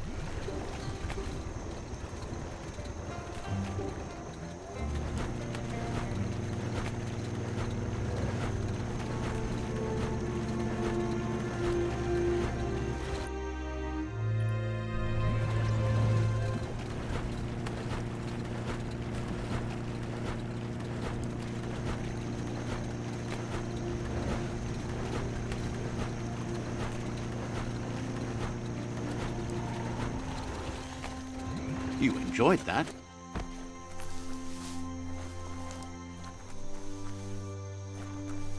The Lotus Fortress. Hope they like you. Let's see.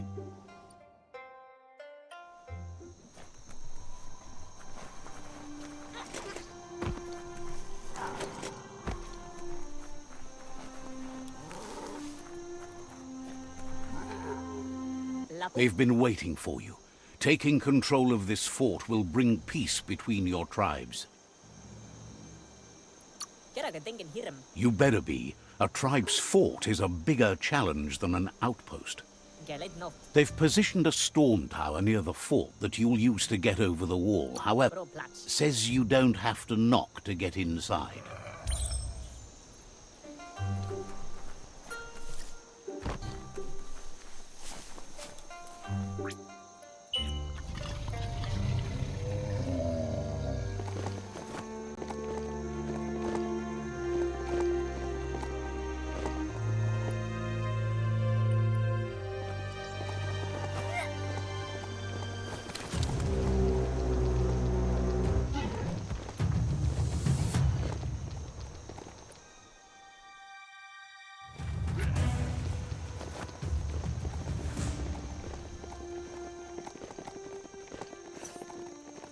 Treat it fair time and the mount will return the favor. Always sad to see a ruined shopperia. That's a stronk box from the times past.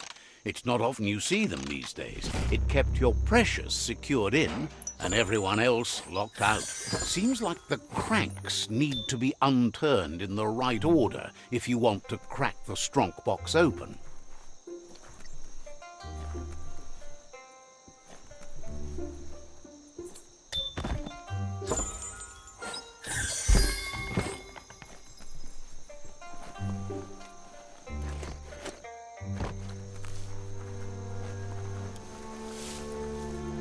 Bang Shelter 8K.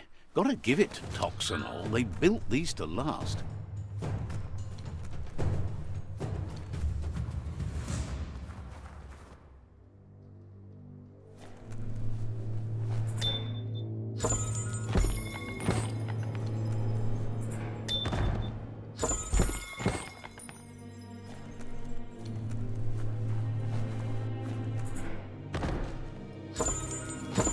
Wow, lucky.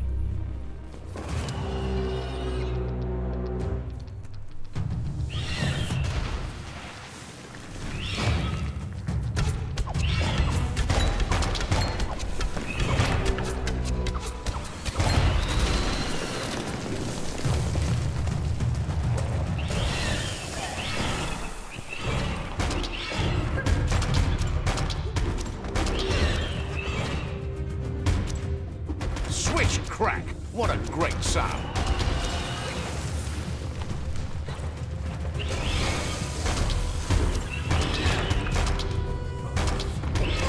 You're bruised.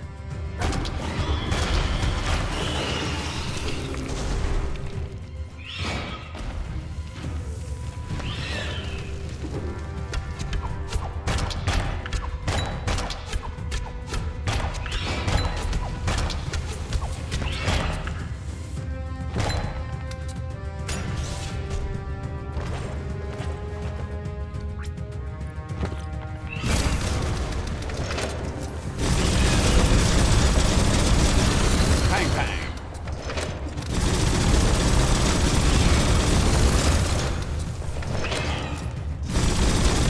Hot metal.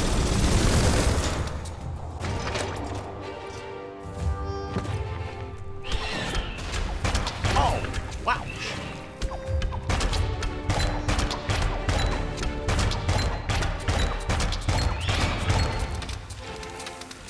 Put one through a heart.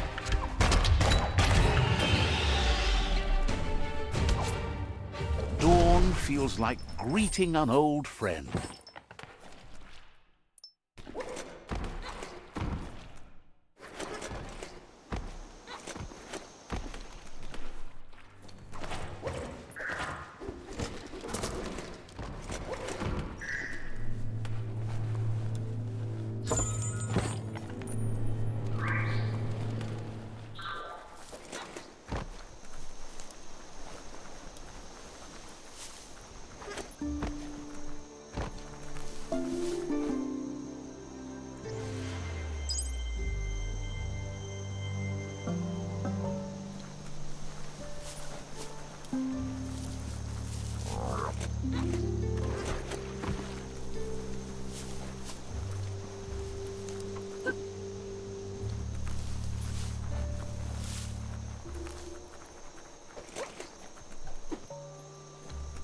Legs won't.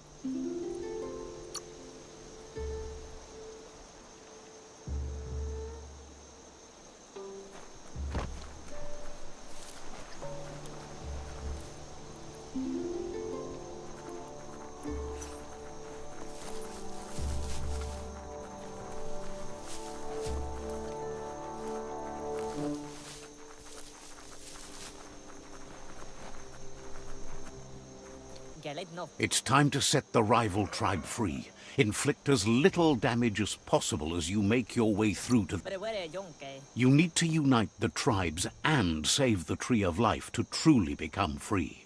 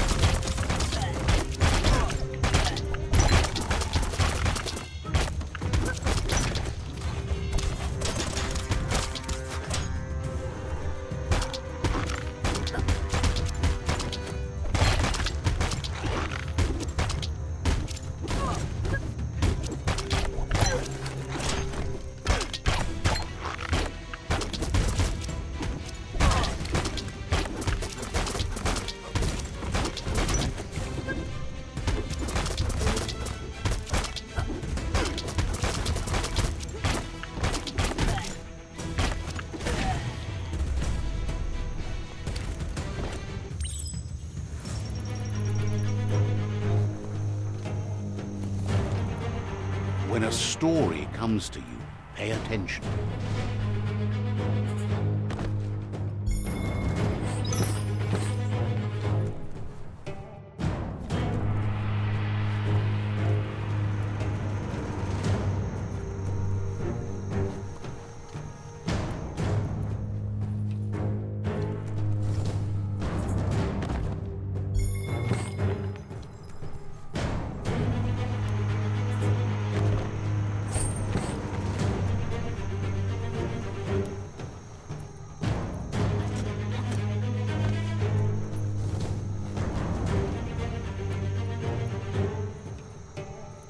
That's a fire starter.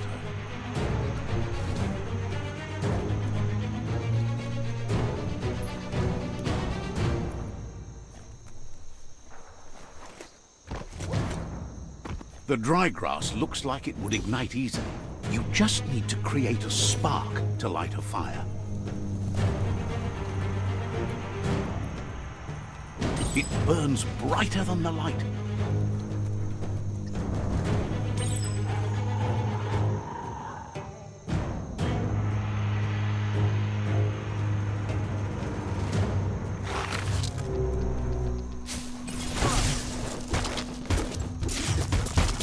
Choke up that grip.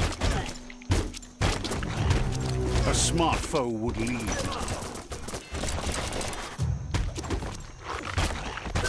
The simplest thing.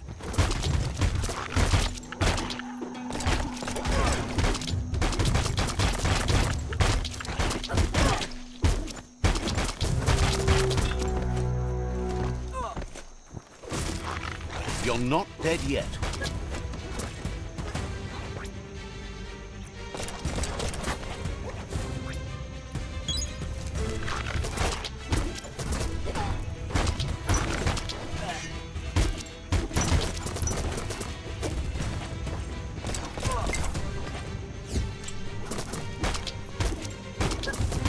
So much damage.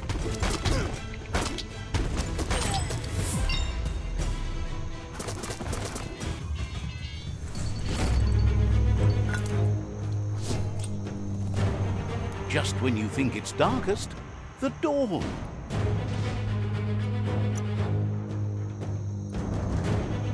Beefed up. You get it.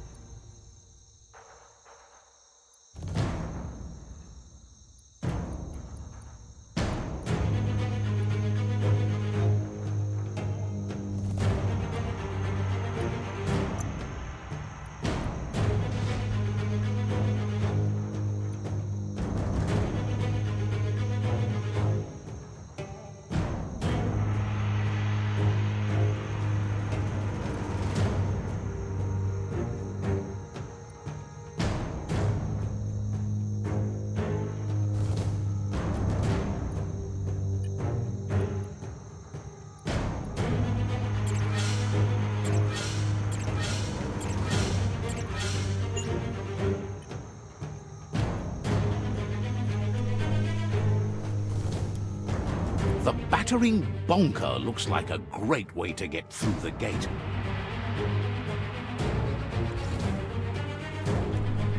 Bet you just need to knock and it'll open up. That's bonkers.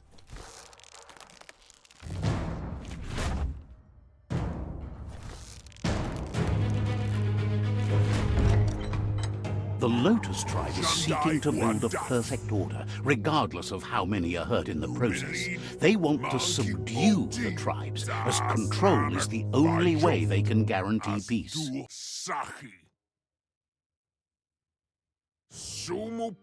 He didn't expect it would go down this way. It'll be hard to talk your way out of a fight.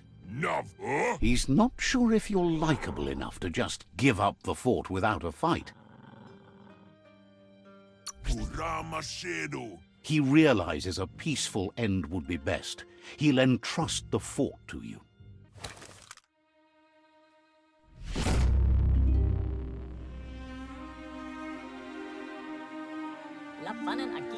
The rival Sifu is defeated, and the destiny of their tribe is in your hands. You are free to choose their fate, but not free from the consequences of your choice. He'll leave it up to you to decide the fate of the rival. Thinks it's a good gesture to offer support to others when you can see that they need it. And with that, you're spinning your own fate, good or bad, never to be undone. Side by side they'll stand until order and stability is reinstituted. He wants you to focus. These are the new rival outposts your tribe needs to take control of.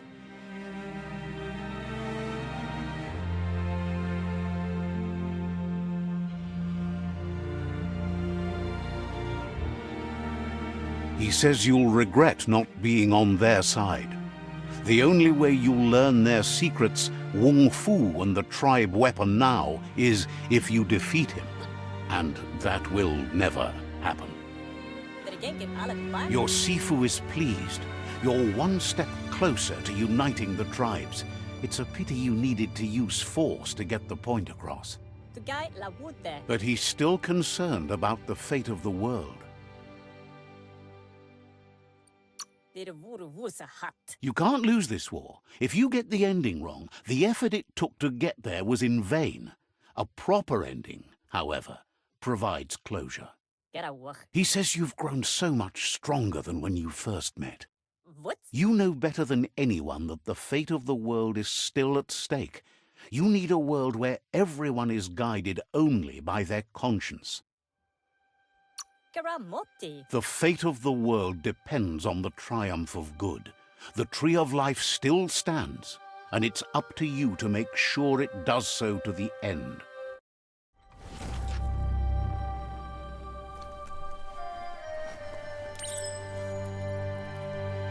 It's the Lotus Shuriken.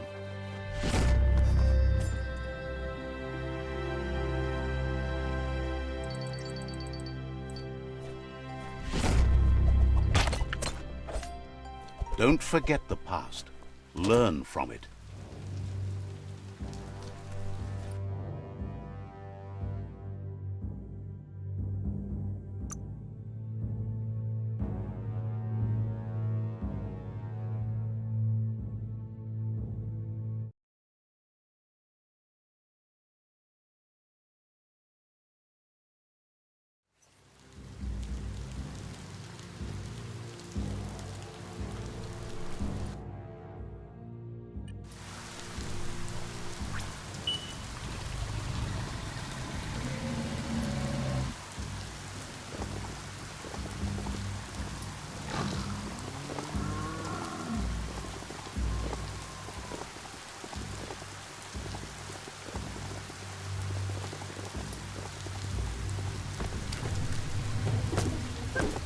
Ah, see that e-waste? Always handy.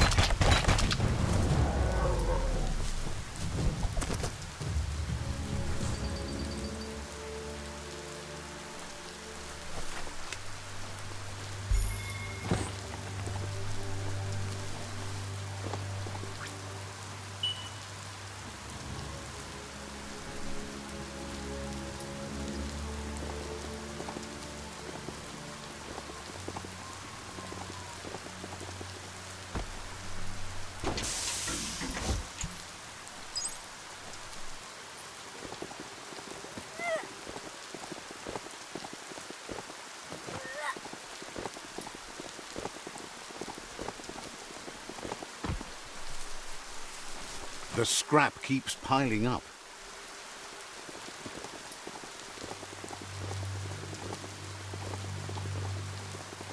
Is your mount paying attention?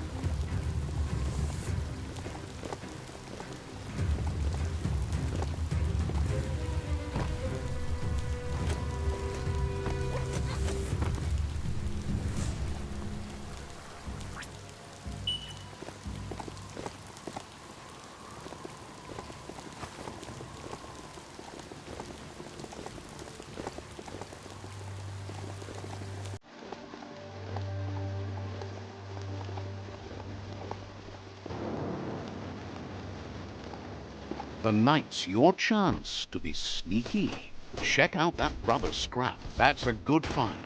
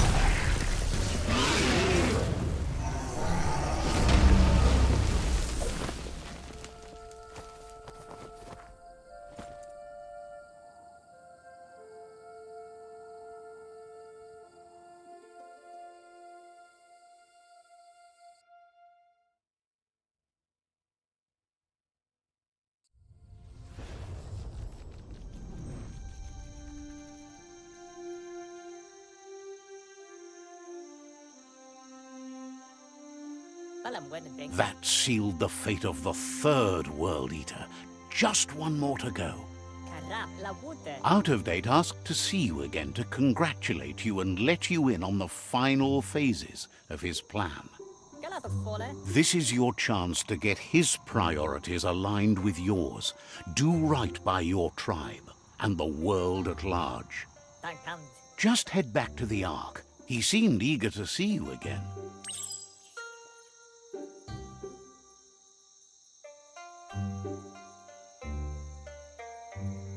Tankant.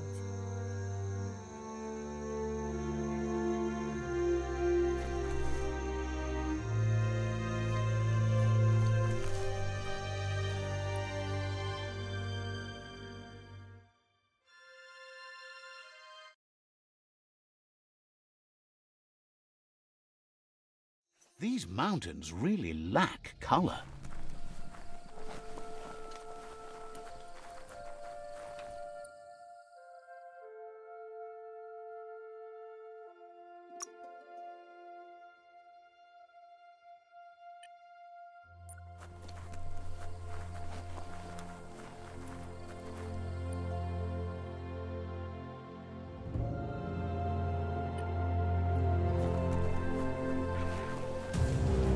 A challenge.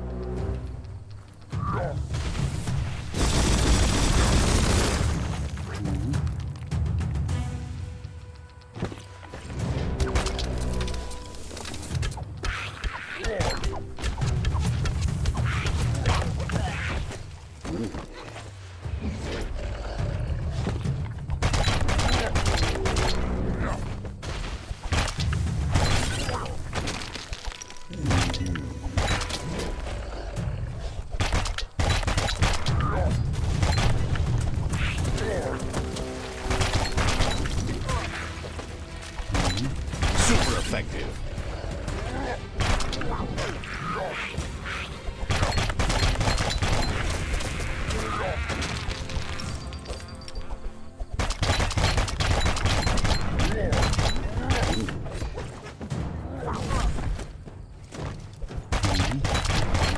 You're injured.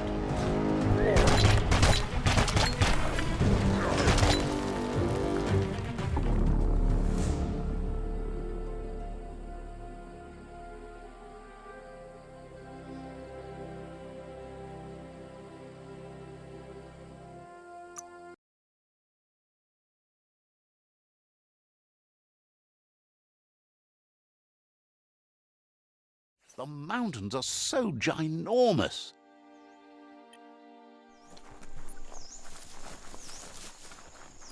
Asana yotpa. She wonders if the rumors she's heard about you finding the Ark are true. Kala. Thinks that's impossible, of course, but she also knows you regularly make the impossible happen. Asil natu. With the world recovering, the Ark would be a wonderful way to see it. So much faster than even her favorite gnotes. Kana munta. Loves that you did your best to help the world rather than hurt it. You could have used much more of that, even before you returned. Sana yote. Any idea who might be joining you on your Arky journeys? So, what we have here is an opportunity to help your next. There's a seat open on the Ark should you want to offer it as a gesture of appreciation. Why? You don't need anyone else but yourself and me, of course, but I'm a part of you, so that doesn't count. If you want to go quickly, go alone. If you want to go further, go together. The only one we'd want to get away quickly from here is darkness. But you know you can't go on without me. Even if I'm bad company, I complete you. I think we can finally agree on something. It is better to be alone than in bad company. But best of all is being good company yourself. Kamonu. Feels deeply honored that you'd want her to come with you. An Ark is no gnote, but she can't pass this up. She's coming aboard. Taifanama numa. Noko knows she's known for saying things over again. Anaro lote. Understands you have things to do.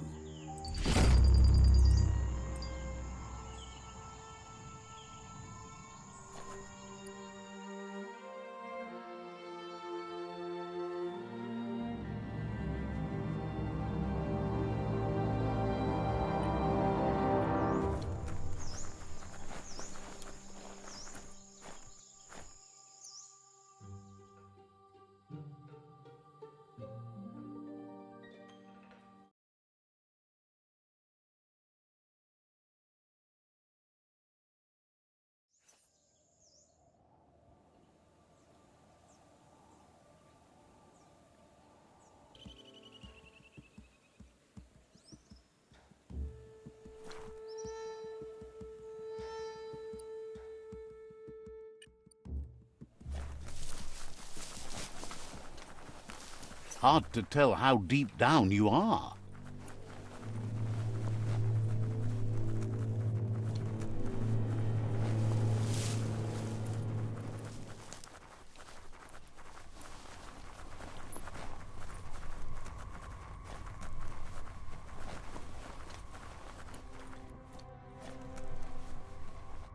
Kabobe farhi. Out of Date thinks the time has come to end the conflict between the tribes. There won't be any winners in this war. Ikobe. Ifari kobo farm. You should know it's not too late to change direction by visiting another tribe's fort. However, it might be best to stick with the tribe you've chosen already. To Hawaii. He believes it'll take someone with a light perspective and key to counterbalance the Sifu's energy in the end. Mpa. Wherefore. Where? Regardless of the outcome, you need to play your part and conclude the conquest. It'll be over soon.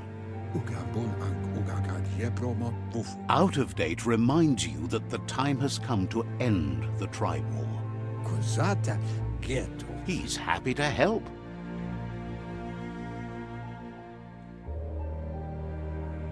Tolidrea ya maoloa. Says you look like someone with good intentions. Umbubu dubuko. Didn't have much else to say, so no problem. You nulua tula. He guesses you're back for more. Tamuk gabamuk tab. Wishes you goodbye.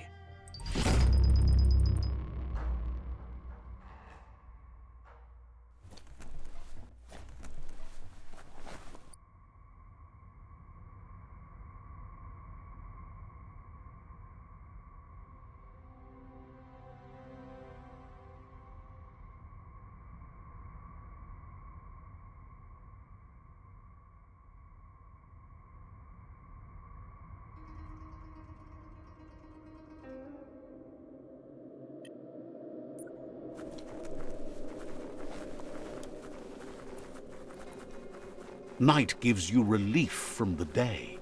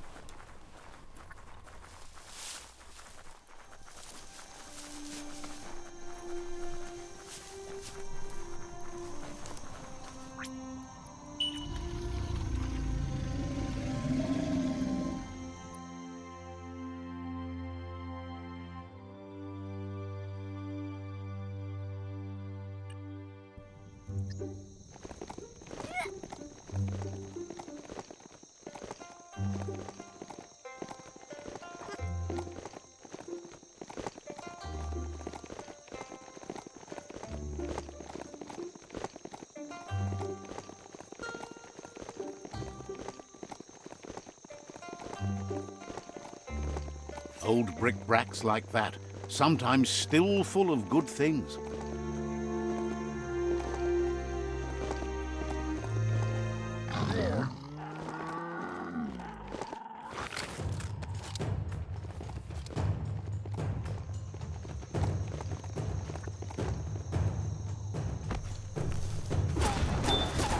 You can make something from that. One at a time.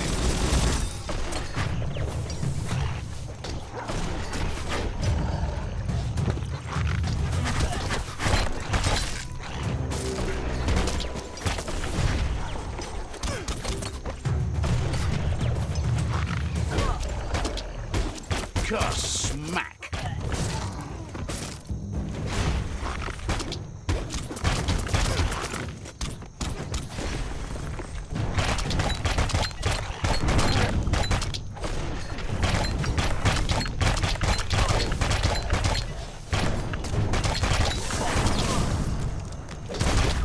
You're in pain.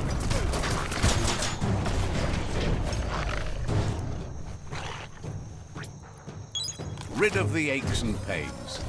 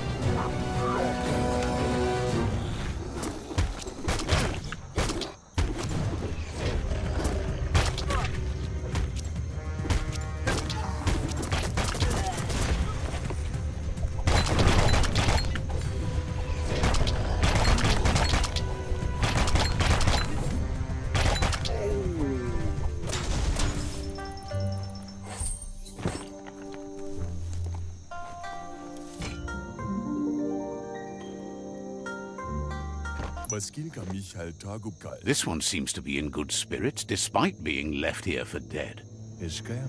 Has heard that you have a sense of compassion and trusts it's in your nature to help those in need. Asks you to do the right thing for the sake of your conscience. It's only through your inner conflict you're held accountable for your actions. Is grateful you chose that. You can't be good without doing good for others.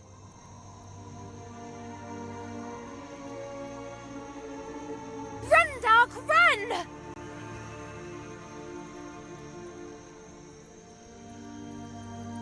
It's not a race. You only say that because you're losing. That doesn't mean I'm wrong. No, there are lots of other reasons you're wrong.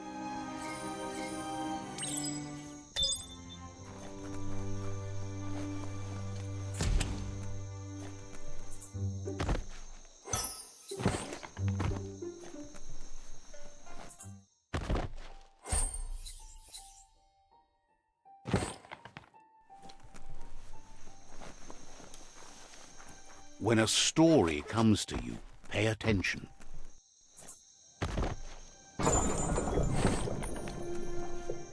Gross. This place stinks.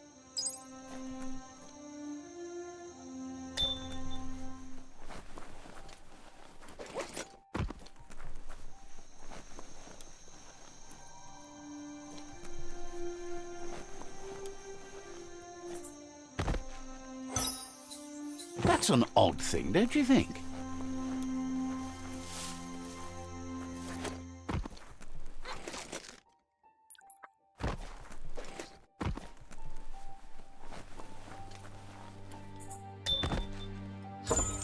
You're such a luckster.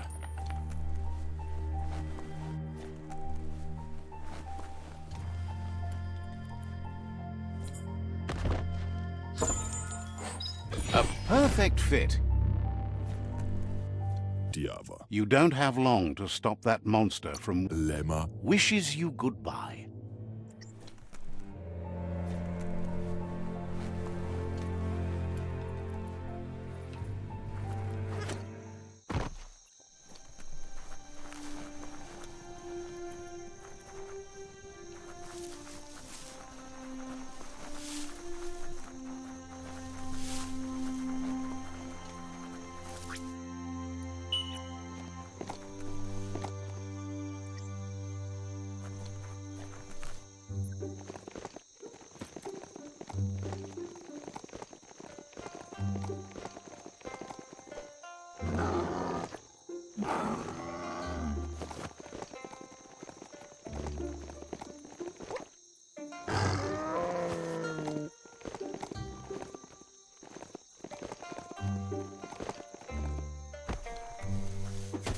Looks like some solid wood scrap there.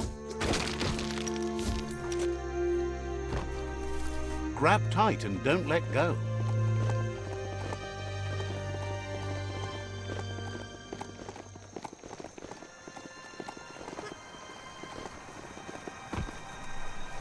That's some sharp wood scrap there. Watch for splinters.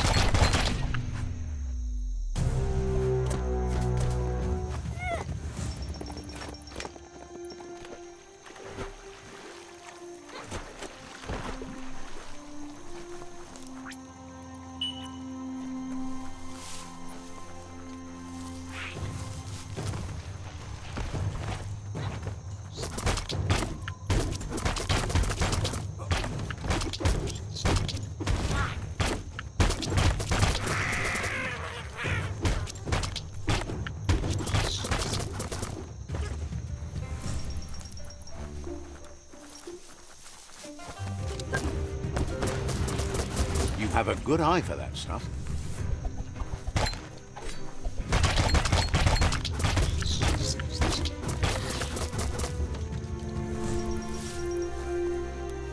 Glitter grass? Bet you find some nono nesting in it.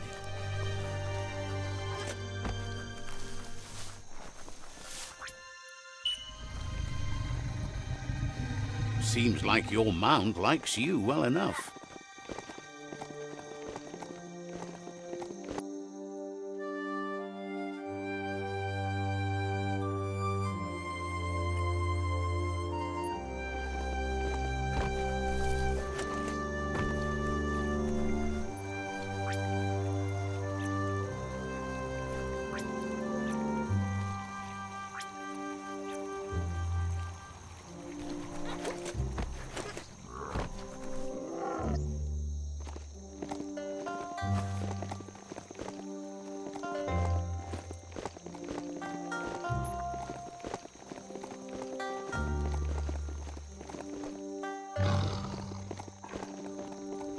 That's a good sign.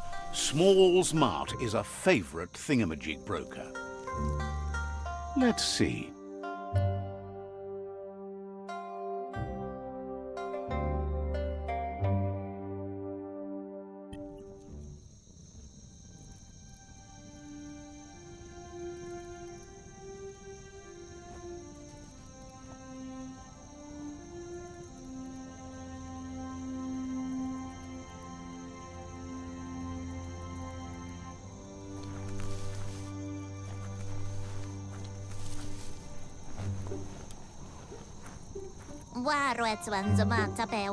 Peddler is eager for you to have a look at the wares. Says they're known for their high-quality goods.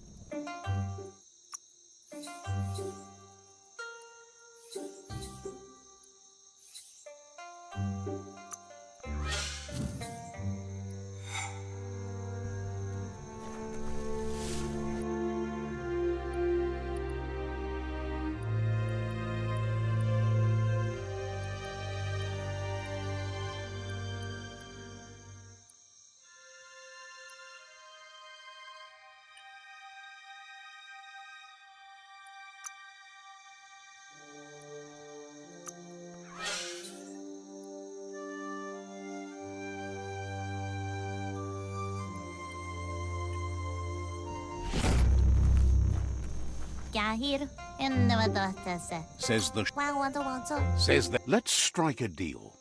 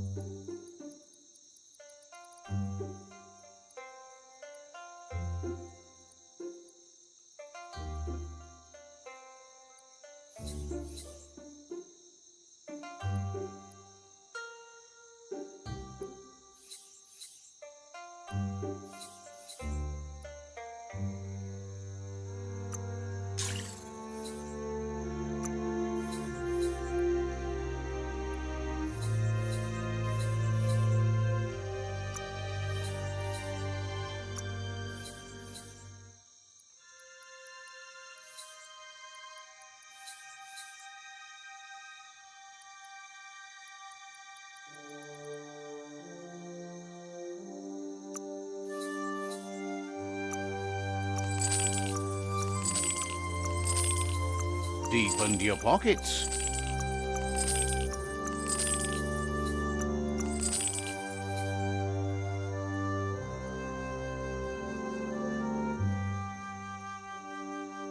A good deal all can sense you.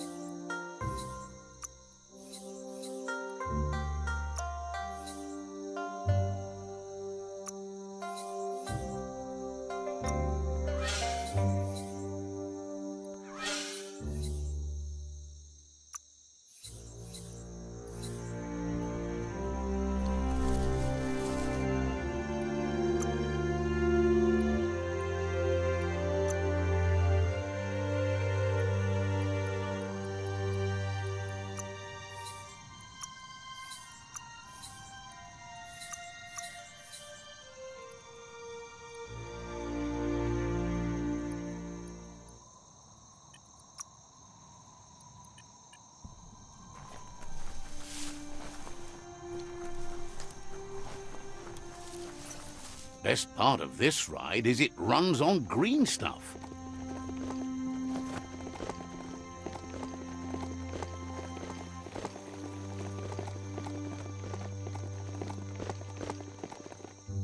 That's an aurora totem. Legend has it that activating the 4 of them together will form a band of your aura in the sky.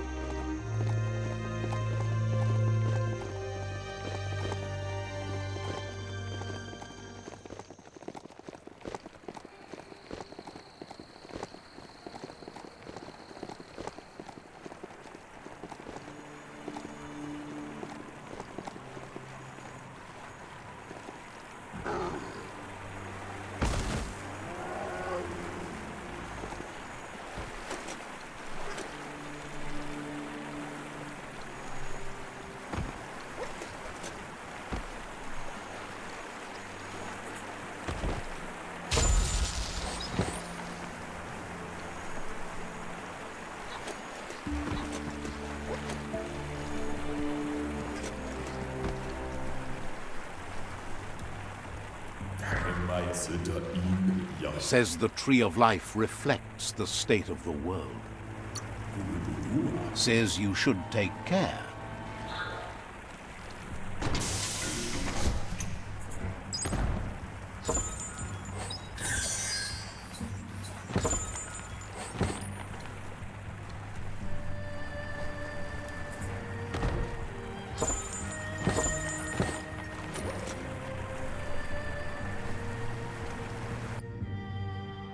We are lonesome animals that spend all our life trying to be less lonesome.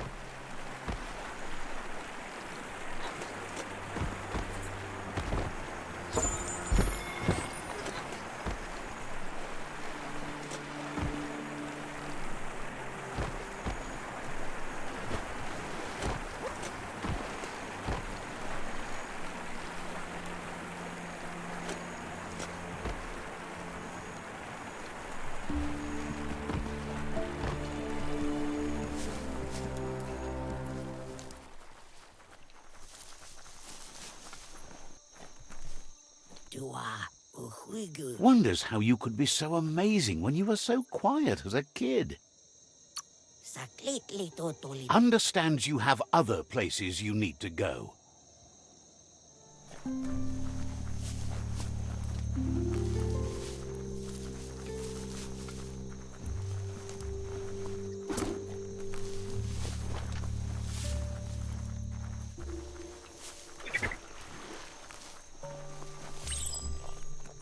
That was the first Aurora totem. 3 to go.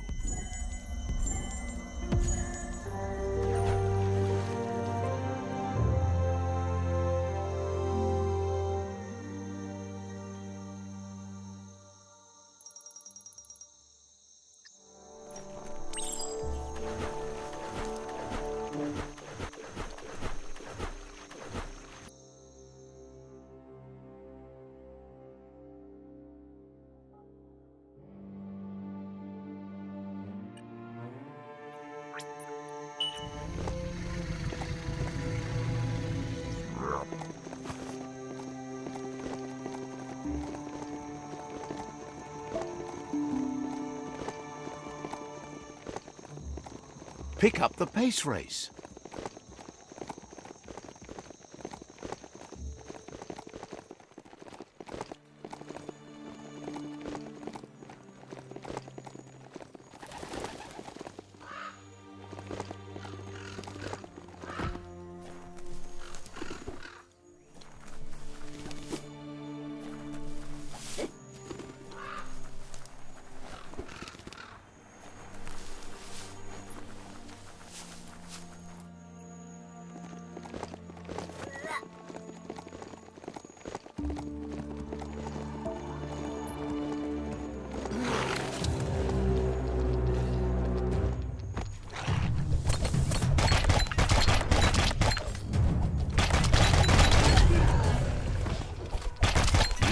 discovered Fanaki leaves, the densest jungle in the land. Better get hacking.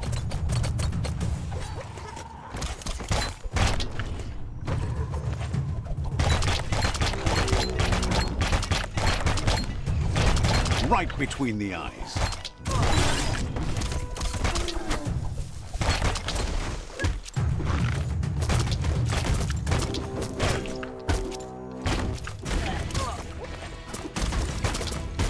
A smart foe would leave now.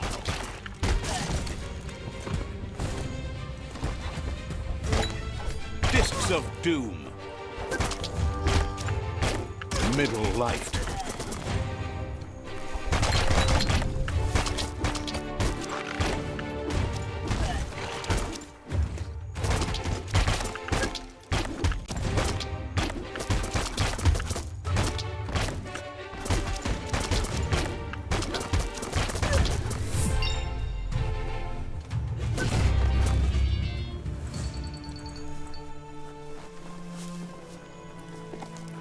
Take this seriously, or it'll take you down.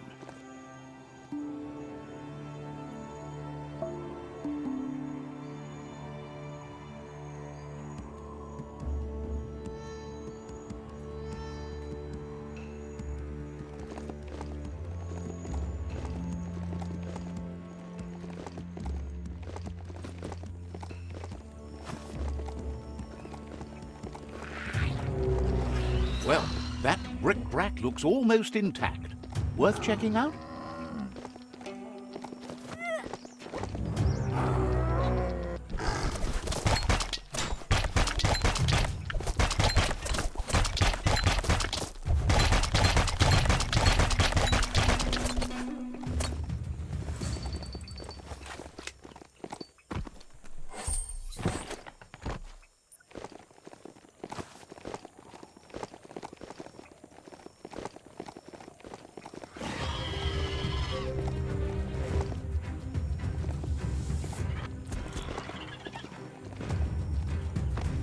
Someone could probably make good use of that plastic scrap over there.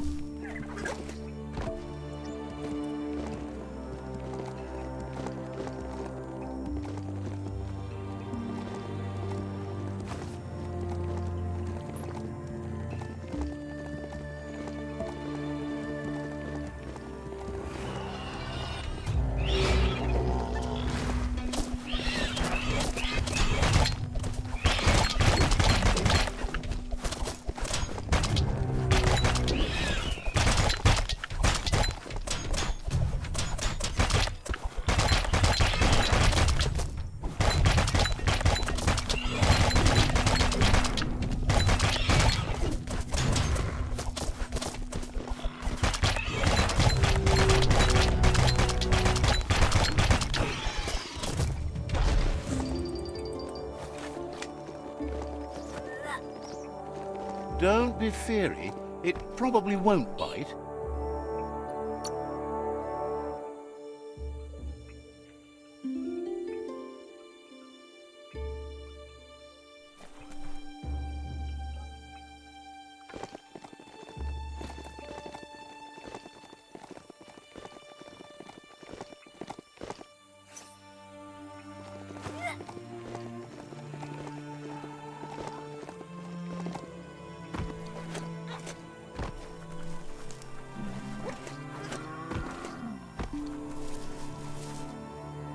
There's the tyrant who runs this outpost. He didn't expect his tribe to lose, as they're the ones that are... Not sure if you're likable enough to just give... He just realized a peaceful end to this would be best. He'll trust the outpost to you. The outpost belongs to your tribe now.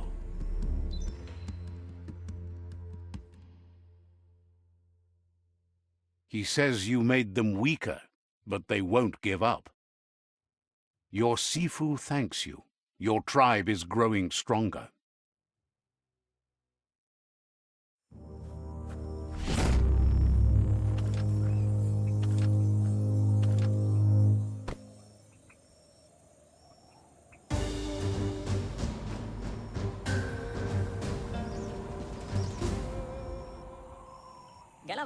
He says you did a great job capturing the outpost.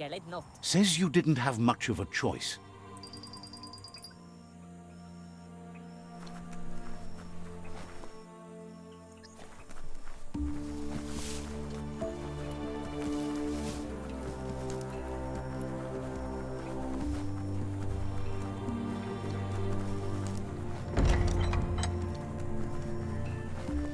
The place feels like it has teeth.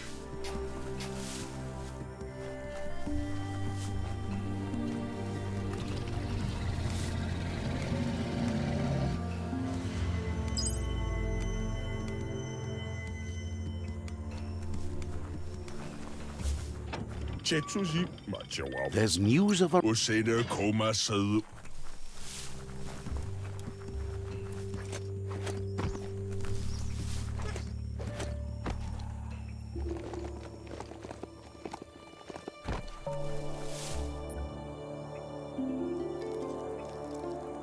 Let's see.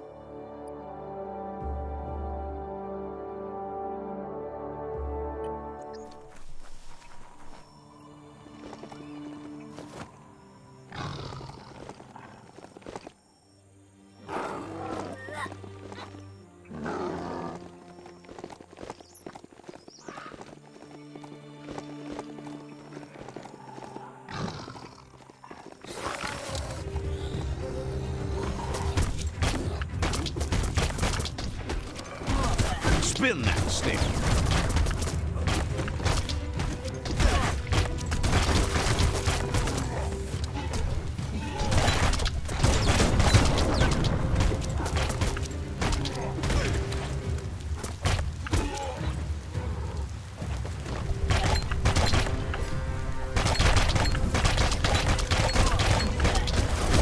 Swish crack! What a great sound.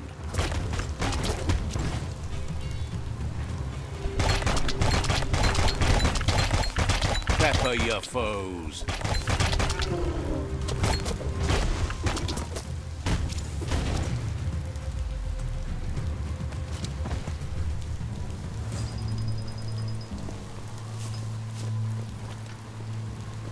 You're already dripping wet.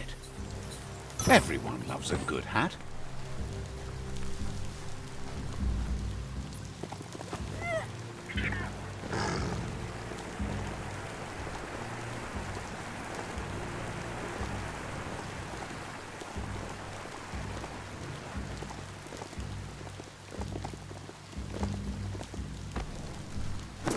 Don't know what that e-waste was.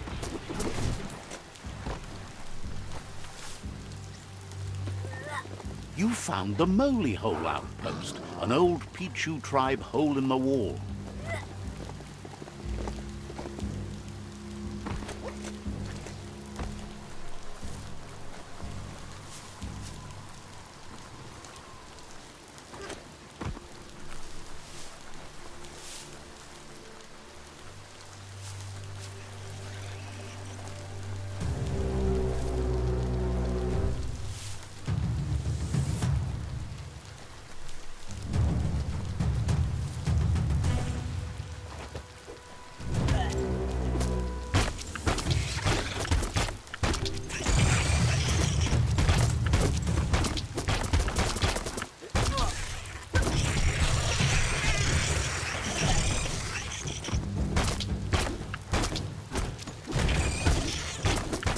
Stay on target.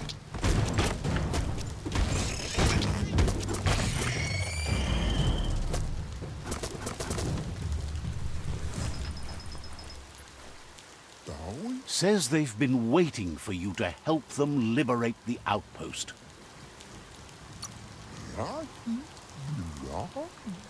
Just keep going while you can, and don't stop until all outposts are under your control. The scouts spotted a well being used by the outpost. Mess with its filter, and you could sicken their troops.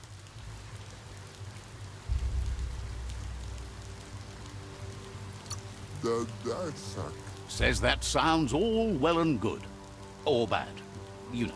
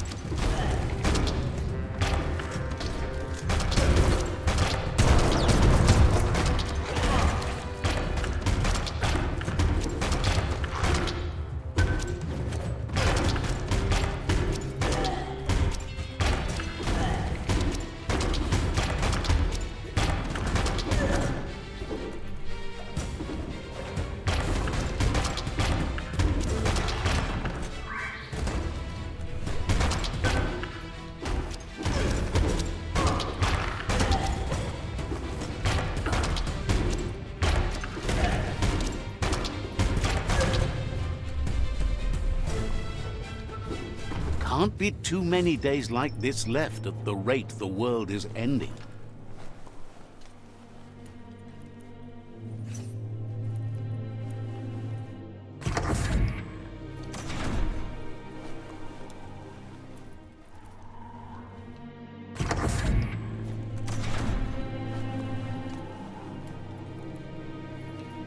Get in there and ruin that filter.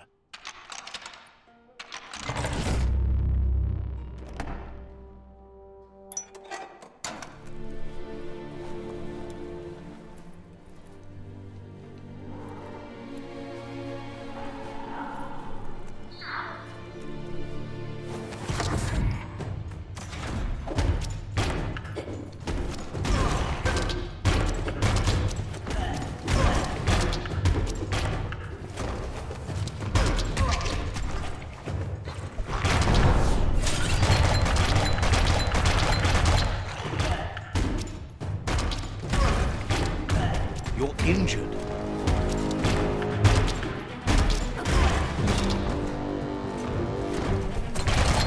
Right where it cuts.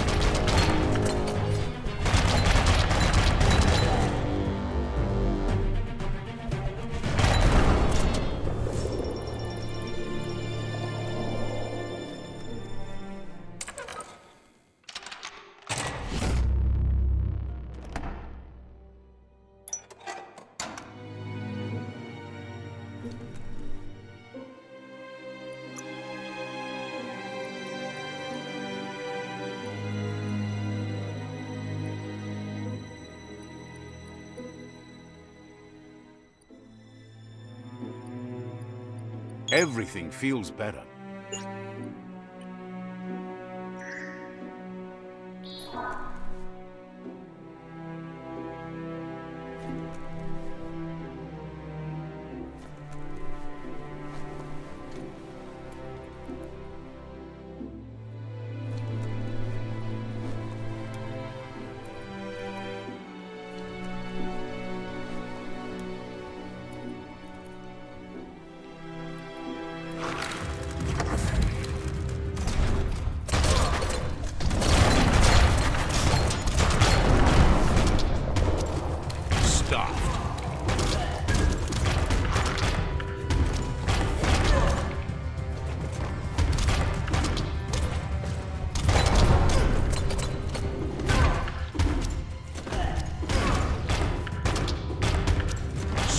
Swing, crack.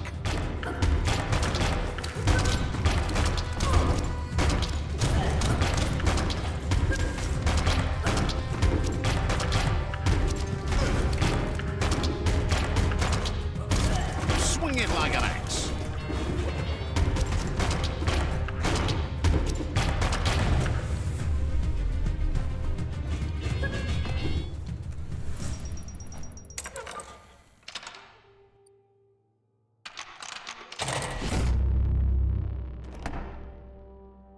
Got it.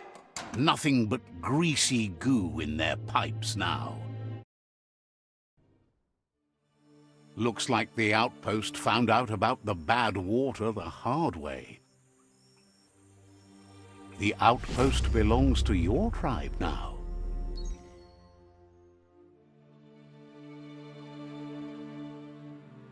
He says you made them weaker, but they won't give up.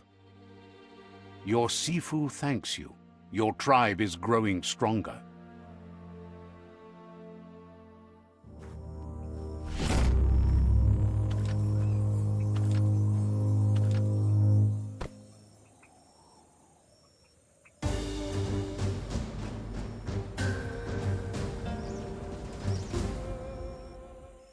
He says you did a great job capturing the outpost. Says you didn't have...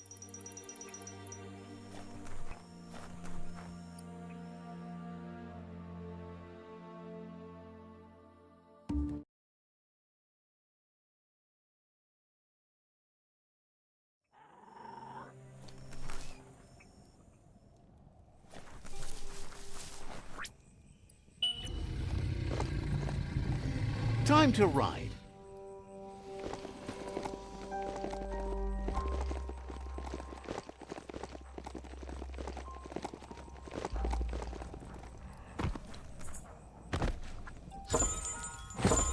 What a find!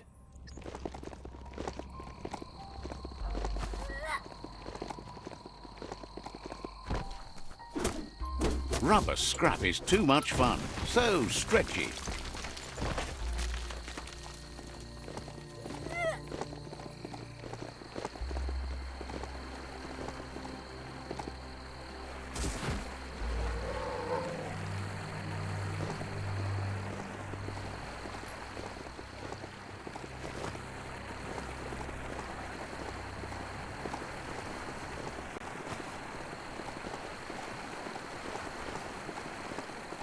Time to upgrade your clothes. This is high fluting, and there's an upgrade bench floating up there. Let's see.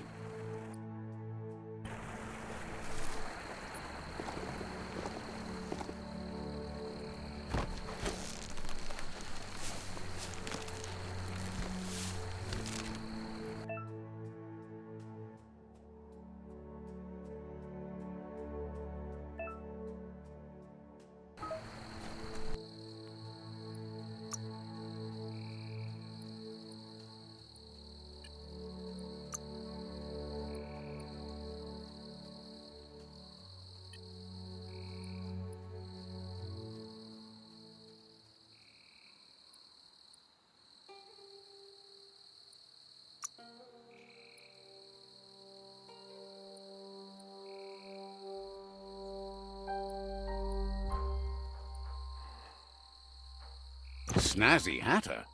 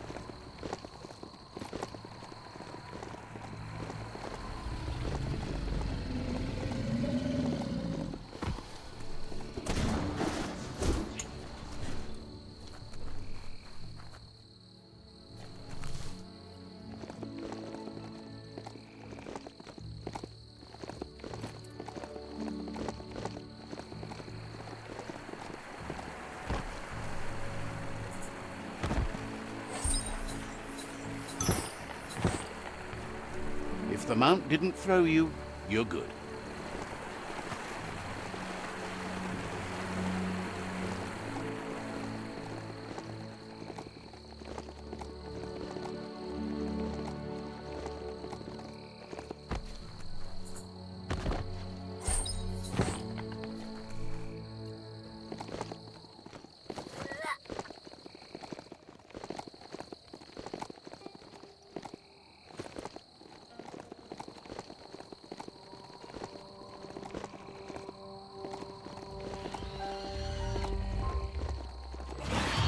That old home there's seen better days, but it might still have something worthwhile.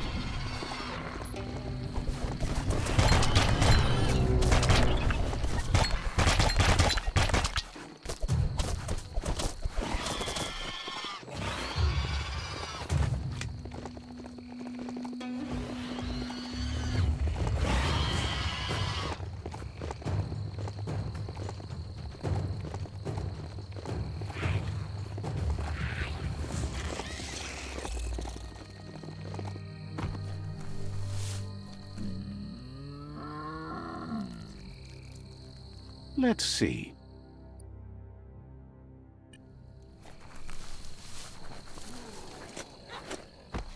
It's the Benearth outpost, right where the Pichu tribe dug it up.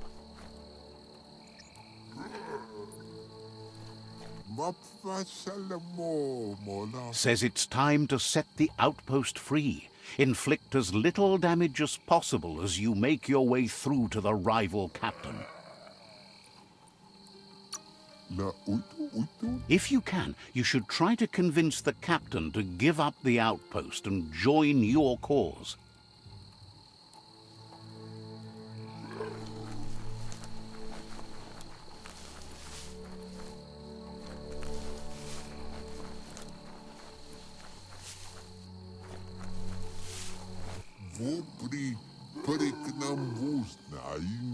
They're ready to enter the outpost when you are. Every step you take towards your end goal will bring you closer to a better world.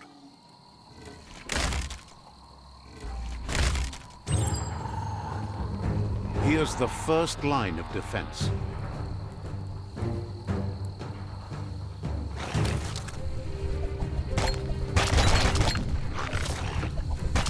Got to hit it harder than that.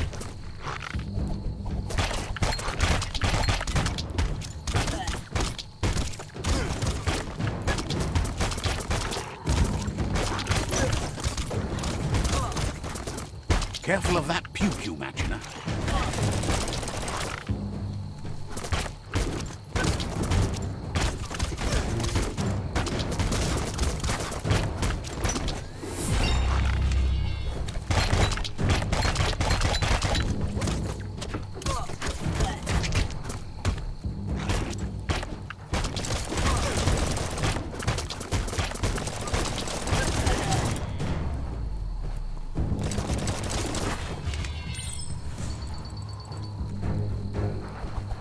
Better to bring it down.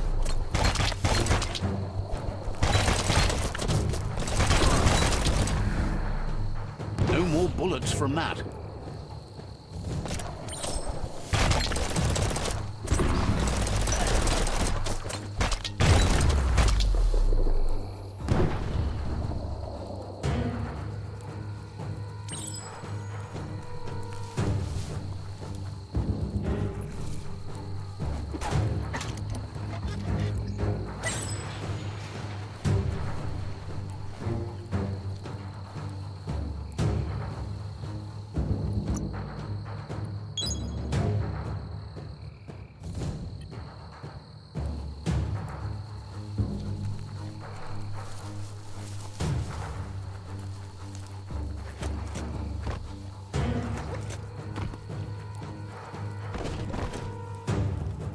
It's time to find a way out of this place. No, really, I mean it.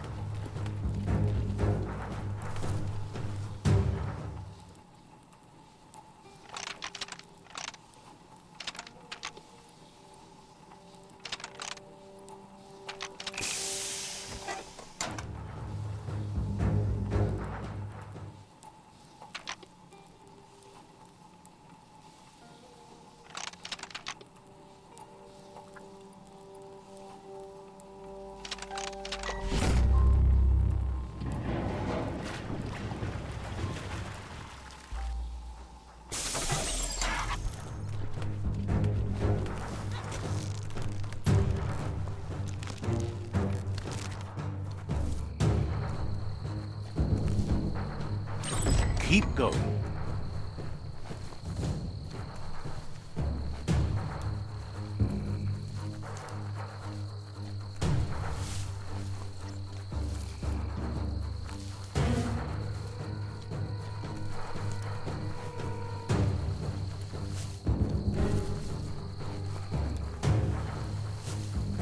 Heads up for that oil boiler.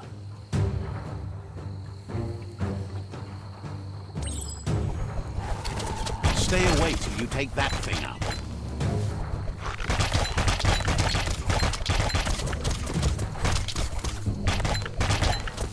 That oil's still boiling.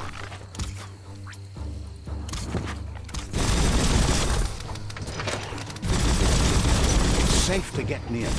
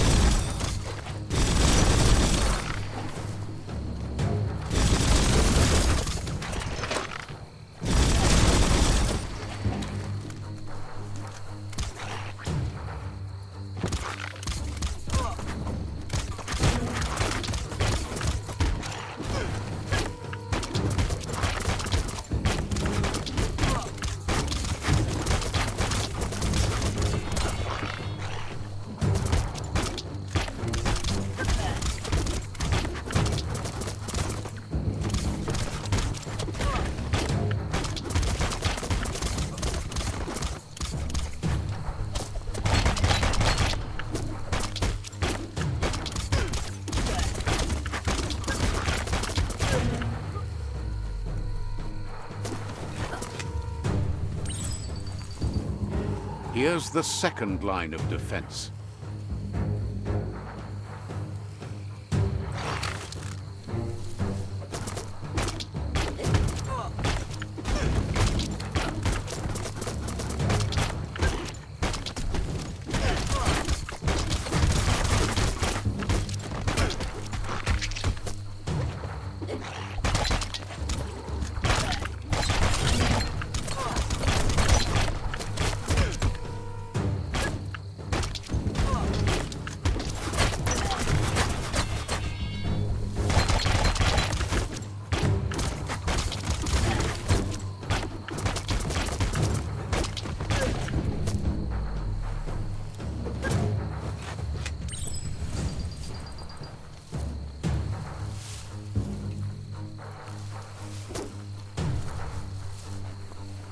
Just jump on that candle and get it lit. Ride that sprocket.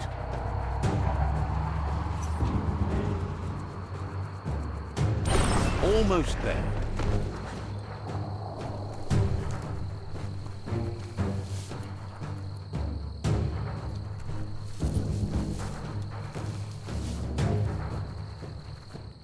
The outpost belongs to your tribe now.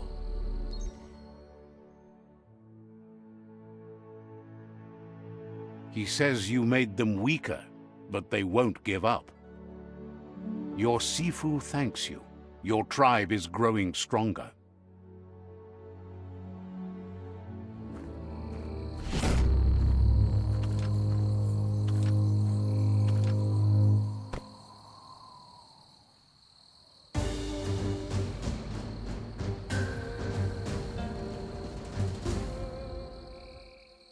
Thinks you did a great job capturing the rival's third outpost, and believes the rival is... They all...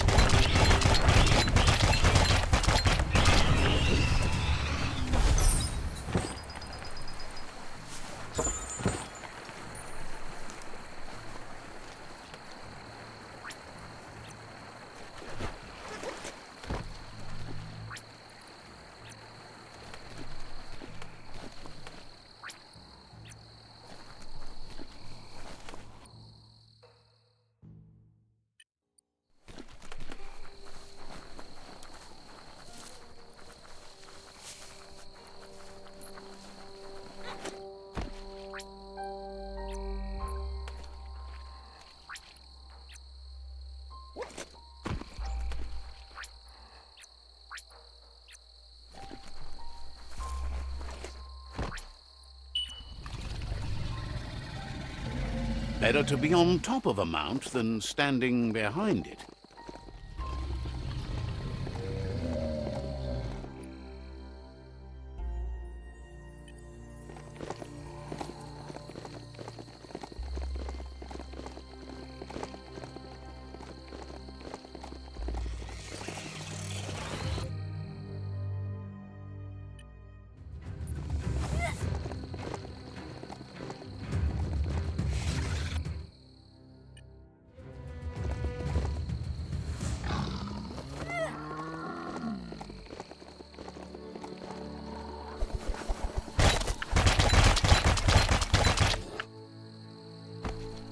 Hey, you could probably make something glossy with plastic scrap.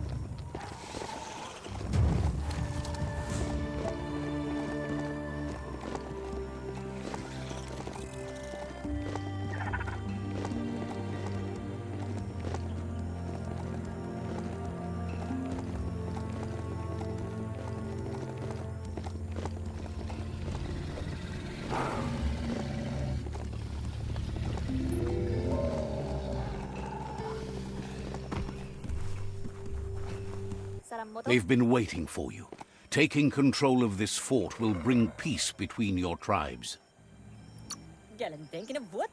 You better be. A tribe's fort is a bigger challenge. They've managed to roll a bang ball against the fort, and the plan is to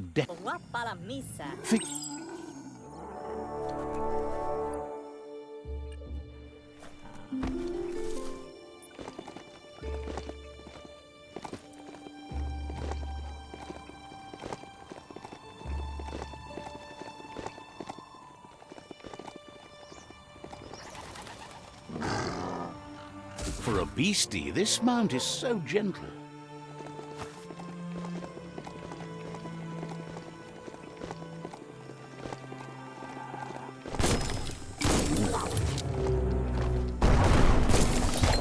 Hurl 'em hard. Crack-a-doodle.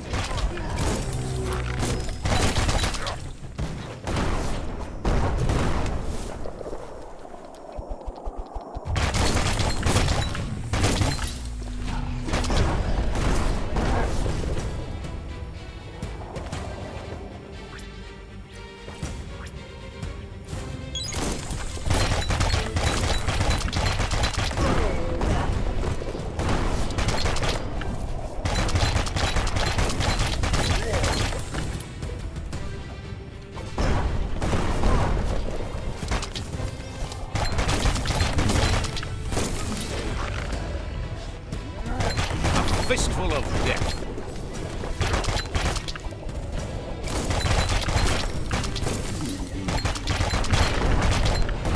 Tap hard. Crack that skull.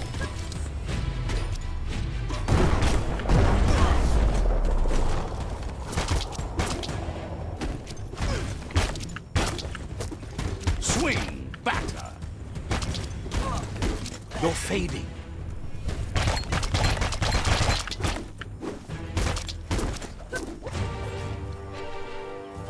Put those in their teeth.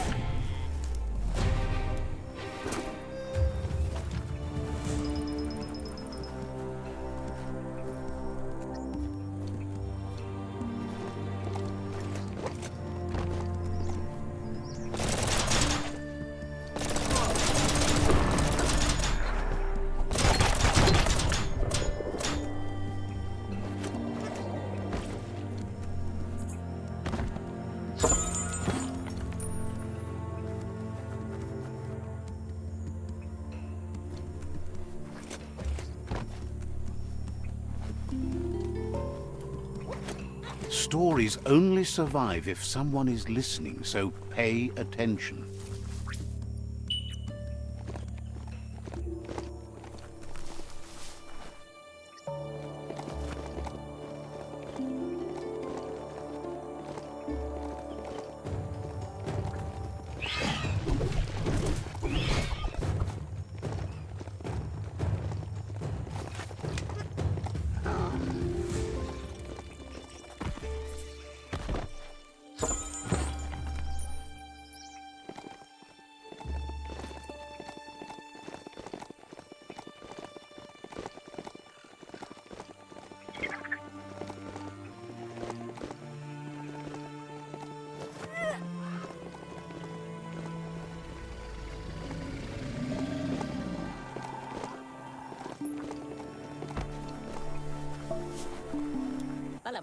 It's time to set the rival tribe free. Inflict as little damage as possible as you make your way through to their sifu. Clarifies that rigging the odds in your favor in preparation of the rival's fort is one thing, but collateral damage is another.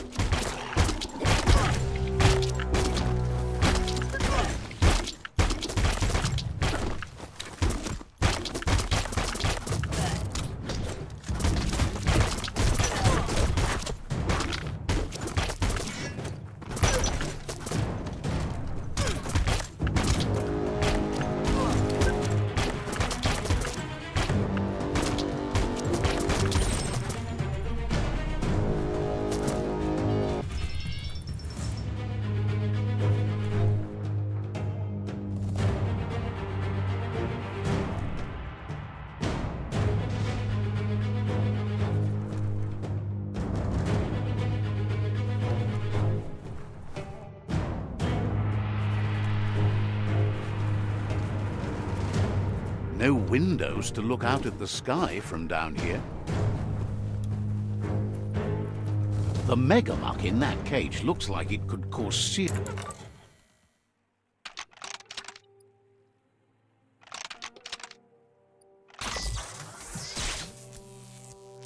Just get out of the megamuck's way.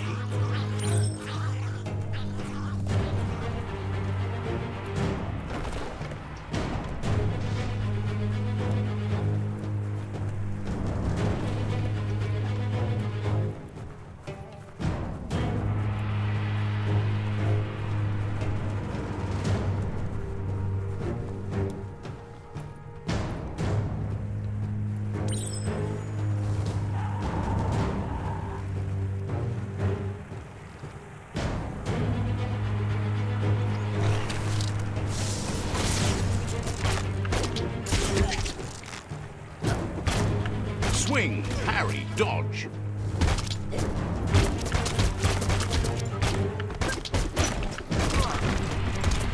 Watch it.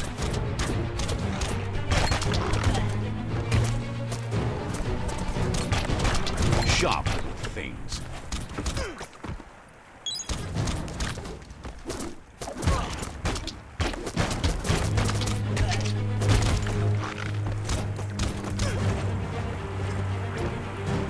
Feeling so much better.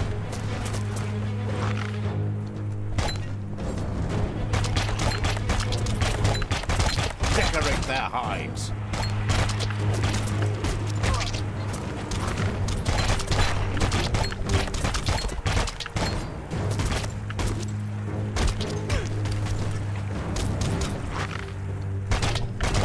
Play catch.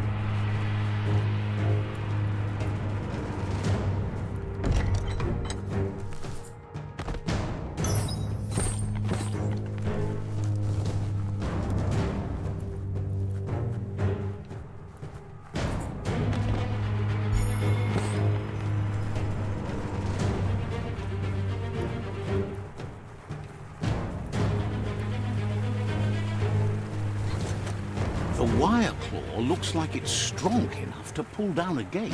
But you just need to aim straight, shoot and pull, and the gate will... The Pishu tribe supports natural evolution on the dogma that only the strong survive. They want to help evolution on its way by conquering the tribes, as they're all too weak in their convictions. Anybody home? He didn't expect it would go down this way. There's no way he'll surrender to threats.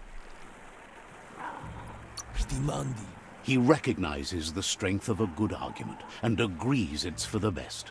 He'll surrender the fort to you.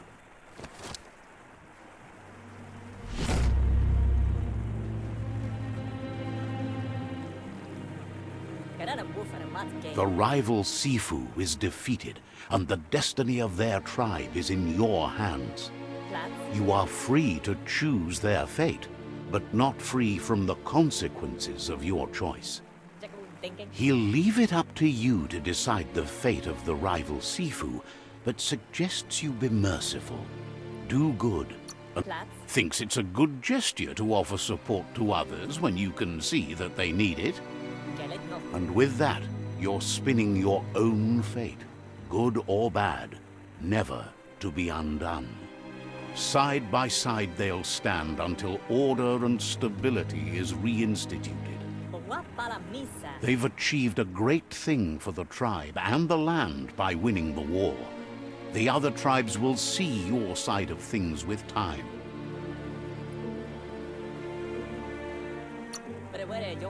Uniting the tribes was a big step on the way, but saving the Tree of Life is crucial if you want to make everyone know the bright side of life again. When you first met, the world was divided and filled with fear, but you've come a long way on your path towards a world ruled by truth and justice. He says it'll take some time for the tribes to come together as one, even if the tribe war has ended. Saving the Tree of Life will be a task you have to tackle on your own. You know better than anyone that the fate of the world is still at stake. You need a world where everyone is guided only by their conscience. The fate of the world depends on the triumph of good. The Tree of Life still stands, and it's up to you to make sure it does so all the way to the end.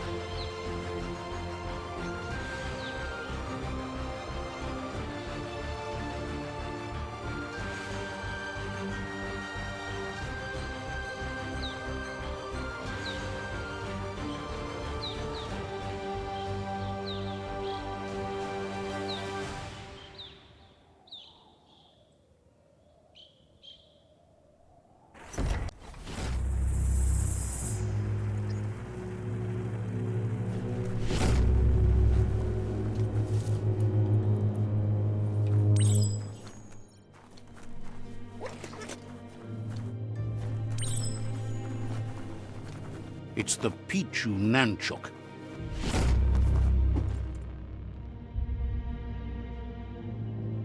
You already missed the sky, don't you?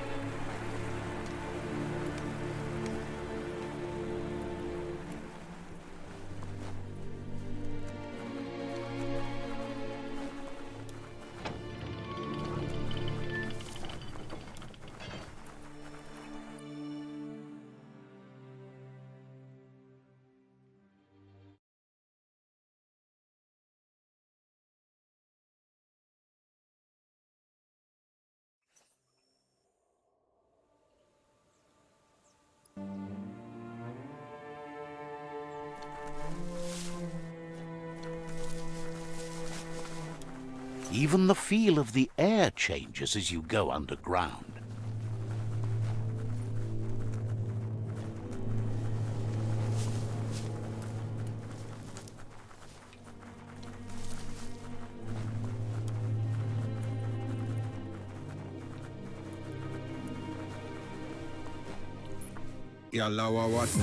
Out of Date says there'll be consequences of the war, but there are more pressing matters at hand.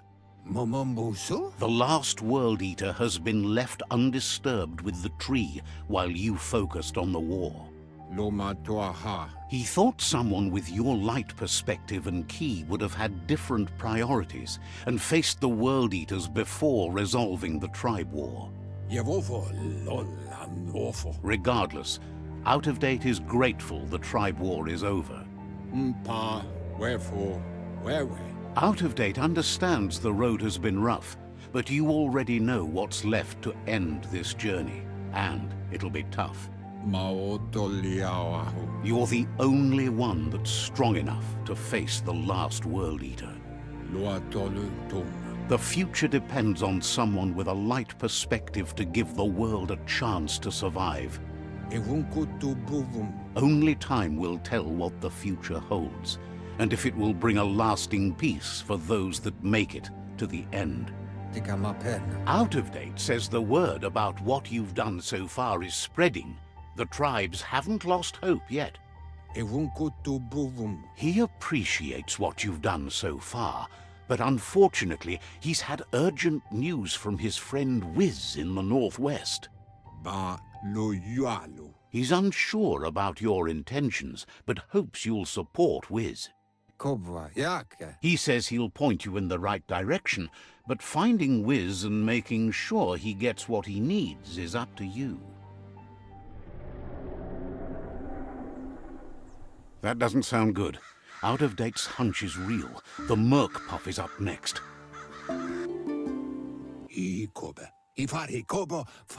Out of Date says that Wiz is worried now that the Northwest World Eater is stepping up its activity. He explains that Wiz is working on an undersurf vessel in order to get to the World Eater, but needs help to get it done.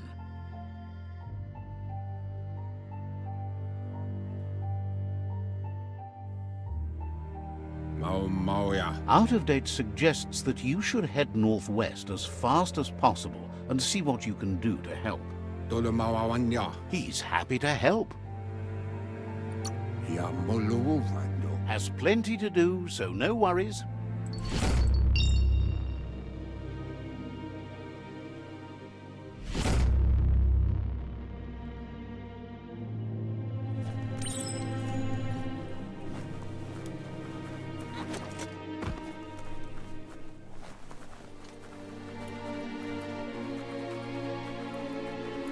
You already missed the sky, don't you?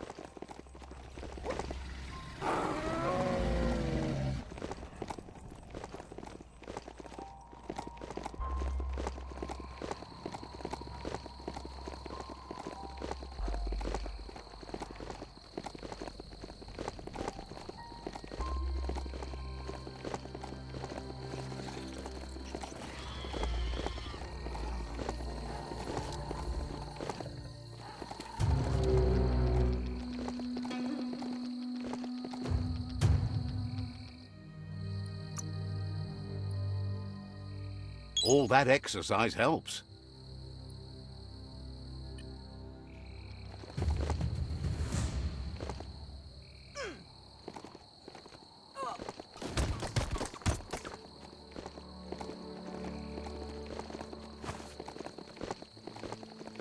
Heroes make for the best stories. It's up to you if you want to be one.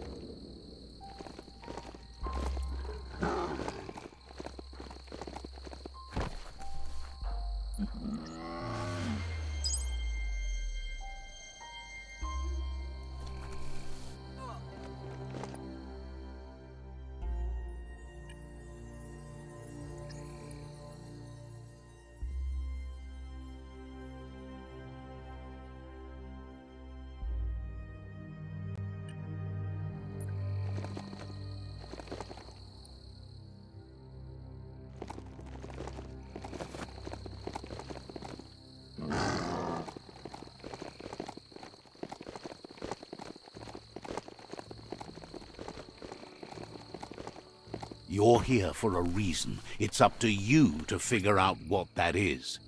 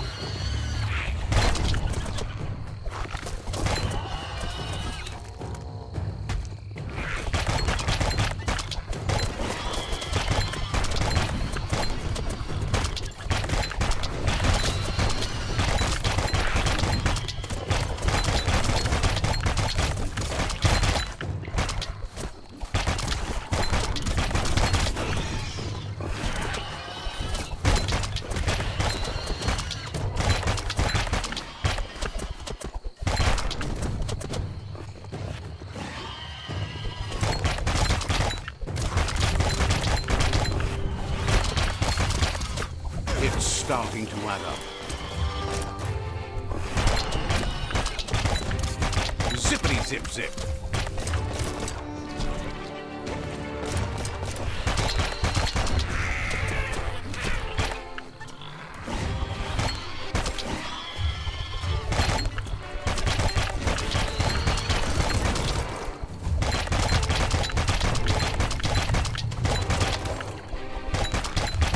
Sharp like razors.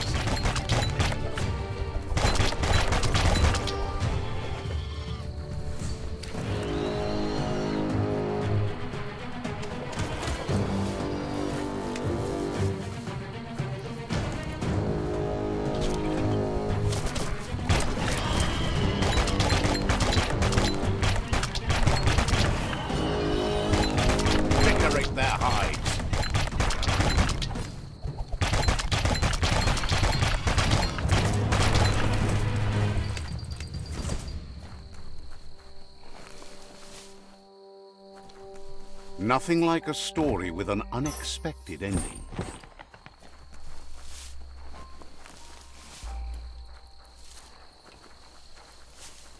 Hey, there's some rubber scrap over there, just right for the taking.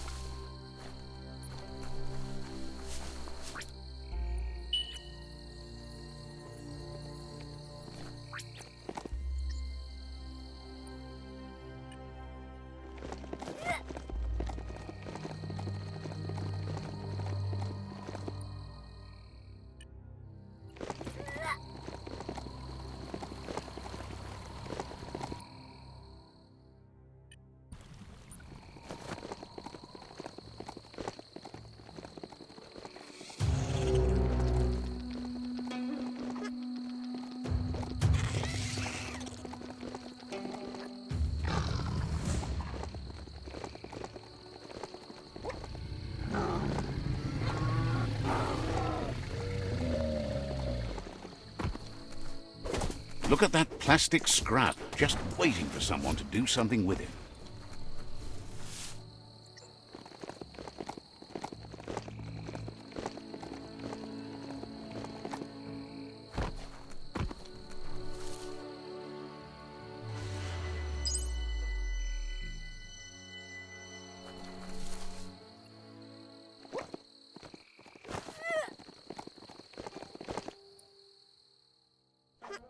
The Surge Surf Factory. Keep your eye out for Wiz while you're here.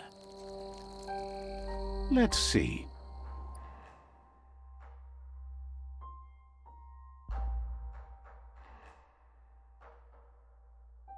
You'll never find anything as unlive as the dead things beneath the ground here.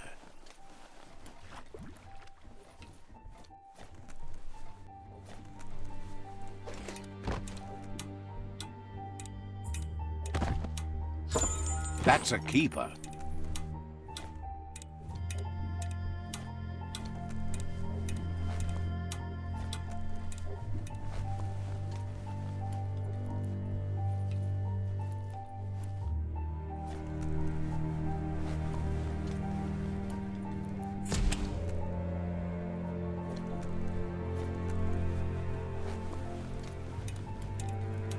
Toxanol's mining led to mass deforestation and increased global warming, as nature couldn't absorb the carbon dioxide and greenhouse gas emissions without the trees.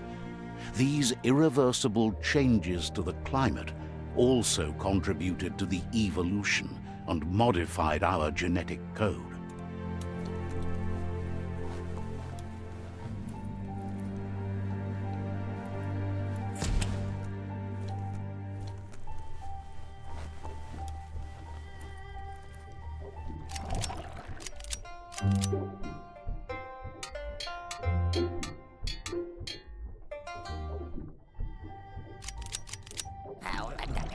Wuz isn't easy on the tongue, but I think he says he's happy to see a friendly face. Not too many of those around these days. Says it's good to see you again. He's Wiz. You might remember him from the old days when he let you try his octopod? Wiz remembers you were such a cheery kid, and he's glad to see that light hasn't faded from you, despite the years. But Wiz understands it was a long time ago, and memories get murkier the deeper you go, but says it helps to have friends with you to plumb those depths. They've been here for you since you were a kidling, but when you left, you also chose to distance yourself from everyone that cared for you. Wiz says our memory keeps things for us, preserves them until we are ready to face them again. He knows you've returned to face Lupa Lupin, and that confrontation is as inevitable as the tides. He's not surprised that the loss of your family could plunge you into the depths forever, but you've always been able to rise like a bubble to the surface, no matter what. He knows that though the tides of history may push you in one direction, you can always lay your own course. Ultimately, it's your choice. You were the one to be wronged and have lived with the consequences. He believes in consequence as it's a direct result of action. There's a bright day coming!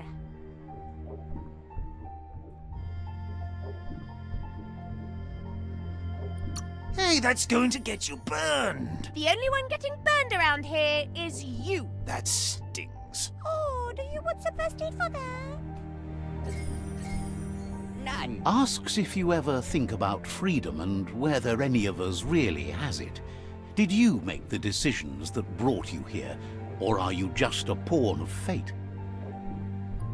Glad to hear that. He only wishes he was that sure about himself. Amazed the world is going to continue on, but happy to hear it. Still so many things to invent. Impressed that you fought so hard to keep the world spinning. Thinks you were smart to join with the Myriad. They have a rainbow of ways to approach any problem. Says they're unified in the ways that matter. But that's not nearly as important as this. Wiz says that you should let the past dwell in the depths, but there's something else down there too, gnawing at the Tree of Life. He's named it the Merc Puff. This is why he's tinker-tonkering with the octopod. But the lid got stuck, so he needs a big enough tug twister to open it up and let you a-go-in. He can't leave the surge station, so you must help him find a tug twister. There's a wound-up mecha Fingro in the mecha stadium that still has one stuck on its back. Find it, and you'll find the tug twister. It's definitely made to lend a helping hand and do the heavy lifting. Toxinol records mention it as an automaton made for moving bionucleus matter into storage areas.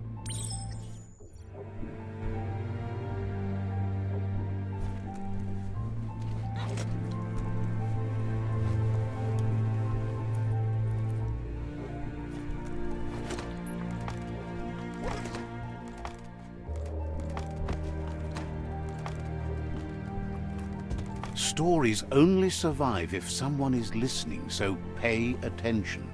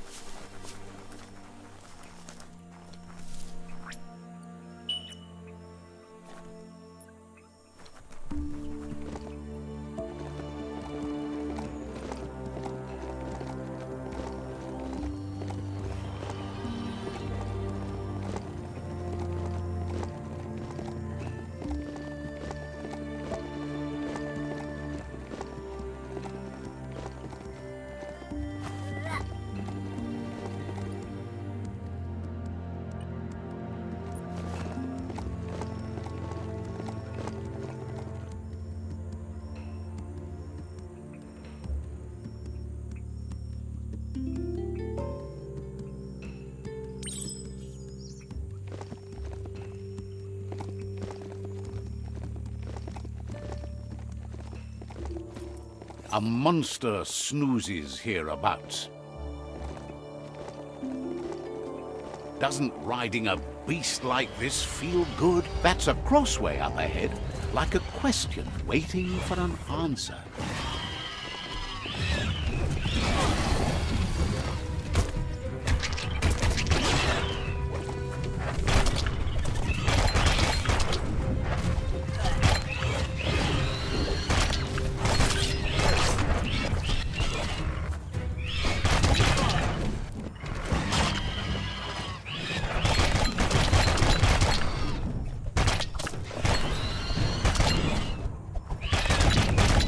Thunk, thunk, thunk.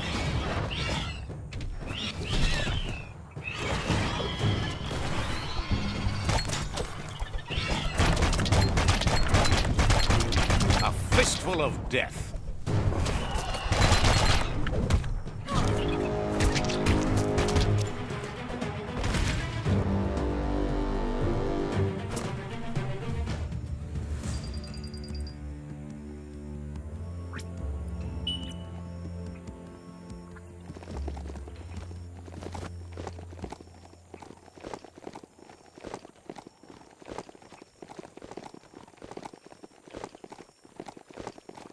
That's a fixer-upper. Individuals used to flip places like that. Imagine picking up a whole house.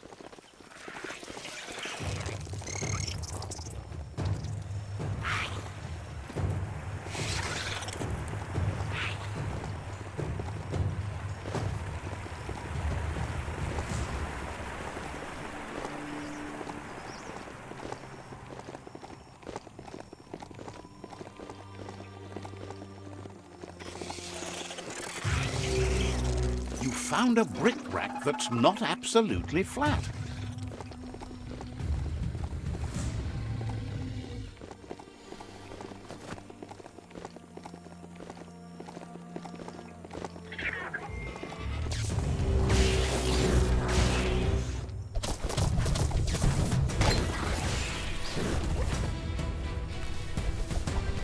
The stars bite deep.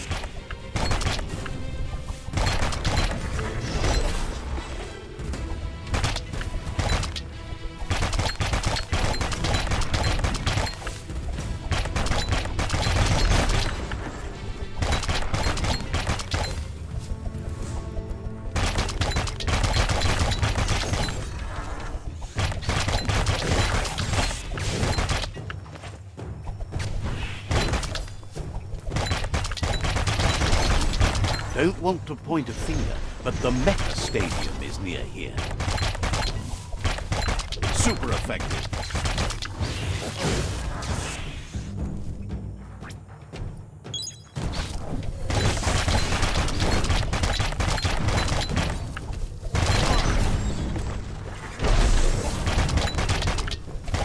Sharp little things.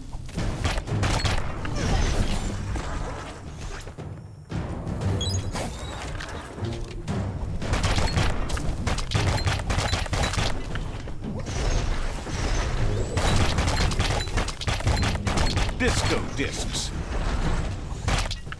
So much damage.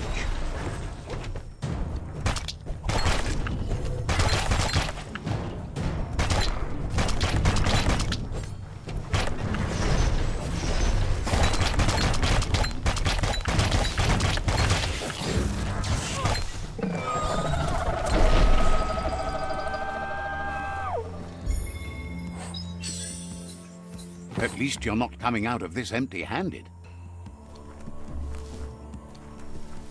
It's time to do what's right, for certain values of right.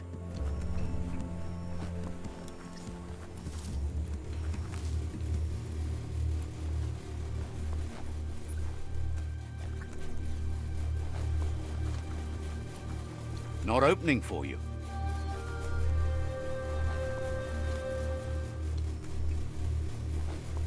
The right key could open this.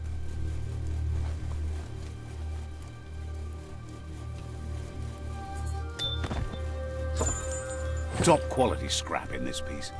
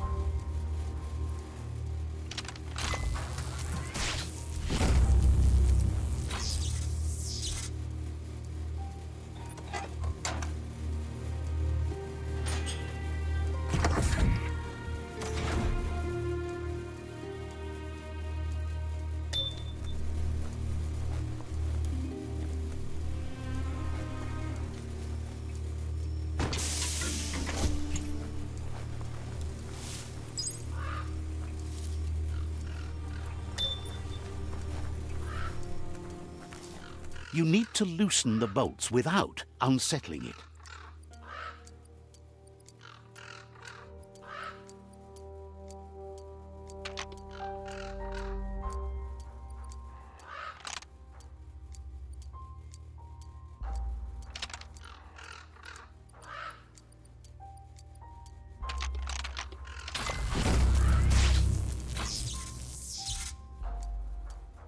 That's it. The tug twister's loose. Let's hope it turned the grabbing hand into a helping hand, too.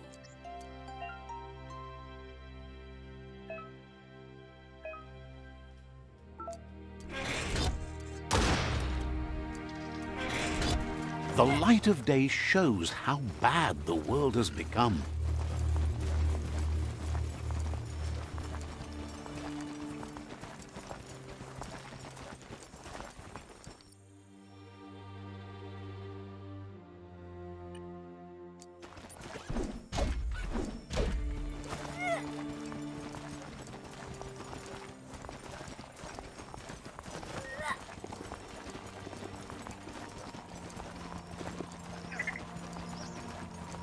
A paused place.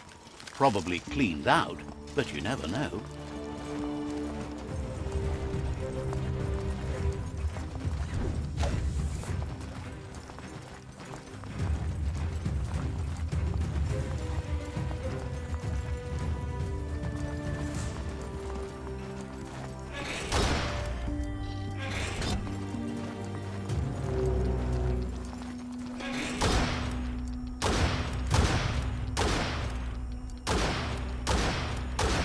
Blasting everything to bits.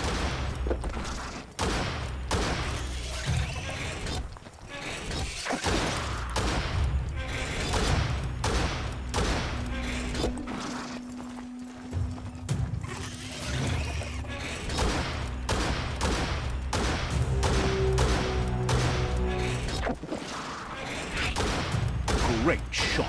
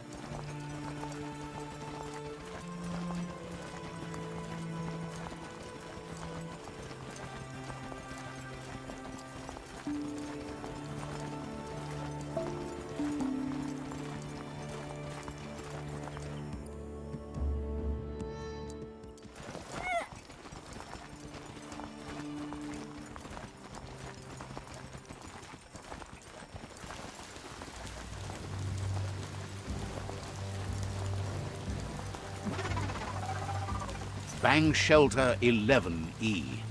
Just the place to ride out a storm.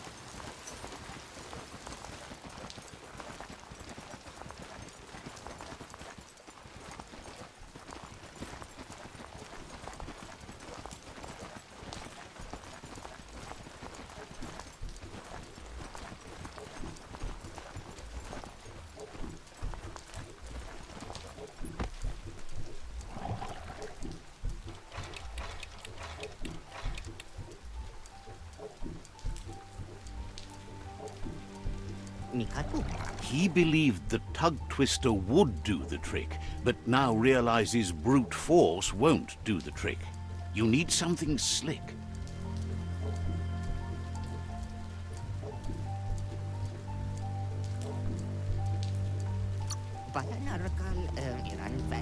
He agrees that it's an option if you want to break stuff, but in this case you want to keep things intact, so it won't leak once you get under surf. He says the lid should open if you sprinkle grease it. Problem is, he's all out. He knows his old friend Choo Choo always keeps his grease sprinklers well filled. He should have an extra that you can borrow. He stresses that you should come back as soon as you've retrieved the grease sprinkler. The Merc Puff is crunching bark by the minute.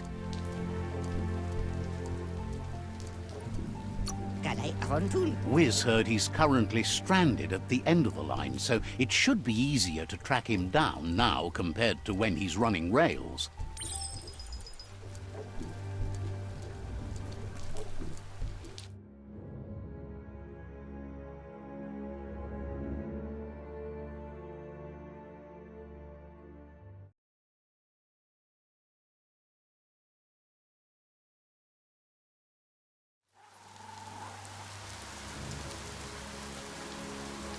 Night falls like a giant around here.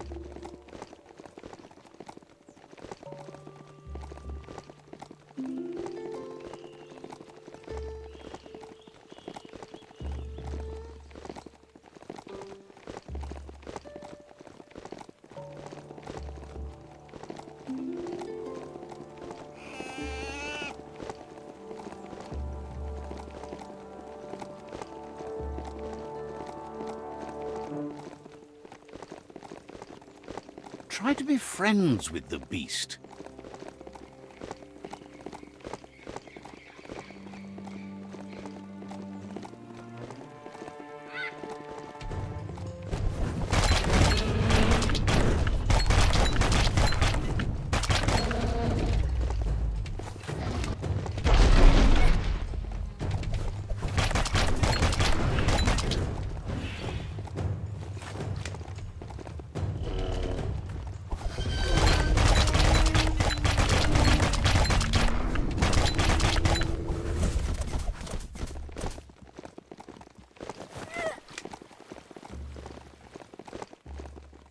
You've reached the end of the line. Bet you can find Choo Choo here.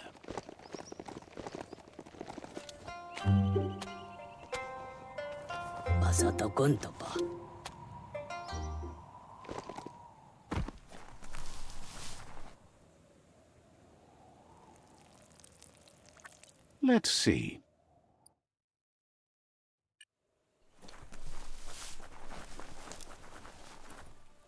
Choo-Choo knew you would make it to him one day. All you had to do was follow the steel path. The rails might be getting rusty, but eventually they all converge on him. Claims rails are like rules. If you follow them the way you're supposed to, everything good in life can roll your way. Says you followed the rails to where you need to be, but tracks have switches in them too. The question is then, will you keep on the same track or look for a way to hit that switch? You seem like you're on the right track already. He just hopes you don't get sidetracked onto a darker path. Whichever way you go, he wants you to know that the rails never steer you wrong. Stick to them, and they always bring you right to where you're meant to be.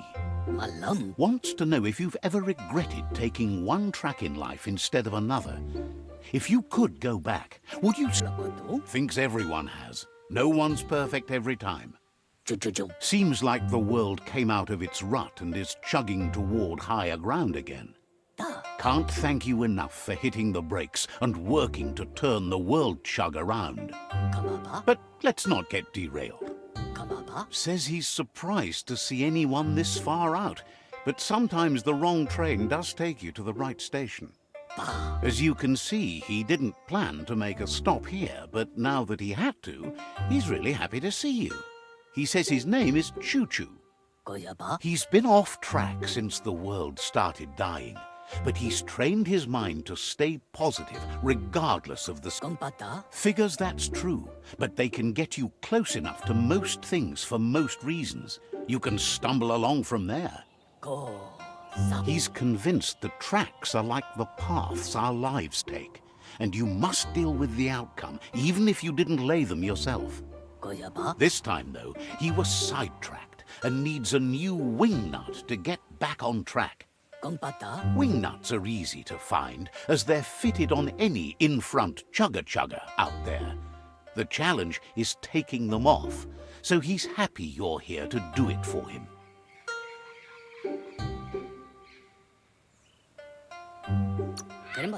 Says he knew you would, like he knows the way the rails run.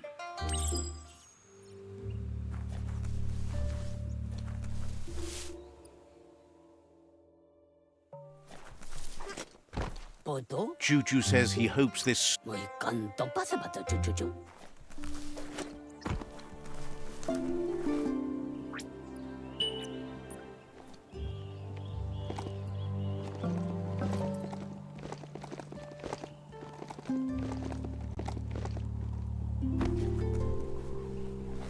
Wheel the control box handles to buzz the wire. Down the wire. Wheel the control box handles to buzz the wire.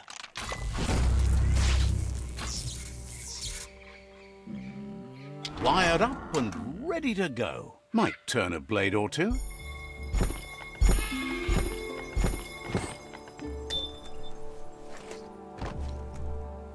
Disgusting. Biohazard. Just gross. There are tough times ahead, no matter where you go.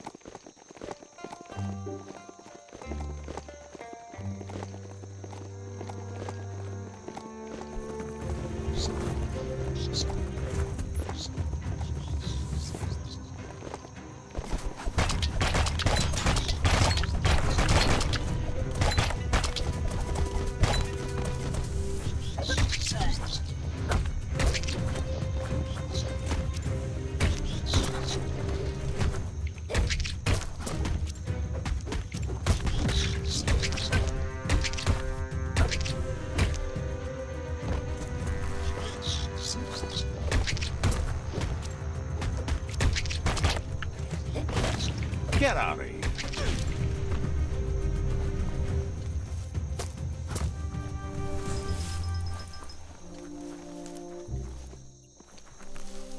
Stories keep moving whether you drive them or not.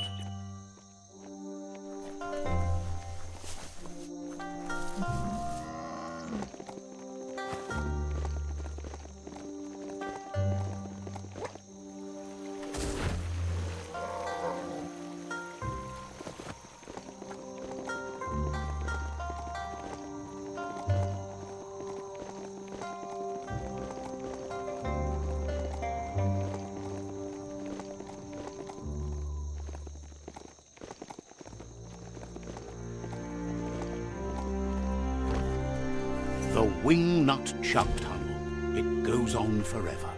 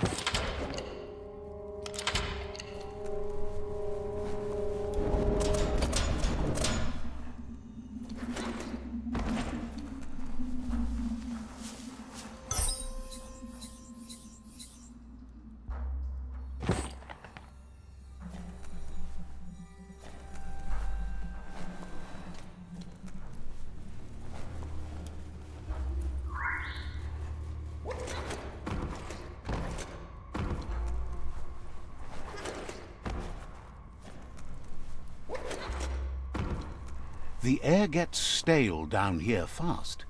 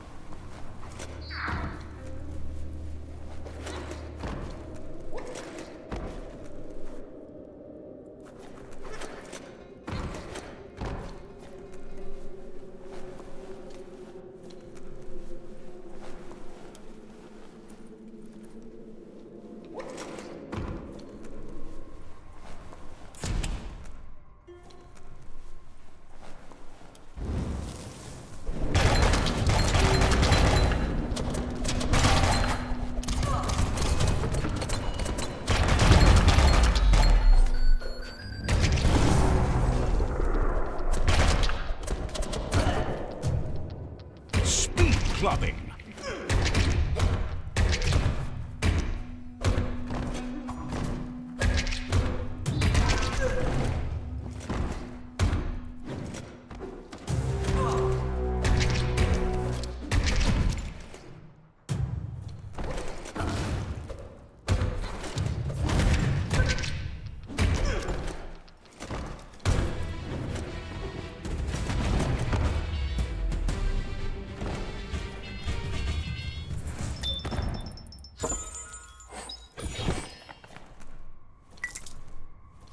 Might not need that now, but you will later.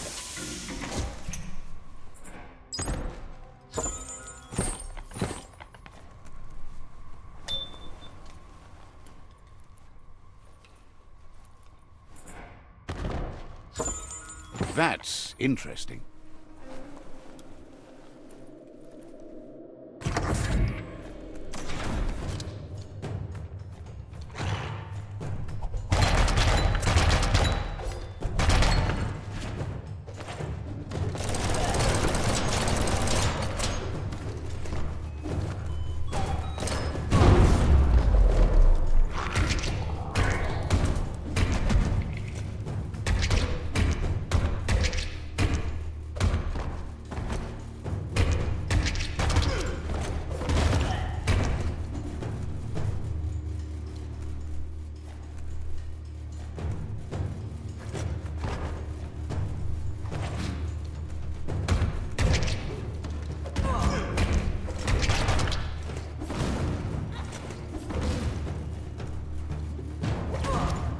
You're not dead yet.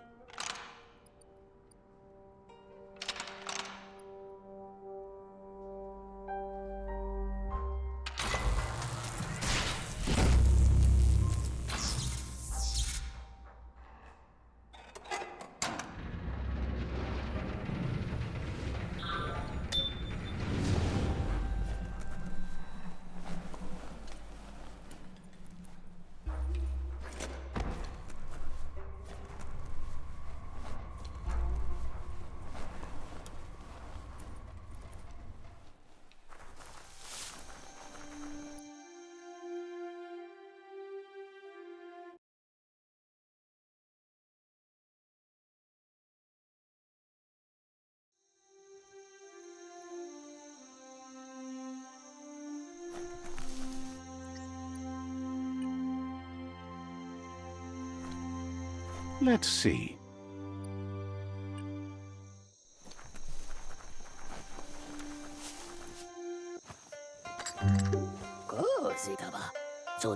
Choo-Choo says he knew you'd come through. If someone makes a stop at your station, it's for a good reason. But he understands no one gets their tracks greased for free. He'd be happy to part with his spare grease sprinkler, as he believes it's a great fit for any of your business that needs to be unstuck. He keeps it safe in a box on the handcart, in case of emergency.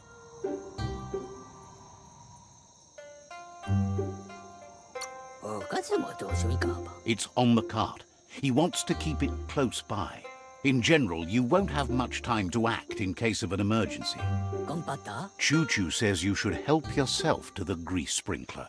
It's a versatile tool from the bygone, a last of its kind, so don't let it go to waste. He's convinced you'll put it to good use, as there are lots of stuckies out. Says there's no better person to use it. Glad the rails led you right here. That's so bright!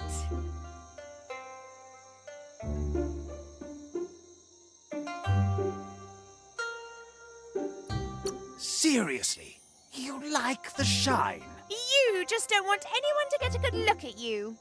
Dark is stylish. Lie to yourself all you like, darling. Choo-Choo says he can't wait to get out of this place.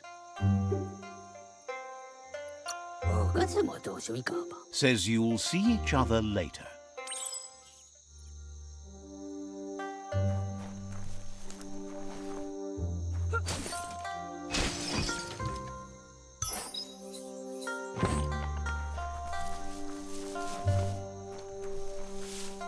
You shouldn't worry about smashing up the box. Choo-Choo has no use for it now.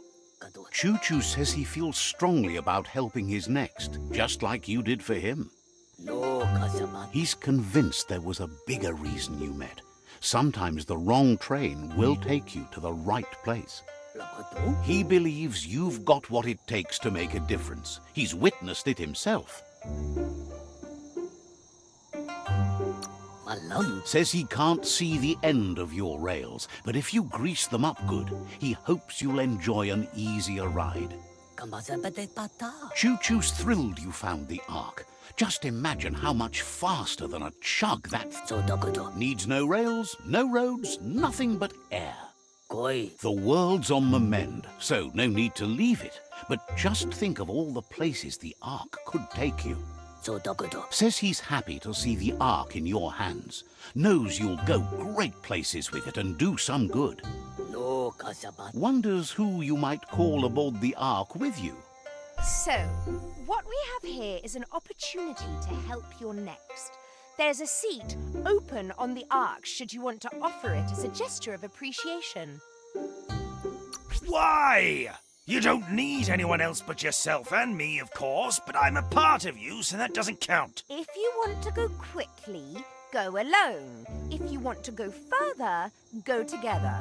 The only one we'd want to get away quickly from here is darkness. But you know you can't go on without me. Even if I'm bad company, I complete you. I think we can finally agree on something. It is better to be alone than in bad company. But best of all is being good company yourself. After spending a life on the rails, he's eager to ride the skies with you. Just let him pack his rollerboard, and he'll roll aboard. Choo-choo says he's ready to pack up and leave. Says you should take it easy.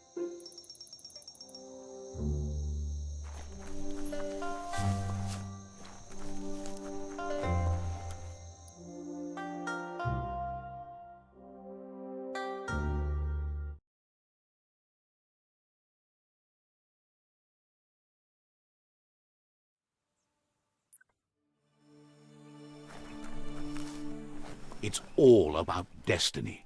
Yours, mine, the entire world's.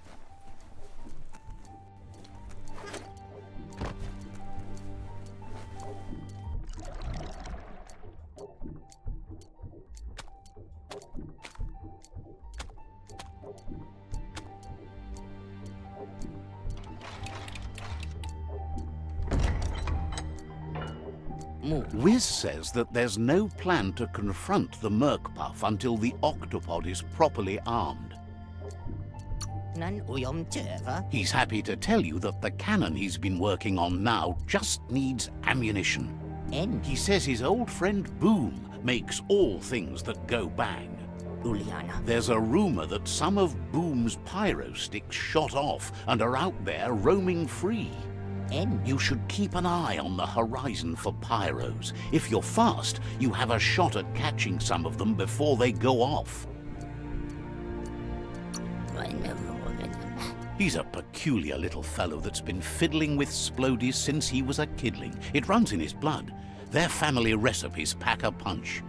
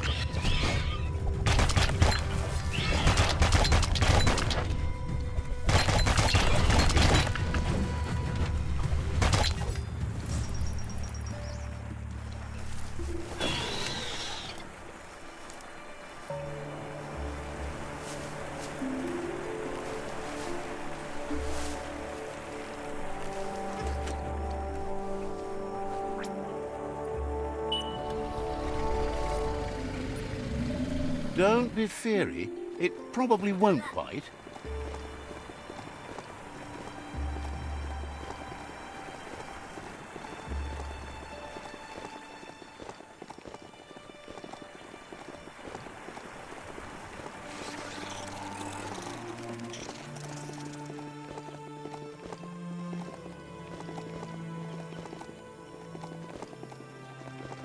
That's a bang plant, where toxanol used to make all sorts of splody things before it blew up in their faces.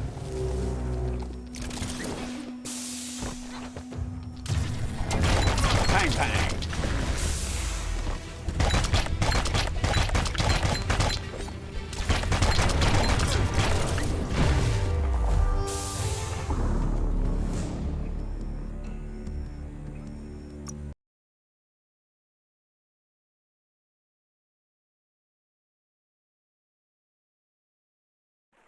In the jungle, the mighty jungle.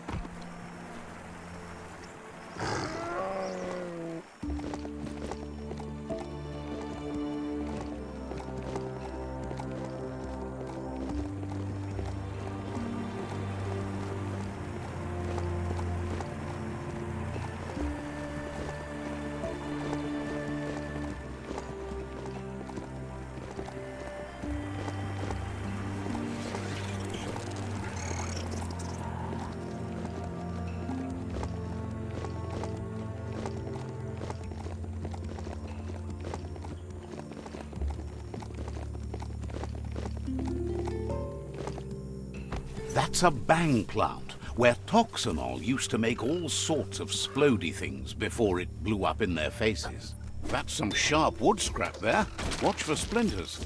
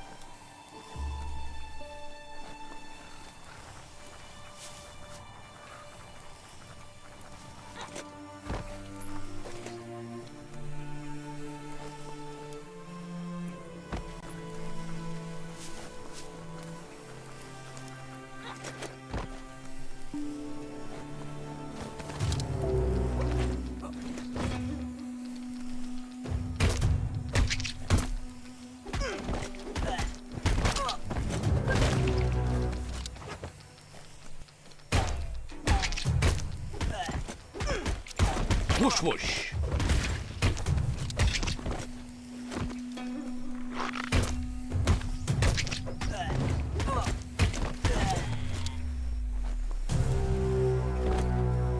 Everything is at stake.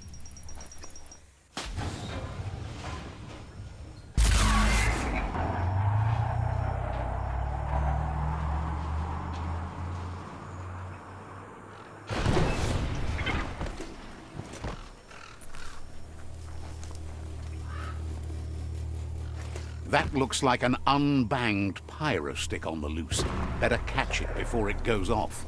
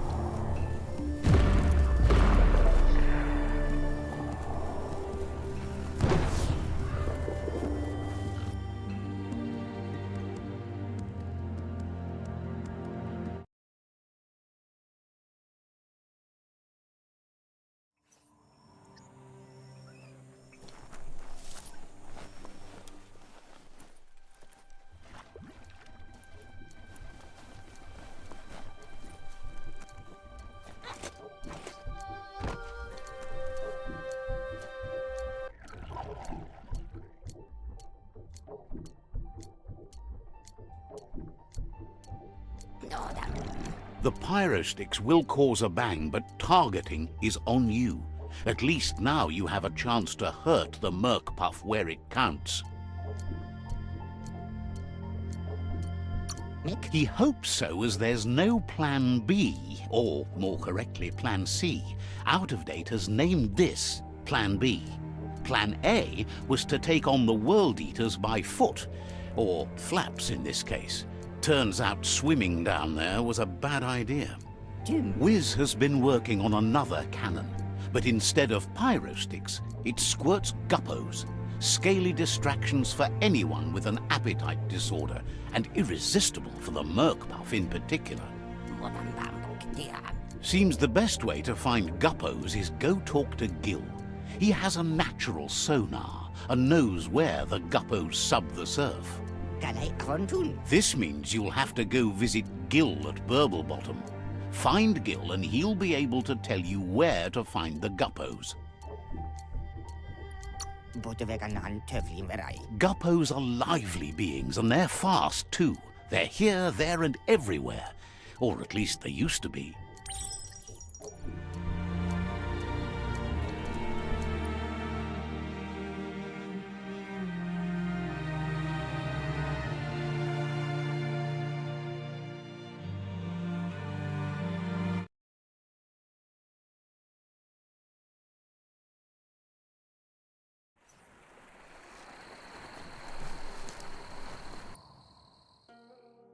Easy to forget how dangerous this world can be.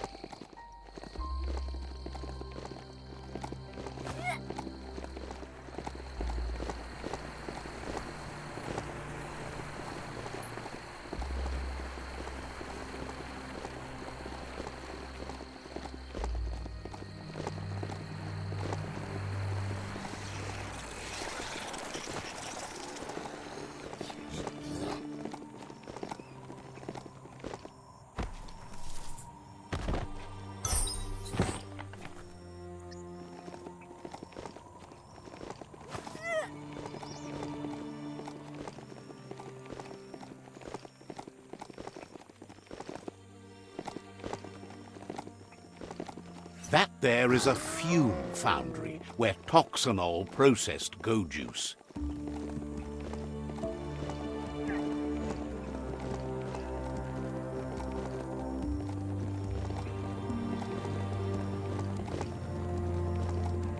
A bric-brac that's still standing. Now, that's a find.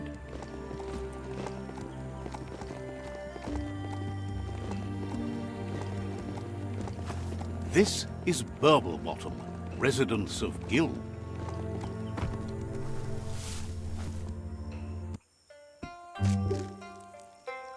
Let's see.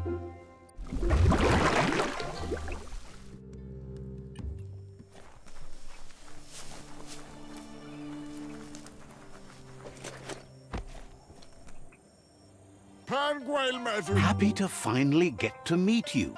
He's seen a lot of things wash up on his miniature shore, but nothing as exciting as you. Figures it's impossible. As bad as the air might be, the goo is even worse. It must have been upstream only to get to this point in your histo-future. But which way are you going now? With the flow or against? It's crazy hard to flipper against the surf, but you can't save the world if you let it sweep you away. Either way, it's a shame the surf has gotten so nasty. Thinks life is like trying to ride a wave. You need to pick the right one, but you don't really know which one that is until you're on top of it. Better to ride a wave than let the perfect one pass you by. Wonders who would want to. The right wave takes you where you want to go. Men flinke fartyg. Can't imagine how wonderful it's going to be to surf on gooless goo. The world is going to live. Siomedge. Can't thank you enough for fighting against the goo. Kemmerigent of Sonsen. Happy you ride alongside the myriad. They bring a real shine to everything they work with. I don't afford it. Thinks that's an excellent point. Riding is life. Work is not nearly as fun.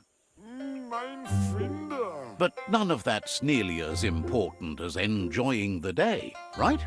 Mein Kleid on a fader. He never drank from this pond because of the disgusting things done there.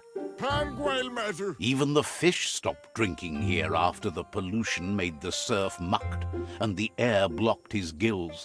Toodly way of furrow. He figures the Tree of Life isn't drinking either. Or, well, that's not true. He said it does drink, as it has no other choice. It's a tree, but it's forced to drink poison. Must face with which. Claims the surf is poison now. Anything that drinks it becomes poison too, including the Tree of Life. If it may. His friend Wiz needs guppos for one reason or another, and Gil is ready to point you in the right direction. Kemmerigent of Sonsen. But here, you're only going to find dead ones. He's pretty sure Wiz wants them alive. Well, at least the ones that aren't already rotting. Kemmerigent of Sonsen. If you head in the right direction, you'll find a clean enough bit of surf to snag yourself some guppos. Then you can get them to Wiz for whatever he has in mind. Men flinke fartyg. Figures he's always been a friend to Wiz, and now he can be one to you too.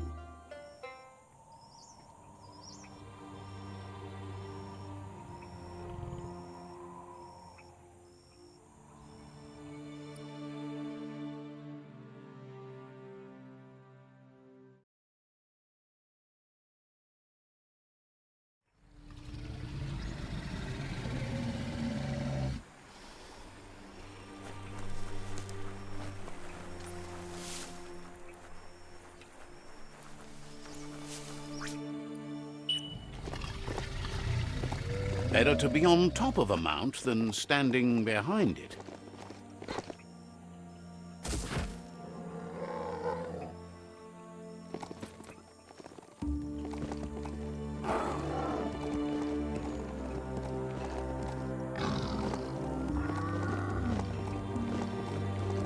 This is Guppy Grotto.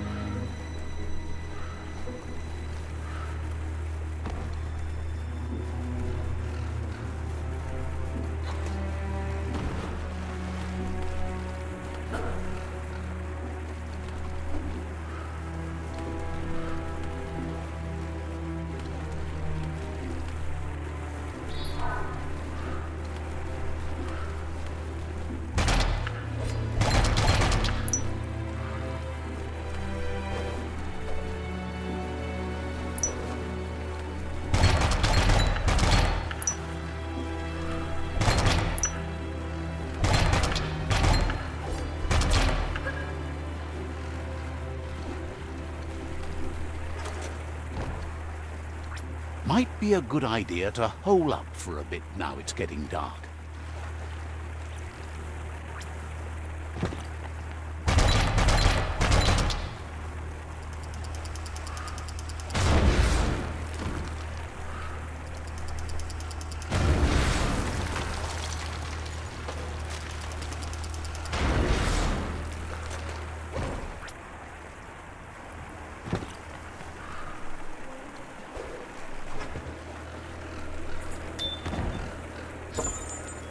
That might come in handy.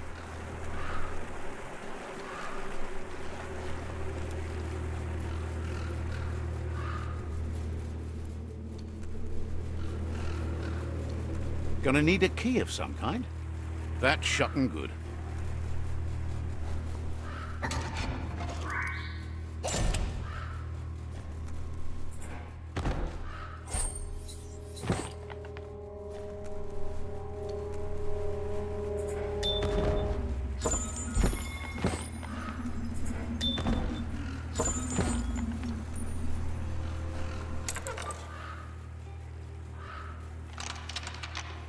Just a few moves left. Make them count.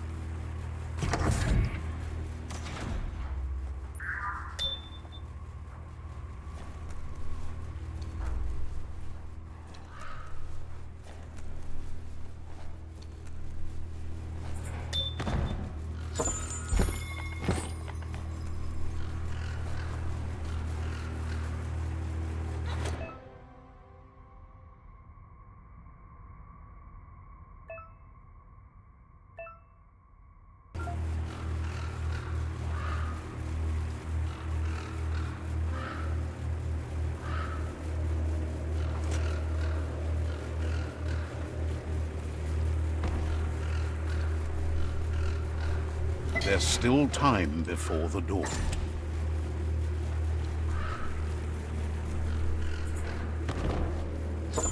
Findest keepers.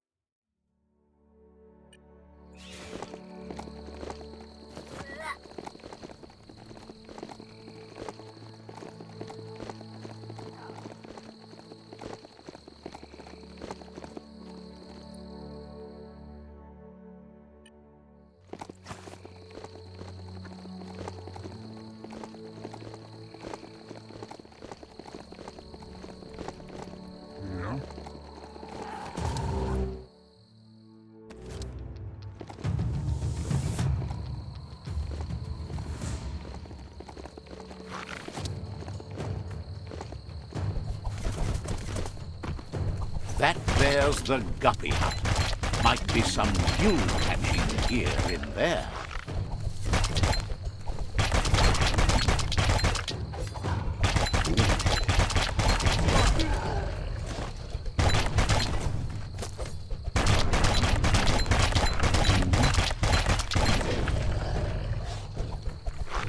Spangle their chests.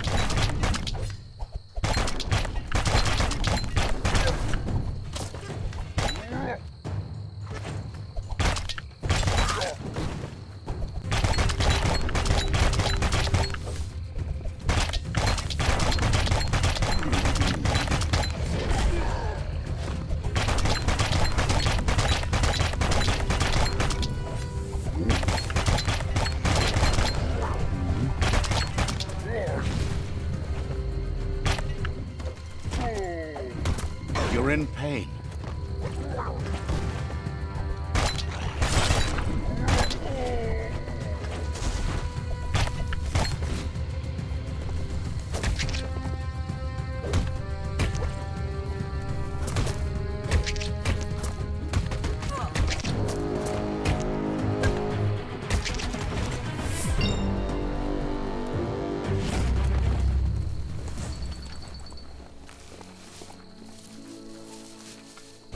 That wood scrap seems like it would be perfect for your plans.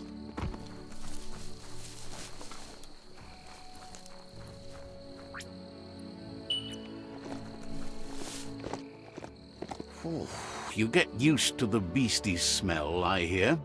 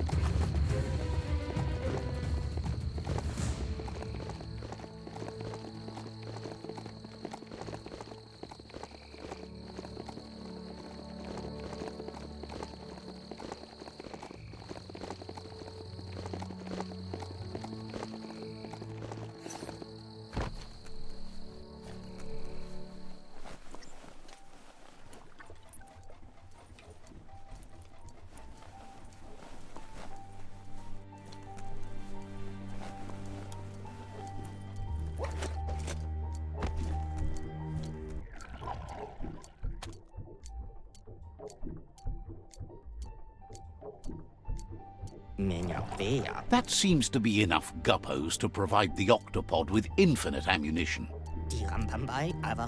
He's surprised the Merc-Puff's been able to hold its breath all this time.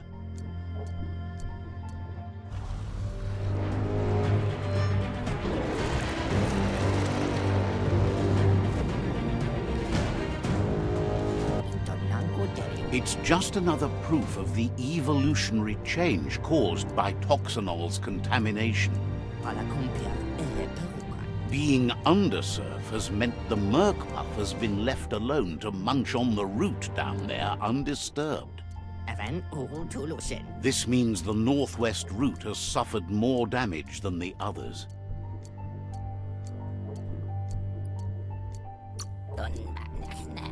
The marks the corporation left behind on the land are everywhere, but they also abandoned technology of which he's sure you only found a fraction.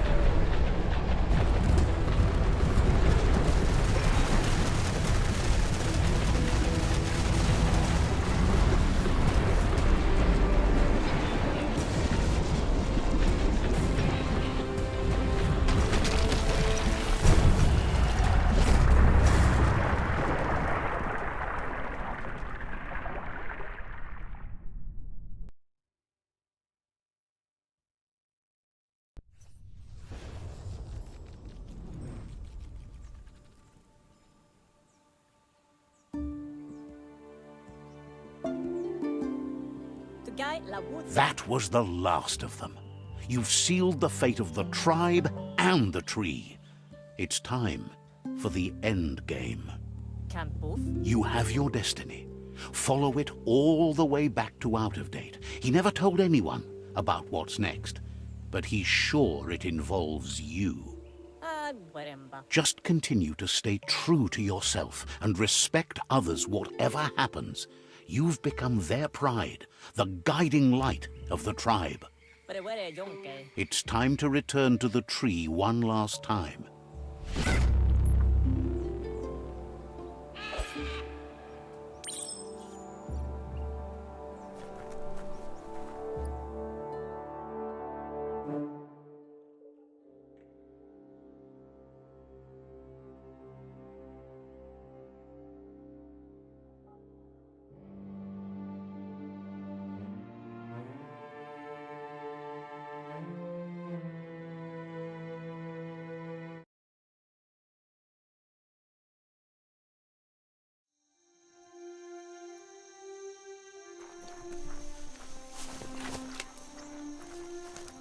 You'd think this place would be crawling with worms.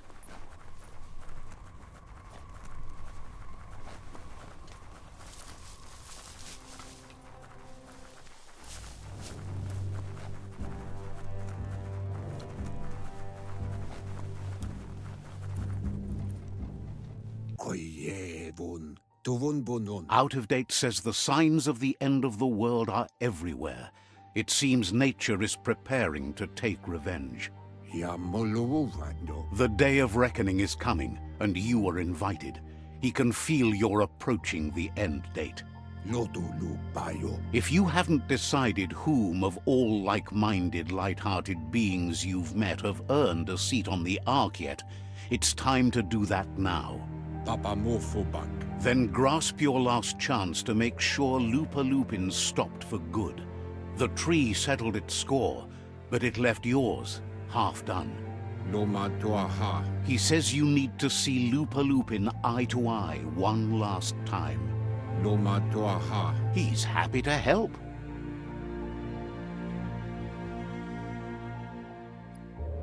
Kutuvun poputoi. Says you should take it easy.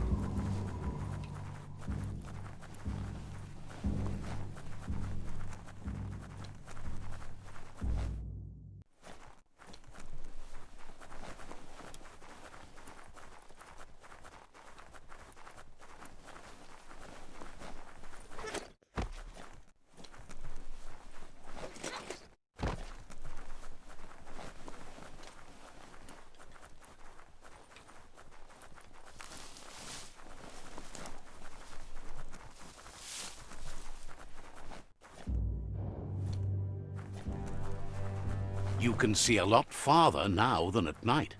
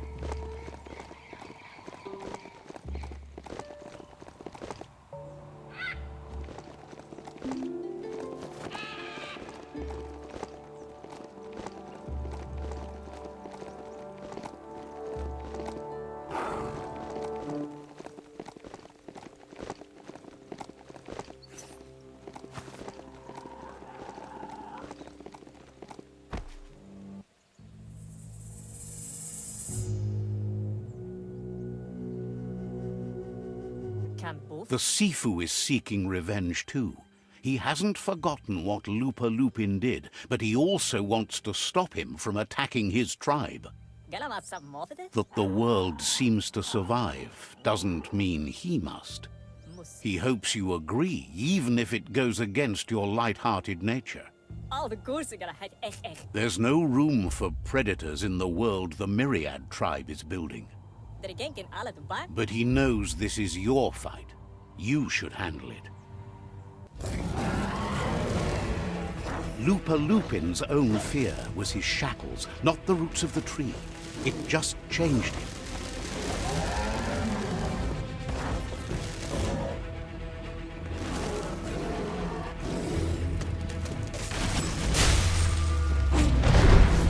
You have a chance to stand back and let the tribe handle it.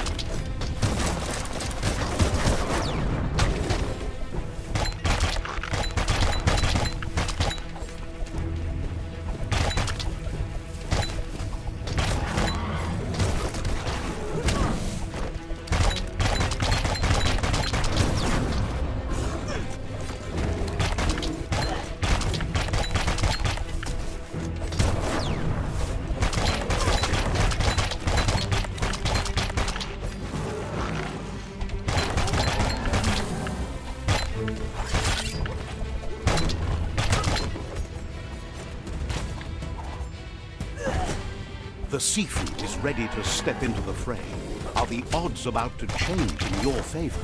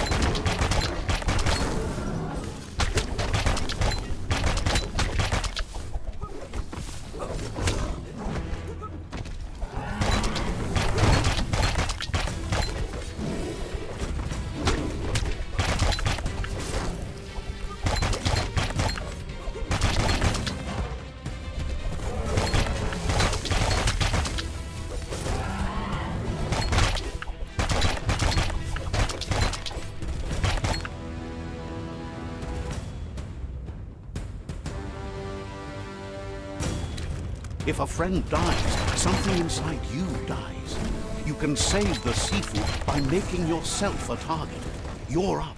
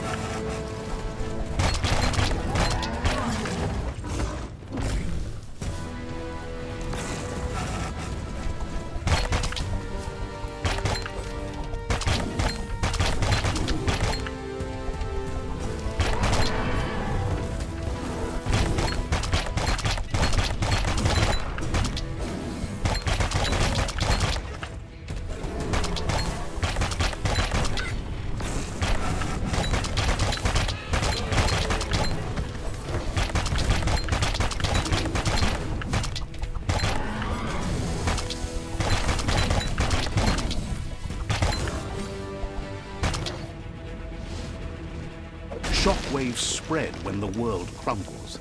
This is not a prophecy, me telling you about the future. It's you shaping it. Here's a vulgar display of power.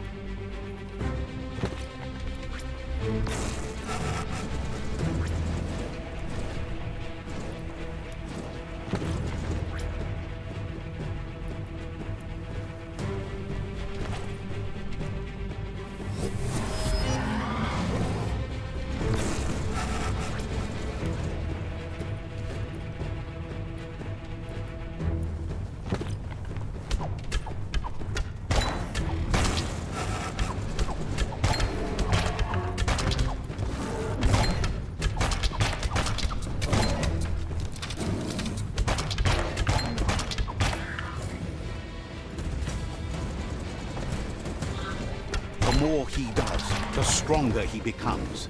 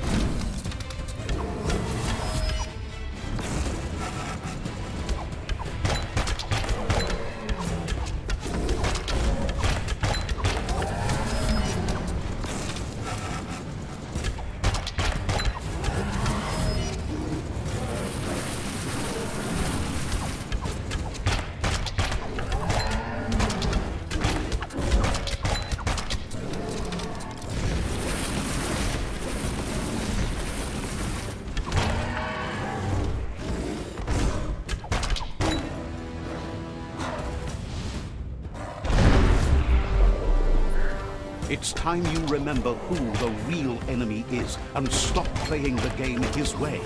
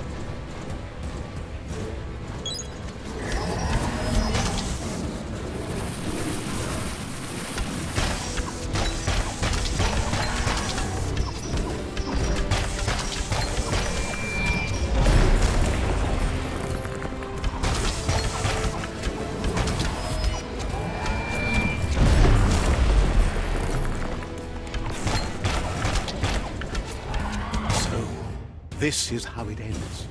The Predator and the world itself suffering. But at least it's a sign they're both still alive.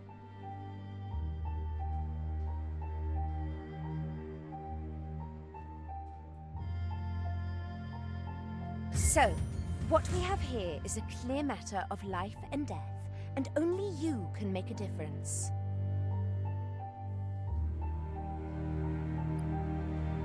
You continue to make bad decisions and mistakes.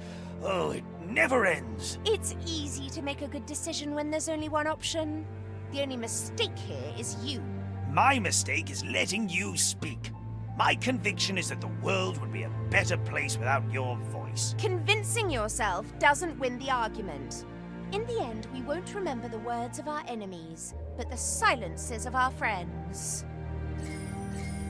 The weak can't forgive. Forgiveness is a strength. It's not all life and death.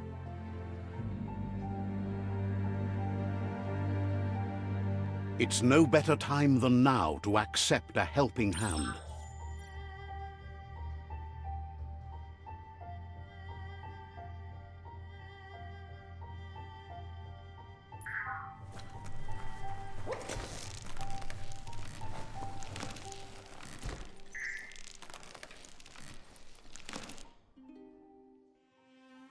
Do you wonder what turn life might have taken if you'd done things different? A left when you went right? A yes when you said no? You've walked the thin line between survival and disaster and haven't lost your balance yet. It's because of you the Tree of Life and the world has been given a second chance. You carried the light in a world full of dark and made a difference in a place that needed change. You allied with the Myriad tribe and acted on understanding of the greater good and a code of honor. However, light and dark does simply represent the polarities of life. One can't exist without the other.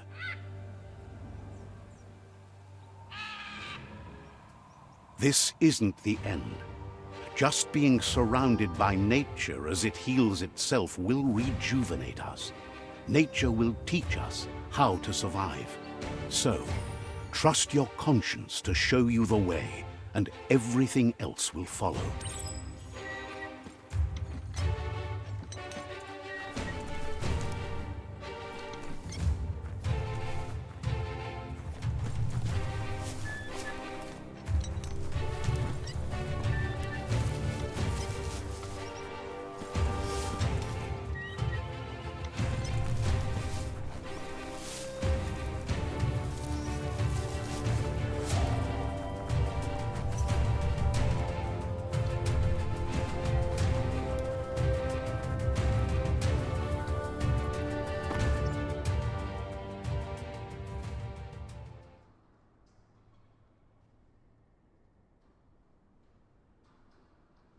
As foretold, you were destined to split the chains of this world. But you're not alone. Those that shared your perspective and gained your trust will accompany you on your journey.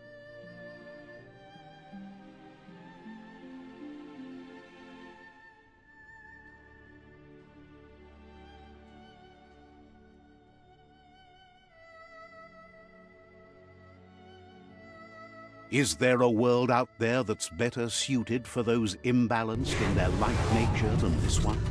Whether or not, we'll leave your story on record, so those who come after will know you followed your light nature and saved the world. So, when all is said and done, it turned out to be an unusual ending after all. What could be better than ending the story the right way? Ending it your way, a beginning of something new.